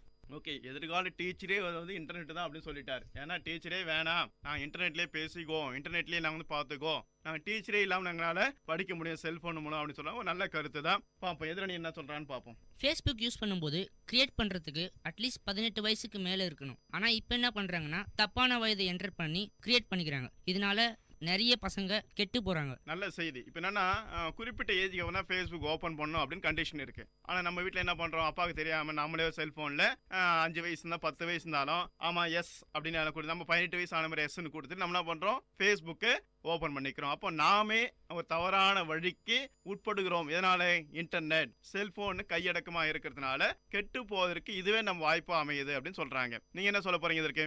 ஃபேஸ்புக்கால நம்ம கசின்ஸ் யாராவது ஃபாரின்ல இருந்தாங்கன்னா அவங்க கூட நம்ம இன்ஸ்டன்ட்டா கம்யூனிகேட் பண்ண முடியும். ஃபேஸ்புக் மட்டும் இல்லாம ஃபோன் கூட. 10 வயசு பையனுக்கு என்னது ஃபேஸ்புக்? இல்ல ஃபாரின்ல இருக்கிற அண்ணன் கூட பேசணுமா? அது ஃபோன்லயே பேசிட்டு போலாமே. சப்போஸ் அவங்க ஃபோன் நம்பர் நம்மளுக்கு கிடைக்கல, அவங்க இப்போதான் just now they move to foreign, அதனால ஆனால் அவங்க ஃபேஸ்புக் அக்கௌண்ட் இருக்குது, அவங்க லாகின் பண்ணும்போது அவங்ககிட்ட ஈஸியாக பேசி ஃபேஸ்புக் வழியாக நம்ம அவங்க நம்பர் வாங்கிக்கலாம். இப்போ நீங்கள் என்ன சொல்ல போகிறீங்க அதுக்கு? கால் பண்ணால் வந்து நிமிஷத்துக்கு 7 ரூபீஸ்லேருந்து 5 ரூபீஸ் ஆகுது. அதே ஃபேஸ்புக் யூஸ் பண்ணால் நம்மளுக்கு வந்து கம்மியாக அதோட காஸ்ட் பெனிஃபிஷியலாக இருக்கும். கரெக்டாக. இப்போ காசு குறையுதுன்றது நல்ல விஷயம்தான். பட் அதனால இப்போ அதுக்காக நம்ம இன்டர்நெட்டுக்குன்னு பார்த்தீங்கன்னா நிறைய செலவு பண்ணுறோம். மாதத்துக்கு ஒரு செல்ஃபோனுக்கு காசு இவ்வளோ செலவு பண்ணுறோம். ஆனால் இதுவும் தேவையில்லாத செலவு தானே போய் சேருது நமக்கு. ஆனால் ஃபோன் பண்ணுறதோட இதில் கம்மியாக தானே ஆகுது. ஃபோன் தேவைக்கு தானே ஃபோன் வந்து. இப்போ நீங்கள் என்ன பண்ணி ஃபோன் பண்ணுற பேசிஸில் காசு கம்மியாக இருக்குன்னு ஈவினிங் 6 மணிக்கு ஆரம்பிச்சு காலையில் 6 மணி வரைக்கும் பேசிட்டு இருக்கீங்க. அப்படின்னா அது காசு குறையுதுன்றதுக்காகவே ஃபேஸ்புக்கு வாட்ஸ்அப் மூலமாக காசு இல்லைன்றதுனால நாங்கள் அது தேவையில்லாத விஷயத்தை பல மணி நேரம் பேசிக்கிட்டே இருக்கோம். அப்போ நமக்கே டைம் என்ன பண்ணுறோம், வேஸ்ட் பண்ணுறோம். புரியுதா? அப்போ இதுவே ஒரு பெரிய பிரச்சனை தானே நமக்கு. நல்ல விஷயம் எவ்வளோ நேரம் பேசுவோம். சில பேர் பேசுகிறாங்க, ஆனால் சில பேர் தப்பாக யூஸ் பண்ணுறதுனால எல்லாருமே தப்பாக யூஸ் பண்ணுறாங்கன்னு நம்மளால சொல்ல முடியும். ஓகே, நீங்கள் என்ன சொல்ல வரீங்க? இப்போ நம்ம வந்து ஃபேஸ்புக் வச்சு தான் நம்ம இது பண்ணோம்ல, நம்ம வந்து மெசேஜஸ்லாம் இக்னோர் பண்ணிட்டு நம்ம ரிலேஷன் கூட மட்டும் பேசுகிறதா இருந்தால் நம்ம ஃபேஸ்புக்லாம் யூஸ் பண்ணிக்கலாம். ஃபேஸ்புக் அப்படின்றது நம்ம எப்போ வரைக்கும் தப்பாக நினைக்கிறோமோ அது தப்பாக தான் இருக்கும். நாம வந்து சரியா நினைச்சா கரெக்ட் அப்படின்னு நீங்க சொல்ல வரீங்க இல்லையா? இந்த வானிலை கேட்போம். இன்னும் சார் என்னதான் நீங்க சொல்லி பாருங்க, அது வந்து செல்போன் தப்பு தான், ஃபேஸ்புக்ன்ற பேர டைம் வேஸ்ட் பண்றோம், நிறைய வாட்ஸ்அப்ல இருந்து காசு இல்லைன்றதுனால வாட்ஸ்அப்ல ஏகப்பட்ட மெசேஜ் நம்ம கொடுக்குறோம், தேவையில்லாத போட்டோ எல்லாம் எடுக்கிறோம், இந்த மாதிரி எல்லாம் பிரச்சனை இருக்கு அப்படின்ற நீங்க என்ன சொல்ல போறீங்க இதுக்கு? சார் அந்த காலத்துல ஏபிஜே அப்துல் கலாம் அந்த மாதிரி நிறைய சயின்டிஸ்ட் இருக்காங்களே சார், அவங்களாம் ஃபோன் இன்டர்நெட் இல்லாம தானே சார் படிச்சாங்க. சரியான பதில். இப்போ அந்த காலத்துல என்ன சார் இருந்தது? ஆனா ஏபிஜே அப்துல் கலாம் இன்னைக்கு வந்து குடியரசுத் தலைவர் ஆகலையா? அவரும் இன்டர்நெட் யூஸ் பண்ணியா ஃபேஸ்புக் யூஸ் பண்ணியா வந்தாரு. காரசார நிகழ்ச்சி சிறு இடைவேளைக்கு பிறகு மீண்டும் தொடரும்.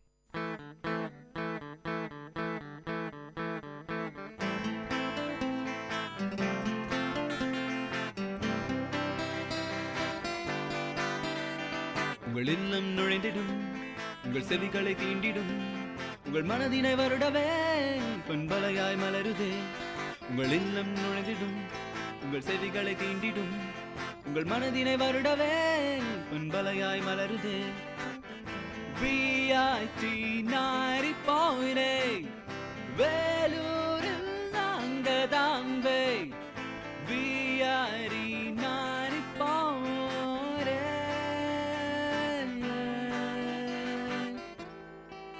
நீங்கள் கேட்டுக்கொண்டிருப்பது VIT பண்பலை 90.8 VIT பல்கலைக்கழகத்தின் சமுதாய வானொலி.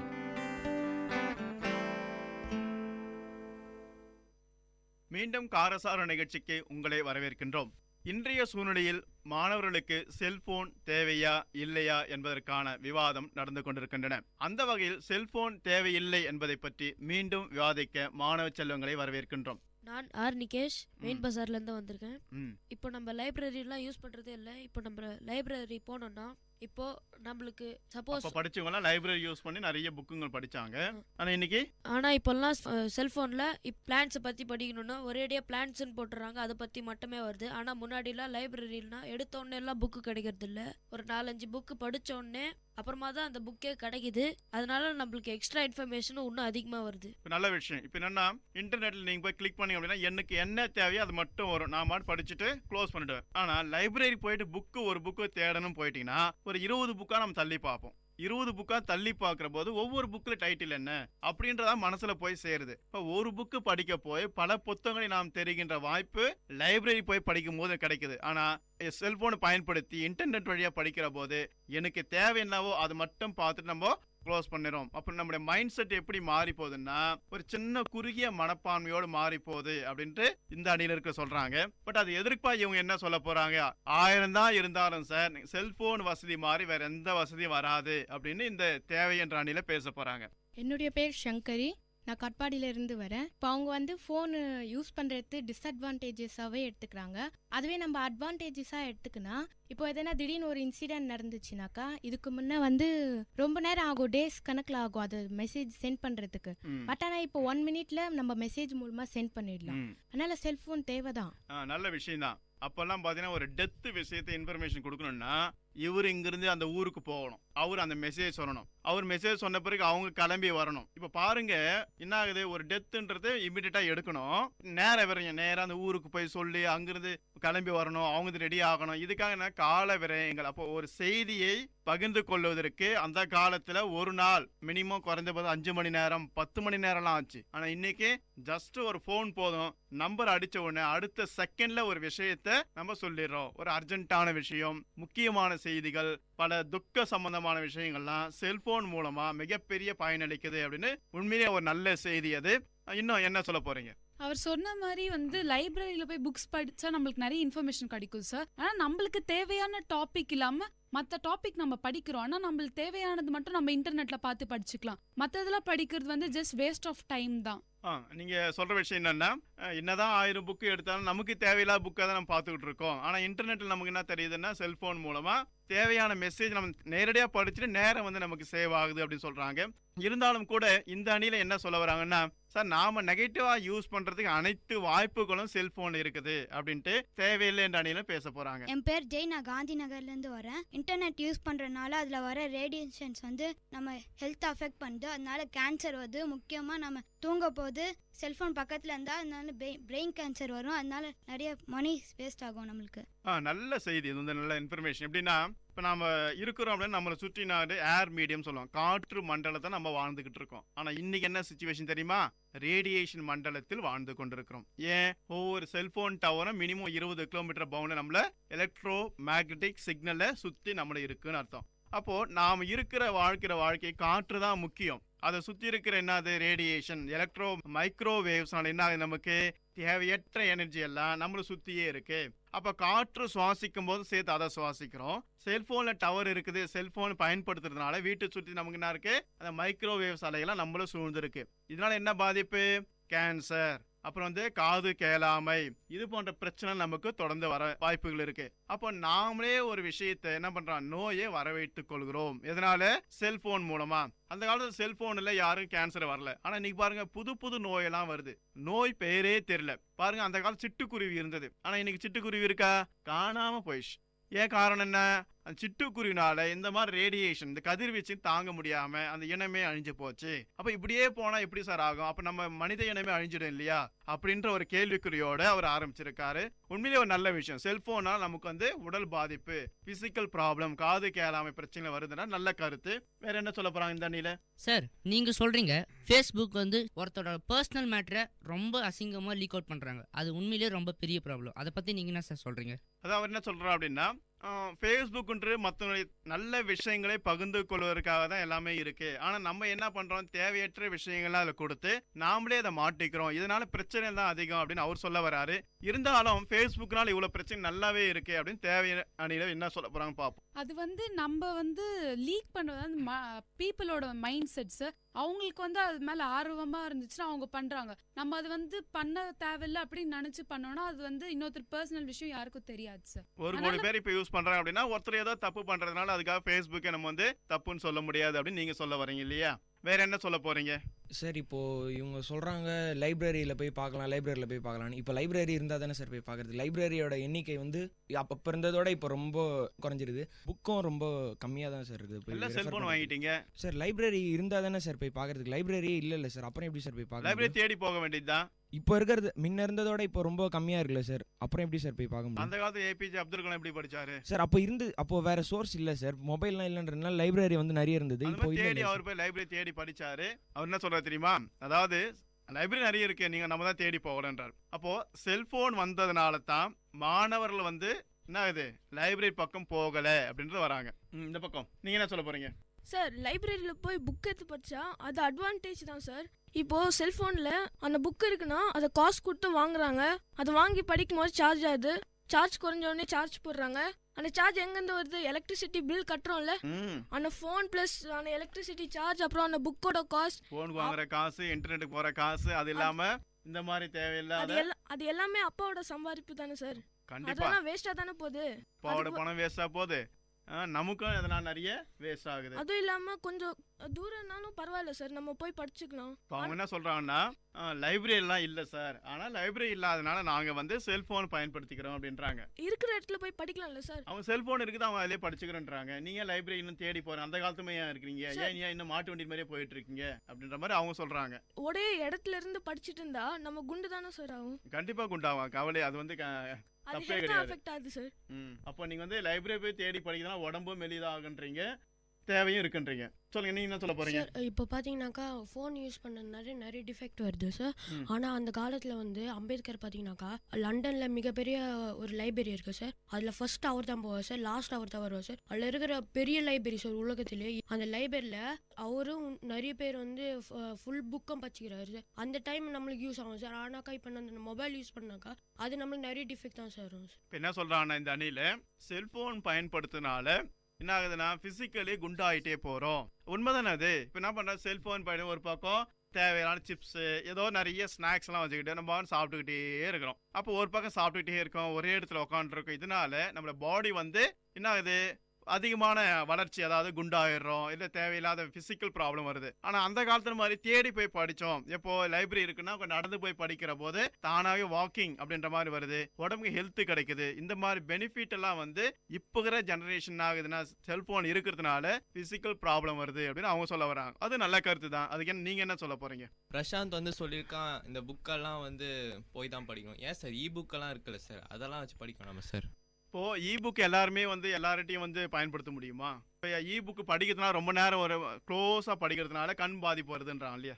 ஏன் சார், அது எல்லா ஃபோன்லேயும் அந்த மாதிரி சார் வருது. இந்த கிண்டில் ஒயிட் பேப்பர்லாம் அதெல்லாம் அந்த மாதிரி பிரச்சனைலாம் வரது இல்லை சார். அந்த மாதிரி பிரச்சனை தேவையான தான் படிச்சுக்கலாம், இல்லை க்ளோஸ் பண்ணி வச்சிடலாம். அப்போ நமக்கு கண்ணு சேஃப் ஆகுது. வேற என்ன சொல்ல போறீங்க சார்? நம்மளுக்கு மொபைல் என்ன நம்ம அப்டேட்டடாக இருப்போம் சார். சப்போஸ் நம்ம வெளியே எங்கேயாவது ட்ராவல் பண்ணிட்டு இருக்கோம், சப்போஸ் எங்கள் வீட்டில் ஏதோ ஒரு இன்சிடென்ட் நடக்குது, அது நாங்கள் எங்களுக்கு அப்டேட்டடாக இருப்போம் சார். அவங்க ஃபோட்டோ எடுத்து வாட்ஸ்அப்பில் கூட அனுப்பலாம் இல்லை சார், நாங்கள் அப்டேட்டடாக இருப்போம், விஷயத்தை தெரிஞ்சு. இப்போ இந்த நீங்கள் என்ன சொல்ல வராங்கன்னா, எல்லாமே நாங்கள் அப்டேட்டடாக இருப்போம். கிளாஸில் இது நடத்துகிறாங்கன்னா உலகத்தில் வேறு எந்த ஸ்கூலில் இதே கிளாஸை வேறு மாதிரி எப்படி நடத்திட்டு இருக்காங்க, அங்கே எப்படி டீச் பண்ணுறாங்க, நாங்கள் இது ஈஸியாக காண்டாக்ட் பண்ணுறோம் இல்லையா, செல்ஃபோன் இது எங்களுக்கு பயன்படுது இல்லையா. ஸோ இந்த மாதிரி விஷயத்துக்கு இது பாசிட்டிவ் அப்படின்னு சொல்ல வராங்க. கடைசியா இந்த அணியில் என்ன சொல்ல வராங்கன்னு பார்ப்போம். சார்ஜ் போட்டுனே செல்ஃபோன் பேசுகிறாங்க, ஆனால் ரொம்ப அஃபெக்ட் ஆகுறாங்க. இதனால நிறைய வாட்டி செல்ஃபோன் வெடிச்சு காது ப்ராப்ளம் ஆயிருக்கு, அதோட நிறைய பேர் உயிரே போயிருக்கு. இதை பற்றி நீங்கள் என்ன சார் சொல்கிறீங்க?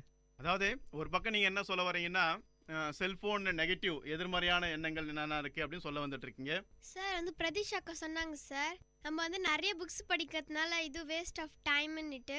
ஆனால் வேஸ்ட் ஆஃப் டைம் இல்லை சார், நம்ம நாலேஜ் தானே சார் நம்மளுக்கு இன்க்ரீஸ் ஆகுது. இப்போ பிளான்ஸ் பற்றி படிக்க போனோம்னா கூட அதுக்கு முன்னாடியே நம்ம இன்டர்நெட் செல்ஃபோன் இருந்ததுன்னா 1 மணி நேரத்தில் 10 புக் கூட படிக்க முடியும் இ புக் மூலமாக.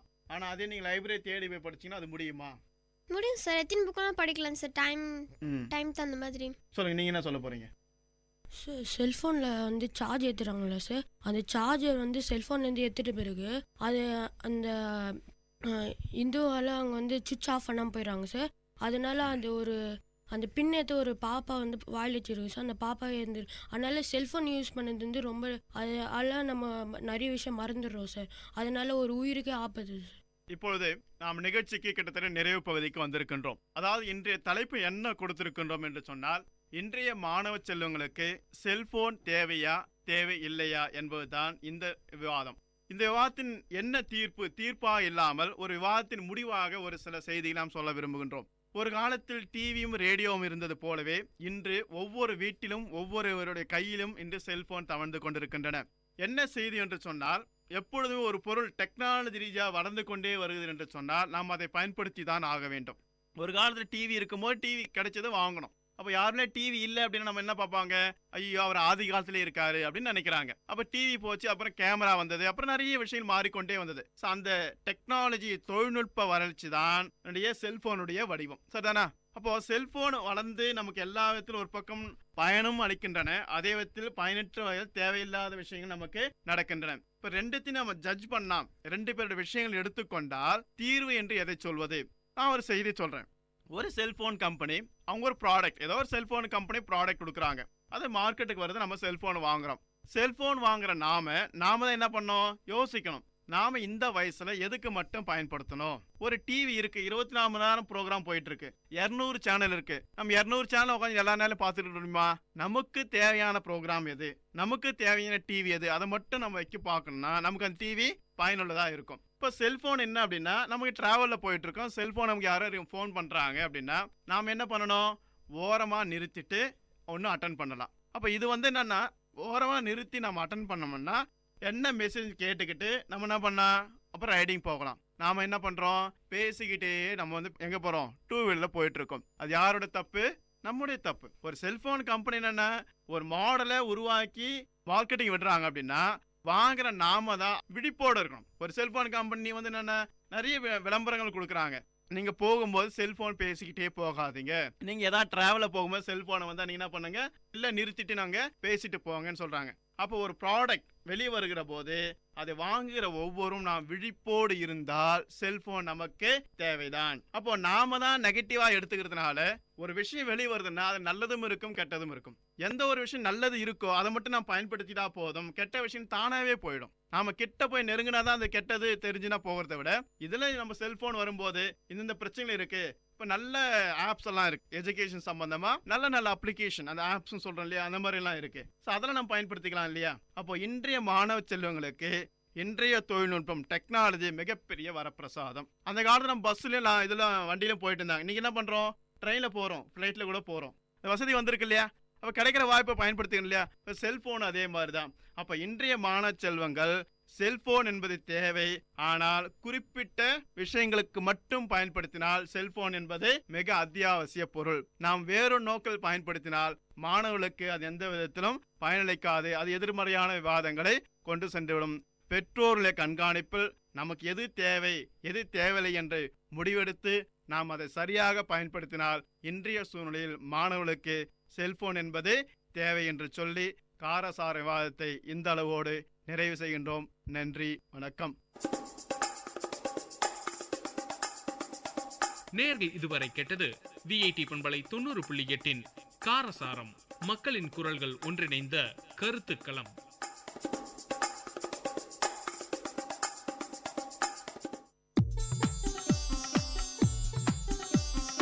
தமிழ்ச்சுடர், வாழ்வும் இலக்கியமும் சங்கமிக்கும் ஒளி ஓவியம் உங்கள் விஐடி பண்பலை 90.8.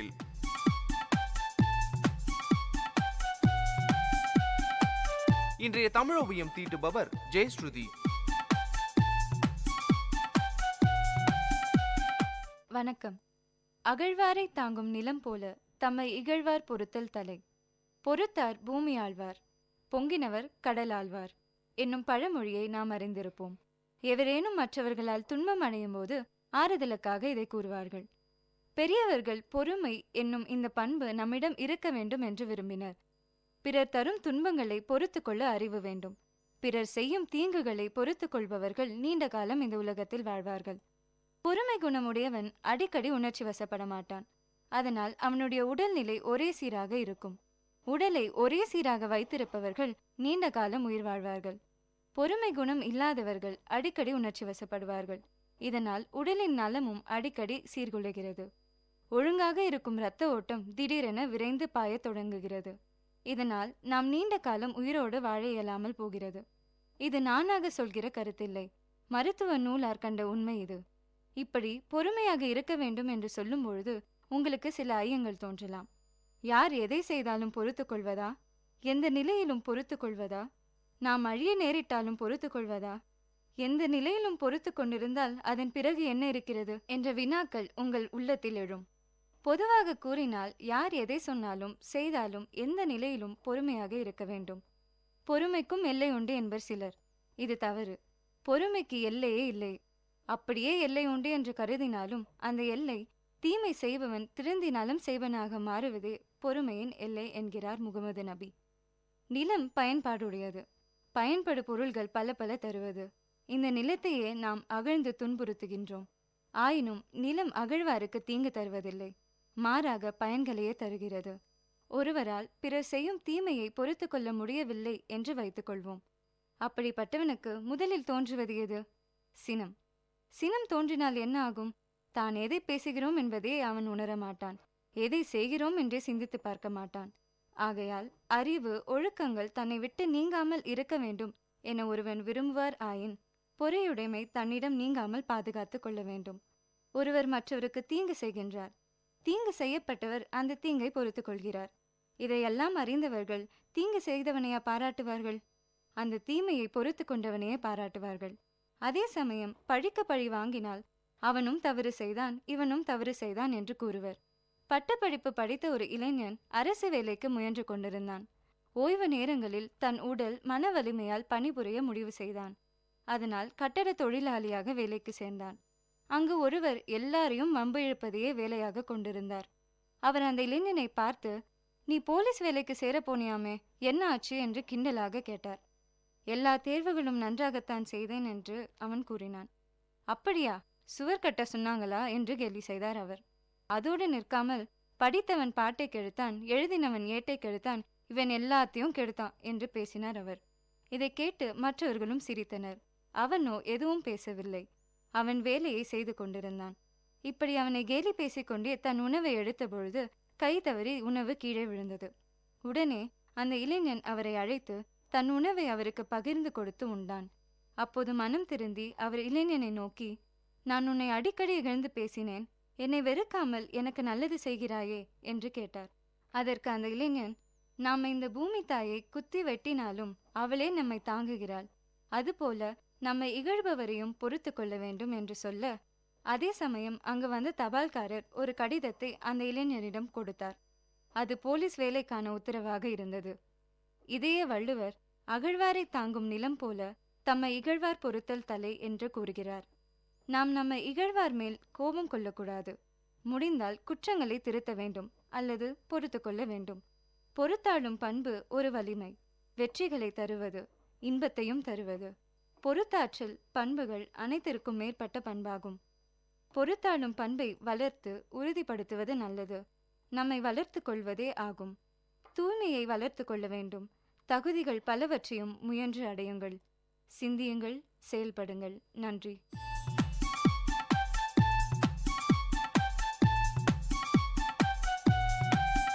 நேயர்கள் இதுவரை கேட்டது வாழ்வையும் இலக்கியத்தையும் இணைத்த ஒலி ஓவியம் தமிழ் சுடர். இன்றைய தமிழ் ஓவியம் தீட்டியவர் ஜெயஸ்ருதி. இது உங்கள் விஐடி பண்பலை 90.8.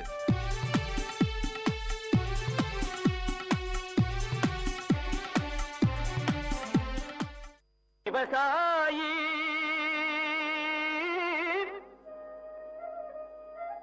விவசாயி கடவுள் என்னும் முதலாளி கண்டெடுத்த விஐடி வேளாண் துறை மற்றும் விஐடி சமுதாய வானொலி இணைந்து வழங்கும் தினம் ஒரு வேளாண் செய்தி. வணக்கம் நேயர்களே, இது உங்கள் விஐடி பண்பலை 90.8 விஐடியின் சமுதாய வானொலி. தினம் ஒரு வேளாண் செய்தியில நான் உங்கள் திவ்யநேகா. மதுமித்ரா, காயத்ரி, மாலினி, ஷஷாந்த். விஐடி வேளாண் துறை மாணவர்கள், இன்னைக்கு நாம விஐடி வேளாண் துறையில இருக்கும் புதிய திட்டத்தை பற்றிய சுவாரஸ்யமான கலந்துரையாடலை கேட்போம். இடம்: உள்ளூர் சந்தையில் 2 இயற்கை விவசாயிகளுக்கு நடக்கும் உரையாடல். என்ன கலா இந்த பக்கம்? பார்த்தே ரொம்ப நாள் ஆச்சு. அது ஒன்றும் இல்லை சீதாக்கா, எங்கள் தோட்டத்து மாம்பழத்தை வெளி மார்க்கெட்டுக்கு வண்டி ஏற்றி விட்டு காய்கறி வாங்கலாமேன்னு சந்தைக்கு வந்தேன். ஆமாம், நீங்கள் ஏன் உங்கள் மாம்பழத்தை எடுத்துட்டு இங்கே வந்திருக்கீங்க? நானே உன்கிட்ட சொல்லான்னு தான் இருந்தேன். மகசூல் அதிகமாக வர ஆசைப்பட்டு உயிர் உரத்தை நிறைய வாங்கி போட்டேன். ஆனால் கடைசியில் பூவெல்லாம் கருகி மகசூலே வராமல் போயிடுச்சு. ஏதோ மிச்சம் இருக்க இந்த மாம்பழத்தை எடுத்துட்டு வந்த விலைக்கே வித்துட்டு போலான்னு வந்திருக்கேன். அட, என்னக்கா இப்படி சொல்கிற? நானும் தான் உயிர் உரத்தை போட்டேன், ஆனால் எனக்கு நிறைய மகசூல் வந்திருக்கே, உங்களுக்கு மட்டும் ஏன் வரல? என்னடி சொல்கிற? என் நிலமும் உன் நிலமும் பக்கத்தில் தான் இருக்குது. உன் நிலத்தில் இருக்க அதே மண்ணு தான் என் நிலத்துலையும் இருக்குது. அப்புறம் ஏன் எனக்கு மட்டும் இப்படி நடக்குது? சரி விடுக்கா, நம்மள மாதிரி இயற்கை விவசாயிகளுக்கு இது மாதிரி அடி அப்பப்போ விழ தான் செய்யும். அடுத்த முறை பார்த்துக்கலாம், விடுங்க. அதே சந்தையில் விவசாயம் தொடர்பான சந்தை கணக்கெடுப்பதற்காக வந்த வேளாண் துறை மாணவி செல்வி இந்த உரையாடலை கேட்கிறாள். வணக்கங்க, என் பேர் செல்வி. நான் விஐடி வேளாண் துறை மாணவி. நீங்கள் 2 பேரும் பேசிட்டு இருந்ததை கேட்டுட்டு தான் இருந்தேன். உங்களை மாதிரி விவசாயிகளுக்கு இருக்க பிரச்சனையெல்லாம் ஆய்வு பண்ணி தீர்வு கொடுக்க தான் எங்கள் விஐடி வேளாண் துறையில் ஒரு புதிய திட்டத்தை கொண்டு வந்திருக்கோம். அந்த திட்டம் மூலயமா உங்களுக்கு தேவையான தீர்வை கொடுக்க முடியும்னு நம்புகிறேன். என்னம்மா சொல்கிற? இத்தனை வருஷமாக விவசாயம் பண்ணுற எங்களுக்கே இது என்ன பிரச்சனை தெரியலம்மா. நீ இப்போதான் படிச்சுட்டு இருக்க, நீ எப்படிம்மா எங்களோட பிரச்சனைக்கு தீர்வை கொடுக்க முடியும்? நீங்கள் சொல்கிறதும் சரிதாம்மா. ஆனால் எங்கள் ஆசிரியர்கள்லாம் அவங்க துறையில் வல்லுநர்களாக இருக்காங்க. நான் உங்கள் பிரச்சனையை அவங்கக்கிட்ட எடுத்துகிட்டு போய் சொல்லி அவங்க சொல்கிற தீர்வை உங்ககிட்ட வந்து சொல்லுவேன். அப்படியா? இது ரொம்ப நல்லா இருக்கே. அப்போது நான் என் நிலத்தில் இருக்க பிரச்சனைலாம் சொன்னால் எனக்கு உடனே தீர்வு வந்துடுமா? ஆமாம்மா, அதிகபட்சம் 2 நாளில் சொல்லிடுவாங்க. அப்படி அவங்களுக்கு தெரியலன்னா அவங்களுக்கு தெரிஞ்ச மற்ற விவசாய விஞ்ஞானிகள் கிட்ட கேட்டு அவங்க தீர்வை சொல்லுவாங்க. சரி சரி, அப்போது என் நிலத்தில் நான் என்னெல்லாம் பண்ணுறேன், என்ன பிரச்சனைலாம் இருக்குன்னு சொல்கிறேன், எழுதிக்கோமா. பல்கலைக்கழகத்தில் மாணவி செல்விக்கும் அவளுடைய ஆசிரியருக்கும் இடையே நடக்கும் உரையாடல். வணக்கம் சார். சொல்லுங்கள் செல்வி, நான் உங்களை விவசாயிகளை சந்தித்து அவங்களோட பிரச்சனைகளை கேட்க சொல்லியிருந்தேனே, கேட்டிங்களா? அதை பற்றி தான் சார் பேச வந்தேன். நான் நேற்று சந்தைக்கு போயிருந்தப்போ 2 இயற்கை விவசாயிகளை சந்தித்தேன். அவங்க 2 பேருமே இயற்கை முறையில் மாந்தோப்பு பராமரிக்கிறாங்க. அதில் ஒருத்தருக்கு மகசூல் அதிகமாக வந்திருக்கு, இன்னொருத்தருக்கு கம்மியாக வந்திருக்கு. அப்படியா செல்வி? அவங்க நிலத்தில் என்ன பயன்படுத்துகிறாங்கன்னு கேட்டிங்களா? அவங்களோட பிரச்சனையெல்லாம் விசாரிச்சிங்களா? சார், நான் எல்லாத்தையுமே தெளிவாக கேட்டு எழுதிட்டு வந்திருக்கேன். எங்கே கொடுங்க பார்ப்போம். இந்தாங்க சார். பூ கருகிருக்குன்னு போட்டிருக்கு, தண்ணி கரெக்டாக இருக்குது, பூச்சியோ நோய் தாக்கலோ இல்லை. அப்படி பார்த்தா இது அநேகமாக பொட்டாசியம் அப்படி இல்லைனா நைட்ரஜன் அளவு அதிகமானதுனால வந்திருக்கலாம். எனக்கு கொஞ்சம் டைம் கொடுமா, நான் என்னன்னு பார்த்துட்டு நாளைக்கு உனக்கு தீர்வை சொல்கிறேன். சரிங்க சார். மறுநாள் ஆசிரியர் மாணவியிடம் விளக்கத்தை கொடுத்தார். செல்வி, நீ கொடுத்த விவரத்தெல்லாம் பார்த்தம்மா. நிலத்தில் நைட்ரஜன் சத்து அதிகமானதுனால பூ கருகிருக்கு. நான் இந்த நோட்டில் விவரமாக எழுதியிருக்கேன், நீ படித்து அவங்களுக்கு புரிய வச்சிடுமா. சரிங்க சார், நான் அவங்கள பார்த்து சொல்லிடுறேன். பின் மாணவி இயற்கை விவசாயியான சீதாவை சந்தித்தாள். வாமா செல்வி, நான் என் பிரச்சனைலாம் சொன்னனே, இதெல்லாம் தகவல் தெரிஞ்சிச்சா? நானும் எங்கள் சார்கிட்ட போய் இது எல்லாத்தையும் சொன்னேன். அவரும் சில குறிப்புகள்லாம் கொடுத்துருக்காரு. அதை உங்ககிட்ட சொல்லலான் தான் வந்தேன். முதல்ல நீங்கள் என்ன தெரிஞ்சுக்கணுன்னா, ஒரே ஊரில் இருந்தாலும் வயலுக்கு வயல் மண்ணோட தன்மை மாறும். அதனால் 3 வருஷத்துக்கு ஒரு தடவை மண் பரிசோதனை செஞ்சு பார்க்கணும். நீங்கள் உயிர் உரம் போடும்போது அது கூட ஜீவாமிர்தத்தையும் சேர்த்து போட்டிருக்கீங்க. அதனால தான் நைட்ரஜனோட அளவு அதிகமாகி பூவெல்லாம் கருகிருக்கு. ஓ, இதில் இவ்வளோ விஷயம் இருக்கா? இதுக்கப்புறம் நான் கவனமாக இருக்கேம்மா. அப்படியே இந்த விஷயத்த அந்த கலாக்கிட்டையும் சொல்லி வைக்கிறேன். அப்போ தான் அவளும் முன்னெச்சரிக்கையாக இருப்பாள். இந்தாங்க என் நம்பர். வருங்காலத்தில் உங்களுக்கு எதனா பிரச்சனை இருந்துச்சுன்னா என்கிட்ட சொல்லுங்கள், நான் இதே மாதிரி உங்களுக்கு உதவுறேன். நம்ம விஐடி வேளாண் துறையில் விவசாயிகள் இணைப்பு திட்டம், அதாவது ஃபார்மர்ஸ் அட்டாச்மெண்ட் ப்ரோக்ராம் மூலமாக ஒவ்வொரு வேளாண் மாணவர்களையும் சீதா மாதிரி இருக்கிற விவசாயிகள் கூட இணைக்கும் போது கள பிரச்சனைகளை பற்றி மாணவர்களுக்கு விழிப்புணர்வு ஏற்படுது மற்றும் விவசாயிகளுக்கும் பயனுள்ளதாக இருக்குது. இந்த இருவழி கற்றல் திட்டத்தில் விவசாயிகளை ஆசிரியர்களாகவும் விஐடி வேளாண் துறை அங்கீகரிக்குது. மீண்டும் தினம் ஒரு வேளாண் செய்தியில் நாளை சந்திப்போம். நான் உங்கள் திவ்யநேகா, மதுமித்ரா, காயத்ரி, மாலினி, சஷாந்த். விஐடி வேளாண்துறை மாணவர்கள். இது உங்கள் விஐடி பண்பலை 90.8 விஐடியின் சமுதாய வானொலி. விவசாயி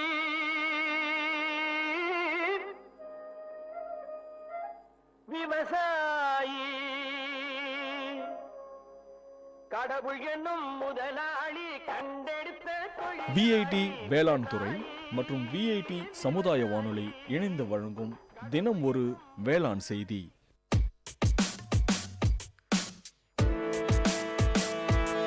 Dear listeners, welcome to the Silver Lining Show in Vit Community Radio 90.8.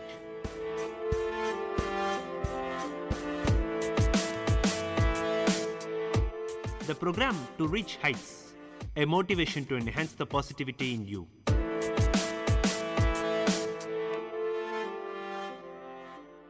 This is VIT Community Radio 90.8. You are listening to the Silver Lining Show, a ray of hope in the dire situations, with me, Manish Dev.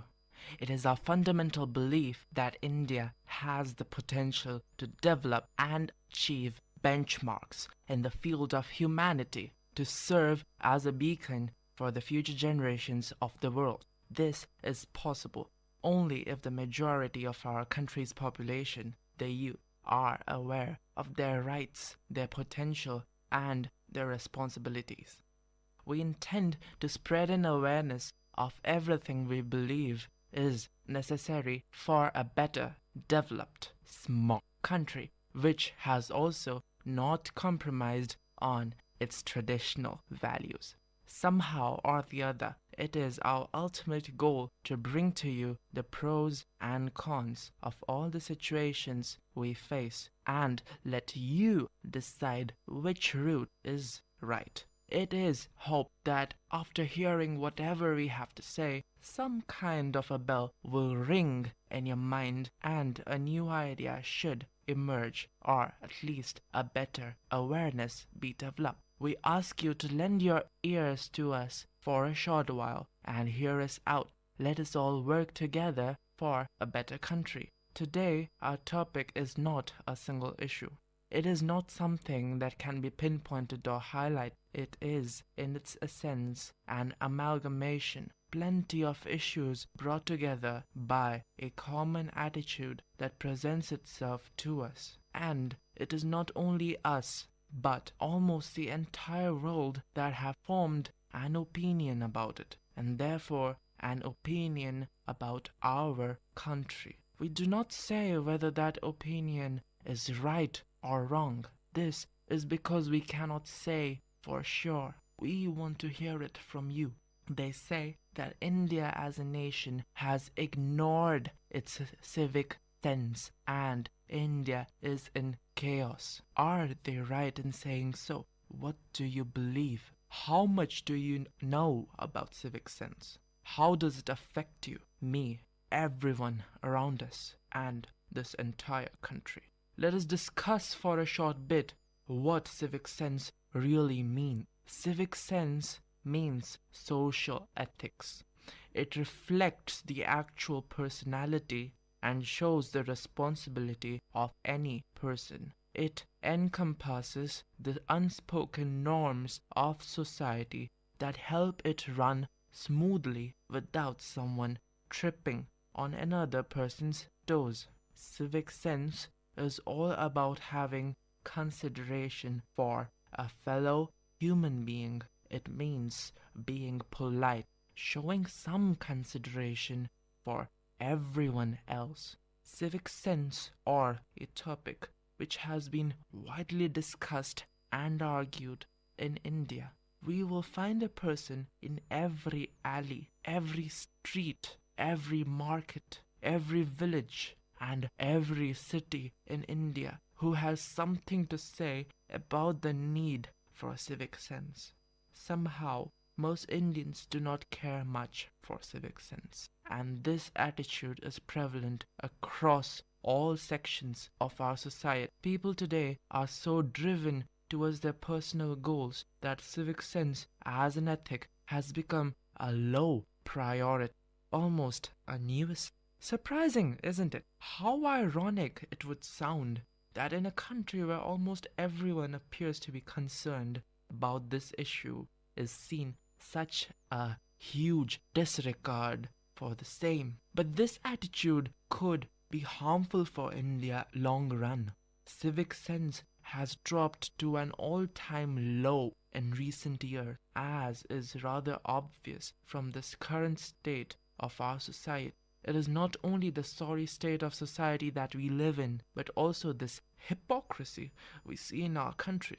Sometimes the very same people who preach about what we should do as part of a community are seen breaking all sorts of rules.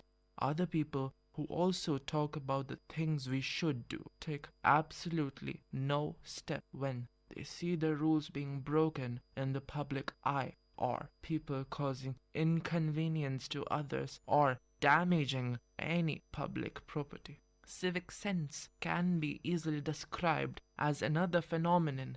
It is nothing but a sense of community. It is related to a feeling that you belong somewhere. A sense of community implies a sense of belonging to a community, a place with plenty of people who coexist and live in harmony. A community lives together, works together, develops a proper society with a proper and logical structure to its rules and a universal understanding of how everything should work in a society and what every individual, every association, every family's contribution should be toward a society. Sadly, for a great country like India, where the population is so huge, it is hard to find a place devoid of plentiful human population, where there is no choice but to live along with plenty of others in a community, where it is assured that you will regularly come into human contact whatever you do. In such a country, people are too engrossed in their personal life that they do not care about what happens around them. Whatever they do, they are least bothered about how it affects society. If you are still in doubt about what we are talking about, if you have somehow understood that yes, somewhere we are all at fault and are going in the wrong direction and need to address our issues, but if you still do not know exactly what this so-called lack of civic sense really means, we will give you some examples of exact what we are talking about. A lack in civic sense might be seen in 1. Walking ahead in groups on the staircase, slowly, moving left and right, while somehow managing to walk in the middle of the staircase, effectively allowing nobody to pass through or go upstairs or downstairs, and everyone behind such persons have to wait pretty long before they are finally able to reach their floor. Funny, right? Number 2, driving vehicles in a similar manner as we have described about climbing the staircase, effectively blocking the path, either partially or completely, and not allowing anyone to pass through properly. This disregard for traffic rules also signals a lack of civic sense. Such people are only busy in going their own way. They do not care about whether other travelers are able to drive properly or are able to reach their destination on time. See, they have no responsibility for the people around them. Number 3, parking vehicles on the side of the road even if it is a no parking zone. I'm very sure that you have seen this at some point in your life, probably every single day. Vehicles parked on the roadside are most often seen blocking the road, at least partially. Every Indian knows how a traffic jam can be like. In a country where you know that the population is too high, it is in the goodwill of people to at least not block their way when they are moving. However, when some people see a stretch of the road blissfully empty, even if it is a very narrow road, they do not hesitate to park their vehicles. We agree that parking spaces can be quite limited in many areas in an overpopulated country like ours. But it is up to you to carefully plan out your journey and find a suitable space to park your car or bike. We may get a space to keep our vehicles in a very crowded market, but because of that, when we return, we might find a big traffic jam caused due to a lack of space. Half of these jams we see in busy markets are because of some of these very silly issues. Imagine how embarrassing if it would be when they find the culprit to be yourself. We aren't saying that you do that, of course. We are just citing you as an example. Number 4. Driving on the wrong side of the road. Unless you need to go to a place very near a crossing and need to go to a very short way on the wrong side, maybe it could be pardonable. However, one should not do that when traveling on a busy road. It is not really that much either. People are known to have traveled large distances in the wrong direction for various reasons. It is not just breaking of traffic rules, but also a disregard to personal safety. Accidents also might not only affect you, but also other people who may get unluckily involved. It is here that we request everyone to employ some civic sense. Number 5 is talking too loudly in public transport vehicles or in public spaces. Some people may do it unintentionally, but there are plenty of people who do it just to show off their social connectivity. Some people do it to gain others' attention. While adding to the noise pollution, this also distracts or irritates people. Similarly, consider your phone ringtone in public places. Make sure that it is not too loud or too indecent for the public, whatever your sense of humor might be. Number 6 is smoking in public places. We are very specific in saying this. We do not support smoking. This is a very genuine thing we say, and for a proper reason. Everyone has heard why people are cautioned against smoking. It is bad for health. Even if you do not feel it, smoking will slowly but surely affect your health in a negative manner. It will sponge out your life. It will also affect the people around you, harm them as well. It is regardless of whether it is a public or a private space. Even if you are allowed to smoke in a certain place, you are at least requested to consider the other people around you and if they are comfortable about it. We are not telling you to do this or do that, but we are telling you that whenever you do whatever you do, please consider the people around you and how it affects them. Keeping your home clean but dumping all your garbage in public areas is our 7th point. Some people also dump garbage in their neighbor's yard or any other place where one should not litter. Everyone listening has to admit that, yes, they have seen this happen. They are either the ones who litter the places, whether they admit it or not, or they are the victims whose backyards or house doorways have unluckily been blocked by others' piles of trash. People here have a very bad habit of cleaning the front of their gate and piling all stray leaves, rubbish, etc. in front of other people's houses.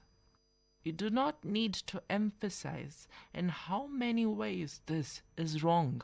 If you do this, how would you like it if others do that to you?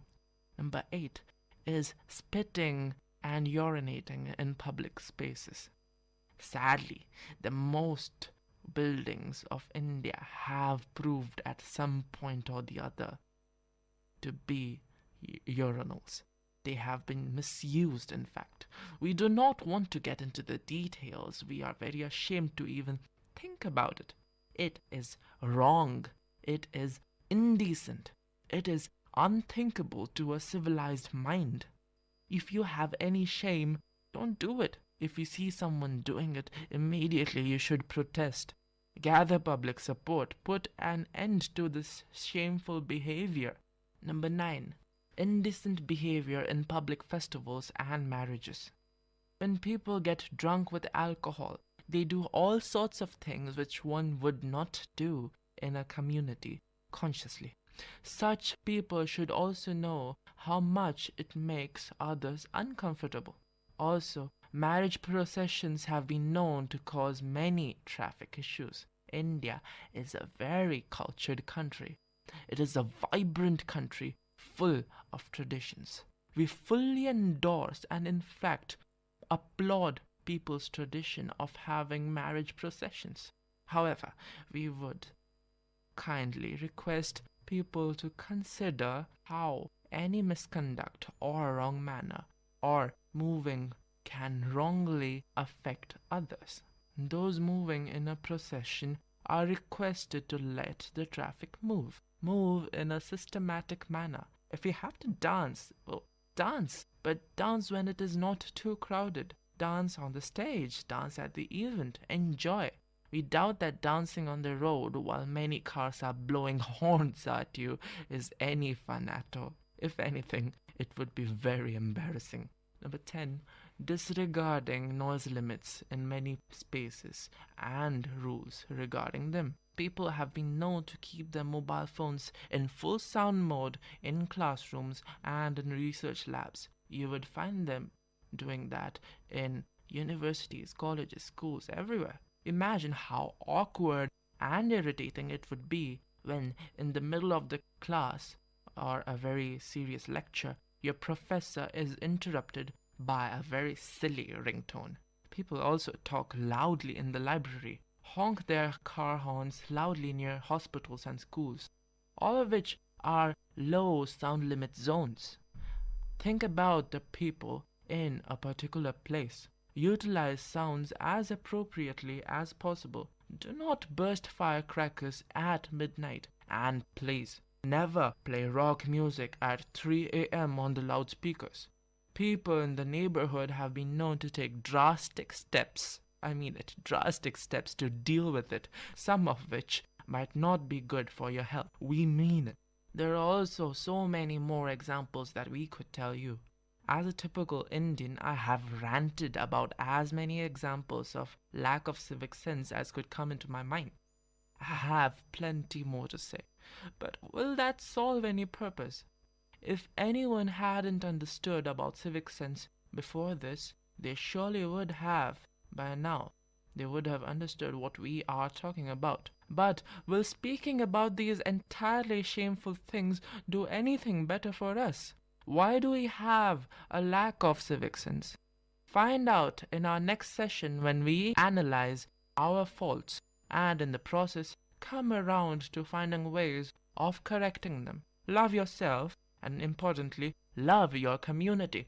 This is Manish Deo signing out and you were listening to The Silver Lining Show, a ray of hope in the direst situations, only on VIT Community Radio 90.8.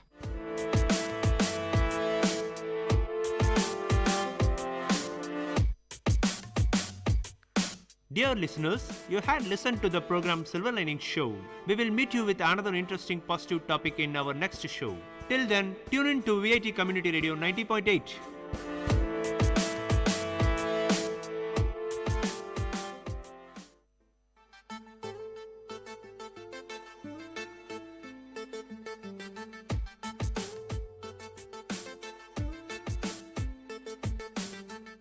Vanakkam, Vandanam, Namaste. This is VIT Community Radio 90.8 and you are listening to Second Look. By now, you must have gotten used to my voice.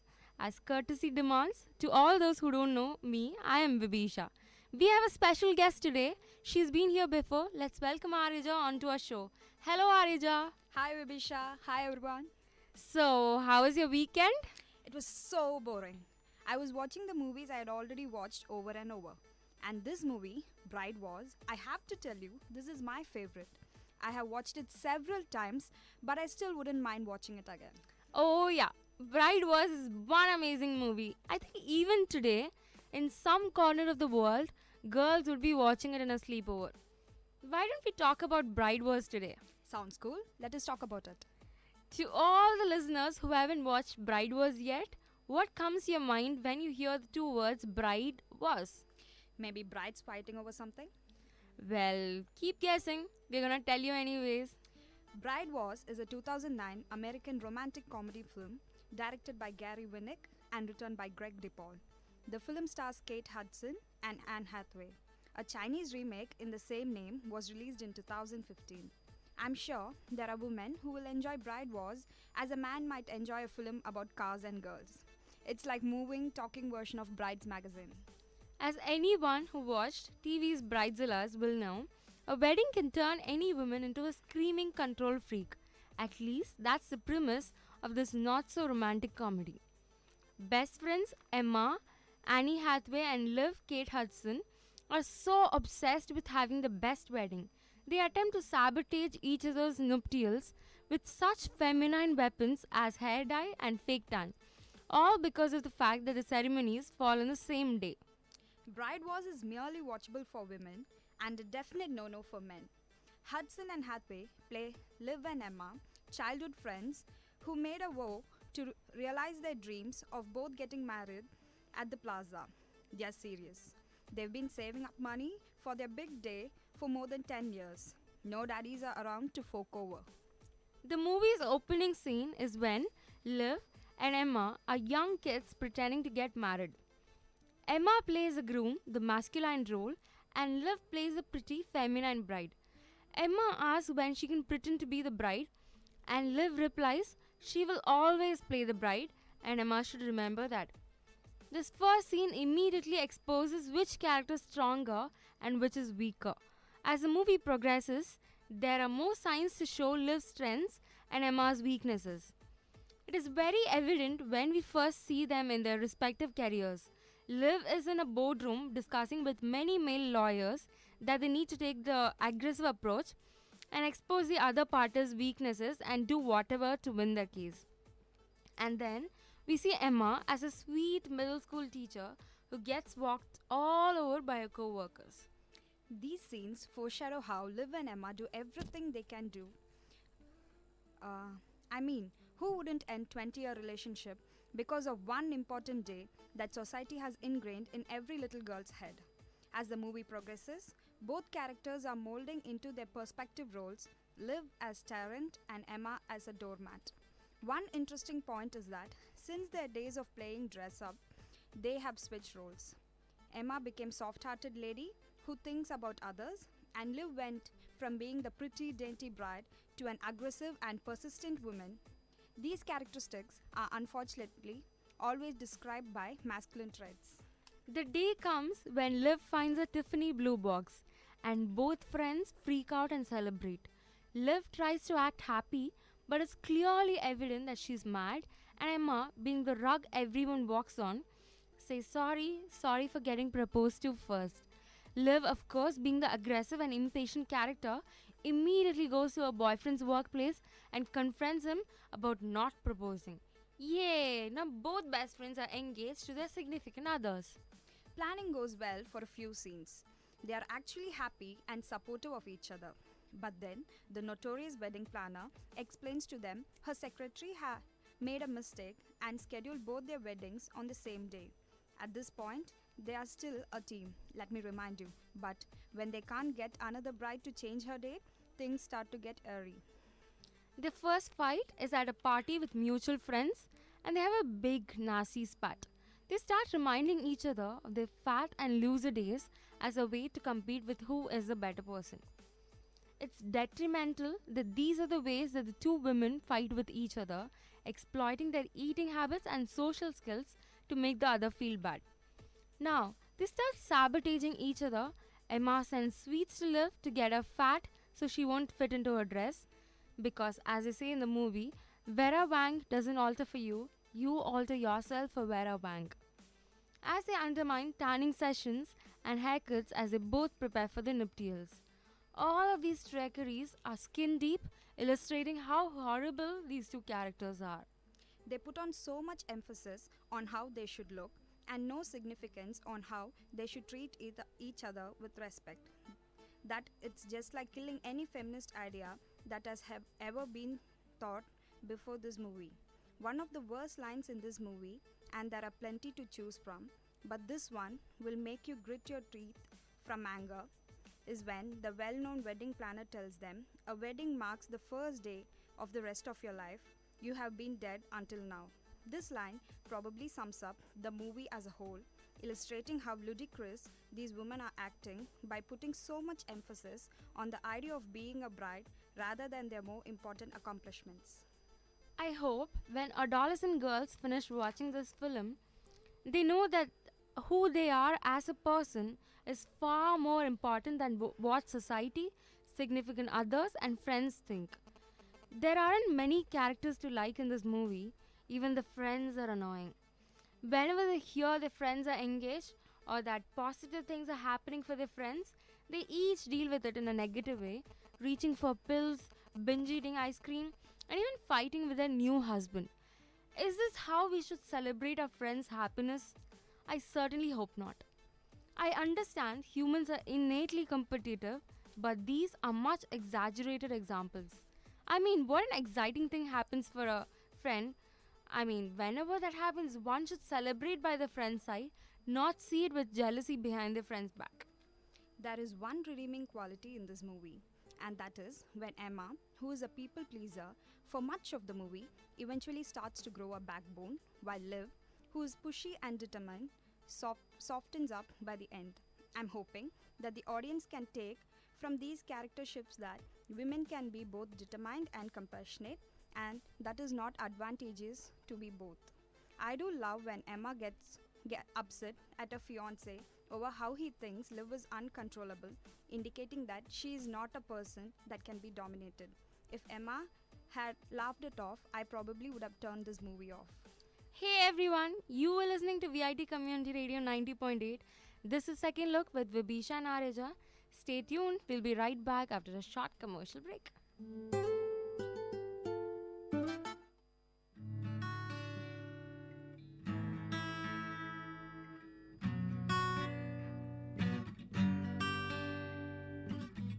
Little eyes and little feet, little eyes and little teeth, don't make you smile, don't they make you laugh? Little hands and little feet, little eyes, those little teeth, don't they make you smile, don't they make you laugh? We go mad, we go mad, we go, we go mad, we go mad, we go.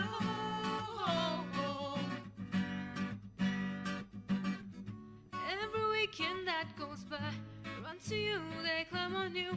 You know you love them so, and they can feel it too. When weekend that go, they run to you, and they climb on you, can't get enough of you. We go mad, we go mad, we go. We go mad, we go mad, we go.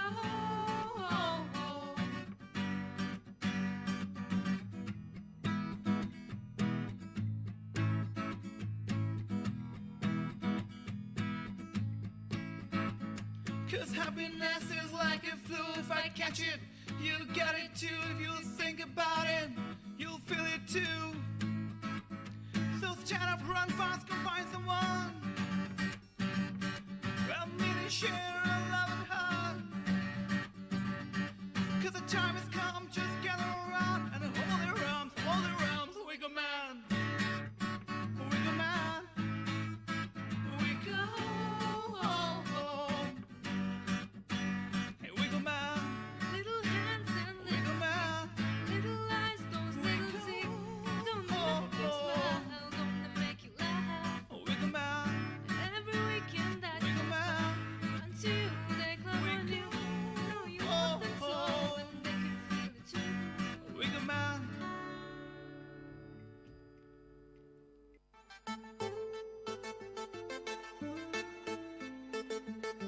Hey, did we keep you waiting for long? Well, we are back to tell you more about Bridezillas and their wars. Liv is a lawyer and has perhaps made some money. Emma, without parents, is a school teacher. They both go to the most famous wedding planner in Manhattan and, with 3 months' notice, are able to nail down dates at the plaza for a June wedding. This obviously is before matter force a wholesale cancellation of reservations. Do you have any idea what such weddings would cost? After flowers and table decorations, invitations, gowns, limos, a reception, dinner, music, the sweets, table, the planner, the event room at the plaza, and rooms for the wedding parties to get dressed, plus tips. For enough room to get the bride and the bridesmaids whipped into shape. I think you could all squeeze into an Edwardian park suite, 1,000 square feet with a king-sized bed, which next June 7th will go for $2,195. Family of the bride? Out-of-town relatives? Groom and his best man? Have them wait in the hallway? I'm exhausted already. At least there will be no expenses for a honeymoon since neither couple ever discusses one. The movie is about the brides and their weddings, and that's that. The grooms are in fact remarkably inconsequential, spending a lot of time sitting on couches and watching their brides act out romantic and revenge fantasies. That's because after both weddings are scheduled for the same time, Emma and Liv forget their lifelong bonds of friendship, start feuding, and play practical jokes involving a deep orange suntan, blue-dyed hair, and a projected video from their bachelorette party. They end up in a cat fight in the aisle. Women and men have different visions of wedding ceremonies.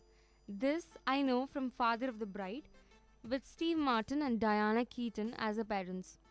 Martin envisions a swell ceremony he will provide for his daughter. Lots of balloons in the backyard and him manning the barbecue grill. Keaton gently tells him that there was a newspaper story about a father who offered his daughter the choice of a nice ceremony or a condo. Now, let me tell you one of the critics' view of this film, Bride Wars, is pretty thin soup. The characters have no depth or personality, no quirks or complications, no conversation. The story twist is so obvious from the first shot of two characters talking that they should have been waving handkerchiefs over their heads and signaling. The story is narrated by Burgeon as the wedding coordinator, who might as well as been instructing us how to carve bars of ivory soap into little ducks. Emma Allen and Olivia are best friends who have planned every detail of the weddings, since first witnessing a wedding 20 years ago at the Plaza Hotel. They both have made it a priority to be married in the same location in June. The two get engaged at 26 and are expected to be each other's maid of honor. They schedule their weddings with New York's most famous wedding planner, Marianne St. Clair, but due to a clerical error, they're scheduled to have a wedding on the same day, June 6th, 3.5 months later. A week of passive-aggressive hostility passes before the two women make it clear that neither will compromise, especially after the headstrong Liv hopes that Emma's passive nature would end their weight of who will surrender their date. Emma's fiancé, Fletcher begins to show signs of being controlling. The two women declare war after being slightly misunderstanding that Liv already set her wedding date, outraging Emma, who sets her date as well, which Liv becomes aware of their shared shower party. The two exchange threats and insults in front of their friends who decide not to take sides. Both women attempt to sabotage each other's wedding, including Liv changing Emma's dance instructor, Emma secretly sending Liv candy to make her too fat to fit into her dress, Liv making Emma's tan turn bright orange, Emma tampering with Liv's hair dye to turn Liv's hair a shocking blue-white color, Liv registering Emma on baby's RUs as pregnant, and Emma showing up to Liv's bachelorette party to outdance her. Emma and Fletcher get into an argument regarding Emma's maniac behavior of sabotaging Liv's wedding and their friendship, including how Emma has changed since they first met. Emma and Fletcher are shown to undergo strains in their relationship because of Emma's newfound obstinated and confident trait, a depart from her usual people-pleasing characteristics. Liv has learned to be more sensitive and expressive, which gives her a sense of relief to finally have the luxury of being able to let go and be less controlling. Both brides-to-be are shown to be in the plaza very shortly before they are due to be wed separately. Right before Liv's leave to begin her march to the altar, she encounters Emma's father and receives his blessings. Immediately, she regrets setting up a wild spring break DVD to play at Emma's wedding. She sends her assistant, Kevin, to replace the DVD with the right one filled with childhood memories, thinking that the DVD is for a prank. He does not do so. Before the brides enter their respective venues, they share a moment of reconciliation as they both smile at each other. Emma begins a walk down the aisle but stops when the footage of her spring break is shown. She loses her temper and tackles Liv after sprinting to the other section of the plaza. The two brides wrestle in their dresses on the floor while the people closest to the brides having decided to let the brides resolve the problem. After tussling, Emma and Liv lie on the ground panting and then make up. Emma stands up and walks over to Fletcher, who is upset at Emma's behavior. Emma tells him that she is not the same person he fell in love with 10 years ago and that she has changed now, as it has been apparent that she learned to be more assertive. With that, the two tearfully call off their wedding. Liv's wedding resumes with Emma participating and dancing with Nate, Liv's brother and a well-known magazine journalist. The movie picks up a year later when Liv and Emma meet up for drinks, where it's revealed that Emma married Nate. Emma and Liv also reveal to each other that they're pregnant and that their due dates are the same, March 3rd, and both friends get excited. Hey, you fabulous listeners. I think it's time for us to stop talking and let you guys watch this film. Keep listening to Second Look on VIT Community Radio 90.8. See you next time. Until then, it's a big bye from Vibisha Nareja. Bye.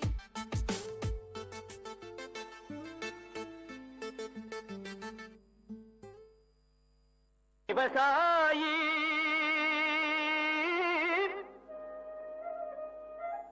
விவசாயி கடவுள் என்னும் முதலாளி கண்டெடுத்த VIT வேளாண் துறை மற்றும் VIT சமுதாய வானொலி இணைந்து வழங்கும் தினம் ஒரு வேளாண் செய்தி. வணக்கம் நேயர்களே, இது உங்கள் விஐடி பண்பலை 90.8 விஐடியின் சமுதாய வானொலி. தினம் ஒரு வேளாண் செய்தியில நான் உங்கள் திவ்யநேகா, மதுமித்ரா, காயத்ரி, மாலினி, ஷஷாந்த், விஐடி வேளாண் துறை மாணவர்கள். இன்னைக்கு நாம விஐடி வேளாண் துறையில இருக்கும் புதிய திட்டத்தை பற்றிய சுவாரஸ்யமான கலந்துரையாடலை கேட்போம். இடம்: உள்ளூர் சந்தையில் 2 இயற்கை விவசாயிகளுக்கு நடக்கும் உரையாடல். என்ன கலா இந்த பக்கம் பார்த்தே ரொம்ப நாள் ஆச்சு. அது ஒன்றும் இல்லை சீதாக்கா, எங்கள் தோட்டத்து மாம்பழத்தை வெளி மார்க்கெட்டுக்கு வண்டி ஏற்றி விட்டு காய்கறி வாங்கலாமேன்னு சந்தைக்கு வந்தேன். ஆமாம், நீங்கள் ஏன் உங்கள் மாம்பழத்தை எடுத்துகிட்டு இங்கே வந்திருக்கீங்க? நானே உன்கிட்ட சொல்லான்னு தான் இருந்தேன். மகசூல் அதிகமாக வர ஆசைப்பட்டு உயிர் உரத்தை நிறைய வாங்கி போட்டேன். ஆனால் கடைசியில் பூவெல்லாம் கருகி மகசூலே வராமல் போயிடுச்சு. ஏதோ மிச்சம் இருக்க இந்த மாம்பழத்தை எடுத்துட்டு வந்த விலைக்கே வித்துட்டு போகலான்னு வந்திருக்கேன்.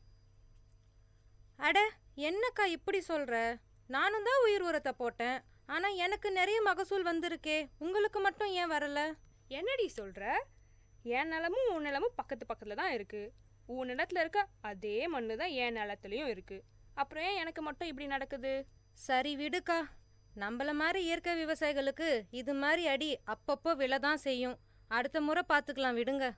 அதே சந்தையில் விவசாயம் தொடர்பான சந்தை கணக்கெடுப்பதற்காக வந்த வேளாண் துறை மாணவி செல்வி இந்த உரையாடலை கேட்கிறாள். வணக்கங்க, என் பேர் செல்வி. நான் விஐடி வேளாண் துறை மாணவி. நீங்கள் 2 பேரும் பேசிட்டு இருந்ததை கேட்டுட்டு தான் இருந்தேன். உங்களை மாதிரி விவசாயிகளுக்கு இருக்க பிரச்சனையெல்லாம் ஆய்வு பண்ணி தீர்வு கொடுக்க தான் எங்கள் விஐடி வேளாண் துறையில் ஒரு புதிய திட்டத்தை கொண்டு வந்திருக்கோம். அந்த திட்டம் மூலயமா உங்களுக்கு தேவையான தீர்வை கொடுக்க முடியும்னு நம்புகிறேன். என்னம்மா சொல்கிற? இத்தனை வருஷமா விவசாயம் பண்ணுற எங்களுக்கே இது என்ன பிரச்சனை தெரியலம்மா. நீ இப்போதான் படிச்சுட்டு இருக்க, நீ எப்படிம்மா எங்களோட பிரச்சனைக்கு தீர்வை கொடுக்க முடியும்? நீங்கள் சொல்கிறதும் சரிதாம்மா. ஆனால் எங்கள் ஆசிரியர்கள்லாம் அவங்க துறையில் வல்லுநர்களாக இருக்காங்க. நான் உங்கள் பிரச்சனையை அவங்கக்கிட்ட எடுத்துகிட்டு போய் சொல்லி அவங்க சொல்கிற தீர்வை உங்ககிட்ட வந்து சொல்லுவேன். அப்படியா? இது ரொம்ப நல்லா இருக்கே. அப்போது நான் என் நிலத்தில் இருக்க பிரச்சனைலாம் சொன்னால் எனக்கு உடனே தீர்வு வந்துடுமா? ஆமாம்மா, அதிகபட்சம் 2 நாளில் சொல்லிடுவாங்க. அப்படி அவங்களுக்கு தெரியலன்னா அவங்களுக்கு தெரிஞ்ச மற்ற விவசாய விஞ்ஞானிகள் கிட்ட கேட்டு அவங்க தீர்வை சொல்லுவாங்க. சரி சரி, அப்போ என் நிலத்துல நான் என்னெல்லாம் பண்றேன், என்ன பிரச்சனைலாம் இருக்குன்னு சொல்றேன், எழுதிக்கோமா. பல்கலைக்கழகத்துல மாணவி செல்விக்கும் அவளுடைய ஆசிரியருக்கும் இடையே நடக்கும் உரையாடல். வணக்கம் சார். சொல்லுங்க செல்வி, நான் உங்களை விவசாயிகளை சந்திச்சு அவங்களோட பிரச்சனைகளை கேட்க சொல்லியிருந்தேனே, கேட்டிங்களா? அதை பற்றி தான் சார் பேச வந்தேன். நான் நேற்று சந்தைக்கு போயிருந்தப்போ 2 இயற்கை விவசாயிகளை சந்தித்தேன். அவங்க 2 பேருமே இயற்கை முறையில் மாந்தோப்பு பராமரிக்கிறாங்க. அதில் ஒருத்தருக்கு மகசூல் அதிகமாக வந்திருக்கு, இன்னொருத்தருக்கு கம்மியாக வந்திருக்கு. அப்படியா செல்வி? அவங்க நிலத்துல என்ன பயன்படுத்துகிறாங்கன்னு கேட்டிங்களா? அவங்களோட பிரச்சனையெல்லாம் விசாரிச்சிங்களா? சார், நான் எல்லாத்தையுமே தெளிவாக கேட்டு எழுதிட்டு வந்திருக்கேன். எங்கே கொடுங்க பார்ப்போம். இந்தாங்க சார்.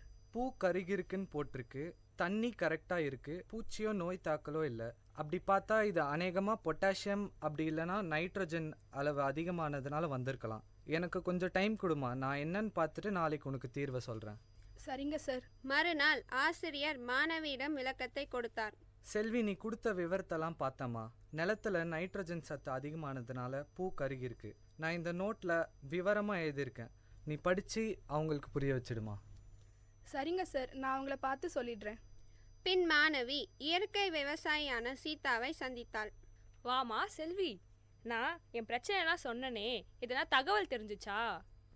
நானும் எங்கள் சார்கிட்ட போய் இது எல்லாத்தையும் சொன்னேன். அவரும் சில குறிப்புகள்லாம் கொடுத்துருக்காரு. அதை உங்ககிட்ட சொல்லலான் தான் வந்தேன். முதல்ல நீங்கள் என்ன தெரிஞ்சுக்கணுன்னா, ஒரே ஊரில் இருந்தாலும் வயலுக்கு வயல் மண்ணோட தன்மை மாறும். அதனால் 3 வருஷத்துக்கு ஒரு தடவை மண் பரிசோதனை செஞ்சு பார்க்கணும். நீங்கள் உயிர் உரம் போடும்போது அது கூட ஜீவாமிர்தத்தையும் சேர்த்து போட்டிருக்கீங்க. அதனால தான் நைட்ரஜனோட அளவு அதிகமாகி பூவெல்லாம் கருகிருக்கு. ஓ, இதில் இவ்வளோ விஷயம் இருக்கா? இதுக்கப்புறம் நான் கவனமாக இருக்கமா. அப்படியே இந்த விஷயத்த அந்த கலாக்கிட்டையும் சொல்லி வைக்கிறேன். அப்போ தான் அவளும் முன்னெச்சரிக்கையாக இருப்பாள். இந்தாங்க என் நம்பர். வருங்காலத்தில் உங்களுக்கு எதனா பிரச்சனை இருந்துச்சுன்னா என்கிட்ட சொல்லுங்கள், நான் இதே மாதிரி உங்களுக்கு உதவுறேன். நம்ம விஐடி வேளாண் துறையில் விவசாயிகள் இணைப்பு திட்டம், அதாவது ஃபார்மர்ஸ் அட்டாச்மெண்ட் ப்ரோக்ராம் மூலமாக ஒவ்வொரு வேளாண் மாணவர்களையும் சீதா மாதிரி இருக்கிற விவசாயிகள் கூட இணைக்கும் போது கள பிரச்சனைகளை பற்றி மாணவர்களுக்கு விழிப்புணர்வு ஏற்படுது மற்றும் விவசாயிகளுக்கும் பயனுள்ளதாக இருக்குது. இந்த இருவழி கற்றல் திட்டத்தில் விவசாயிகளை ஆசிரியர்களாகவும் விஐடி வேளாண் துறை அங்கீகரிக்குது. மீண்டும் தினம் ஒரு வேளாண் செய்தியில் நாளை சந்திப்போம். நான் உங்கள் திவ்யநேகா, மதுமித்ரா, காயத்ரி, மாலினி, சஷாந்த், விஐடி வேளாண் துறை மாணவர்கள். இது உங்கள் விஐடி பண்பலை 90.8 விஐடியின் சமுதாய வானொலி. விவசாயி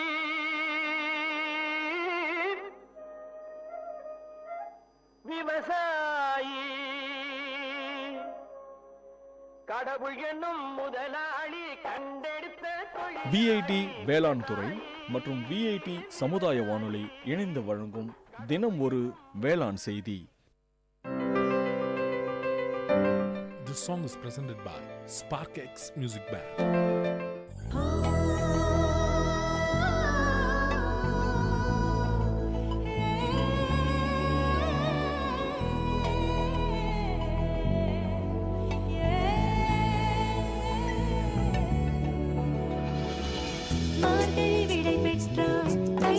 பிறக்கின்றாள் தமிழர் கொண்டாடும் சொர்க்க நாளிது.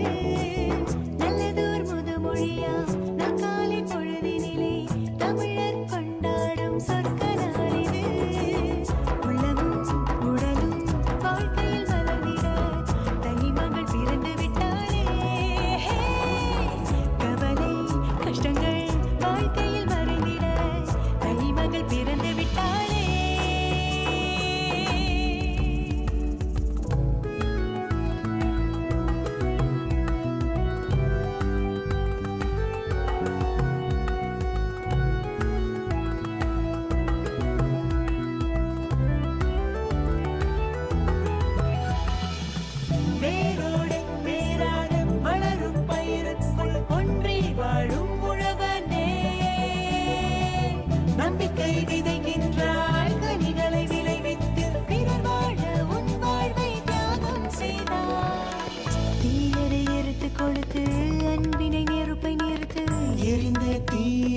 காற்றோடு அனுப்பிடு. நேரம் நல்ல நேரம், மாற்றம் புது மாற்றம், புது மனிதன் உன்னோடு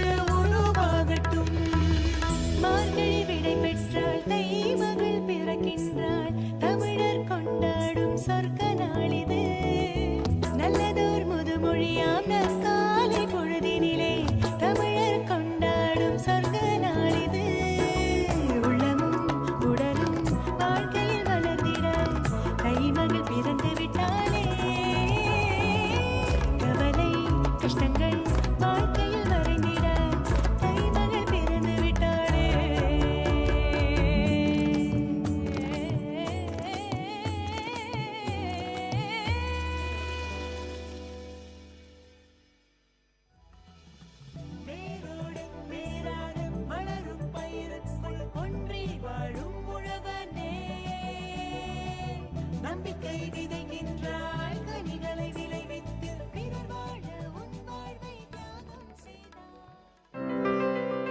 This song is presented by Spark X Music Band.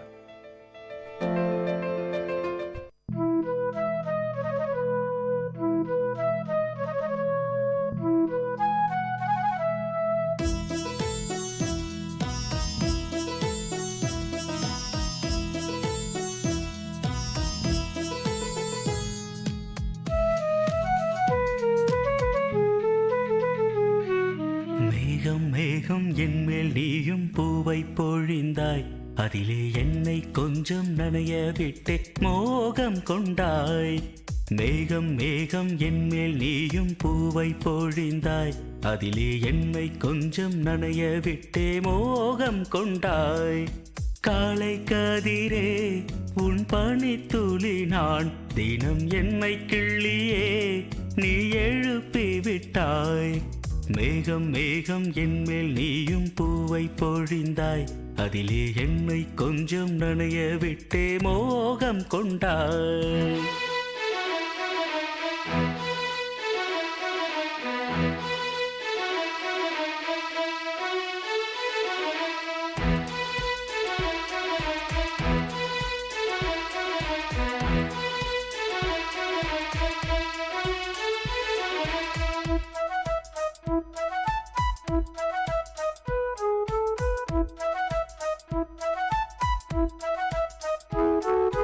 தூரிகை கொண்டு தீண்டியே தூக்கங்கள் குறைத்தாய்.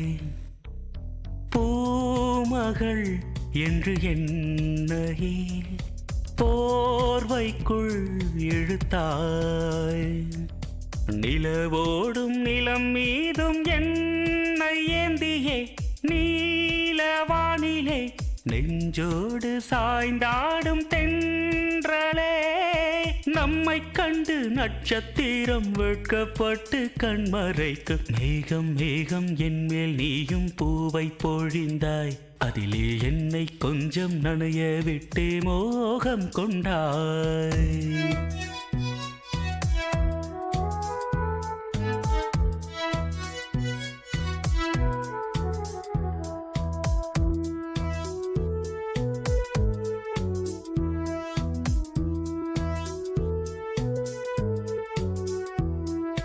வானவில் வண்ணம் கூட்டியே வார்த்தைகள் வரைந்தாய். தேன் துளி என்று என்னையே நாக்கினுள் ஒலித்தாய். விழியோரம் நடை போடும் ஆசை மேகமே எந்தன் ஜீவனே கரம் சேர்த்து நடமாடும் சொந்தமே. உன்னை போல மின்னல் கூட மின்னி மின்னி முத்தம் போடும். மேகம் மேகம் என்மேல் நீயும் பூவை பொழிந்தாய் அதிலே என்னை கொஞ்சம் நனைய விட்டே மோகம் கொண்டாய். மேகம் மேகம் என்மேல் நீயும் பூவை பொழிந்தாய் அதிலே என்னை கொஞ்சம் நனைய விட்டே மோகம் கொண்டாய். காலை கதிரே உன் பனித்துளி நான் தினம் என்னை கிள்ளியே நீ எழுப்பி விட்டாய். மேகம் மேகம் என்மேல் நீயும் பூவை பொழிந்தாய் அதிலே என்னை கொஞ்சம் நனைய விட்டு மோகம் கொண்டாய். கேட்ட பாடலை இசையமைத்து பாடியவர் முருகானந்தம். பாடல் வரிகள் பவித்ரா. தயாரிப்பு VIT பண்பலை 90.8. விவசாயி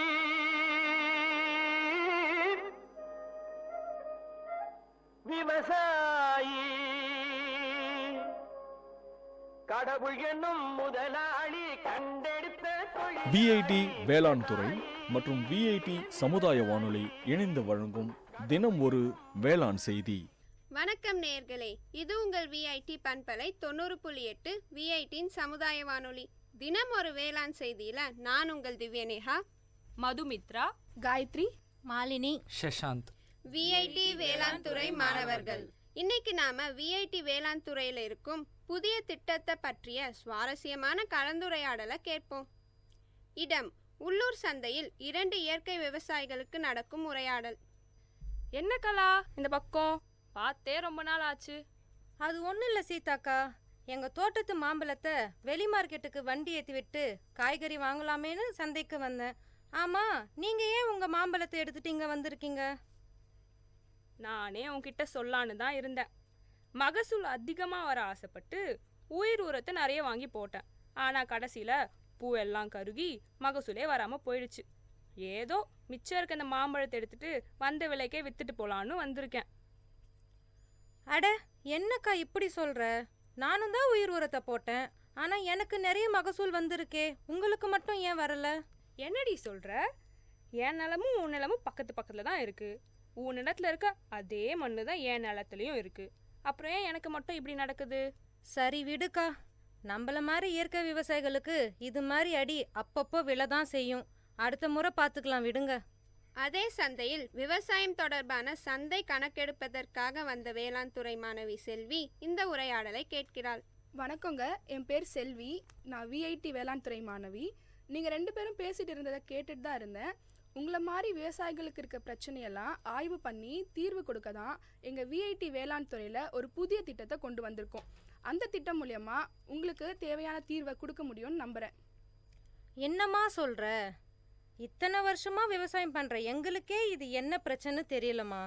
நீ இப்போதான் படிச்சுட்டு இருக்க, நீ எப்படிம்மா எங்களோட பிரச்சனைக்கு தீர்வை கொடுக்க முடியும்? நீங்கள் சொல்கிறதும் சரிதாம்மா. ஆனால் எங்கள் ஆசிரியர்கள்லாம் அவங்க துறையில் வல்லுநர்களாக இருக்காங்க. நான் உங்கள் பிரச்சனையை அவங்கக்கிட்ட எடுத்துகிட்டு போய் சொல்லி அவங்க சொல்கிற தீர்வை உங்ககிட்ட வந்து சொல்லுவேன். அப்படியா? இது ரொம்ப நல்லா இருக்கே. அப்போது நான் என் நிலத்தில் இருக்க பிரச்சனைலாம் சொன்னால் எனக்கு உடனே தீர்வு வந்துடுமா? ஆமாம்மா, அதிகபட்சம் 2 நாளில் சொல்லிடுவாங்க. அப்படி அவங்களுக்கு தெரியலன்னா அவங்களுக்கு தெரிஞ்ச மற்ற விவசாய விஞ்ஞானிகள் கிட்ட கேட்டு அவங்க தீர்வை சொல்லுவாங்க. சரி சரி, அப்போது என் நிலத்துல நான் என்னெல்லாம் பண்ணுறேன், என்ன பிரச்சனைலாம் இருக்குன்னு சொல்கிறேன், எழுதிக்கோமா. பல்கலைக்கழகத்தில் மாணவி செல்விக்கும் அவளுடைய ஆசிரியருக்கும் இடையே நடக்கும் உரையாடல். வணக்கம் சார். சொல்லுங்க செல்வி, நான் உங்களை விவசாயிகளை சந்திச்சு அவங்களோட பிரச்சனைகளை கேட்க சொல்லியிருந்தேனே, கேட்டிங்களா? அதை பற்றி தான் சார் பேச வந்தேன். நான் நேற்று சந்தைக்கு போயிருந்தப்போ 2 இயற்கை விவசாயிகளை சந்தித்தேன். அவங்க 2 பேருமே இயற்கை முறையில் மாந்தோப்பு பராமரிக்கிறாங்க. அதில் ஒருத்தருக்கு மகசூல் அதிகமாக வந்திருக்கு, இன்னொருத்தருக்கு கம்மியாக வந்திருக்கு. அப்படியா செல்வி? அவங்க நிலத்துல என்ன பயன்படுத்துகிறாங்கன்னு கேட்டிங்களா? அவங்களோட பிரச்சனையெல்லாம் விசாரிச்சிங்களா? சார், நான் எல்லாத்தையுமே தெளிவாக கேட்டு எழுதிட்டு வந்திருக்கேன். எங்கே கொடுங்க பார்ப்போம். இந்தாங்க சார். பூ கருகிருக்குன்னு போட்டிருக்கு, தண்ணி கரெக்டாக இருக்குது, பூச்சியோ நோய் தாக்கலோ இல்லை. அப்படி பார்த்தா இது அநேகமாக பொட்டாசியம் அப்படி இல்லைனா நைட்ரஜன் அளவு அதிகமானதுனால வந்திருக்கலாம்.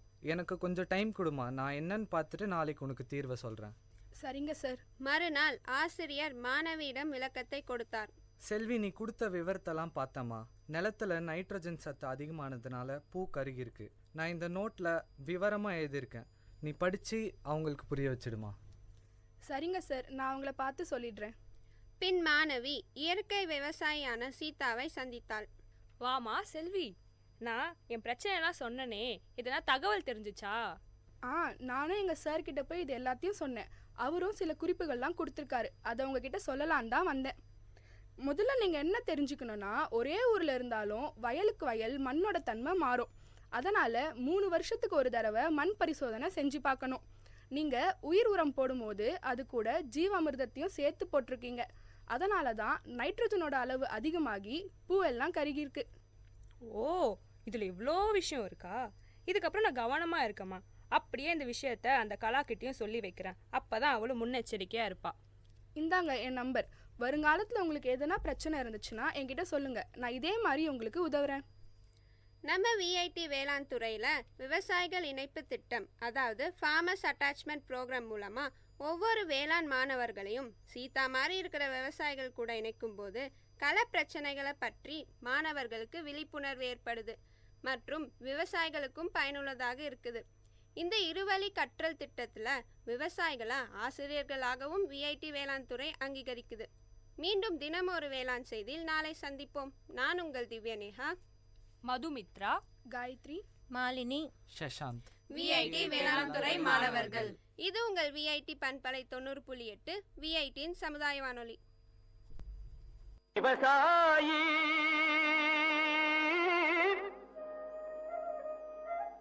விவசாயி கடவுள் என்னும் முதலாளி கண்டெடுத்த தொழில் விஐடி வேளாண் துறை மற்றும் விஐடி சமுதாய வானொலி இணைந்து வழங்கும் தினம் ஒரு வேளாண் செய்தி. இப்பாடலை வழங்குபவர் இளையகானம் சி இளையராஜா.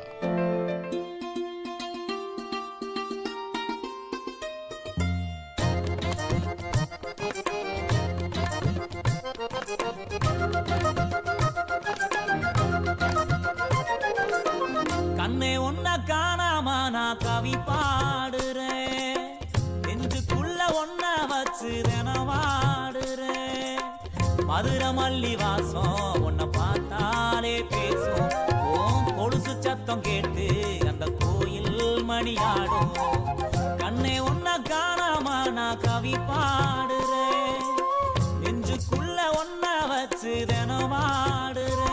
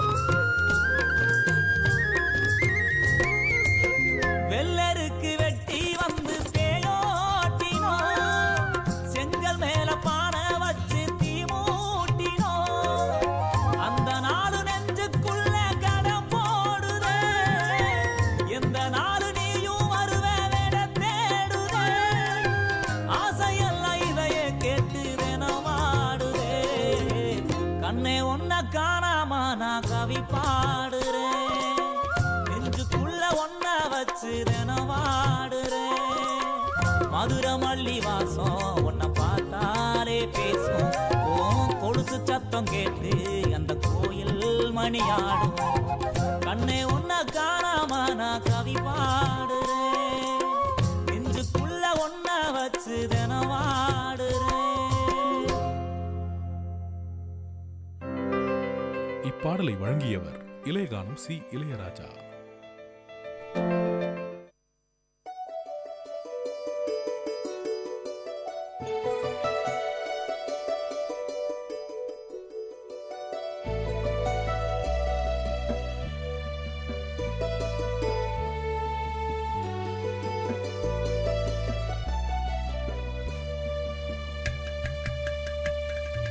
வண்ணமய குதூகலம் வானதிரும் கொண்டாட்டம் கலைகளின் சங்கமம் கவிஞர்களின் கைவண்ணம் வண்ணமய குதூகலம் வானதிரும் கொண்டாட்டம்.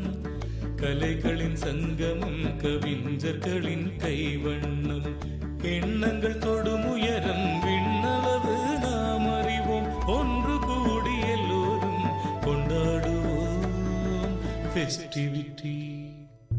Festivity, இதுவே VITயின் festivity, festivity, oh festivity.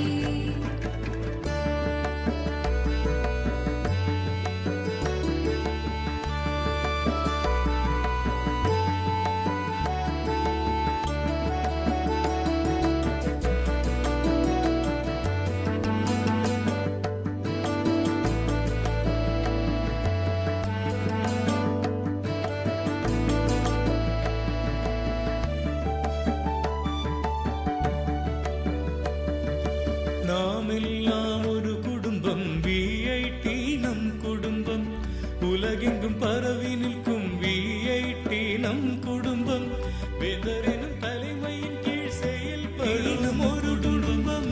வேந்தரெனும் தலைமையின் கீழ் செயல்படும் ஒரு குடும்பம். மனமகிழ்ந்து எல்லோரும் கொண்டாடுவோம் ஃபெஸ்டிவிட்டி, ஃபெஸ்டிவிட்டி, இதுவே VITயின் ஃபெஸ்டிவிட்டி. வண்ணமய குதூகலம் வானதிரும் கொண்டாட்டம். கலைகளின் சங்கமம் கவிஞர்களின் கைவண்ணம் Festivity, oh festivity, festivity, oh festivity.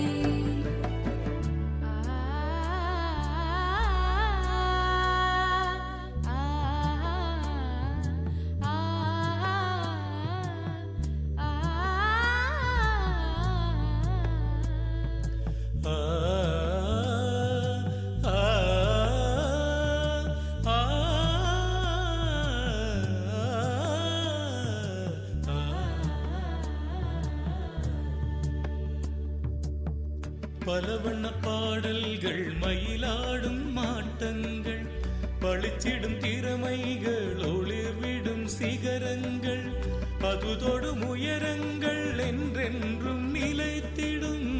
அதுதொடும் உயரங்கள் என்றென்றும் நிலைத்திடும். விண்ணியக்கும் ஒரு சொர்க்கம் இனி இங்கே அமைந்திடும் ஃபெஸ்டிவிட்டி, இதுவே VITயின் ஃபெஸ்டிவிட்டி. வண்ணமய குதூகலம் வானதிரும் கொண்டாட்டம். கலைகளின் சங்கமம் கவிஞர்களின் கைவண்ணம். வண்ணமய குதூகலம் வானதிரும் கொண்டாட்டம். கலைகளின் சங்கமம் கவிஞர்களின் கைவண்ணம் எண்ணங்கள் தொடும் உயரம் விண்ணளவு நாம் அறிவோம். ஒன்று கூடி எல்லோரும் கொண்டாடுவோம் ஃபெஸ்டிவிட்டி, ஃபெஸ்டிவிட்டி, இதுவே VITயின் ஃபெஸ்டிவிட்டி, ஃபெஸ்டிவிட்டி, oh ஃபெஸ்டிவிட்டி.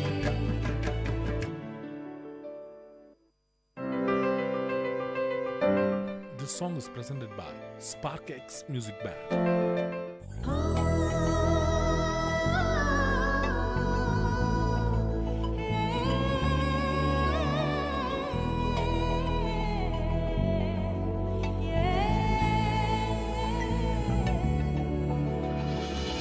மார்கழி விடை பெற்றாள், தைமகள் பிறக்கின்றாள், தமிழர் கொண்டாடும் சொர்க்க நாளிது. நல்லதோர் முதுமொழியா நற்காலை பொழுதினிலே தமிழர் கொண்டாடும் சொர்க்க நாளிது. உள்ளமும் உடலும் வாழ்க்கையில் மலர்ந்திட தைமகள் பிறந்து விட்டாளே. கவலை கஷ்டங்கள் வாழ்க்கையில் மறைந்திட தைமகள் பிறந்து விட்டாளே.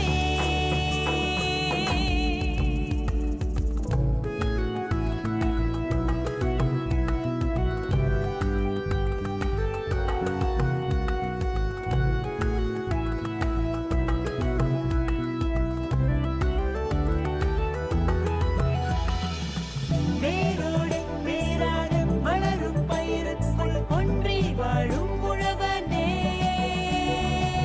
நம்பிக்கை விதைக்கு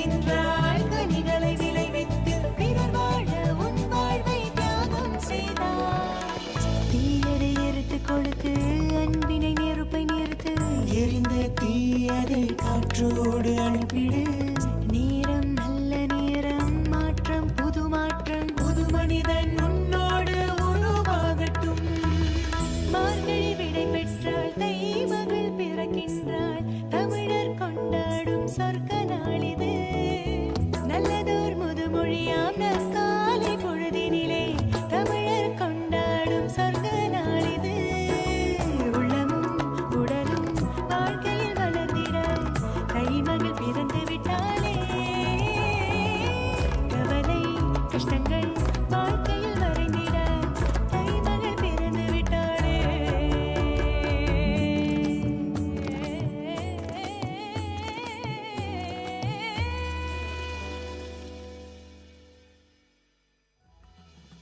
வேரோடு வேராக வளரும் பயிருக்குள் ஒன்றி வாழும் உழவனே. நம்பிக்கை விதைக்கின்றாய், கனிகளை விளைவித்து பிறர் வாழ உன் வாழ்வை தியாகம் செய்தாய். This song is presented by Spark X Music Band.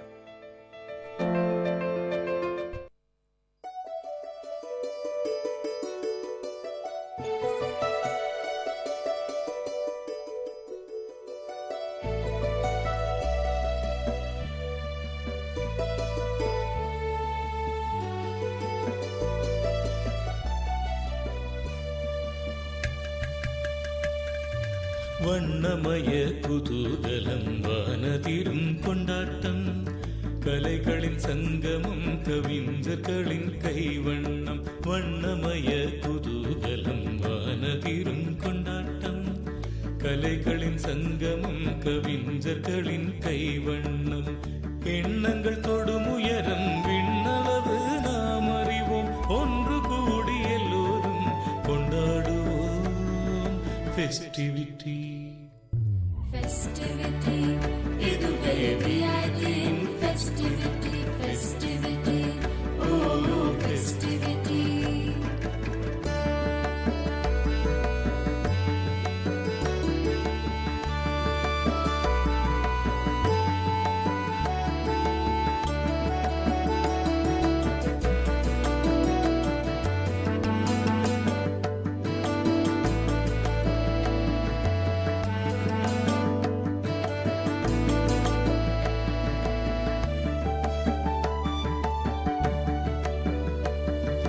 நாமெல்லாம் ஒரு குடும்பம், விஐடி நம் குடும்பம். உலகெங்கும் பரவி நிற்கும் விஐடி நம் குடும்பம். வேந்தரெனும் தலைமையின் கீழ் செயல்படும் ஒரு குடும்பம். வேந்தரெனும் தலைமையின் கீழ் செயல்படும் ஒரு குடும்பம். மனமகிழ்ந்து எல்லோரும் கொண்டாடுவோம் ஃபெஸ்டிவிட்டி, ஃபெஸ்டிவிட்டி, இதுவே விஐடியின் ஃபெஸ்டிவிட்டி. வண்ணமய குதூகலம், வானதிரும் கொண்டாட்டம், கலைகளின் சங்கமம், கவிஞர்களின் கைவண்ணம். ஃபெஸ்டிவிட்டி, ஓ ஃபெஸ்டிவிட்டி, ஃபெஸ்டிவிட்டி, ஓ ஃபெஸ்டிவிட்டி.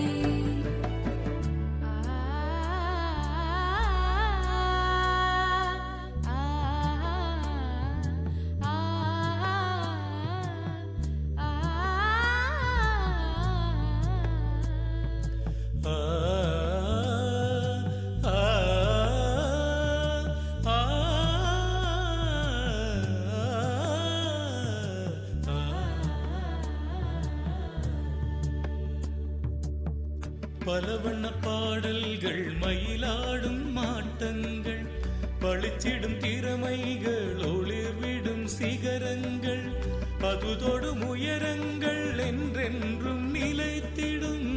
அதுதொடும் உயரங்கள் என்றென்றும் நிலைத்திடும். விண்ணியக்கும் ஒரு சொர்க்கம் இனி இங்கே அமைந்திடும்.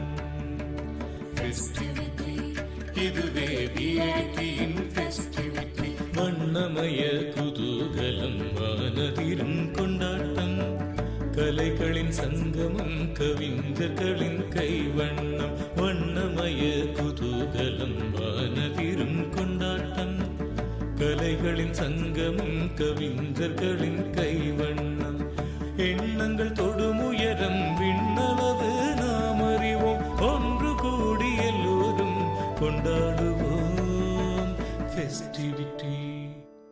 ஃபெஸ்டிவிட்டி இதுவே விஐபியின் ஃபெஸ்டிவிட்டி ஃபெஸ்டிவிட்டி ஓ ஃபெஸ்டிவிட்டி.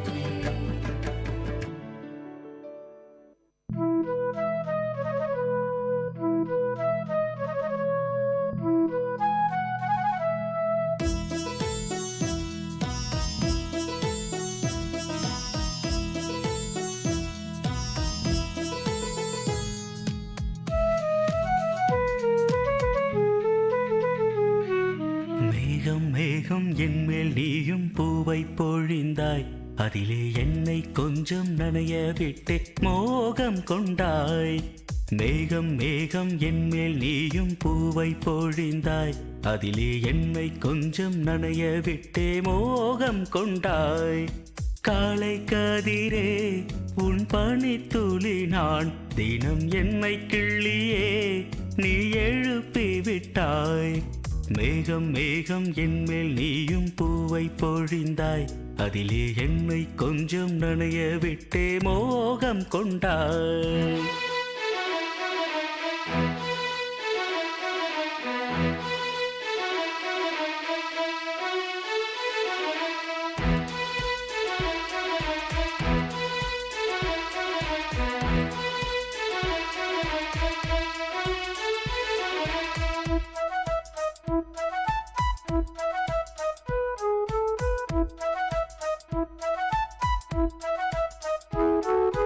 தூரிகை கொண்டு தீண்டியே தூக்கங்கள் குறைத்தாய். பூமகள் என்று என்னையே போர்வைக்குள் இழுத்தாய். நிலவோடும் நிலம் மீதும் என்னை ஏந்தியே நீலவானிலே நெஞ்சோடு சாய்ந்தாடும் தென்றலே. நம்மை கண்டு நட்சத்திரம் வெட்கப்பட்டு கண்மறைக்கு. மேகம் மேகம் என்மேல் நீயும் பூவை பொழிந்தாய், அதிலே என்னை கொஞ்சம் நனைய விட்டே மோகம் கொண்டாய்.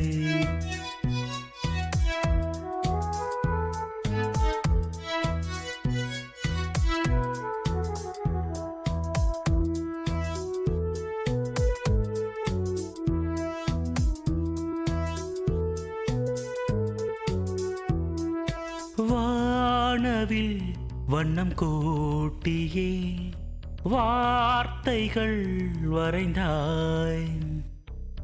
தேன் துளி என்று என்னையே நாக்கினுள் ஒலித்தாய். விழியோரம் நடை போடும் ஆசை மேகமே எந்தன் ஜீவனே, கரம் சேர்த்து நடமாடும் சொந்தமே.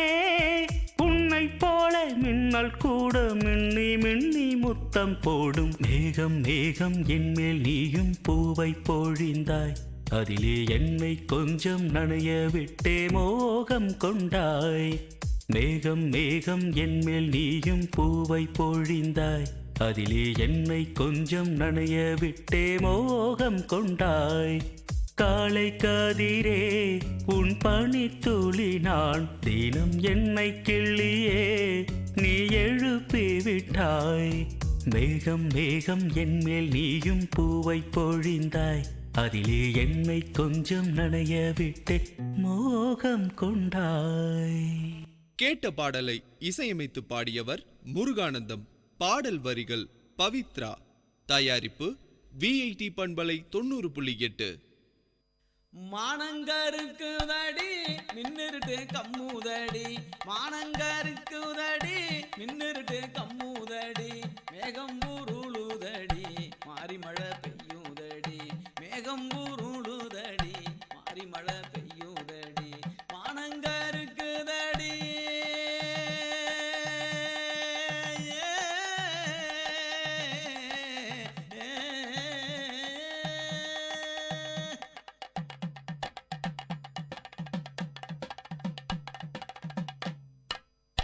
காடு காலனி எங்கும் களையெடுக்க போற புள்ள, காடு காலனி எங்கும் களையெடுக்க போற புள்ள.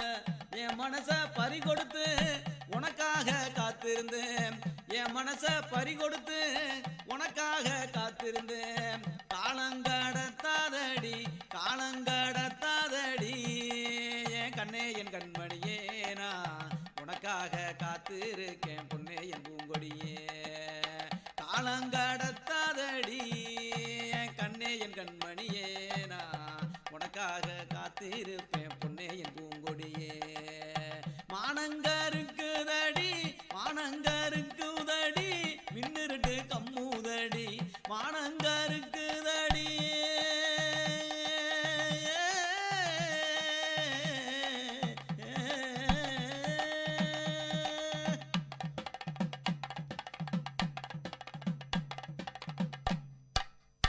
மனசெல்லாம் வெள்ளையடி கண்ணு ரெண்டும் ஜொலிக்குதடி, மனசெல்லாம் வெள்ளையடி கண்ணு ரெண்டும் ஜொலிக்குதடி. வச்ச கண்ணு நோகாம ஒன்ன பார்க்க தோணுதடி, வச்ச கண்ணு நோகாம ஒன்ன பார்க்க தோணுதடி. காலம் கடத்தாதடி காலம் கடத்தாதடி என் கண்ணே என் கண்மணியே, நான் உனக்காக காத்திருப்பேன் பொன்னே என் பூங்கொடியே. காலம் கடத்தாதடி என் கண்ணே என் கண்மணியே, நான் உனக்காக காத்திருக்கேன் பொன்னே என் பூங்கொடியே. மானங்கருக்குதடி மானங்கருக்குதடி மின்னிருட்டு கம்முதடி மானங்கருக்குதடி.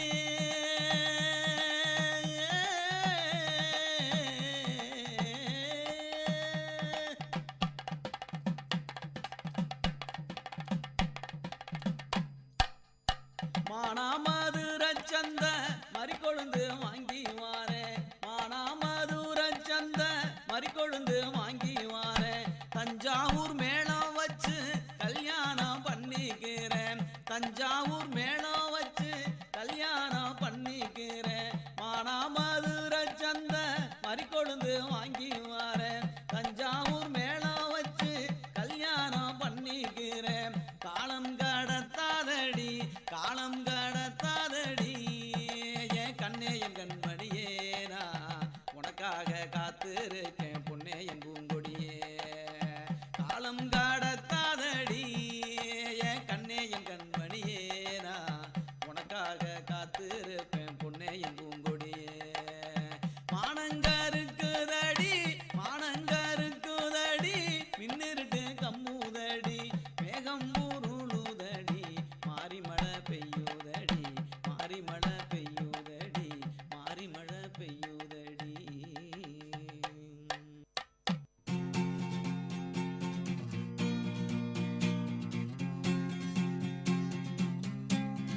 थोड़ी आवारगी हल्की सी बंदगी चुटकी पर बेखुदी जरा सी गफलती. थोड़ी आवारगी हल्की सी बंदगी चुटकी पर बेखुदी जरा सी गफलती. यारों का जो साथ हो यारों का जो साथ हो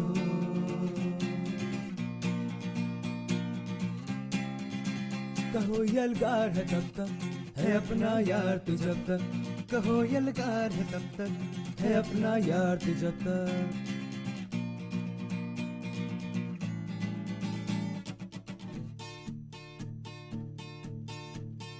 शहरों की गलियों में चने की फलियों में लहरों में झाग है जैसे सिगरी में आग है जैसे. बुलन है अपनी यारी हो गम चाहे दुश्वारी पड़ी जब किस्मत भारी बांट ली हिस्सेदारी. चाहे जहर का हाला पिया बन के हम प्याला है रूठी प्रीतम जब जब मना लाया है तू तब तक. वो फटफटी की सवारी सड़कों पे लहरी मारी जीने का मरकज यारी है मौजों की फुलवारी.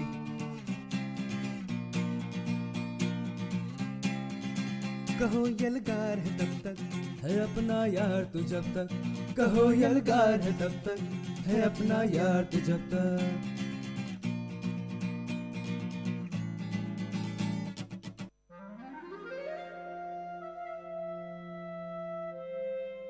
It's story time.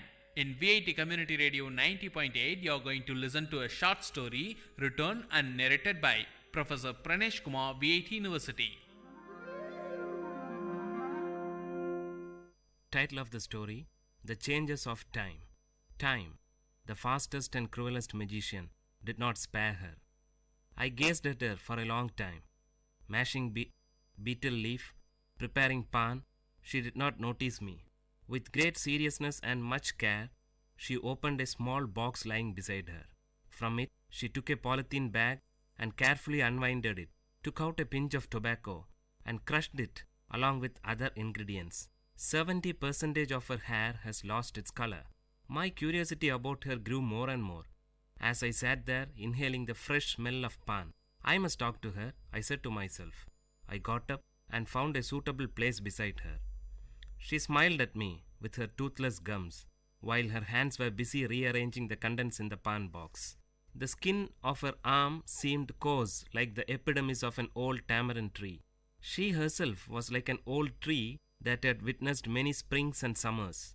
Dressed in a white saree and without a blouse, she looked like a typical old woman from South Tamil Nadu. Each time she moved her head, her heavy pampadums, these are nothing but ornaments meant for the ear, moved to and fro rhythmically.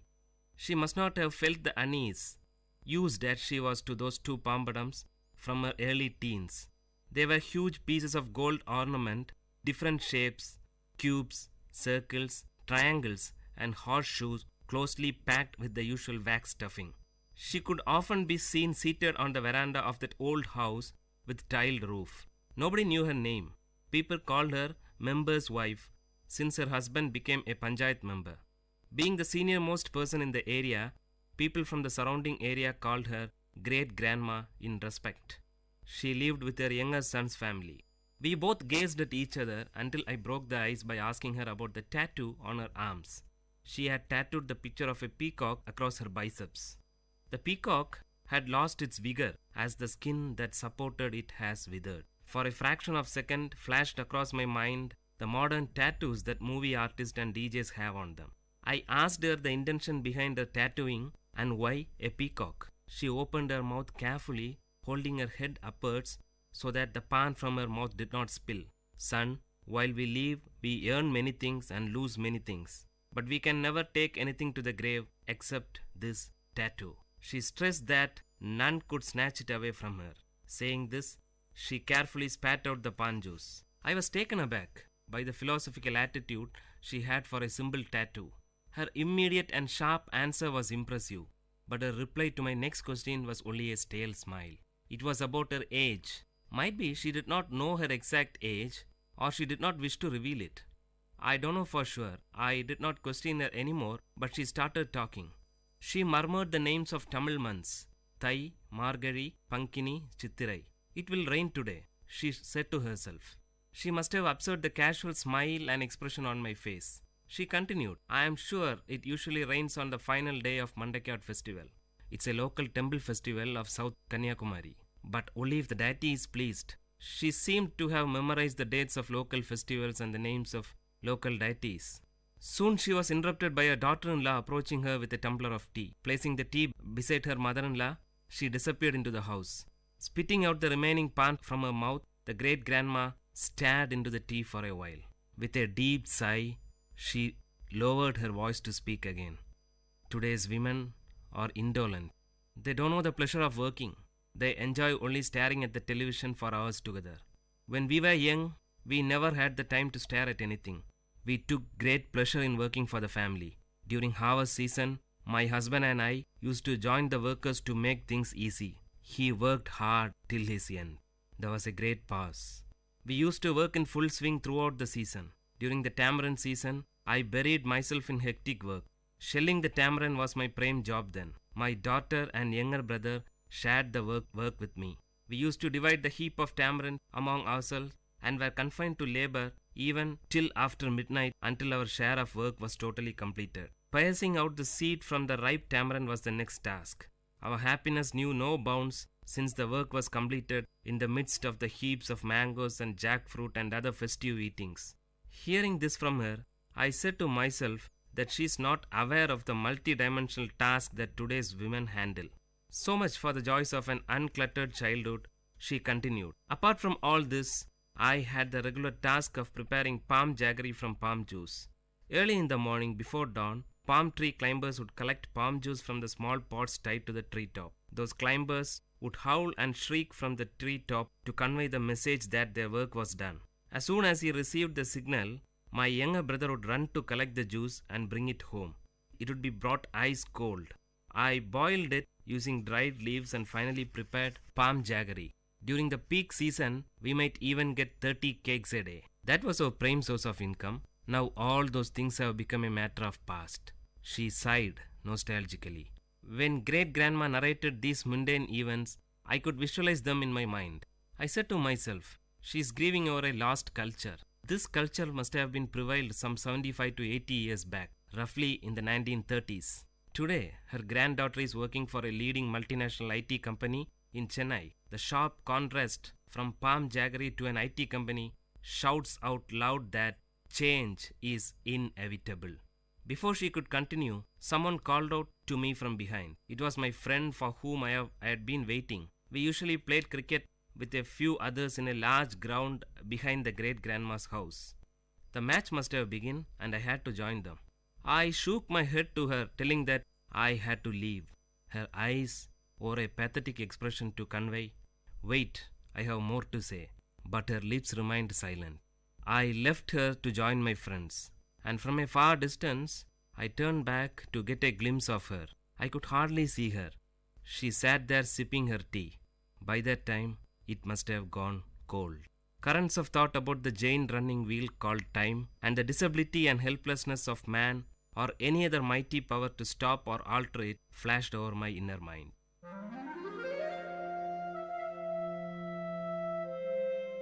Dear listeners, you had listened to a short story written and narrated by Professor Pranesh Kumar, VIT University, in VIT Community Radio 90.8.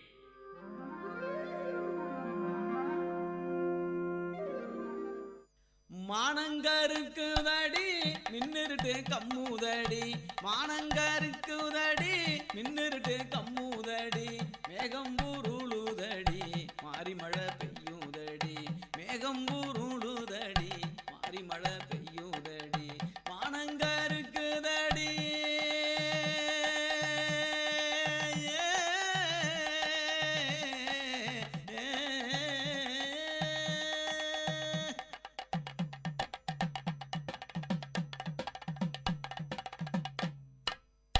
காடு colony எங்கும் களையெடுக்க போற புள்ள, காடு colony எங்கும் களையெடுக்க போற புள்ள, என் மனச பறி கொடுத்து உனக்காக காத்திருந்தேன், என் மனச பறி கொடுத்து உனக்காக காத்திருந்தேன், காலங்கடத்தாதடி காலங்கடத்தாதடி, என் கண்ணே என் கண்மணியே நான் உனக்காக காத்திருக்கேன் பொன்னே என் பூங்கொடியே, காலங்கடத்தாதடி என் கண்ணே என் கண்மணியே நான் உனக்காக காத்திருப்பேன் பொன்னே என் பூங்கொடியே, மானங்கருக்குதடி மானங்கருக்குதடி மின்னிருட்டு கம்முதடி, மானங்கருக்குதடி.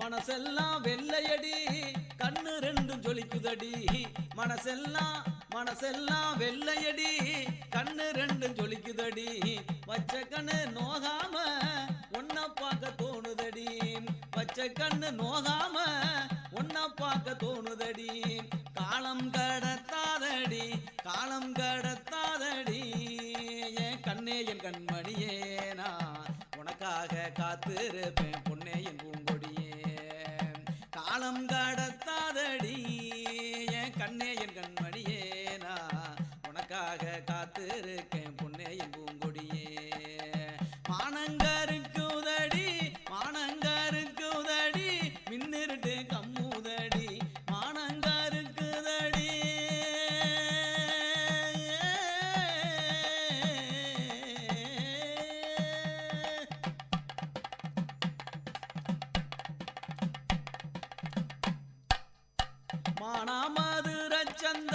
மறிக்கொழுந்து வாங்கி வாரேன் மானாமதுர சந்த மறிக்கொழுந்து வாங்கி வாரேன் தஞ்சாவூர் மேளம் வச்சு கல்யாணம் பண்ணிக்கிறேன் தஞ்சாவூர் மேளம் வச்சு கல்யாணம் பண்ணிக்கிறேன் மானாமதுர சந்த மறிக்கொழுந்து வாங்கி வாரேன் தஞ்சாவூர் மேளம் வச்சு கல்யாணம் பண்ணிக்கிறேன் காலம் கடத்தாதடி காலம் கடத்தாதடி என் கண்ணே என் கண்மணியே நான் உனக்காக காத்திருக்கேன் பொன்னே என் பூங்கொடியே காலம் கடத்தாதடி என் கண்ணே என் கண்மணியே நான் உனக்காக காத்திருப்பேன் பொன்னே என் பூங்கொடியே மானங்கருக்குதடி மானங்கருக்குதடி மின்னிருட்டு கம்முதடி மேகம் ஊருளுதடி மாறி மழை பெய்யுதடி மாறி மழை பெய்யுதடி மாறி மழை பெய்யுதடி.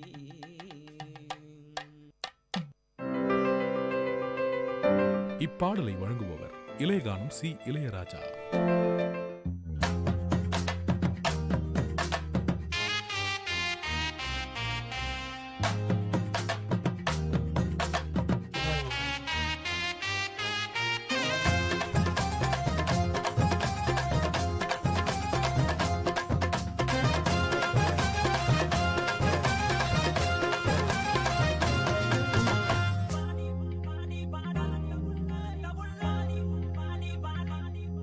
ஆடி வாடி என் கருத்த உள்ள 2 நாளாக உறக்க வல்ல ஆடி வாடி என் கருத்த உள்ள 2 நாளாக உறக்க வல்ல அடி அள்ளி போல தள்ளி நான் வந்த போற தள்ளி ஒன்பதில சொல்லிட்டு போடி அடி அள்ளி போல தள்ளி நான் வந்த போற தள்ளி ஒன்பதில சொல்லிட்டு போடி ஆடி வாடி வாடி வாடி வாடி என் கருத்த உள்ள 2 நாளாக உறக்க வல்ல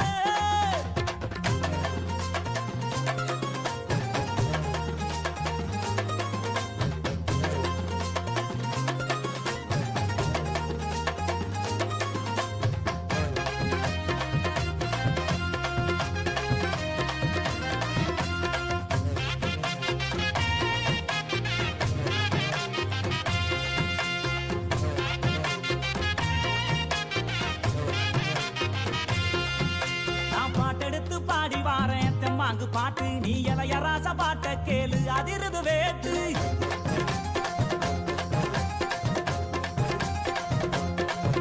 நான் பாட்டெடுத்து பாடி பாறேன் தெம்மாங்கு பாட்டு நீ இளையராச பாட்ட கேளு அதிருது வேட்டு யாரு துணையும் இல்ல எனக்கு நிகர் யாரும் அல்ல உடும்பு வடம்பு புள்ள என்னைய ஜெயிக்க எவனும் இல்ல மோதி பாரு அடி பாடு நீ போட்ட போட்டி போடு எனக்கான ஒரு கூட்டம் அடமேலம் கொட்டி ஆட்டம் போடு வாடி ஆடி வாடி ஆடி வாடி என் கருத்த உள்ள 2 நாளாக உறக்க வல்ல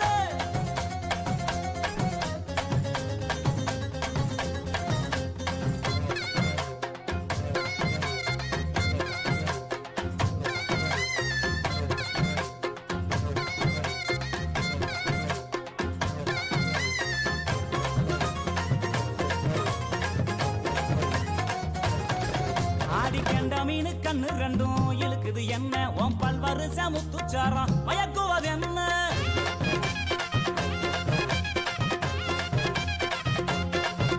அடிகண்ட மீனு கண்ணு ரெண்டும் இழுக்குது என்ன உன் பல்வருச முத்துச்சாரம் மயக்குவது என்ன உறிஞ்சு ஓதட்டுறைய என்னைய இதுக்கே முடிஞ்சு புட்டு சங்கு கருத்துறதா என்னையும் வதச்சு வாட்டி புட்டு அடிச்சிட்ட தங்க பட்ட என் பக்கம் இல்லடி ஒன்னு தார உதட்டால நீ வெக்க விட்டு கட்டி கூட்டி பாடி அடி வாடி அடி வாடி என் கருத்த உள்ள 2 நாளாக உறக்க வல்ல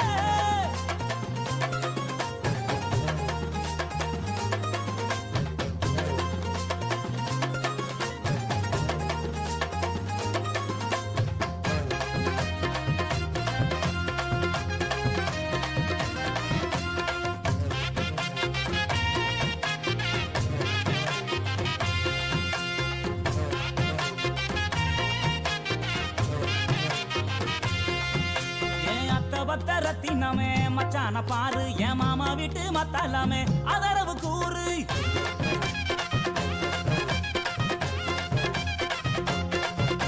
என் அத்த பத்தரத்தினமே மச்சான பாரு என் மாமா வீட்டு மத்தாலாமே அதரவு கூறு உன்னை விட்ட யாரும் இல்ல எனக்கு ஒட்டிக்கிற வாடி உள்ள கண்ணசைக்கும் நேரத்துல எனக்கு காதல் தீ மூட்டு உள்ள இதை தெரிஞ்சு கொஞ்சம் புரிஞ்சு இந்த மச்சான் சொல்ல கேளு இந்த உலகம் உள்ள வரைக்கும் நீ என்னோட தான் ஒட்டி வாழ வாடி என் கருத்த உள்ள 2 நாளாக உறக்கவல்ல ஆடி வாடி என் கருத்த உள்ள 2 நாளாக உறக்கவல்ல அடி அள்ளி போல தள்ளி நான் வந்த போற தள்ளி உன் பதில சொல்லிட்டு போடி அடி அள்ளி போல தள்ளி நான் வந்த போற தள்ளி உன் பதில சொல்லிட்டு போடி அடி வாடி வாடி வாடி வாடி என் கருத்த உள்ள. இப்பாடலை வழங்கியவர் இளையகானம் சி Ilaiyaraaja.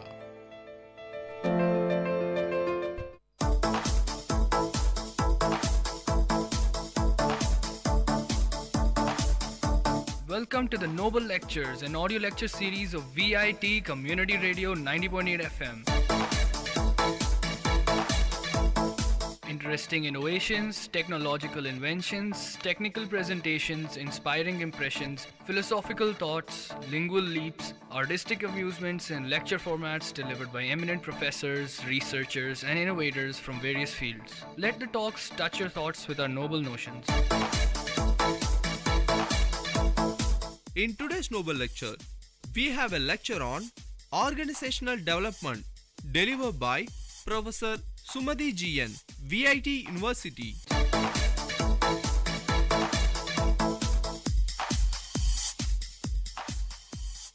Welcome to Noble Lecture.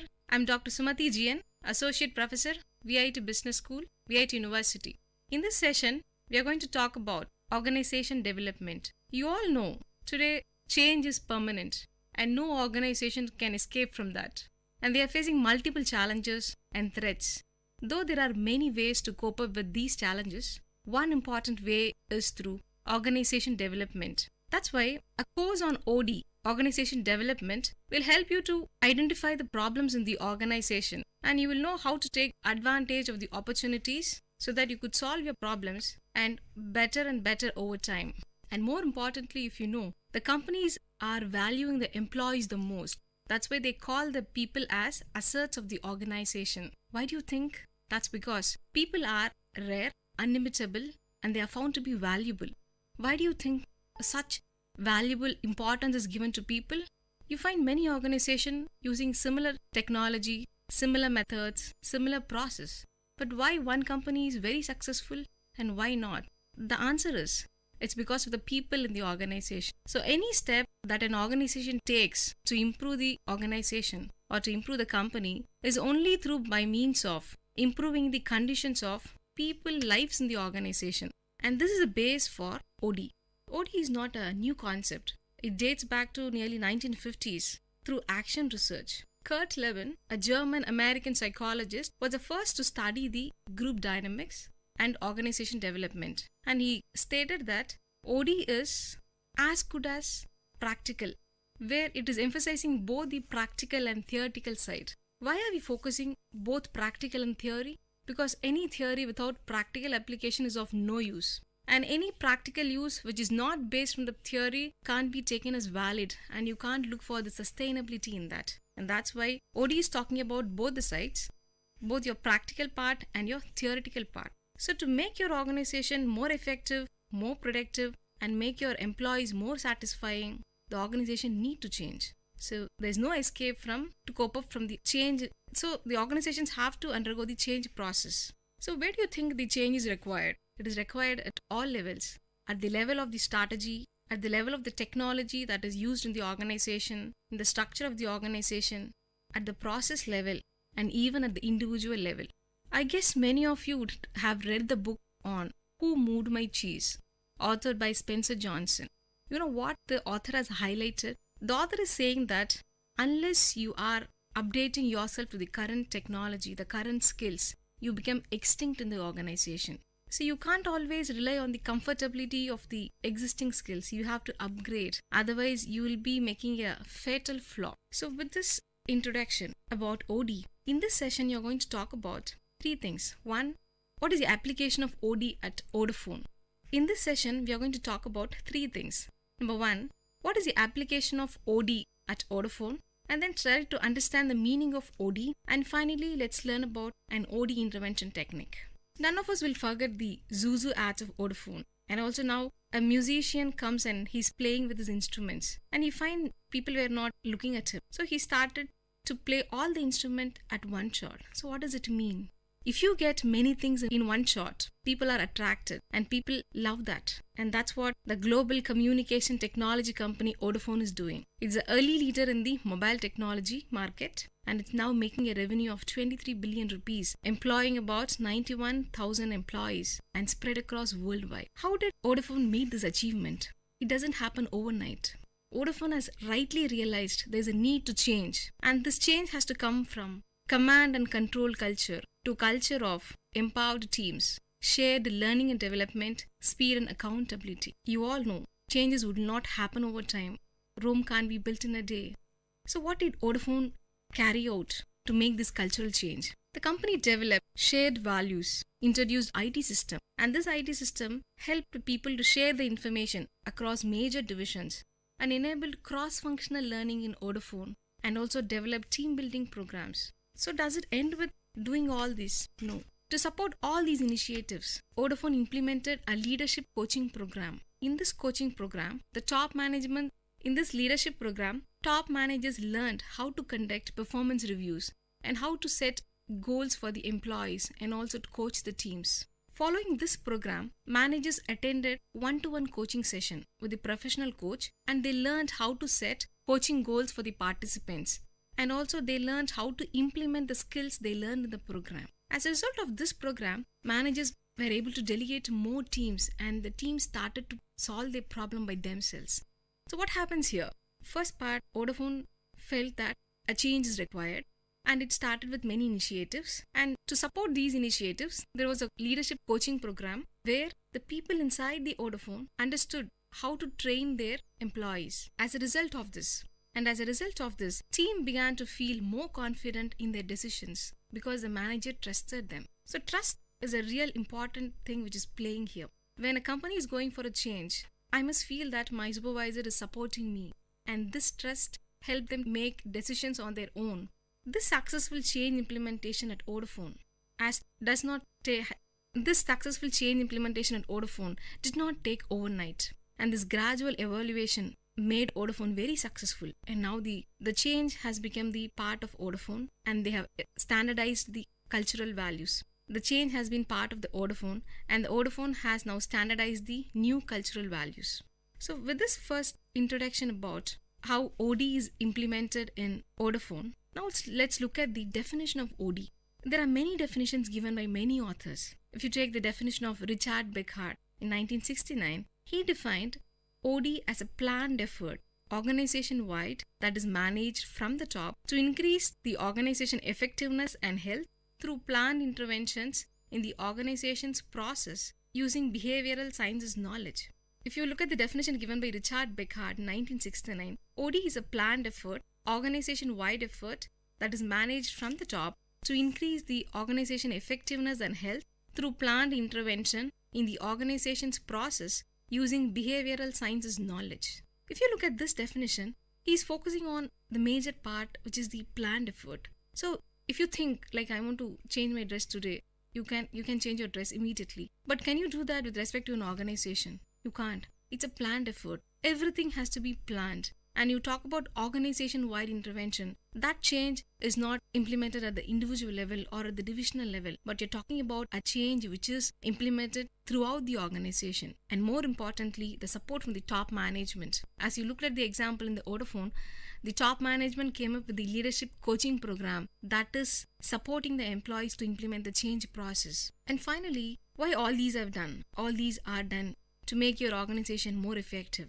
and you're using the knowledge of behavioral sciences. This is one definition by Richard Beckhardt. Now there's another definition given by Burke and Bradford, 2005. And here, the definition of OD is based on three things. Number one is set of values, which is largely humanistic. In the beginning, we said that whenever a company tries to improve or make any changes in the organization, that has to benefit or that has to improve the lives of the people in the organization. So the base for OD is improving the lives of the people. So you're basing OD definition itself on the humanistic values. The second is application of the behavioral sciences. And third is open system theory. Based on these three values, OD is defined as a system-wide process of planned change aimed towards improving overall organization effectiveness by way of enhanced congruence of organization dimensions such as external environment, mission, strategy, leadership, culture, structure, information and reward systems,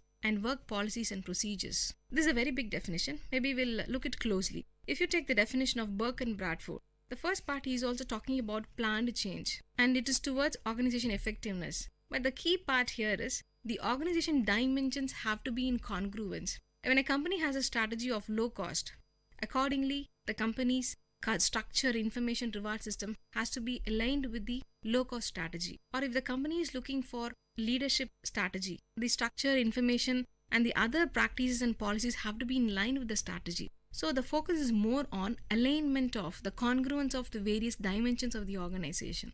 Now you have seen two definitions, one by Beckhart, other by Burke and Bradford. If you see both the definitions, there are some consistent terms. If you see both the definitions, you find consistent themes in both the definitions. One is the outcome of OD is organization effectiveness, and they stress the application of the knowledge gained through social and behavioral sciences, and it is more towards improving the lives of the people. So with this, we have completed the second part, the definition of OD, and the third part is knowing about an OD intervention. Every time we think of a problem and try to find a solution, so you call that as a post-mortem analysis. I identify the problems within the organization and I try to find solution for the problems. This is one way of improving the organization. What is another way? Which is, you all know, that is the SWOT analysis, SWOT, where you look at the strengths, weaknesses, opportunities and threats, whether it is for an individual or for an organization. So when you build up the development process based upon the strength you possess, what do you do there?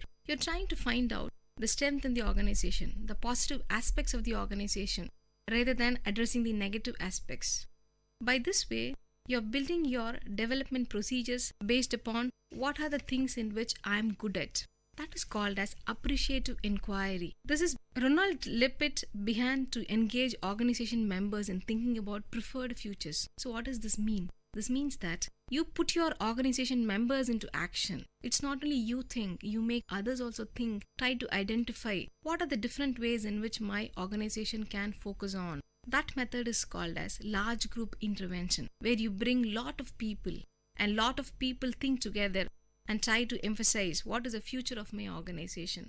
This large group intervention emphasizes two things. The first is attention to a future organization member's desire, and second is gathering the whole system, or if not possible, a representative of a large cross-section system.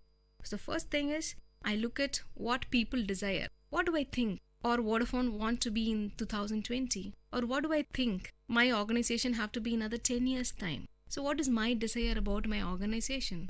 And second part is I'm bringing the whole system. When you bring the whole system, it becomes a representative of the organization. So what happens there? In the large group intervention, you make changes in terms of business strategies. You develop a mission for the organization for the next century, and you come up with a participative culture in the organization where teamwork is given more importance. There are different varieties of large group interventions like future search, real-time strategic change, open space technology, participative design workshop, simulations, workouts, conference model. An organization can use any of the large group intervention techniques and bring the people inside so that the organization can be pushed to the next higher level.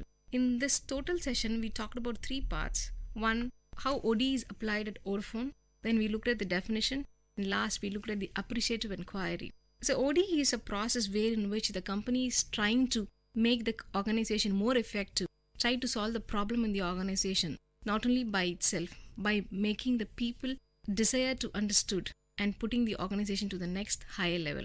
I hope this session is really useful in giving you an overview about OD and how OD is important and what kind of intervention can be used in the organization. Thank you. I hope this lecture touched your thoughts with a noble notion. Tune into the Noble Lecture series of VIT Community Radio for another noble talk from eminent professors, researchers, and innovators from different fields. You are listening to VIT Community Radio 90.8 FM. Let the talks touch your thoughts with our noble notions.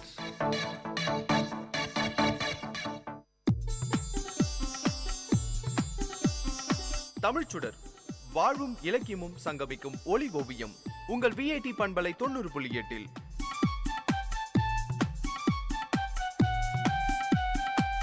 இன்றைய தமிழ் ஓவியம் தீட்டுபவர் ஜெயஸ்ருதி. வணக்கம். நகுதற் பொருட்டென்று நட்டல் மிகுதிக்கண் மேற் சென்று இடித்தற் பொருட்டு. உலகிலேயே மிகவும் புனிதமானது நட்புதான். அத்தகைய நட்பு இல்லாம எவராலும் இந்த உலகத்துல நிம்மதியா வாழ முடியாது. உலகமே வெறுச்சோடி போயிரும். ஒருவர் தன்னுடைய உணர்ச்சிய கஷ்டத்தை யாரிடமும் பகிராமல் இருந்தாலும் நிச்சயமா நண்பர்களிடம் பகிர்ந்து கொள்ளாமல் இருக்க முடியாது. சந்தோஷமா மகிழ்ச்சியா சிரிக்க மட்டுமில்ல நட்பு. நண்பர் ஒரு தவறு செய்யும் போது, தப்புக்கு கண்ணுக்கு படும்போது அதை சுட்டிக்காட்டி நல்வழிப்படுத்துறதும் உண்மையான நட்புக்கு இலக்கணம். சும்மா 4 படத்துக்கு போனோமா, ஊரை சுத்தி பார்த்தோமா, வெளியில சாப்பிட்டோமா, பில்ல ஃப்ரெண்டு பே பண்ணினாங்களான்றது முக்கியம் இல்ல. நம்ம நண்பர் தப்பு பண்ணும்போது அதை திருத்தி நல்வழிப்படுத்துவதுதான் உண்மையான நட்பு. எந்த நேரத்திலும் இணை பிரியாத 2 நண்பர்கள் இருந்தாங்க. எந்த நேரத்திலும் தம்முடன் இருந்து சந்தோஷமா பேசிக்கொண்டிருப்பதை விரும்பிய அவர் திடீர்னு வேலை இருக்குன்னு அடிக்கடி சொல்லிட்டு போயிடுவாரு. இதுவரை நண்பனாக இருந்து எப்போதும் எந்த சூழ்நிலையிலும் தனக்கே முக்கியத்துவம் கொடுத்து பேசிய நண்பர் திடீர்னு அதை தவிர்த்து வேற ஒருவருக்கு சம்பந்தமே இல்லாம தம்மை தவிர்த்து முக்கியத்துவம் கொடுத்தார். இதுவரை எங்க போனாலும் அழைக்காம செல்லாத நண்பர் புது நண்பர்களுடன் தனியா போறதுன்னு அவரோட செயல்பாடுகள்ல மாற்றங்கள் தெரிந்தது.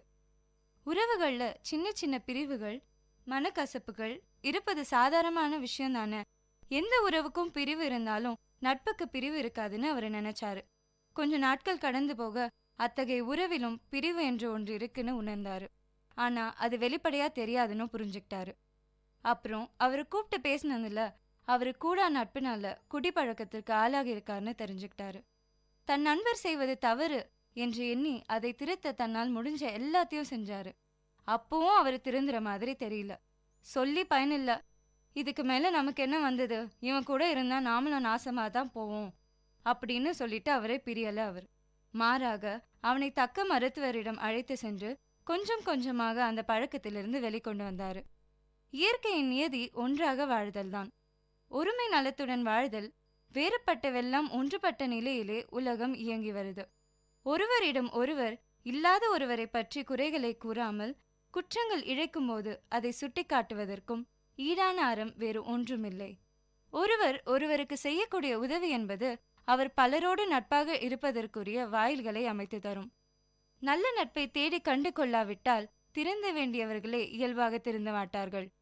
மகிழ்ச்சி நிறைந்த நட்புறவை உண்டாக்கி வளர்க்க வேண்டும். குற்றங்கழிதலே நட்பை வளர்க்கும். இந்த இனிய அறத்தை அறிந்து செய்ய இயலாதவர் குறைகளை எடுத்து கூறி சமூகத்தில் பிரிவினையை ஏற்படுத்துவார்கள். இதை போன்றவர்கள் நம்மை நாடி வந்து வாய் திறந்தால் அமைதி காப்பது நல்லது. உலகில் உயர்ந்தது நட்பே. உலகில் உயர்ந்த அறம் ஒன்றி நின்று பழகுதலே. ஒன்றுதலுக்கு ஈடான அறம் இல்லை. இந்த அறம் நிகழ்ந்தாலே சமுதாயத்தில் திருத்தங்களும் கூட தோன்றும். தீமைகள் வேரோடு அழியும். இதைத்தான் வள்ளுவர் நகுதற் பொருட்டென்று நட்டல் மிகுதிக்கண் மேற் சென்று இடித்தற் பொருட்டு என்று சுட்டிக்காட்டுகிறார். ஒருவனோடு நட்பு கொள்வது சிரித்து மகிழ மட்டுமன்று. நண்பனிடம் வேண்டாத செயல் இருக்க கண்டபோது விரைந்து கண்டித்து புத்தி சொல்வதற்கே ஆகும். சிந்தியுங்கள், செயல்படுங்கள். நன்றி.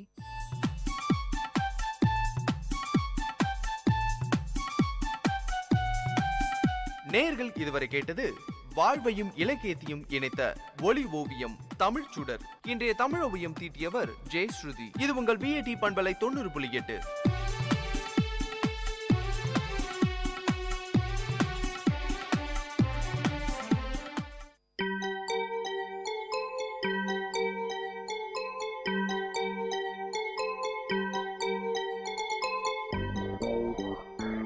வணக்கம், நமஸ்தே, நமஸ்கார், சலாம் அண்ட் வந்தனம்.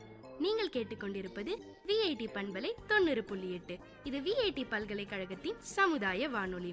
உங்க எல்லோரையும் புதுமை பெண்கள் நிகழ்ச்சிக்கு வரவேற்கிறேன். நான் உங்க அட்டானா. இந்த நிகழ்ச்சியில எவ்வளோ கடினமான சூழ்நிலையும் தனக்குன்னு ஒரு பாதையை அமைச்சுக்கிட்டு அதுல அவங்க பயணத்தை தொடர்ந்து அதுல வெற்றியும் அடைந்த பெண்களை பத்தி தான் நான் உங்களுக்கு சொல்ல போறேன்.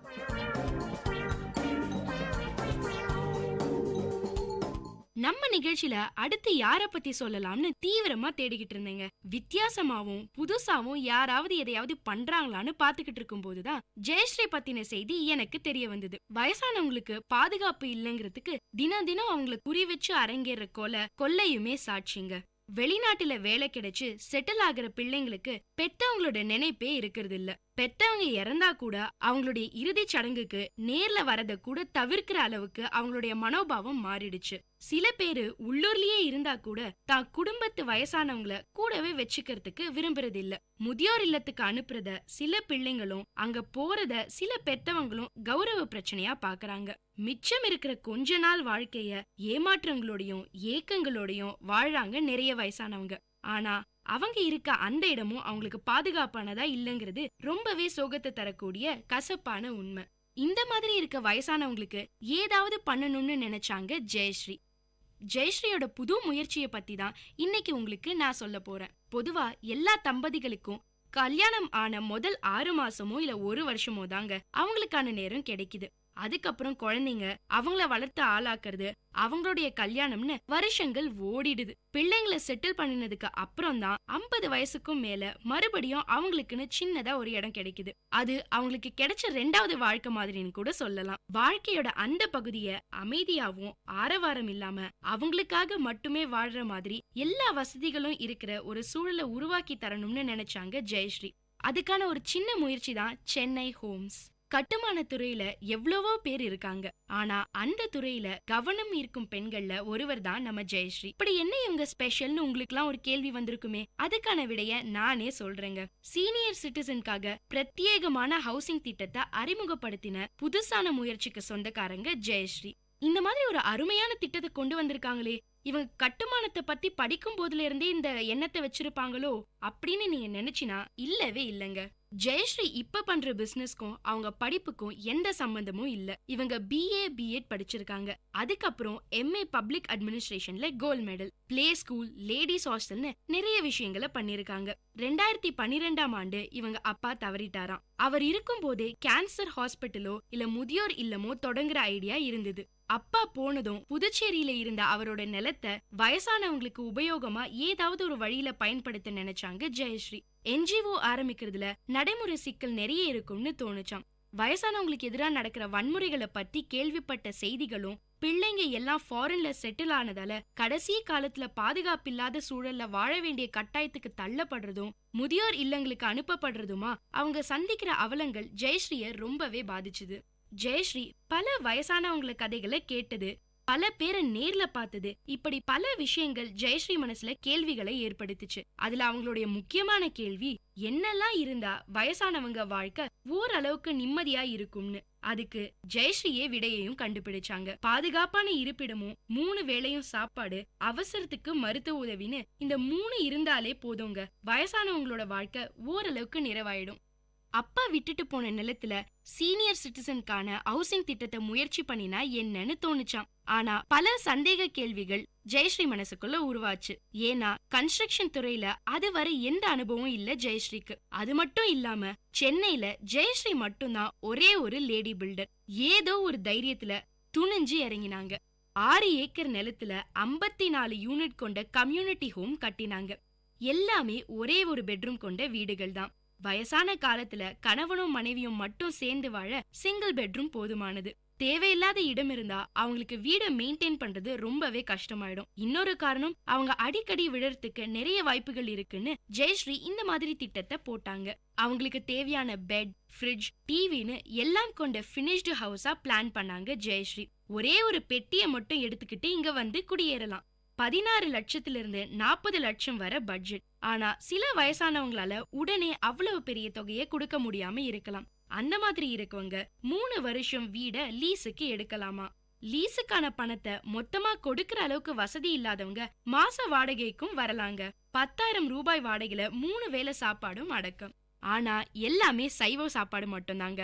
அதுவும் வயசானவங்களுக்கு ஏத்த மாதிரி அதிக உப்பு, காரம், மசாலா இல்லாத சாப்பாடு கிடைக்குது. பாத்ரூம்ல வழுக்கி விழாம இருக்க ஆன்டி கிரிட் தர, டாய்லெட்ல விழுந்துடாம இருக்க பிடிச்சிட்டு எழுந்துக்கிற வசதி, இன்டர்நெட் வசதி, மாசம் ஒரு முறை கோயில், சினிமா, டின்னர்னு வெளியில கூட்டிட்டு போறது, மசாஜ், பியூட்டி பார்லர்னு வயசான காலத்துல ஒருத்தருக்கு என்னெல்லாம் அவசியமா இருக்குமோ அத்தனை வசதிகளையும் பார்த்து பார்த்து பண்ணிருக்காங்க ஜெயஸ்ரீ. துணை இல்லாம வரவங்களும் இருக்காங்களாம். அவங்களுக்கு திடீர்னு ஏதாவது ஒரு அசம்பாவிதம் நடந்தா யாருக்கு தெரியப்படுத்தணும், என்ன செய்யணுங்கிற தகவலை லெட்டர் மூலியமா முன்னாடியே வாங்கிடுவாங்களாம். அதுல குறிப்பிட்டபடிதான் இறுதிச் சடங்குகள் நடத்துறாங்க. பெத்த பிள்ளைங்க கூட கண்டுக்காம இருக்கிற இந்த காலத்துல எவ்வளவோ வயசானவங்களுக்கு சொந்த பொண்ணு மாதிரி இவ்ளோ வசதிகளை செஞ்சு தராங்க ஜெயஸ்ரீ. அனுபவம் இல்லாத ஒரு துறை, அதுவும் ரிஸ்க் நிறைஞ்ச ஒரு துறை. ஒரு பொண்ணா உனக்கு இதெல்லாம் சரியா வருமானு நிறைய கேள்விகள் ஆரம்பத்துல இருந்துதான். அதை உண்மையாக்கிற விதத்துல ஜெயஸ்ரீயும் நிறைய சவால்களை சந்திச்சிருக்காங்க. வெறும் பணத்தை மட்டுமே குறி வச்சிருந்தா ஜெயஸ்ரீயும் வழக்கமான கன்ஸ்ட்ரக்ஷன்ல பிஸியாகி கோடிகளை பார்த்திருப்பாங்க. ஆனா பிசினஸ் தொடங்கறதுக்கு முன்னாடியே சீனியர் சிட்டிசனுக்கான ப்ராஜெக்ட்ங்கிறதுல தெளிவா இருந்ததால பெரிய போட்டிகள் இல்ல. ஏன்னா ஜெயஸ்ரீ மாதிரி வயசானவங்களுக்காக உழைக்கிறவங்களோட எண்ணிக்கை இன்னைக்கு இருக்கிற உலகத்துல ரொம்பவே கம்மிங்க. இவங்க இந்த திட்டத்தை ஆரம்பிச்ச கொஞ்ச வருஷத்திலேயே பல வயசானவங்க பயனடைஞ்சிருக்காங்க. பல பேர் அவங்களுடைய வாழ்க்கையில கிடைச்ச ஆனந்தமும் நிம்மதியும் தான் ஜெயஸ்ரீயோட டானிக். இன்னும் பல வயசானவங்களுக்கு நிம்மதியான சந்தோஷமான வாழ்க்கையை கொடுக்கணும்னு ஆசைப்படுறாங்க. அதனால இந்தியா முழுக்க இவங்க திட்டத்தை விரிவுபடுத்தணுங்கிறது தான் ஜெயஸ்ரீயோட ஒரே ஒரு லட்சியம். நல்ல மனசுள்ள ஜெயஸ்ரீ மனசுக்காகவே வீடு கட்டுறாங்கங்க. இந்த மாதிரி இன்னும் பல புதுசான திட்டங்கள் நீங்க கொண்டு வருவீங்க நான் நம்புறேன் ஜெயஸ்ரீ. வயசானவங்கள பத்தி யோசிக்க இன்னும் சில பேர் இந்த உலகத்துல இருக்காங்கிறதுக்கு ஜெயஸ்ரீ தாங்க சாட்சி. இதே மாதிரி இன்னொரு புதுமை பெண்ணோட உங்களை அடுத்த நிகழ்ச்சியில சந்திக்கிற வரைக்கும் டாடா பை பை சொல்லி விடைபெறுவது உங்க அட்டானா.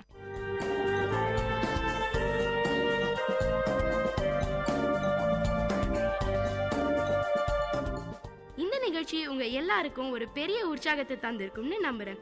இதே மாதிரி பல விஷயங்களை தெரிஞ்சுக்கணுமா? அப்போ விஐடி பண்பலை 90.8 கேட்டுக்கிட்டே இருங்க.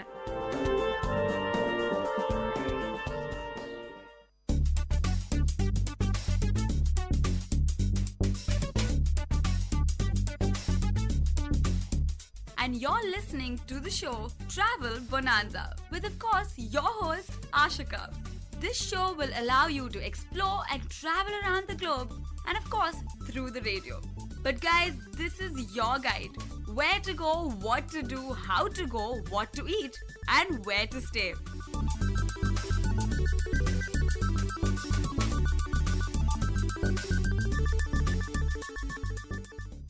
You're listening to Vit Community Radio 90.8. This is your show Travel Bonanza and I am your host Radhika. So friends, today we are going to explore a yet another destination. Today I am going to take you to one of my favorite places, Puducherry. It was earlier known as Pondicherry, a very popular destination amongst tourists from not only India but also abroad. It has been touted as a French Riviera of the East. It is described as one of the most beautiful cities in India and has been visited by people from all over the world for its extraordinary charm.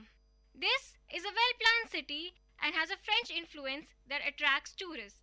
Friends, before I share my experience with you, I am going to shed some light on the history of Puducherry. It signifies a new settlement or a new town. It has also been proved that the Romans visited the place around 1st century AD. At the beginning of the 4th century AD, the Pallava kingdom ruled for a short period, followed by different southern dynasties like Cholas, Pandyas, and later by Vijayanagar, and after them the Sultanate of Madurai. In 1674, the French governor named Francis Marin transformed this small fishing village into a grand port town. Puducherry first became famous when the French took an interest in the city. Although many wars took place between the English and the French managed to retain power in Puducherry. I was in Vellore and me and my friends made a plan of visiting this place. Puducherry from Vellore is only 4 hours away. It is easy to get a transport. Some choose to take a taxi or a car. We prefer to take a bus.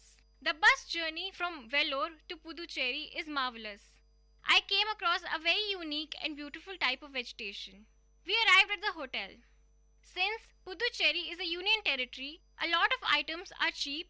One can find a lot of items at a very subsidized cost. Thus, lodging, dining, and shopping all are extremely affordable. This is one of the reasons many filmmakers are choosing to go to this place for shooting. Many Tamil films are shot here. Now, many Bollywood and Hollywood filmmakers are also considering shooting in Puducherry. It has many shops that offer scooties for rental at an extremely reasonable amount. One can rent a scooty and move around on the beautiful roads in the morning and the evening. We took a couple of scooties. In the evening, we went to the Rock Beach. The Rock Beach is one of its most famous spots. The statues, cafes, waves striking against the rocks, the docks, the harbor to the right always attracts the fascination of a tourist. I found it to be such an amazing experience to sit on the rocks and let the waves just drench you with the water when they hit against the rocks. Near the beach, there is the Gandhi statue.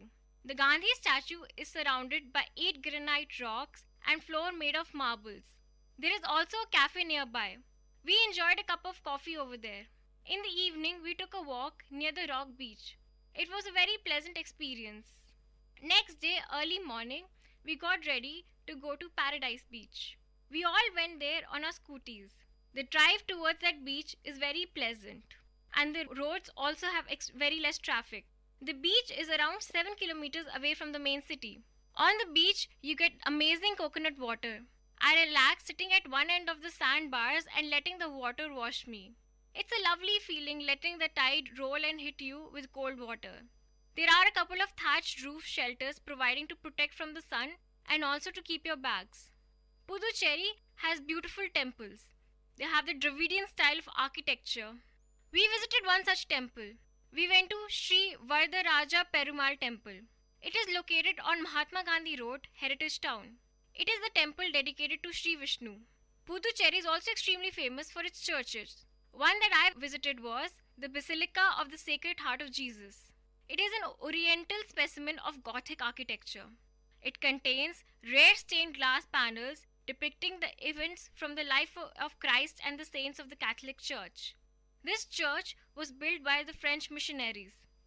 The Église des Sacré Coeur de Jesus Pondicherry, as it is referred to in the French, attained the status of the basilica in 2011. The Catholic Church is one of the finest churches of the Puducherry. I was mesmerized by the beauty of this church. Its amazingly crafted architecture. It was very peaceful inside. The next thing we explored was Auroville. Auroville, also the city of dawn, is an experimental township in Villupuram district in the state of Tamil Nadu, India, near Puducherry in South India. It is meant to be a universal town where men and women of all countries are able to lie in peace and progressive harmony above all creeds, all politics, and all nationalities. Purpose of Auroville is to realize human unity. In the middle of the town is the Matri Mandir. The Matri Mandir, golden metallic sphere in the center of the town. Silence is maintained inside the Matri Mandir to ensure the tranquility of the space and entire area surrounding the Matri Mandir. It is called the Peace Area. It is one of the most peaceful places that I have been to. It is very good for meditation. We spent close to 6 hours in the Mandir, and in Auroville city, we went to some shopping. There were a lot of amazing crafts that were being sold there. There were some stalls for spices and dry fruits. The next day, we went to French colony. It is the formal capital of the French territories in India, in Puducherry. It was established in 1674 by Francis Martin, the first director of the French East India Company. Whole township is laid out in a grid pattern, with parallel streets crossing each other at right angle. With its elegant colonial mansions, either side trees, parks, bars, cafes, formed part of the French colony running along the Bay of Bengal. When I entered the French colony, I was mesmerized by its beautiful architecture and the color of the building. A well-managed houses with clean and smooth roads. This place for shopping, you can buy everything. It will provide you with a lot of shop for different purposes. For example, painting, gallery, etc. I found it a wonderful place to walk. French colony is also amazing for its cuisine too. It has a lot of amazing cafes. We had lunch in a pizza parlor. It is extremely popular for its pizza. The overall quality, taste, and presentation of the pizza was very good. It had a perfect blend of ingredients and topping of the crust. Even the service was good. The French cuisine also here is amazing. There are various dishes that are served. One of them is a quiche. A quiche is a popular French savory. It is an open baked tart with savored egg, custard filling with cheese, meat, seafood, and vegetables. Another one is steak frites. It is beef steak with French fries. It is the French bistro's favorite dish. Another dish is coq au vin. It is a classic French chicken casserole. It is chicken braised with wine, lardons, mushroom, and garlic. Another one is the bouillabaisse. A bouillabaisse is a traditional fish stew from southern France. The stew typically contains several kinds of fresh fish and locally available seafood. There are a lot of popular French desserts also served. One of them is crepes. It is a very thin pancake served as dessert or as a savory dish. Dessert crepes are served with variety of fillings, from simplest icing sugar, the chocolate sauce, Nutella, marmalade, banana, cream, etc. Then there is the creme brulee, also known as caramel custard. The custard base is generally flavored with vanilla.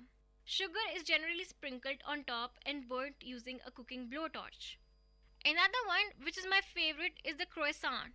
It is a fluffy crescent-shaped pastry made of layered dough and butter. There are a lot of delicious French pastries also served. They are made with whipped cream, butter, chocolate, fruits, nuts, etc. Not just the French, but we also tried the authentic Tamil cuisine. We tried biryani, kadhai, mutton, and country chicken. The taste is very different and it is a must try.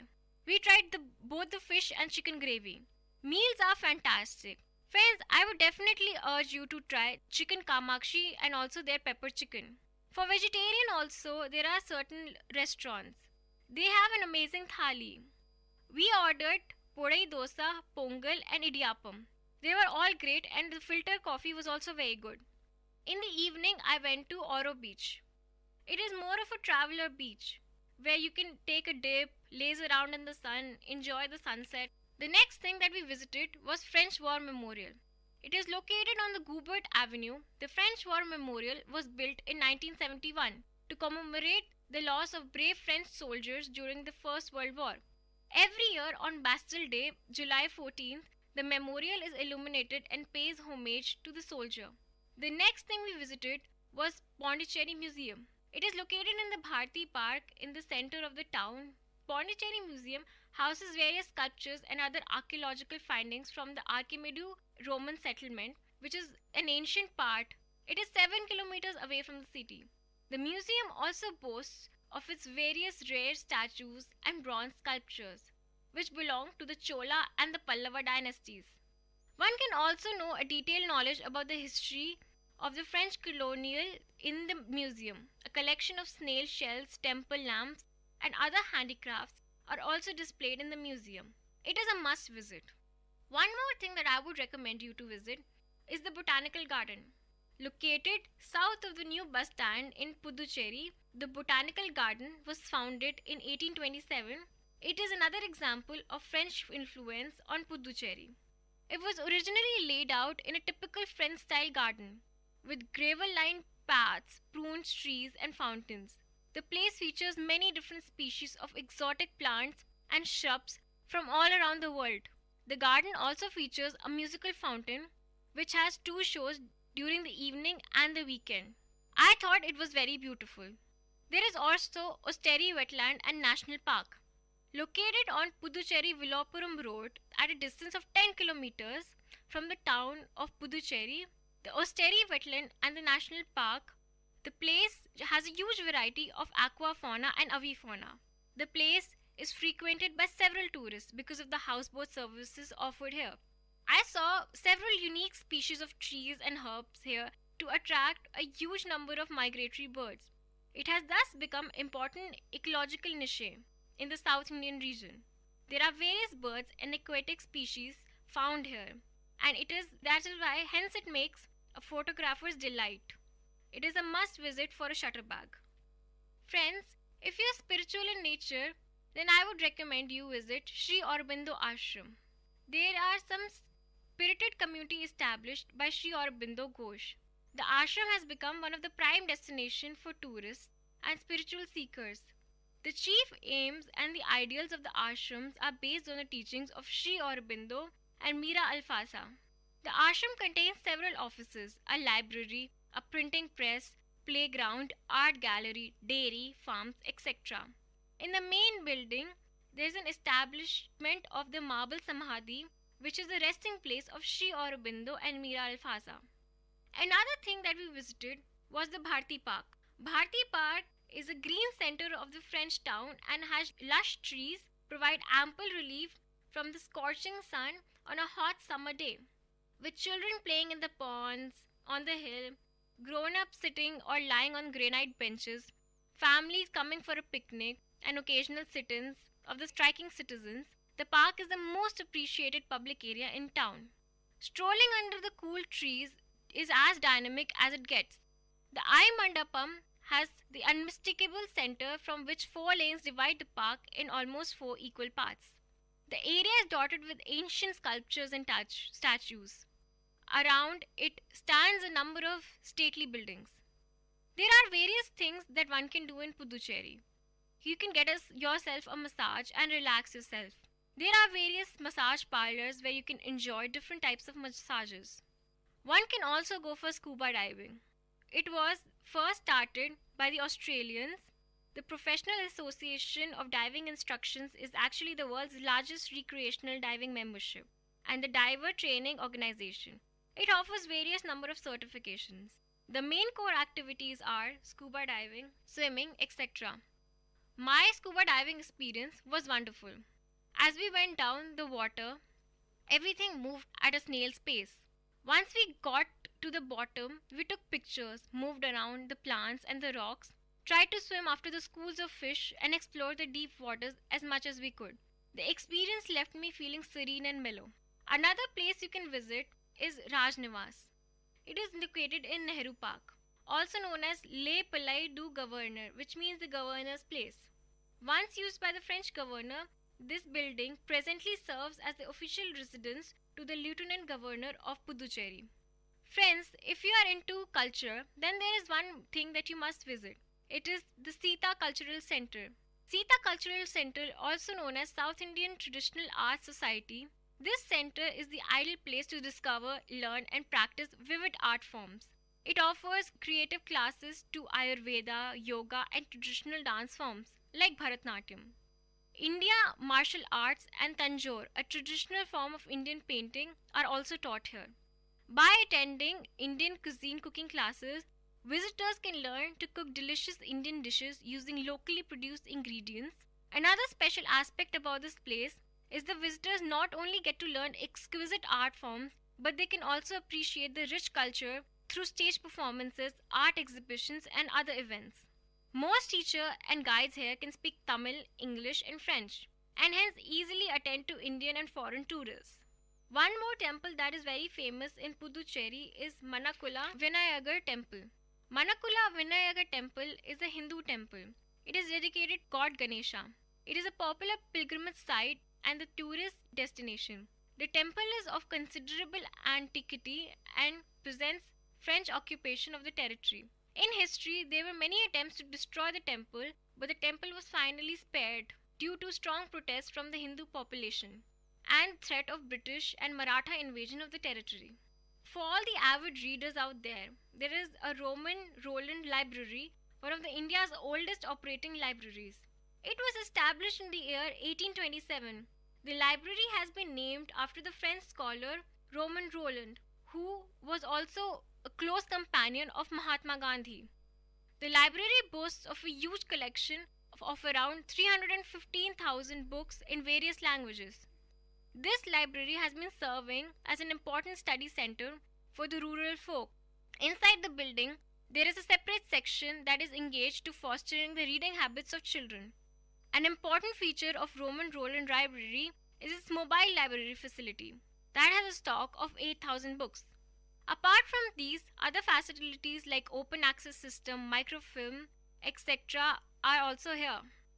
One more thing that is extremely popular in Puducherry is duplex statue. The statue of Joseph Francis Duplex is situated on the beach road. You reach at the end of the promenade road, it's hard to miss. Duplex was one of the integral part of Puducherry's colonial past. He was the governor of Puducherry between 1742 and 1754. Even though the Duplex left Puducherry in 1754, he got the French recognition only in 1870. Another popular tourist attraction is the Chunamar boat house in Puducherry. A popular tourist attraction, it is located 7 kilometers from Puducherry, surrounded by beautiful backwaters and stunning white sand beaches. Chunamar boat house is an ideal for boating and also a great picnic spot where one can relax in tranquil environment. You can also go down and set up a tent by the sea. Puducherry is extremely famous for its festivals. There is one masquerade festival. Masquerade or mask festival is celebrated sometime during March-April. Reflects one facet of the French sense of humor. It has unique masks and fancy costumes. Then there is Masi Magan festival. It is another important festival. On the full moon day of the Magan, thousands of people in good faith go to the seashore in early morning to have a holy dip in the sea for ablution of their sins. Then there is Virampattinam Car Festival. In the month of August, there is another famous car festival celebrated in Virampattinam, a fishing village near Ariyankuppam. On this day, the temple car with the image of the god basking in the finery is paraded around the village. Another festival there is Fete de Puducherry. Government of Puducherry organizes cultural fete at various locales in Pondicherry, coinciding with Liberation Day and Independence Day. One more very important festival is Sri Aurobindo's birth anniversary. Besides Independence Day, people of Puducherry also celebrate Sri Aurobindo's birth anniversary on the 15th of August. On this day, devotees queue up at the Sri Aurobindo ashram for paying homage to the great soul. So this was Puducherry. You can shop, dine, see and do various things. Hopefully, you will visit it and enjoy it as much as I did.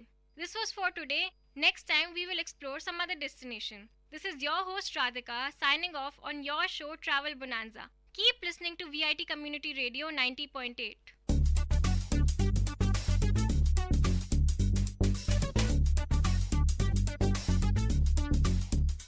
This was Travel Bonanza with your host Ashika. So stay tuned to VIT Community Radio 90.8.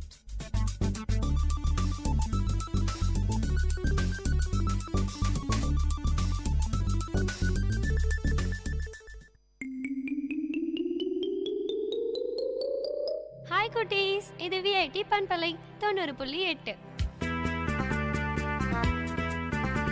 VIT பல்கலைக்கழகத்தின் சமுதாய வானொலியில் கதை கேளு கதை கேளு. சின்ன கதை சொல்லி பெரிய கருத்தை சொல்ல வந்திருக்கோம். நான் உங்கள் லீஷு.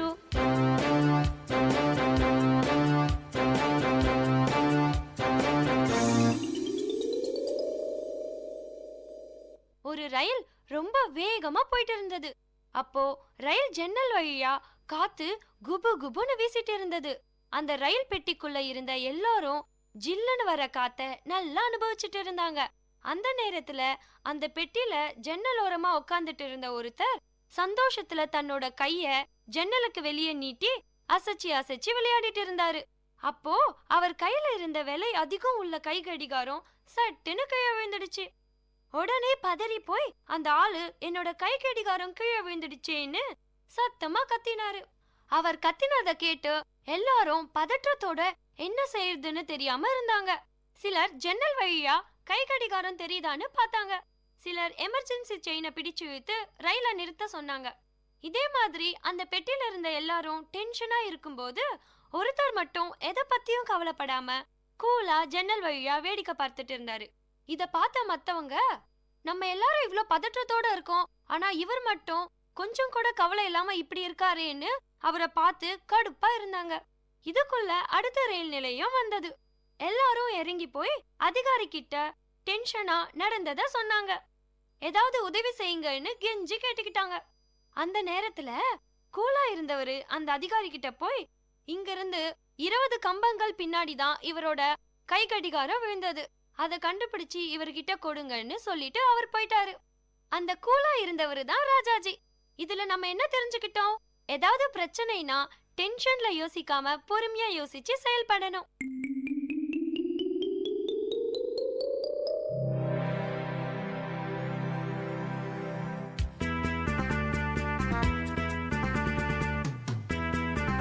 இதே மாதிரி இன்னொரு கதையோடையும் கருத்தோடையும் அடுத்த கதை கேளு நிகழ்ச்சியில சந்திப்போம்.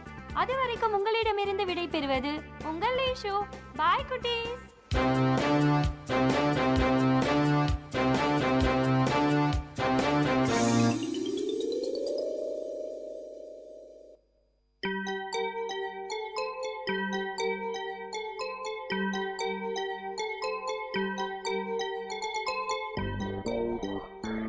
வணக்கம், நமஸ்தே, நமஸ்கார், சலாம் அண்ட் வந்தனம். நீங்கள் கேட்டுக்கொண்டிருப்பது விஐடி பண்பலை 90.8. இது விஐடி பல்கலைக்கழகத்தின் சமுதாய வானொலி. உங்க எல்லோரையும் புதுமை பெண்கள் நிகழ்ச்சிக்கு வரவேற்கிறேன். நான் உங்க அட்டானா. இந்த நிகழ்ச்சியில எவ்வளோ கடினமான சூழ்நிலையும் தனக்குன்னு ஒரு பாதையை அமைச்சுக்கிட்டு அதுல அவங்க பயணத்தை தொடர்ந்து அதுல வெற்றியும் அடைந்த பெண்களை பத்தி தான் நான் உங்களுக்கு சொல்ல போறேன்.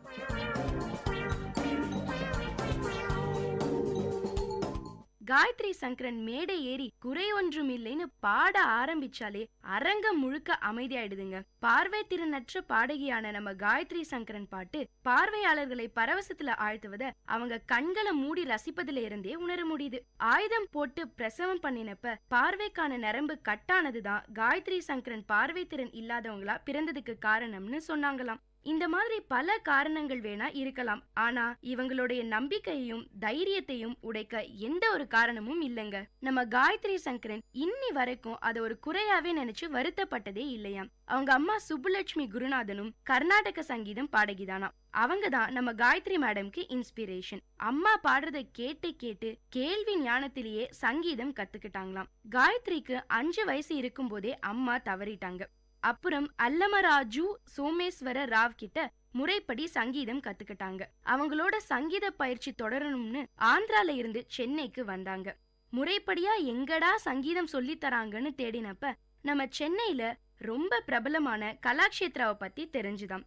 சங்கீதத்தை முறைப்படியா கத்துக்க கலாக்ஷேத்ரா தான் நல்ல வழின்னு சேர்ந்துட்டாங்க நம்ம காயத்ரி மேடம்.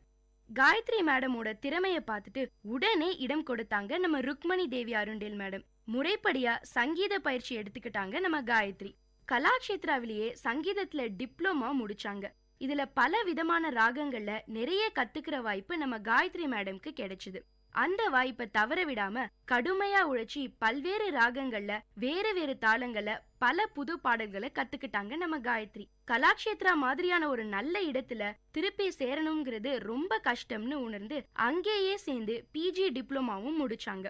கலாக்ஷேத்ரா அவங்க திறமைய வளர்த்துக்க ஒரு நல்ல அடித்தளமா அமைஞ்சுது. பாட்டு மட்டும் இல்லாம பிரெய்லியும் கூடவே கத்துக்கிட்டாங்க நம்ம காயத்ரி மேடம். என்னதான் கேள்வி திறன் இருந்தாலும் பிற்காலத்துல எதையாவது தானாகவே எடுத்து தேடணும்னா பிரெய்லி ரொம்ப அவசியம்னு புரிஞ்சுது. அவங்க சங்கீத பயணம் கலாக்ஷேத்ராவோட முடியல. அப்புறம் 4 வருஷம் லால்குடி ஜெயராமன் கிட்ட சங்கீதம் படிச்சாங்க. என்னதான் பிஜி டிப்ளமா முடிச்சு பல ராகங்கள்ல பாடல்கள் பாட தெரிஞ்சிருந்தாலும் காயத்ரி மேடமோட சங்கீத ஆர்வம் குறையல. அதுவும் அந்த மாதிரி ஒரு ஜாம்பவான் கிட்ட சங்கீதம் கத்துக்கிற வாய்ப்பு எத்தனை பேருக்கு கிடைக்கும்? அந்த வகையில நம்ம காயத்ரி சங்கரன் ரொம்பவே கொடுத்து வச்சவங்க.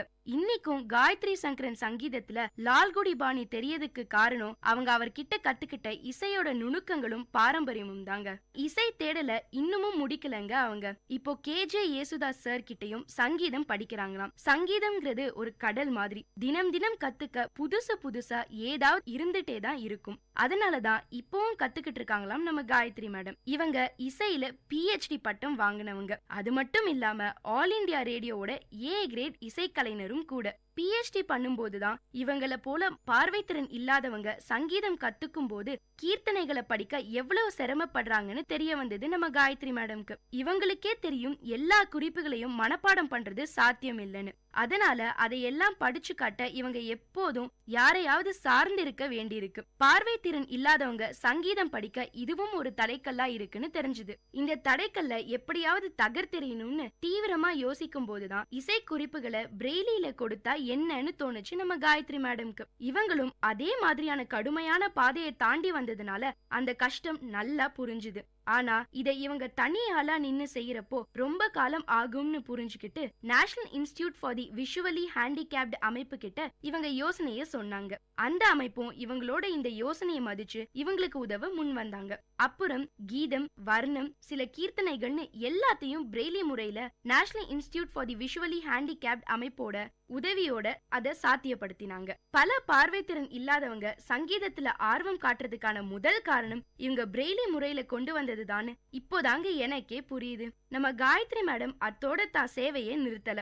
இப்பவும் பல பார்வைத்திறன் இல்லாத பள்ளி மாணவர்களுக்கு பயிற்சியும் கவுன்சிலிங்கும் கொடுக்கறாங்க. நம்ம காயத்ரி மேடம் அடிப்படையில ரொம்ப பாசிட்டிவான மனசு கொண்டவங்க. போராடுற குணமும் அதிகம். பார்வைத்திறன் இல்லாததால பல விஷயங்கள் மறுக்கப்பட்டிருக்காம் நம்ம காயத்ரி மேடம்க்கு. அவங்க திறமைய பார்த்து வந்த பாசிட்டிவான கமெண்ட்ஸை விட அவங்கள அவமானப்படுத்தின, காயப்படுத்தின நெகட்டிவான விமர்சனங்கள் தான் அதிகமா. ஆனா அதையெல்லாம் பெருசா எடுத்துக்கிட்டதே இல்லையாம் நம்ம காயத்ரி மேடம். அவங்களுக்கான உரிமைகள் மறுக்கப்படுற இடங்கள்ல எல்லாம் அதுக்காக குரல் எழுப்பியிருக்காங்க.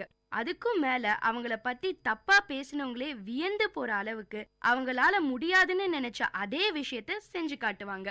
இப்போ மாற்றுத்திறனாளிகளுக்கான உரிமைகள் பல இடங்கள்ல மறுக்கப்படுது. தனக்கு முன்னாடி இருக்கிற தடைகளை பார்த்து மாற்றுத்திறனாளிகள் பயந்து பின்வாங்கிடுறாங்க. நம்மால இதெல்லாம் முடியாதுன்னு ஒரு தாழ்வு மனப்பான்மையும் வளர்த்துக்கிறாங்க.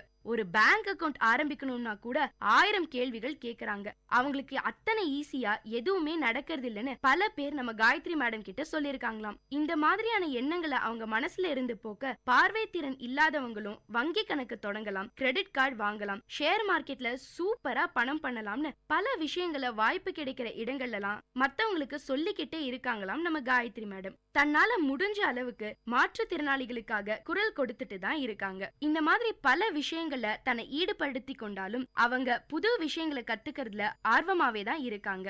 மினிஸ்ட்ரி ஆஃப் கல்ச்சர் மூலமா சீனியர் ஃபெலோஷிப் ப்ரோக்ராம் பண்ணிக்கிட்டு இருக்காங்க. இது ஹரிகதையை அடிப்படையா கொண்டதாம். நம்ம காயத்ரிக்கு ஹரிகதை கலைஞராகணும்னு ஒரு ஆசை இருக்காம். அதனால தான் அறிவை இன்னும் நல்லா வளர்த்துக்கணும்னு அந்த ப்ரோக்ராம்ல சேர்ந்திருக்காங்களாம். இது மட்டும் இல்லைங்க, நம்ம காயத்ரி மேடம்க்கு சொற்பொழிவுகள் கேட்க ரொம்ப பிடிக்குமாம். புராணங்கள், இதிகாசங்கள், வாழ்க்கை கதைகள் எல்லாம் அவங்கள ரொம்பவே ஈர்க்கிற விஷயங்களாம். சங்கீதத்துல தான் இவங்க டாப்னு பார்த்தா சமையல்லையும் அசத்து வாங்கலாம். காய்கறி வெட்டுறதுல இருந்து பாத்திரம் கழுவி வைக்கிற வரைக்கும் எல்லா வேலைகளும் இவங்களே செஞ்சிடுவாங்களாம். நம்ம காயத்ரி மேடம்க்கு விழிகளா இருந்து வழிகாட்டுபவர் அவங்க கணவர் சங்கரன் தான். 1991 வருஷம் இவங்களுக்கு கல்யாணம் ஆச்சாம். காயத்ரி பத்தி தெரிஞ்சுதான் கல்யாணம் பண்ணிக்கிட்டாரு. அவங்களோட தைரியத்தையும் தன்னம்பிக்கையும் பார்த்து சங்கரனே பல தடவை வியந்து போயிருக்காராம். ஆனா நம்ம காயத்ரி மேடம்க்கு கல்யாணமான புதுசுல அவங்களுக்குள்ள 1000 கேள்விகள் இருந்துதாம். சங்கரன் கூட வெளியில போனா மத்தவங்க கேக்குற கேள்விகளுக்கு பதில் சொல்ல வேண்டிய சூழ்நிலை வந்துட்டே இருக்குமேன்னு நினைச்சாங்களாம். ஆனா சங்கரன் அவரே பல இடங்கள்ல பல பேர்கிட்ட காயத்ரி மேடம அறிமுகப்படுத்தி இருக்காராம். தன்னோட வேலையை கூட விட்டுட்டு காயத்ரி கூடவே இருக்கிற அருமையான அன்பான மனிதர் நம்ம சங்கரன் சார். நம்ம காயத்ரி மேடம்க்கு கச்சேரி பண்றதுனா அவ்வளவு இஷ்டமாம். அவங்களால பார்வையாளர்களை கண்ணால பார்க்க முடியாம இருக்கலாம், ஆனா அவங்க ஒவ்வொருத்தரையும் கடவுளோட சொரூபமா தான் பாக்குறாங்க காயத்ரி. இவங்கள சுத்தி இருக்கிறவங்களோட அன்பும் இந்த 23 வருஷங்கள்ல சம்பாதிச்ச நூற்றுக்கணக்கான மாணவர்களும் தான் அவங்க சந்தோஷம் குறையாம பாத்துக்கிறாங்க. நம்ம காயத்ரி சங்கரன் பத்தி சொல்ல இன்னொரு முக்கியமான விஷயம் இருக்குங்க. அது என்னன்னு பாத்தீங்கன்னா, பத்மஸ்ரீ விருது வென்ற முதல் பார்வை மாற்றுத்திறனாளி பெண் என்ற பெருமைக்குரிய இசைக்கலைஞரும் இவங்க தான். பார்வை திறன் இல்லாவிட்டாலும் பாசிட்டிவ் மனசு இருக்கு நம்ம காயத்ரி சங்கரன் கிட்ட.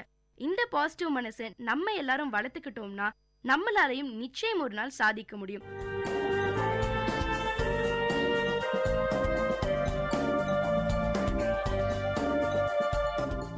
இந்த நிகழ்ச்சி உங்க எல்லாருக்கும் ஒரு பெரிய உற்சாகத்தை தந்திருக்கும்னு நம்புறேன். இதே மாதிரி பல விஷயங்களை தெரிஞ்சுக்கணுமா? அப்போ விஐடி பண்பலை 90.8 கேட்டுக்கிட்டே இருங்க.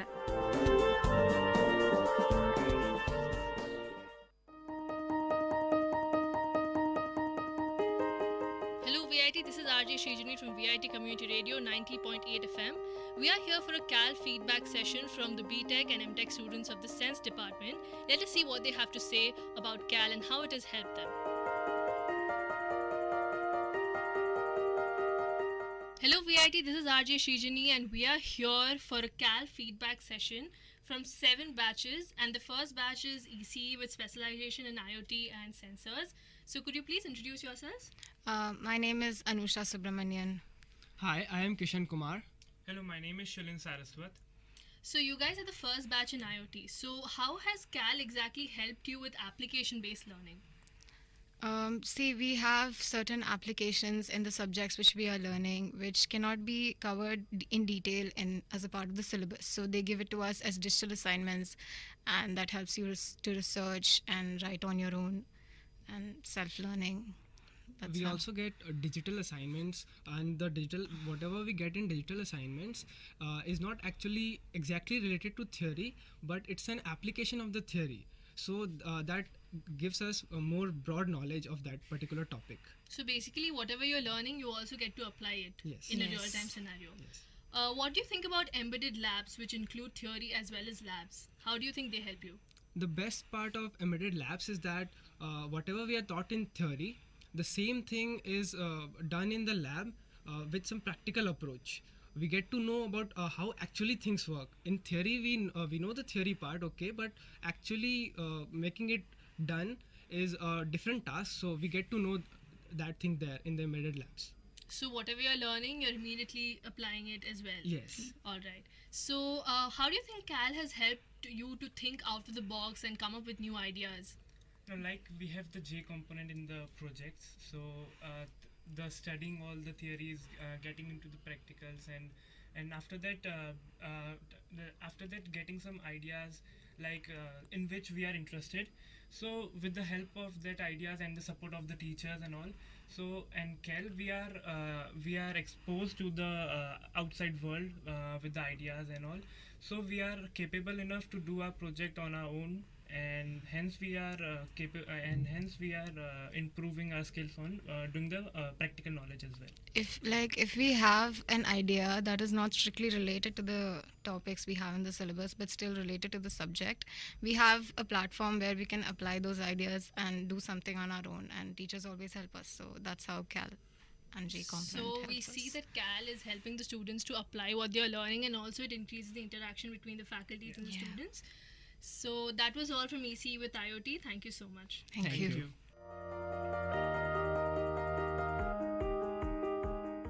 I have here with me 4 students from the branch BTech EC. Could you please introduce yourselves? Hello everybody, I am Shruti and I am from BTech EC second year. Hi guys, I'm Damodaran from BTech EC second year. My name is Krishna Aditya. I'm from BTech EC second year. Hello, my name is Anubhav Priya and I'm also from BTech second year.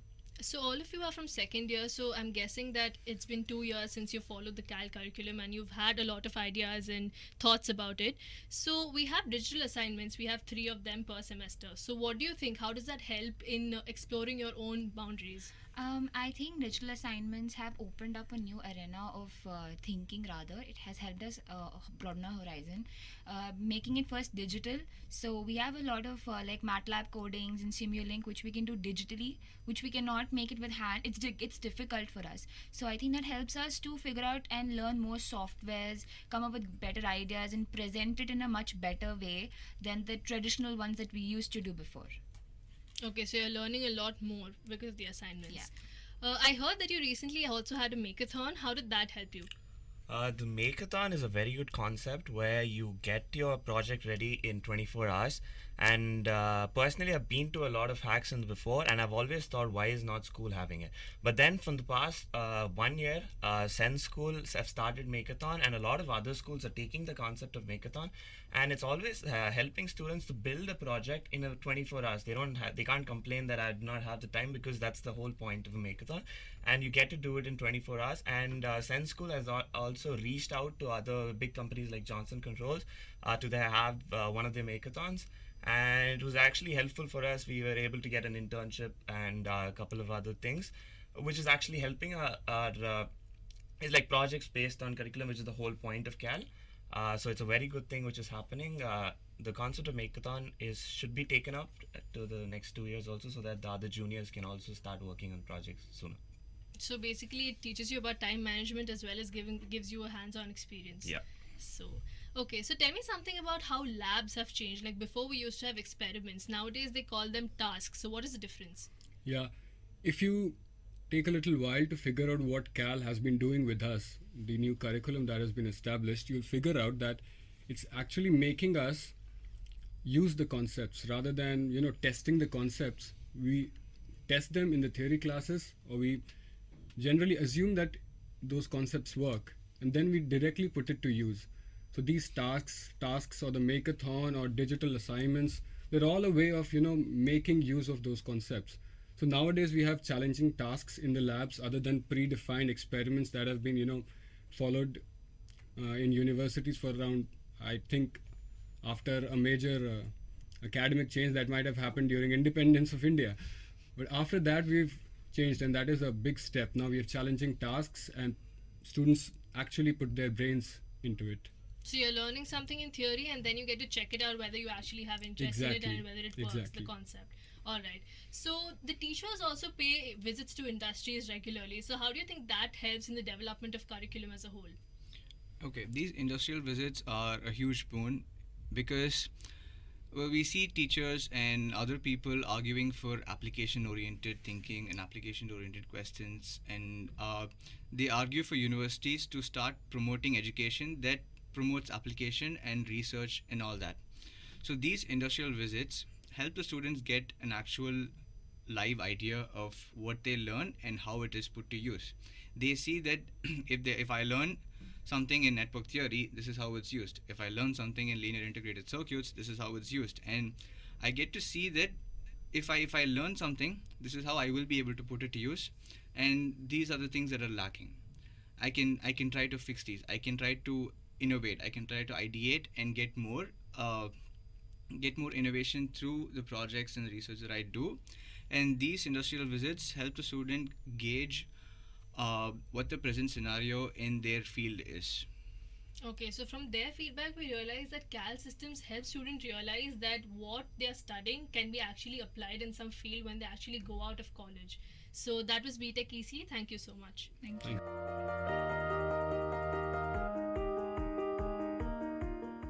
I have here with me MTech VLSI. Could you please introduce yourselves? Hey guys, my name is Sabrish. I'm from MTech VLSI. Hi, I'm Ketan. I'm from MTech VLSI Design.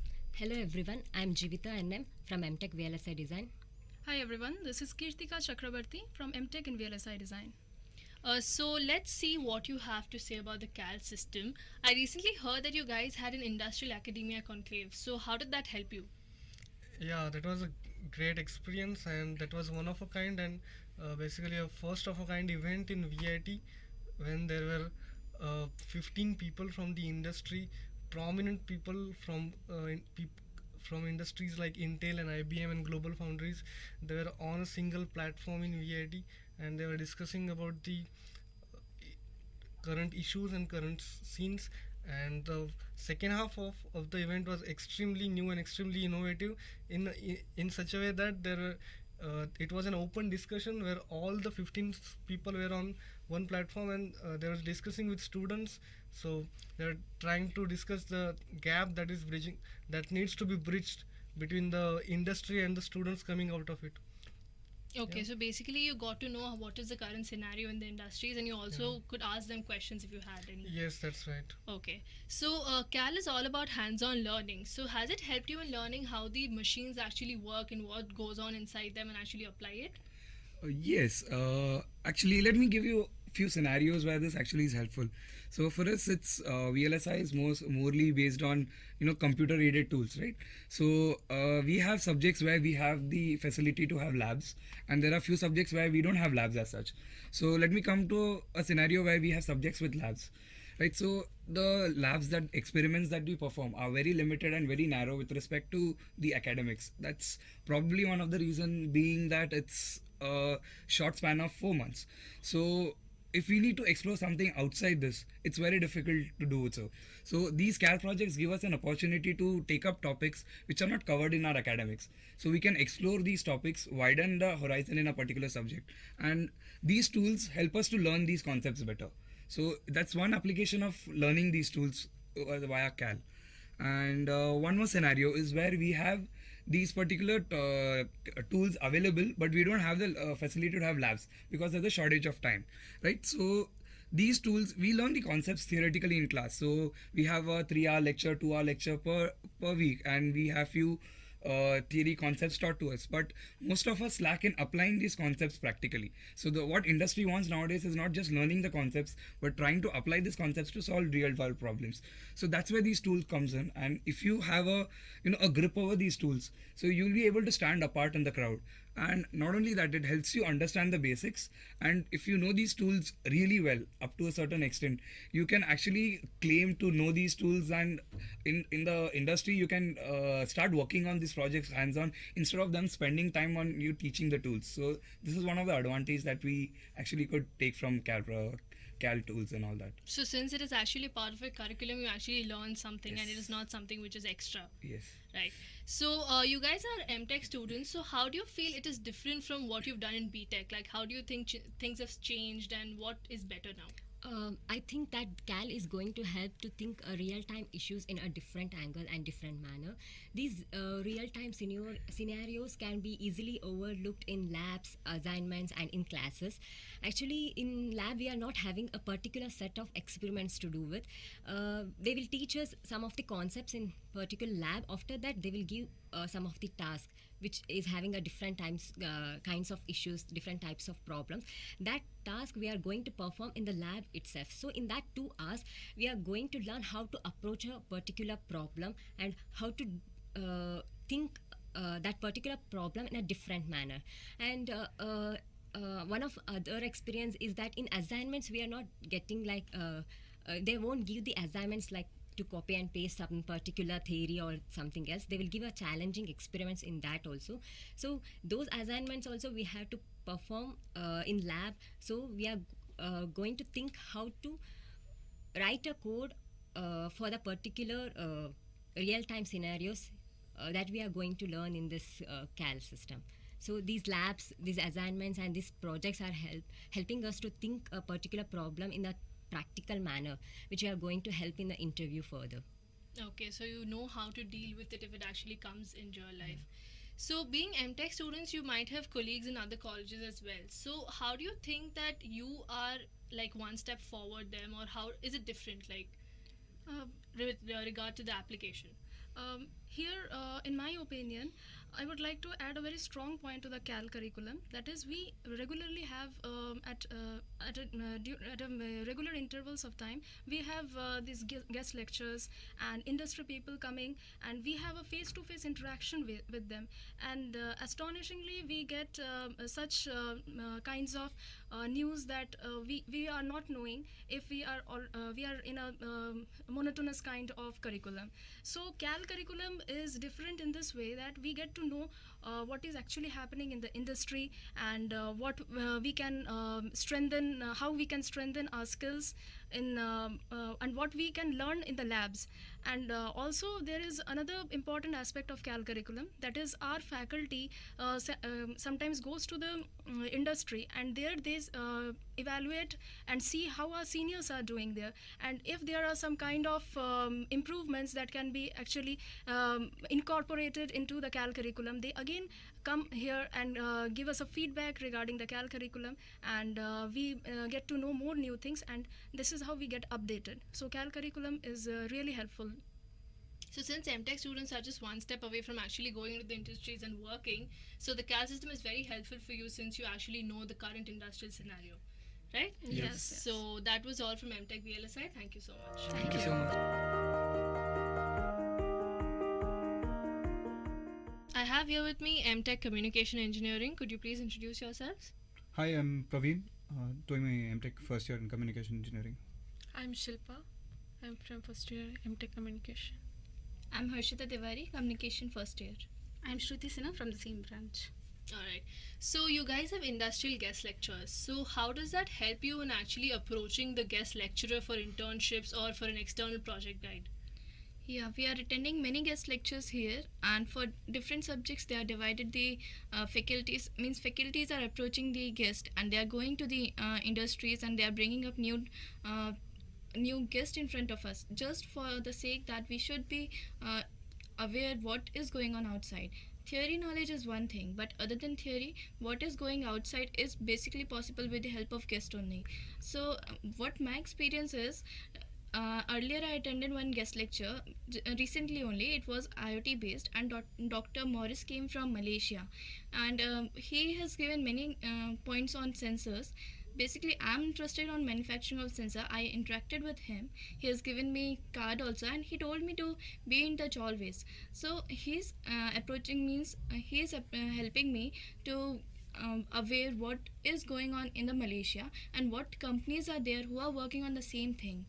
So it's basically helping for all of us to be aware and to be in touch with the interns people. And basically what the major thing is, the students are interacting with them, their complexities, and they are feeling some hesitation kind of things are reduces, and they are feeling more friendly to interact the some other kind of. மகிழ்ச்சி நிறைந்த அறிவு சார்ந்த நிகழ்ச்சிகளால் உங்கள் மனங்களை கவர்ந்த இன்றைய ஒளிபரப்பு இனிதே நிறைவு பெறுகிறது. மீண்டும் எமது அடுத்த ஒளிபரப்பு நாளை காலை 9 மணிக்கு 90.8 பண்பலை அலைவரிசையில் ஆரம்பமாகும். VIT பண்பலை 90.8 நேயர்கள் அனைவருக்கும் நன்றி, வணக்கம்.